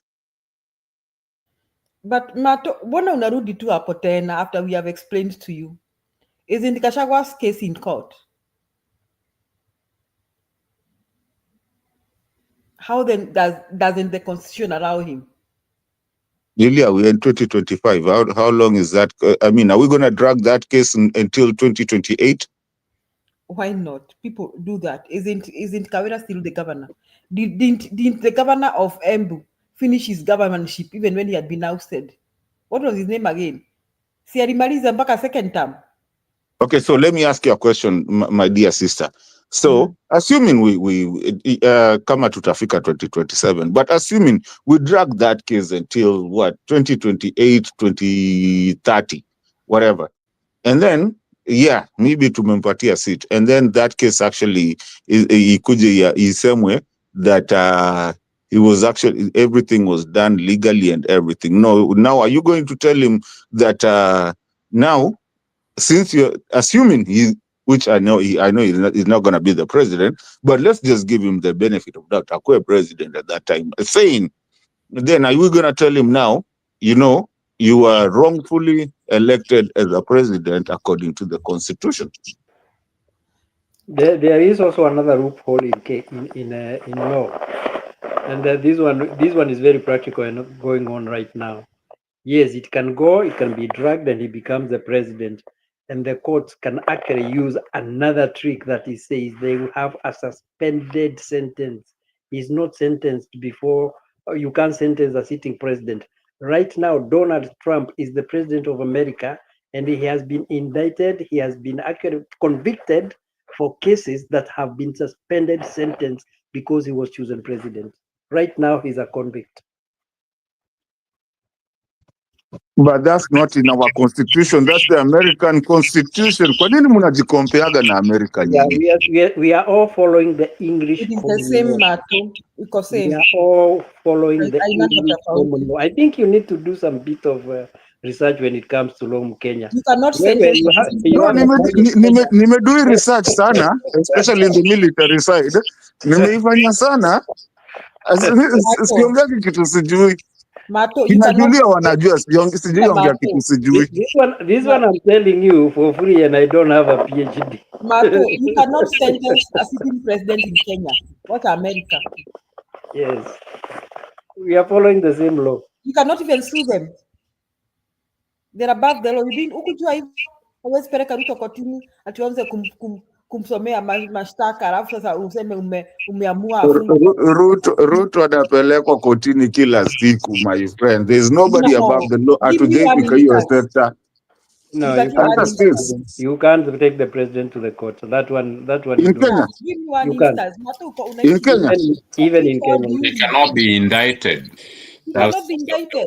You can't take him to court. No. You guys are getting it wrong. He can and he has, and even as some of us have cases against him. The thing is that he probably will not show up in court, but the Attorney General will come for his sake. Now, I think you need to do your revision again. He can't be taken to court. And that is a fact. He cannot be indicted under the law, Mato. What is We have a Judge Muita for him.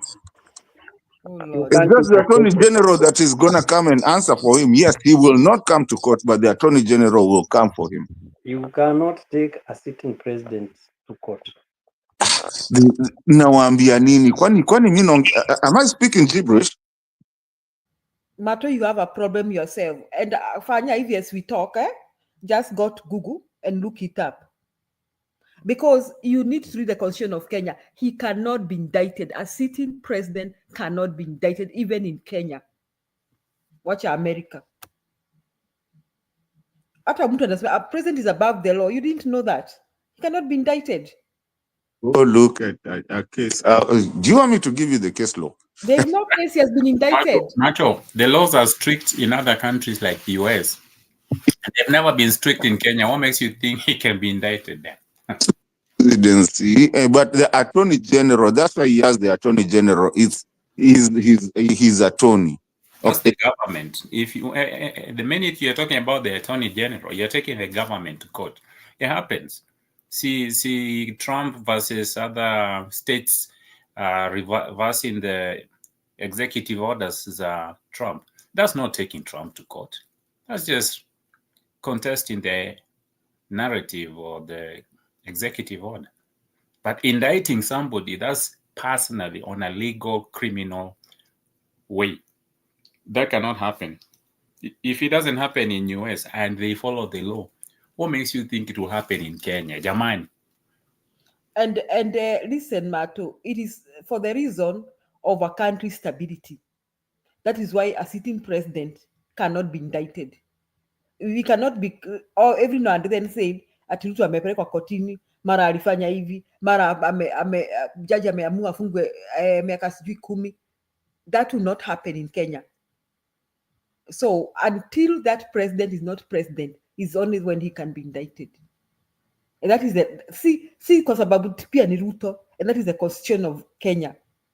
So you look it up, Mato, utaona what we are saying. Look it up. He cannot, but the government can be sued. People can take I'm Kenya to court. I'm reading you the Kenyan Constitution. I don't know what section, and it says criminal proceedings shall not be instituted or continued in any court against the president or person performing the functions of that office during their tenure of office. That is a Kenyan law. Right, exactly. That's what I was trying to say. It says while what? In office. While in office. Yes. Exactly. He can But be after the office, but while after the office, yes, he cannot be taken to court. But the proceedings can continue while he's in office. Nope. Yep. Nope. I don't read again Mwamba. So because Mato is not reasoning. Julia, can you imagine taking shall Kasongo not, to shall court not be instituted and or find him continued guilty, in and any then the judge say that he was gonna be, once he leaves office, he has to serve 15 years. Bro, Kasongo will never leave office. That's a bad way of indicting presidents. Once you You see can take him to court there's after a he leaves office, not now. and there's a conclusion of that case, and that they will have to serve prison time. And look, mtu atoki. So I'd rather not even take him to court, because with that you create a tendencies of dictatorships and also presidents who don't want to leave. Not So what even if that. he The, doesn't the objective of out of office? JMO, the objective of that part of the constitution was not even to create not to create dictatorship. It was to protect the stability of the country. That I believe is the objective of that part of the constitution, that you cannot elect a sitting president, is to make sure that the country is stable. Sio kila saa mnakaa president amekuwa sued for this for that, jaji mwingine ametokea hapa amesema amevunga miaka 5, and then mshike president state house. You can imagine such scenarios. That even in America it would happen. So it can, but the government can be sued. I think Mato is mistaken. Soon indicting the president and taking the government to court. The government is already taken to court for this and that. That is why Attorney General is always there representing the government.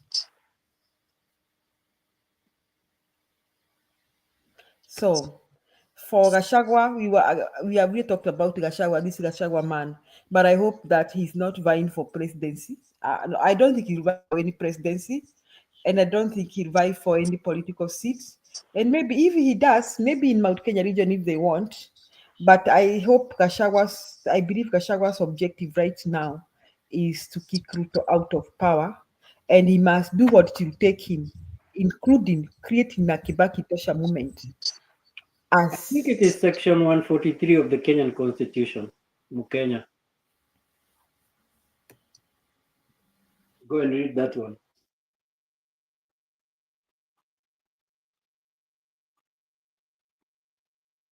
Chapter 139, the executive something.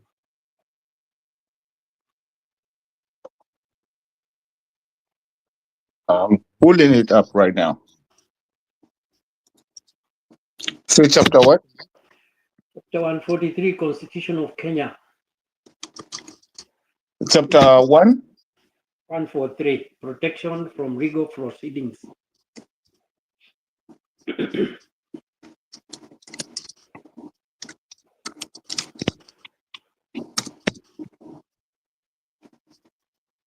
Protection of legal proceedings. That's it.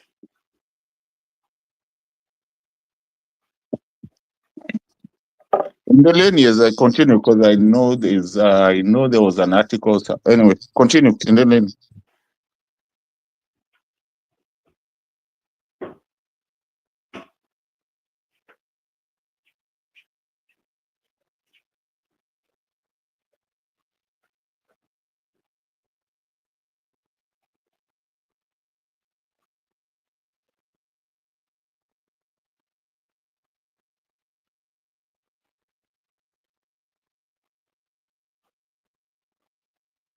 Ala, kwani mmenyamaza?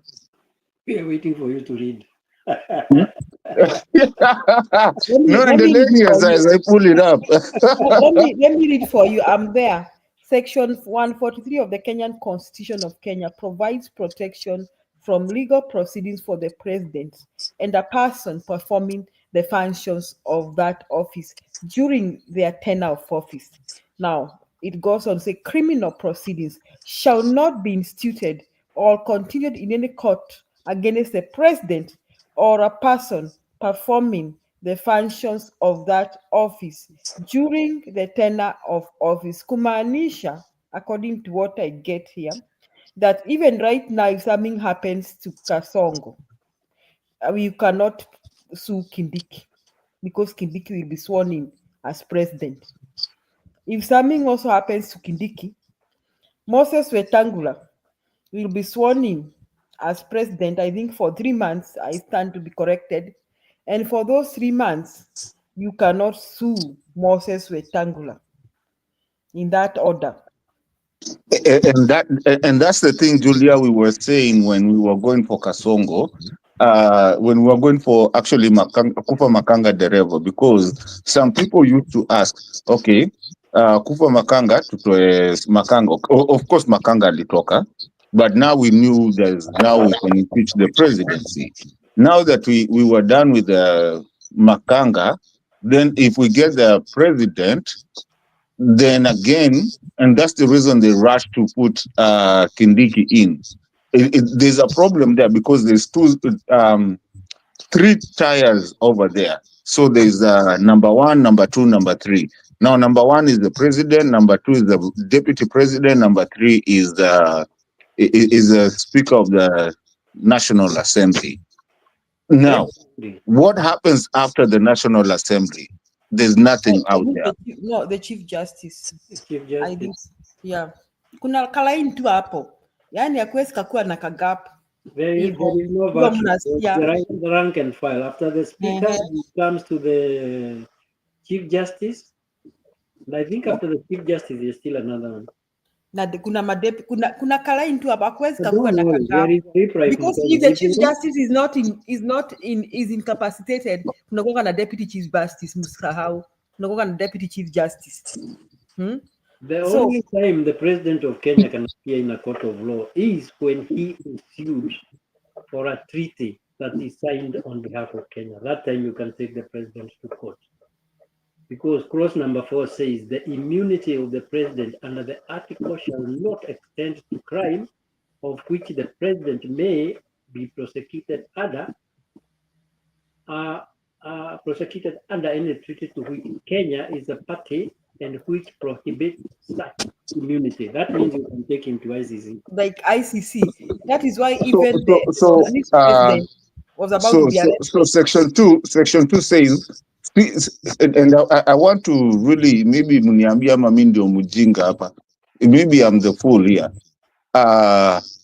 It says, tuanze ya kwanza. Hiyo mshasema criminal. Ya kwanza inasema criminal proceedings shall not be instituted or constituted on a court of law on the sitting president. Fine. Number 2, did you guys realize that number 2 doesn't talk about criminal? It says civil. That is just to determine, there are the two branches of law. There's the criminal law and the civil law. So number 2 is about civil proceedings. Okay, 3 says where provision is made in law limiting the time within which proceedings. Hiyo ndo nilikuwa nakimbilia na amko mnaelewa. Within which proceedings under clause 1 and 2 may be brought against a person a period of time during which the person holds or performs the function of the office of the president shall not be taken into account calculating the period of the time prescribed by that law. Usijui kama mmeelewa kitu inaongea juu ya period na hiyo kitu, ndio maana nilikuwa nawaambia yes, you're right in what you're saying, lakini within that period mtu anaweza sue the president, but yes, though itakuwa ngumu, lakini it's just for the period that is in there. So you can put a case and then we drag akitoka hivi imshike in however he's gonna get out. No, that is exactly, you can prosecute, you can actually take him to court after he has left the office for crimes he committed while he is in the office. That is a permissible. Yani ile dhambi anaweza fanya leo, unaweza kumshtaki the moment he stops being the president.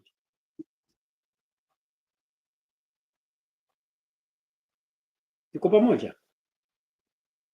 Skatani na wewe.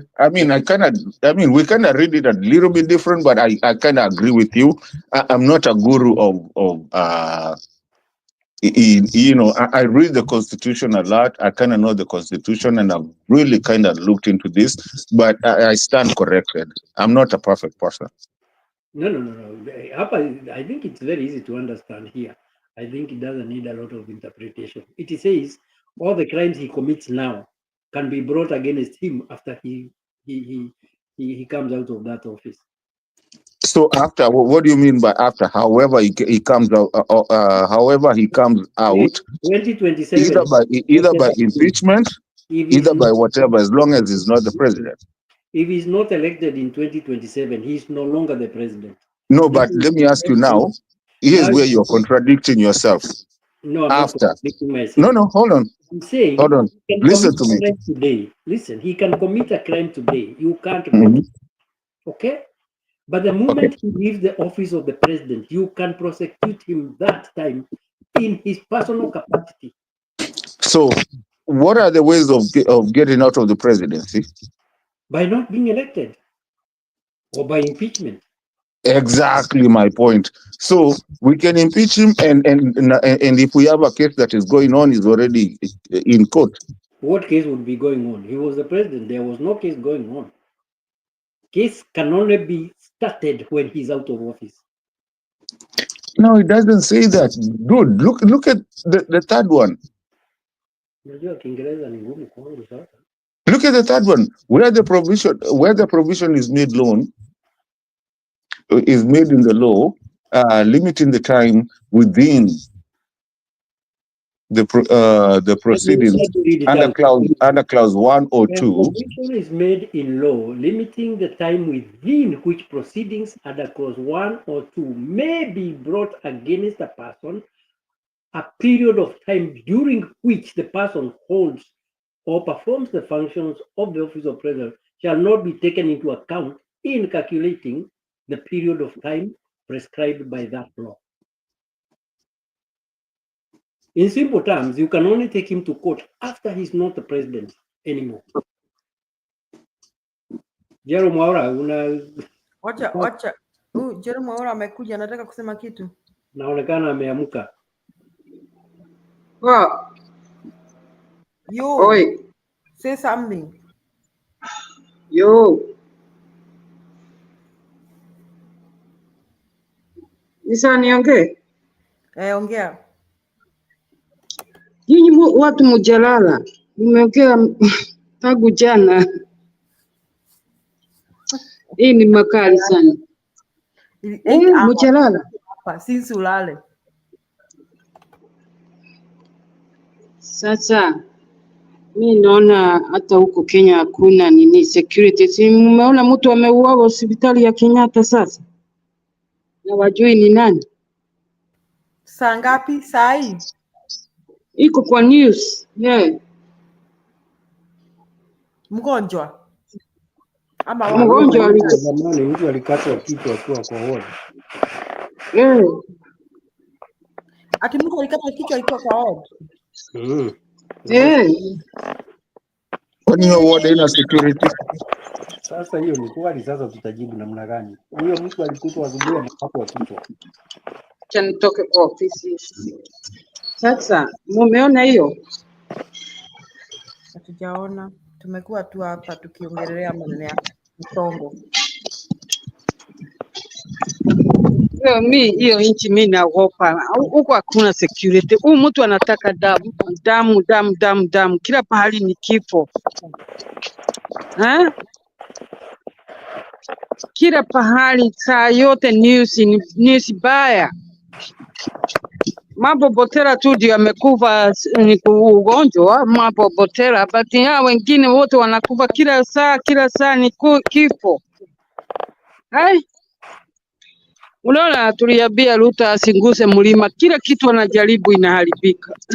Kila kitu. Hiyo Haiti yote imeharibiwa na ule Trump. Kila kitu yake ni baya. Sasa parliament naye imeharibika. Si unaona? Na Ruto ni muongo na hiyo na hizo matigiri anasema ako nazo. Hakuwa najua, mimi nilijua tu wakati aliwin. Aliingiza watu bembembe na wao wamesaini kwa zile group walikuwa nazo. Wewe Ruto hakuwin. Mimi sijui kwa nini nasikianga vibaya mkisema Ruto aliwin. We have the numbers. We have to say our ODM already agreed that in the parliament, guys, or even he didn't win, he's the power. We cannot reverse this. Now ODM, they said yes, he wins. So hiyo ni mtindo ya Raila. Raila ni kama huyo Ruto tu. Hansoro sasa Raila alikuwa na kitu ya kutumia watu wakuwa wajinga. Kwanza huyo Ruto Raila sio mzuri. Kipo kupiganisha wa Kenya tumeibiwa. Tumeibiwa wapi? Kwani yeye ana mikono miwili ya kuiba? Hiyo ni ujinga. Raila hajai kupiga huko. Na kwa nini anakibiria serikali ilimwimbia kila saa anaingia ndani? Akikosa yoyote ikikosa kupatikana anaingia ndani. Anaanza fujo na ni yeye anajitafutia. Kwanza huyo Ruto, Raila, hawa wote waende wasirudi. Na huyu Matiang'i mimi namuonea bali Sauli Mkubuke, yeye ndio alikuwa pale kwa power wakati wale wa River Yala walipatikana na kusema kitu. Alafu mnamwambia ati akuwe president. Hata tafadhali Maraga, mimi napenda Maraga ama Gachagua. Hata mkinipenda hapa msimpende. Hao wawili naweza kusema waingie. Maraga ni mzuri. Maraga anaweza kutandika, atalete hao wote wafungwe. Sio mjinga huyu. Huyu akiwini Ruto ataenda jela. Nakuambia hivi. Na hiyo nao Waita, hata Waita atakana akuwe kwa speaker. Hiyo wote waliibia. Mimi niliona. Anafuruta watu kwa chama ati ndio afikise namba. Na hao watu wajasaini ile chama. Mimi niliona hiyo ni ujinga tu. Na lakini miaka miwili hii koti ilikuwa wapi? Tunaona hii Kenya 2 years and a half they come in telling us majority leader KK alikuwa hivi after 2 years and a half. Koti ya Kenya too just as is stupid as well. Judge wote ni wakora wote, kila mtu huko ni mkora. Government, my MPs, judges, wote ni wakora. Imagine since government started, everything been on and on, and now they come in saying, they should be in your side. Hii ni kupiganisha tu hata justice ya hiyo majaji ya huko. Wako na ujinga wote. Ni watu wamelogwa ama ni nini dunia hii? Na wanatuambia wako na madigrii. Degree ya nini? Kwa nini hiyo kesi wakati Ruto alifanya hivi, why they did speak up? Why they telling Kenya now after 2 years and a half? So what? That imeniuma, nimeangalia hizo news kasema sasa kwa nini unapiganisha wa Kenya? Huko na maneno sana. Huko I don't understand Kenya law anymore. I don't. Tujui tutafanya nini hii katiba waliweka wanatumia? Hapana. Kila mtu ako na law kwa head. They using their own laws. Alafu wakisimama huko yote katiba MPs now stupid Ruto as well. Katiba na watumii wafuati. Ule mnyonge ule Wanjiko ndio anaambia wafuate katiba. Na Wanjiko ako kwanza Ruto nataka kumwambia hivi. Yaani nitaituma email kwake. Hiyo PhD anasema ako naye, Wanjiko ndio ako naye. Ruto ana. Wanjiko mwelefu kabisa kuliko yeye. Hata Gen Z wako na PhD everything. Ruto ana kitu, hiyo aliiba. Ruto Sudi alifanya vile Sudi alifanya. Lakini watu wa Gen Z walikuwa pale wakatoa hii macho sana. Wakati ile ya Ruto Gen Z walikuwa wadogo. Sasa akaibia ile. Sauli mtu akona masomo kama hiyo ya haya na tuibia hata anaibaiba huko nyenye. Why doesn't you respect? Huh? Where the respect? Na he been indicated. Huh? Hata ana haya hata kwa Mungu. Ai. Huh? Kwa hivyo hiyo madigiri zake ndio ilimsagua. Huh? PhD tukusagua PhD, tulisagua leader na sio leader, huyo ni politician, muongo, muizi, nini yote. Sasa anaambia hata amesoma so what? Kwani hakuna mtu mwingine amesoma Kenya? Ni Ruto peke yake? Hai, si anatukana watu sana na ignorance baya sana. Ni kama mapepo imemuingia kwa kichwa. Huu mtu sio yeye anaongea, inaonekana ni kama Ruto mwingine alienda huko ng'ambo akaweka Ruto mwingine. Wakati alikuwa anatembea mara ngapi alienda kwa hiyo miaka miwili, alikuwa anawekwa hiyo mapepo wanatumia huko. Na imeshindwa sasa. Sauli tumeomba, kila mtu anaomba. Sasa mapepo yake inaisha nguvu. Wana nguvu hata. Sauli kila kitu anajaribu inakataliwa. Alienda huko kwa Alia, alikuwa anafikiria atawadanganya. Hao watamsagua anyway. Watafurahi tu wakuwa wa Kenya waue watu na waimbe na wafanye vile ujinga wanafanya na kuleta madawa.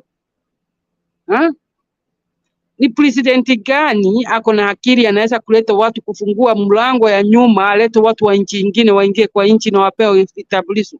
Huyo mtu ako na akili kweli? Wewe unajua mama yako ni wa kutoka Kisumu, ni wa kutoka nini, Mount Kenya, whatever, Meru, wera, Wakabani, unaulizwa maswali, unaitishwa ID ya mama yako na baba yako. Wakiwa wamekufa unaambiwa proof death certificate. Kila mtu anaulizwa. Kwa nini anataka Somali wasiulizwe? Hiyo nimeona imepelekwa kotini anyway. Nimeona mtu amekimbia kotini kufunga hiyo. Itafanyika. Na hatafanya hivyo, ajue kuko na law.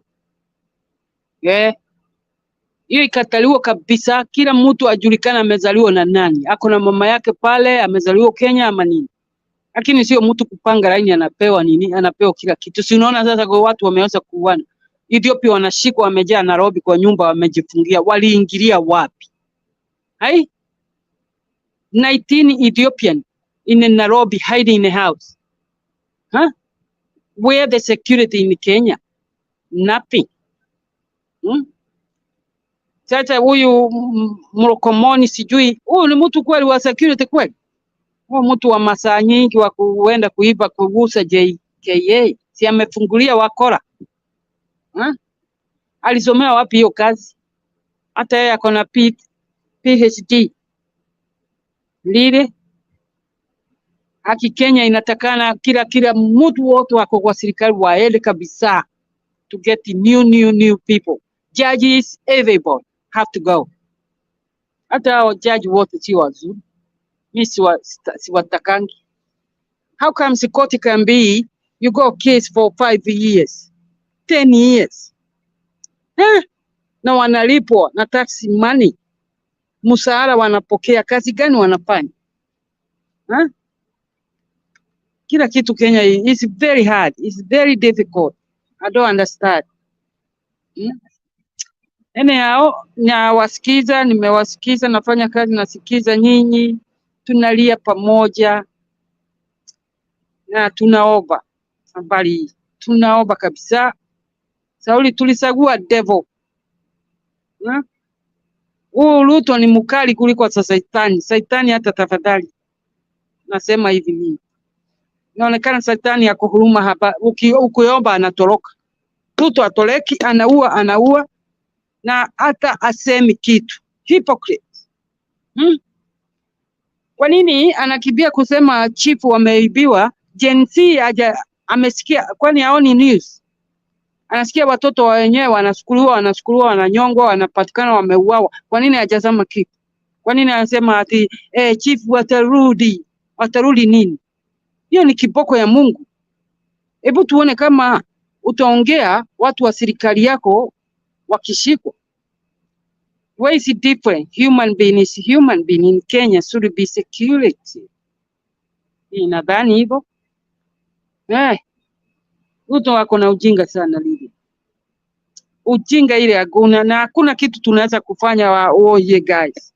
Sauli hii ame imemgusungusa, hii ame wako security kwa ame. Sasa ame moja ikikuja tunapidua huyu, lakini ame wakiwa na kimya mpaka tugoje 2027. Kuna kitu ingine. Sauli mkiacha fujo, sasa watoto wengine wanauawa. Unaona? Tutafanya nini? Sini kukaa tu na tuache kuwapea siri.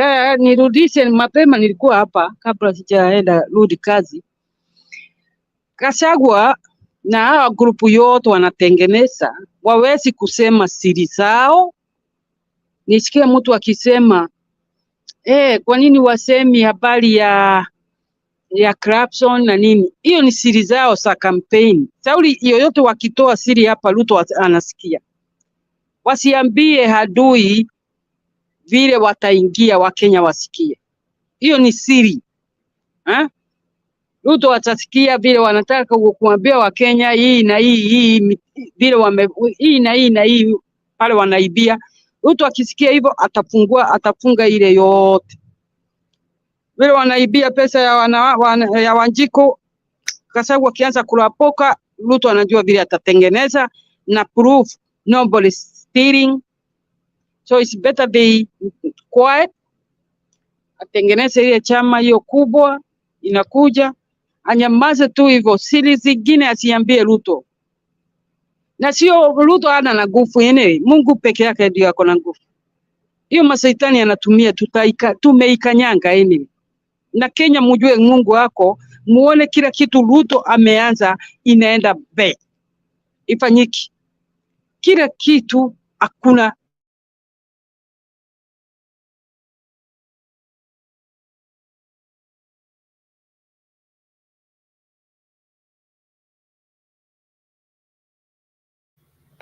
What happened? I think network yake ilitupa mbao. Can we wind up? Wacha nianze na Jemo. Closing remarks. Well, sikia Njiru hapo. Njiru amesema hata shetani tukiomba shetani anaenda. Wewe, nimecheka hapa yangu yote. Hata na ni kweli, hata ile shetani tukimkemea anaenda. Ruto tunamkemea asirudi juu ya gari, anarudi juu ya gari. Hiyo ndio makosa ya Kasongo. I think hata yeye mwenyewe anafaa ajuange too much of everything is poisonous. You can be up on the car too much and expect people to like you. Ukienda trip na inakuwaga tu one thing about nature. You know, you can hata ukitembelea watu sana wanachoka na wewe. You know, mgeni wenye wanakumbuka ile shairi ya Kenya, mgeni siku ya kwanza kumbe ni kujitongea. I think Kasongo anaendanga mahali ana overstay. Anaanza fiti. Kasongo hata Bungoma alichoma tu. Huko iraje? Mulembe Nation. Unaendaje mahali una overstay huko? You know, Kasongo needs to know how to be a person of moderation. You know, everything he does, if he's stealing, he steals without relenting. You know, ajuangi atamalizia wapi. And we thank God for him to be like that, because hiyo ndio vitu inachosha watu. Angekuwa mtu ako na hiyo akili ya moderation, angeza run for another 10 years, for another 5, you know, he could have been there for 10.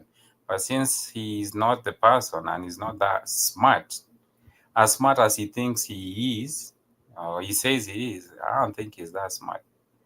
Kuna ile hata ka intelligence fulani mtu anapewanga, ka wisdom. mtu anazaliwanga naye. You know, you go to the northeastern, ukiwezi shinda huko Monday mpaka Friday, utakuwa ushachoma. There's something you will do that is not gonna work. Itachoma the things you did when you got there. Kuna kakitu utasema kenye katakera watu Kenya huku sema Monday. So tunashukuru Mungu alimuumba hivyo, kwa sababu hiyo ndio inafanya watu wachoke na yeye. You know. Ebu ngoja bro. Julia, Njeru is back. Nimrudishe. Oh, there you go. Yeah, so that's the thing. I continue just asking Kenyans to denounce Kasongo as much as we can. Send the message. The guy, I've never seen him in a Harambee house. Uhuru kama kuna kitu alituambia na tuka overlook. This guy is a busybody. He's a guy that takes a nyundo and walks around a construction site, and every time he's up and down the ngazi, he's mara hii sijui ameshika kijiko ya kukoroga na hajui koroga. At the end of 2 months, hakuna nyumba imejengwa hata msumari moja imepigwa ndani ya mbao. He's a busybody. He acts busy, and people are done with him. People washajua tabia zake, ujanja yake. He's not a worker. He's too much mouth, can't talk, he can't walk the talk. So yeah, Kenyans, we need to continue vetting the guy. No, new leaders. Kasongo, we are done.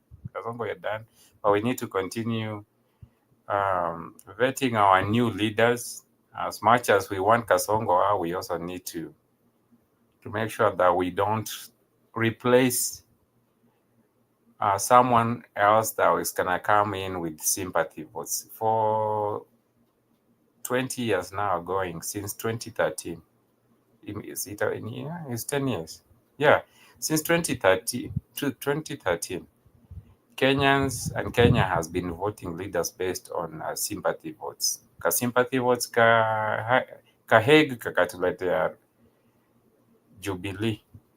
Ka sympathy votes ka Ruto kudhulumiwa vile alikuwa anasema. By the way, mimi hata ningekuwa Uhuru ningemtreat to the same. Hapa kumbe ilikuwa ni mzazi anafundisha mtoto nidhamu, na si tukarumia mtoto mwenye ako na utukutu, but akaingia na hiyo sympathy votes. Now I hope we're gonna use Gachagua to a point, but not, and let's not even say we're gonna use him. He needs to know that he needs to do something about it, and what he's doing is not being used. He's just doing the part that he should do, which is clean up his mess. But tena tusikarudi hapo tunacheza sympathy votes za kuweka Gachagua because alidhulumiwa na Ruto. You know, nani Kenya we love unashinda ukisema ati kufa makanga. Tulisema kufa makanga kufa dereva. Tulisema hivyo, Ruto akasema, ni hivyo tu mnataka, si wacha niwaulie huyu makanga mbio mbio ndio nikae ni kama make a wish come true. So makanga hata hakasiriki alikufa. Makanga anakasirika ni nani mwenye alimuua amekasirikia hapo. So sisi huku tunaweza kuwa tunamhurumia, but at the end of the day Makanga wants revenge, and that's bad way of looking at the next leadership. Are we gonna take the venom and use it against Ruto? Definitely. But are we gonna assume that Makanga akiingia hapo anaingia kwa niaba ya Kenya and the best interest of Kenyans? Hata hiyo Mount Kenya mnashinda akisema shares, tunaweza hata kosa hiyo shares hata watu wa Mount Kenya. So we need to be very careful. We embrace Gachagua to a point of just getting Ruto out and vet the next leaders of Kenya. That's all I have to say. Mkiona nani Kasongo mwambie hiyo degree ya PhD ya mitishamba si alifanya botany. Ambia kanyage amekula ni kama anachoma sahi, anachoma too much. Nikidhani hiyo mitishamba ni ile madawa ya nani ya huyu jamaa wetu anaitwa nani huyu wa mabangi huyo botanist Kasongo anachoma Wajakoya sahi, mwambie Wajakoya roots. ako kwa maroots huko hiyo. Unaona vile zinamshow aongee juu ya magari matope tu. Situlete. That's all I have to say. Asante. Njero, ulikuwa unaongea ukatupwa nje. Tunapeana closing remarks. Unaweza peana closing remarks pia? Unajua ni nini? Simu yangu pale niko kuko na joto ni 50. Sasa simu nilikuwa nje ikakuwa moto. Mara mbili sasa. Pole sana.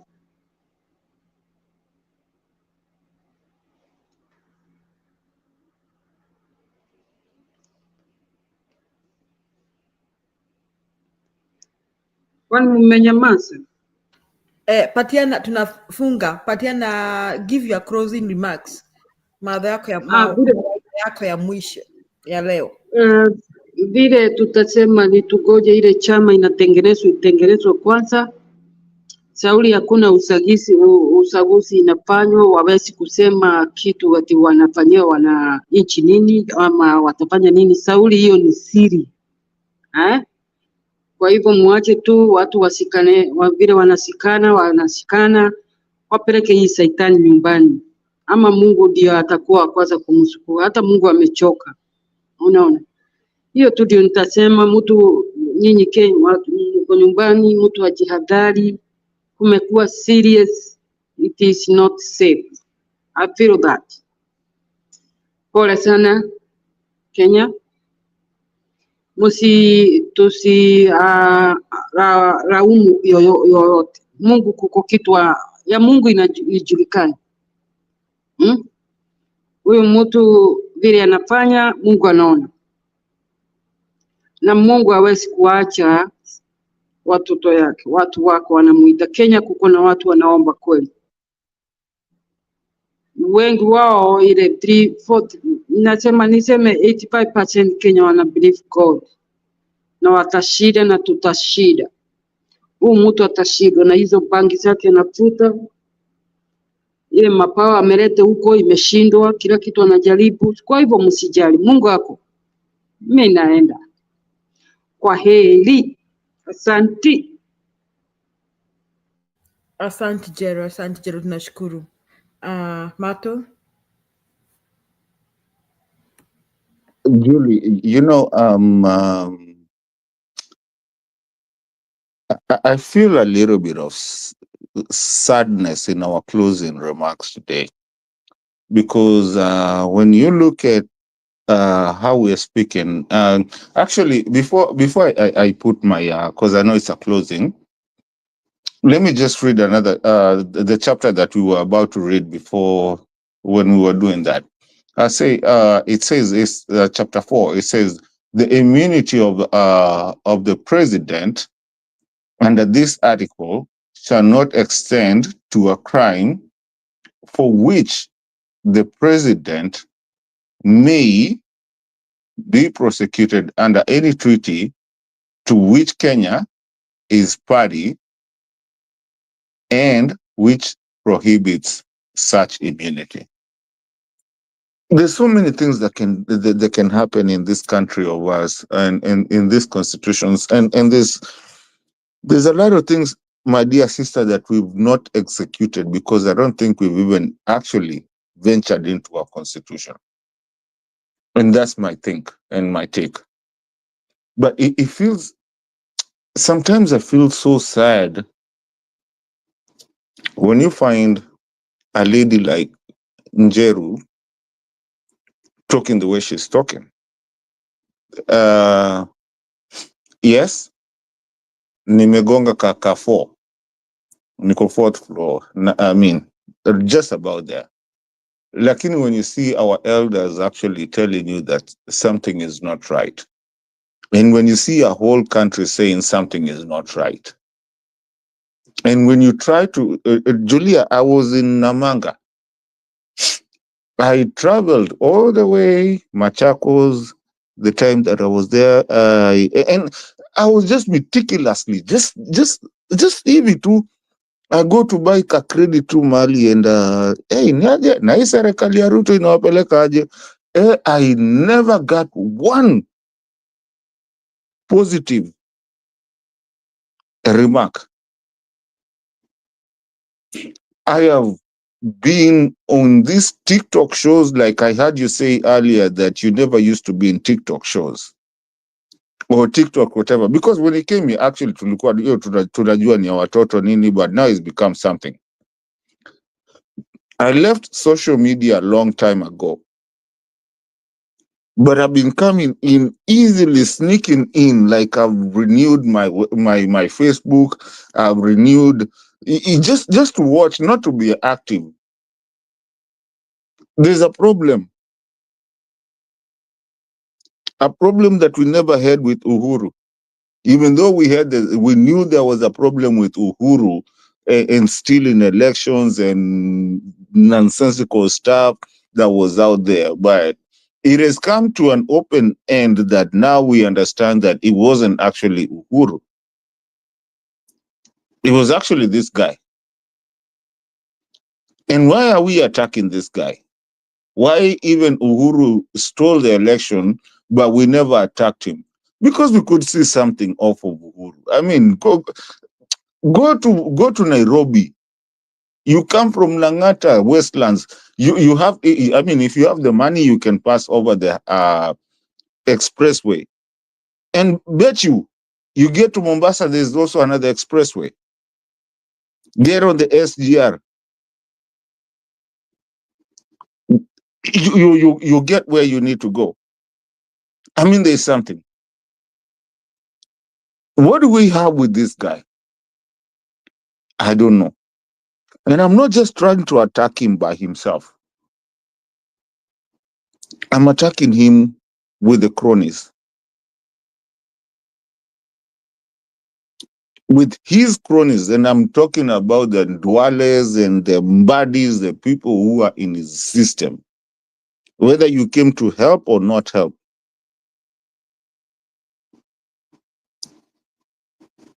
As Kenyans, Julia, I don't care if you're a Kikuyu, you're Digo, you're whatever. And that's the question that I asked earlier on the comment section, if you saw it. I asked, how many tribes are there in Kenya? Somebody answered 50. I asked them, how many do we talk about? And because I know it's a closing remark, I'm going to be hard. And I heard somebody talk somewhere and say, the problem of Kenya is Rift Valley. I've known this for a long time. I was there post-election violence. And everybody in Rift Valley is also so scared of this guy because everybody's going to be butchered if they don't vote a certain way or if they don't walk a certain way. And it has to be told that our country is not about fear, but about liberty and being able to live wherever you are, whether you are whoever you are. I don't know, you can be, I don't know, another tribe that never even came to Kenya. But this guy is so fixated in that. While he's doing that, he's also, I mean, you can be a tribal and you can do whatever, but at least do something that we can remember you for. Even Moi was so brutal, but at least we know Maziwa ya Munyayo and the gabions that he used to build, Momonyoko wa Udongo. Just do something. The guy can do anything. The other day we had a meme of people painting road into Akuja Aeke. Now he's gone to huko anapigwa huko nini Isiolo. Now all of a sudden ameenda kusumbua Suluhu. The other day atakuja asimame mbele ya Benihina tuambie anaenda kuongelesha sijui he is the first president to go to the US. like we never saw Kibaki, like we never saw Uhuru in the US. I mean, the nonsensical ideology, stupid kind of way that is happening in Kenya. Julia, my dear sister, I have no idea how to address this. So for me, as a closing remark, I'm telling you, Julia, I am at a loss for words. That's it. I close my remarks at that point. Thank you so much for hosting us. Thank you Mato, tunashukuru. PK yuko hapo? Okay, seemingly PK ameenda kulala. Pia mimi sitaongeza mengi, nataka kushukuru kila mtu wenye comment section. Pen na kuona, sijui kwa nini kukaribia leo. Edie have somebody, and then we have the others, GW, Edie, Douglas, Saint Mason, Sanders, Wamboi, kila mtu na washukuru nyote, Geshimi Mwangi, na wenye walikuwa hapa kwa pano, Kinanjero, Mkenya Mkora, Jmos, PK, and all those who joined us this evening and this morning. Tunawashukuru sana. Thank you very much for being part of this show and everything we have discussed tonight and this morning. We always want the best for Kenya, and we keep hoping and praying that one of these fine days that Kenya will wake up to a new dawn, because really Ruto and company can no longer go on in their comfort, thinking that things are business as usual, because Kenyans can no longer take that kind of governance, poor governance, full of corruption-riddled governance. Yes, mass killings, extrajudicial killings, abductions. Hiyo haiwezekani in a civilized society like Kenya. So fellow Kenyans, I just would like to continue urging you, hata naona Joe Njagi, nashukuru sana. I would like to continue urging you that Aluta continua. The struggle continues. We must play our role in providing civic education for fellow Kenyans. We must inform them that it is possible to have a corruption-free society, a country where we don't experience extrajudicial killings, we don't have this kind of abductions we are having in the country, a country that upholds the rule of law and justice, and a country that will promote its own democracy. Tunashukuru sana. We thank you very much. We just want to say good night, good morning, asanteni, mubarikiwe nyote.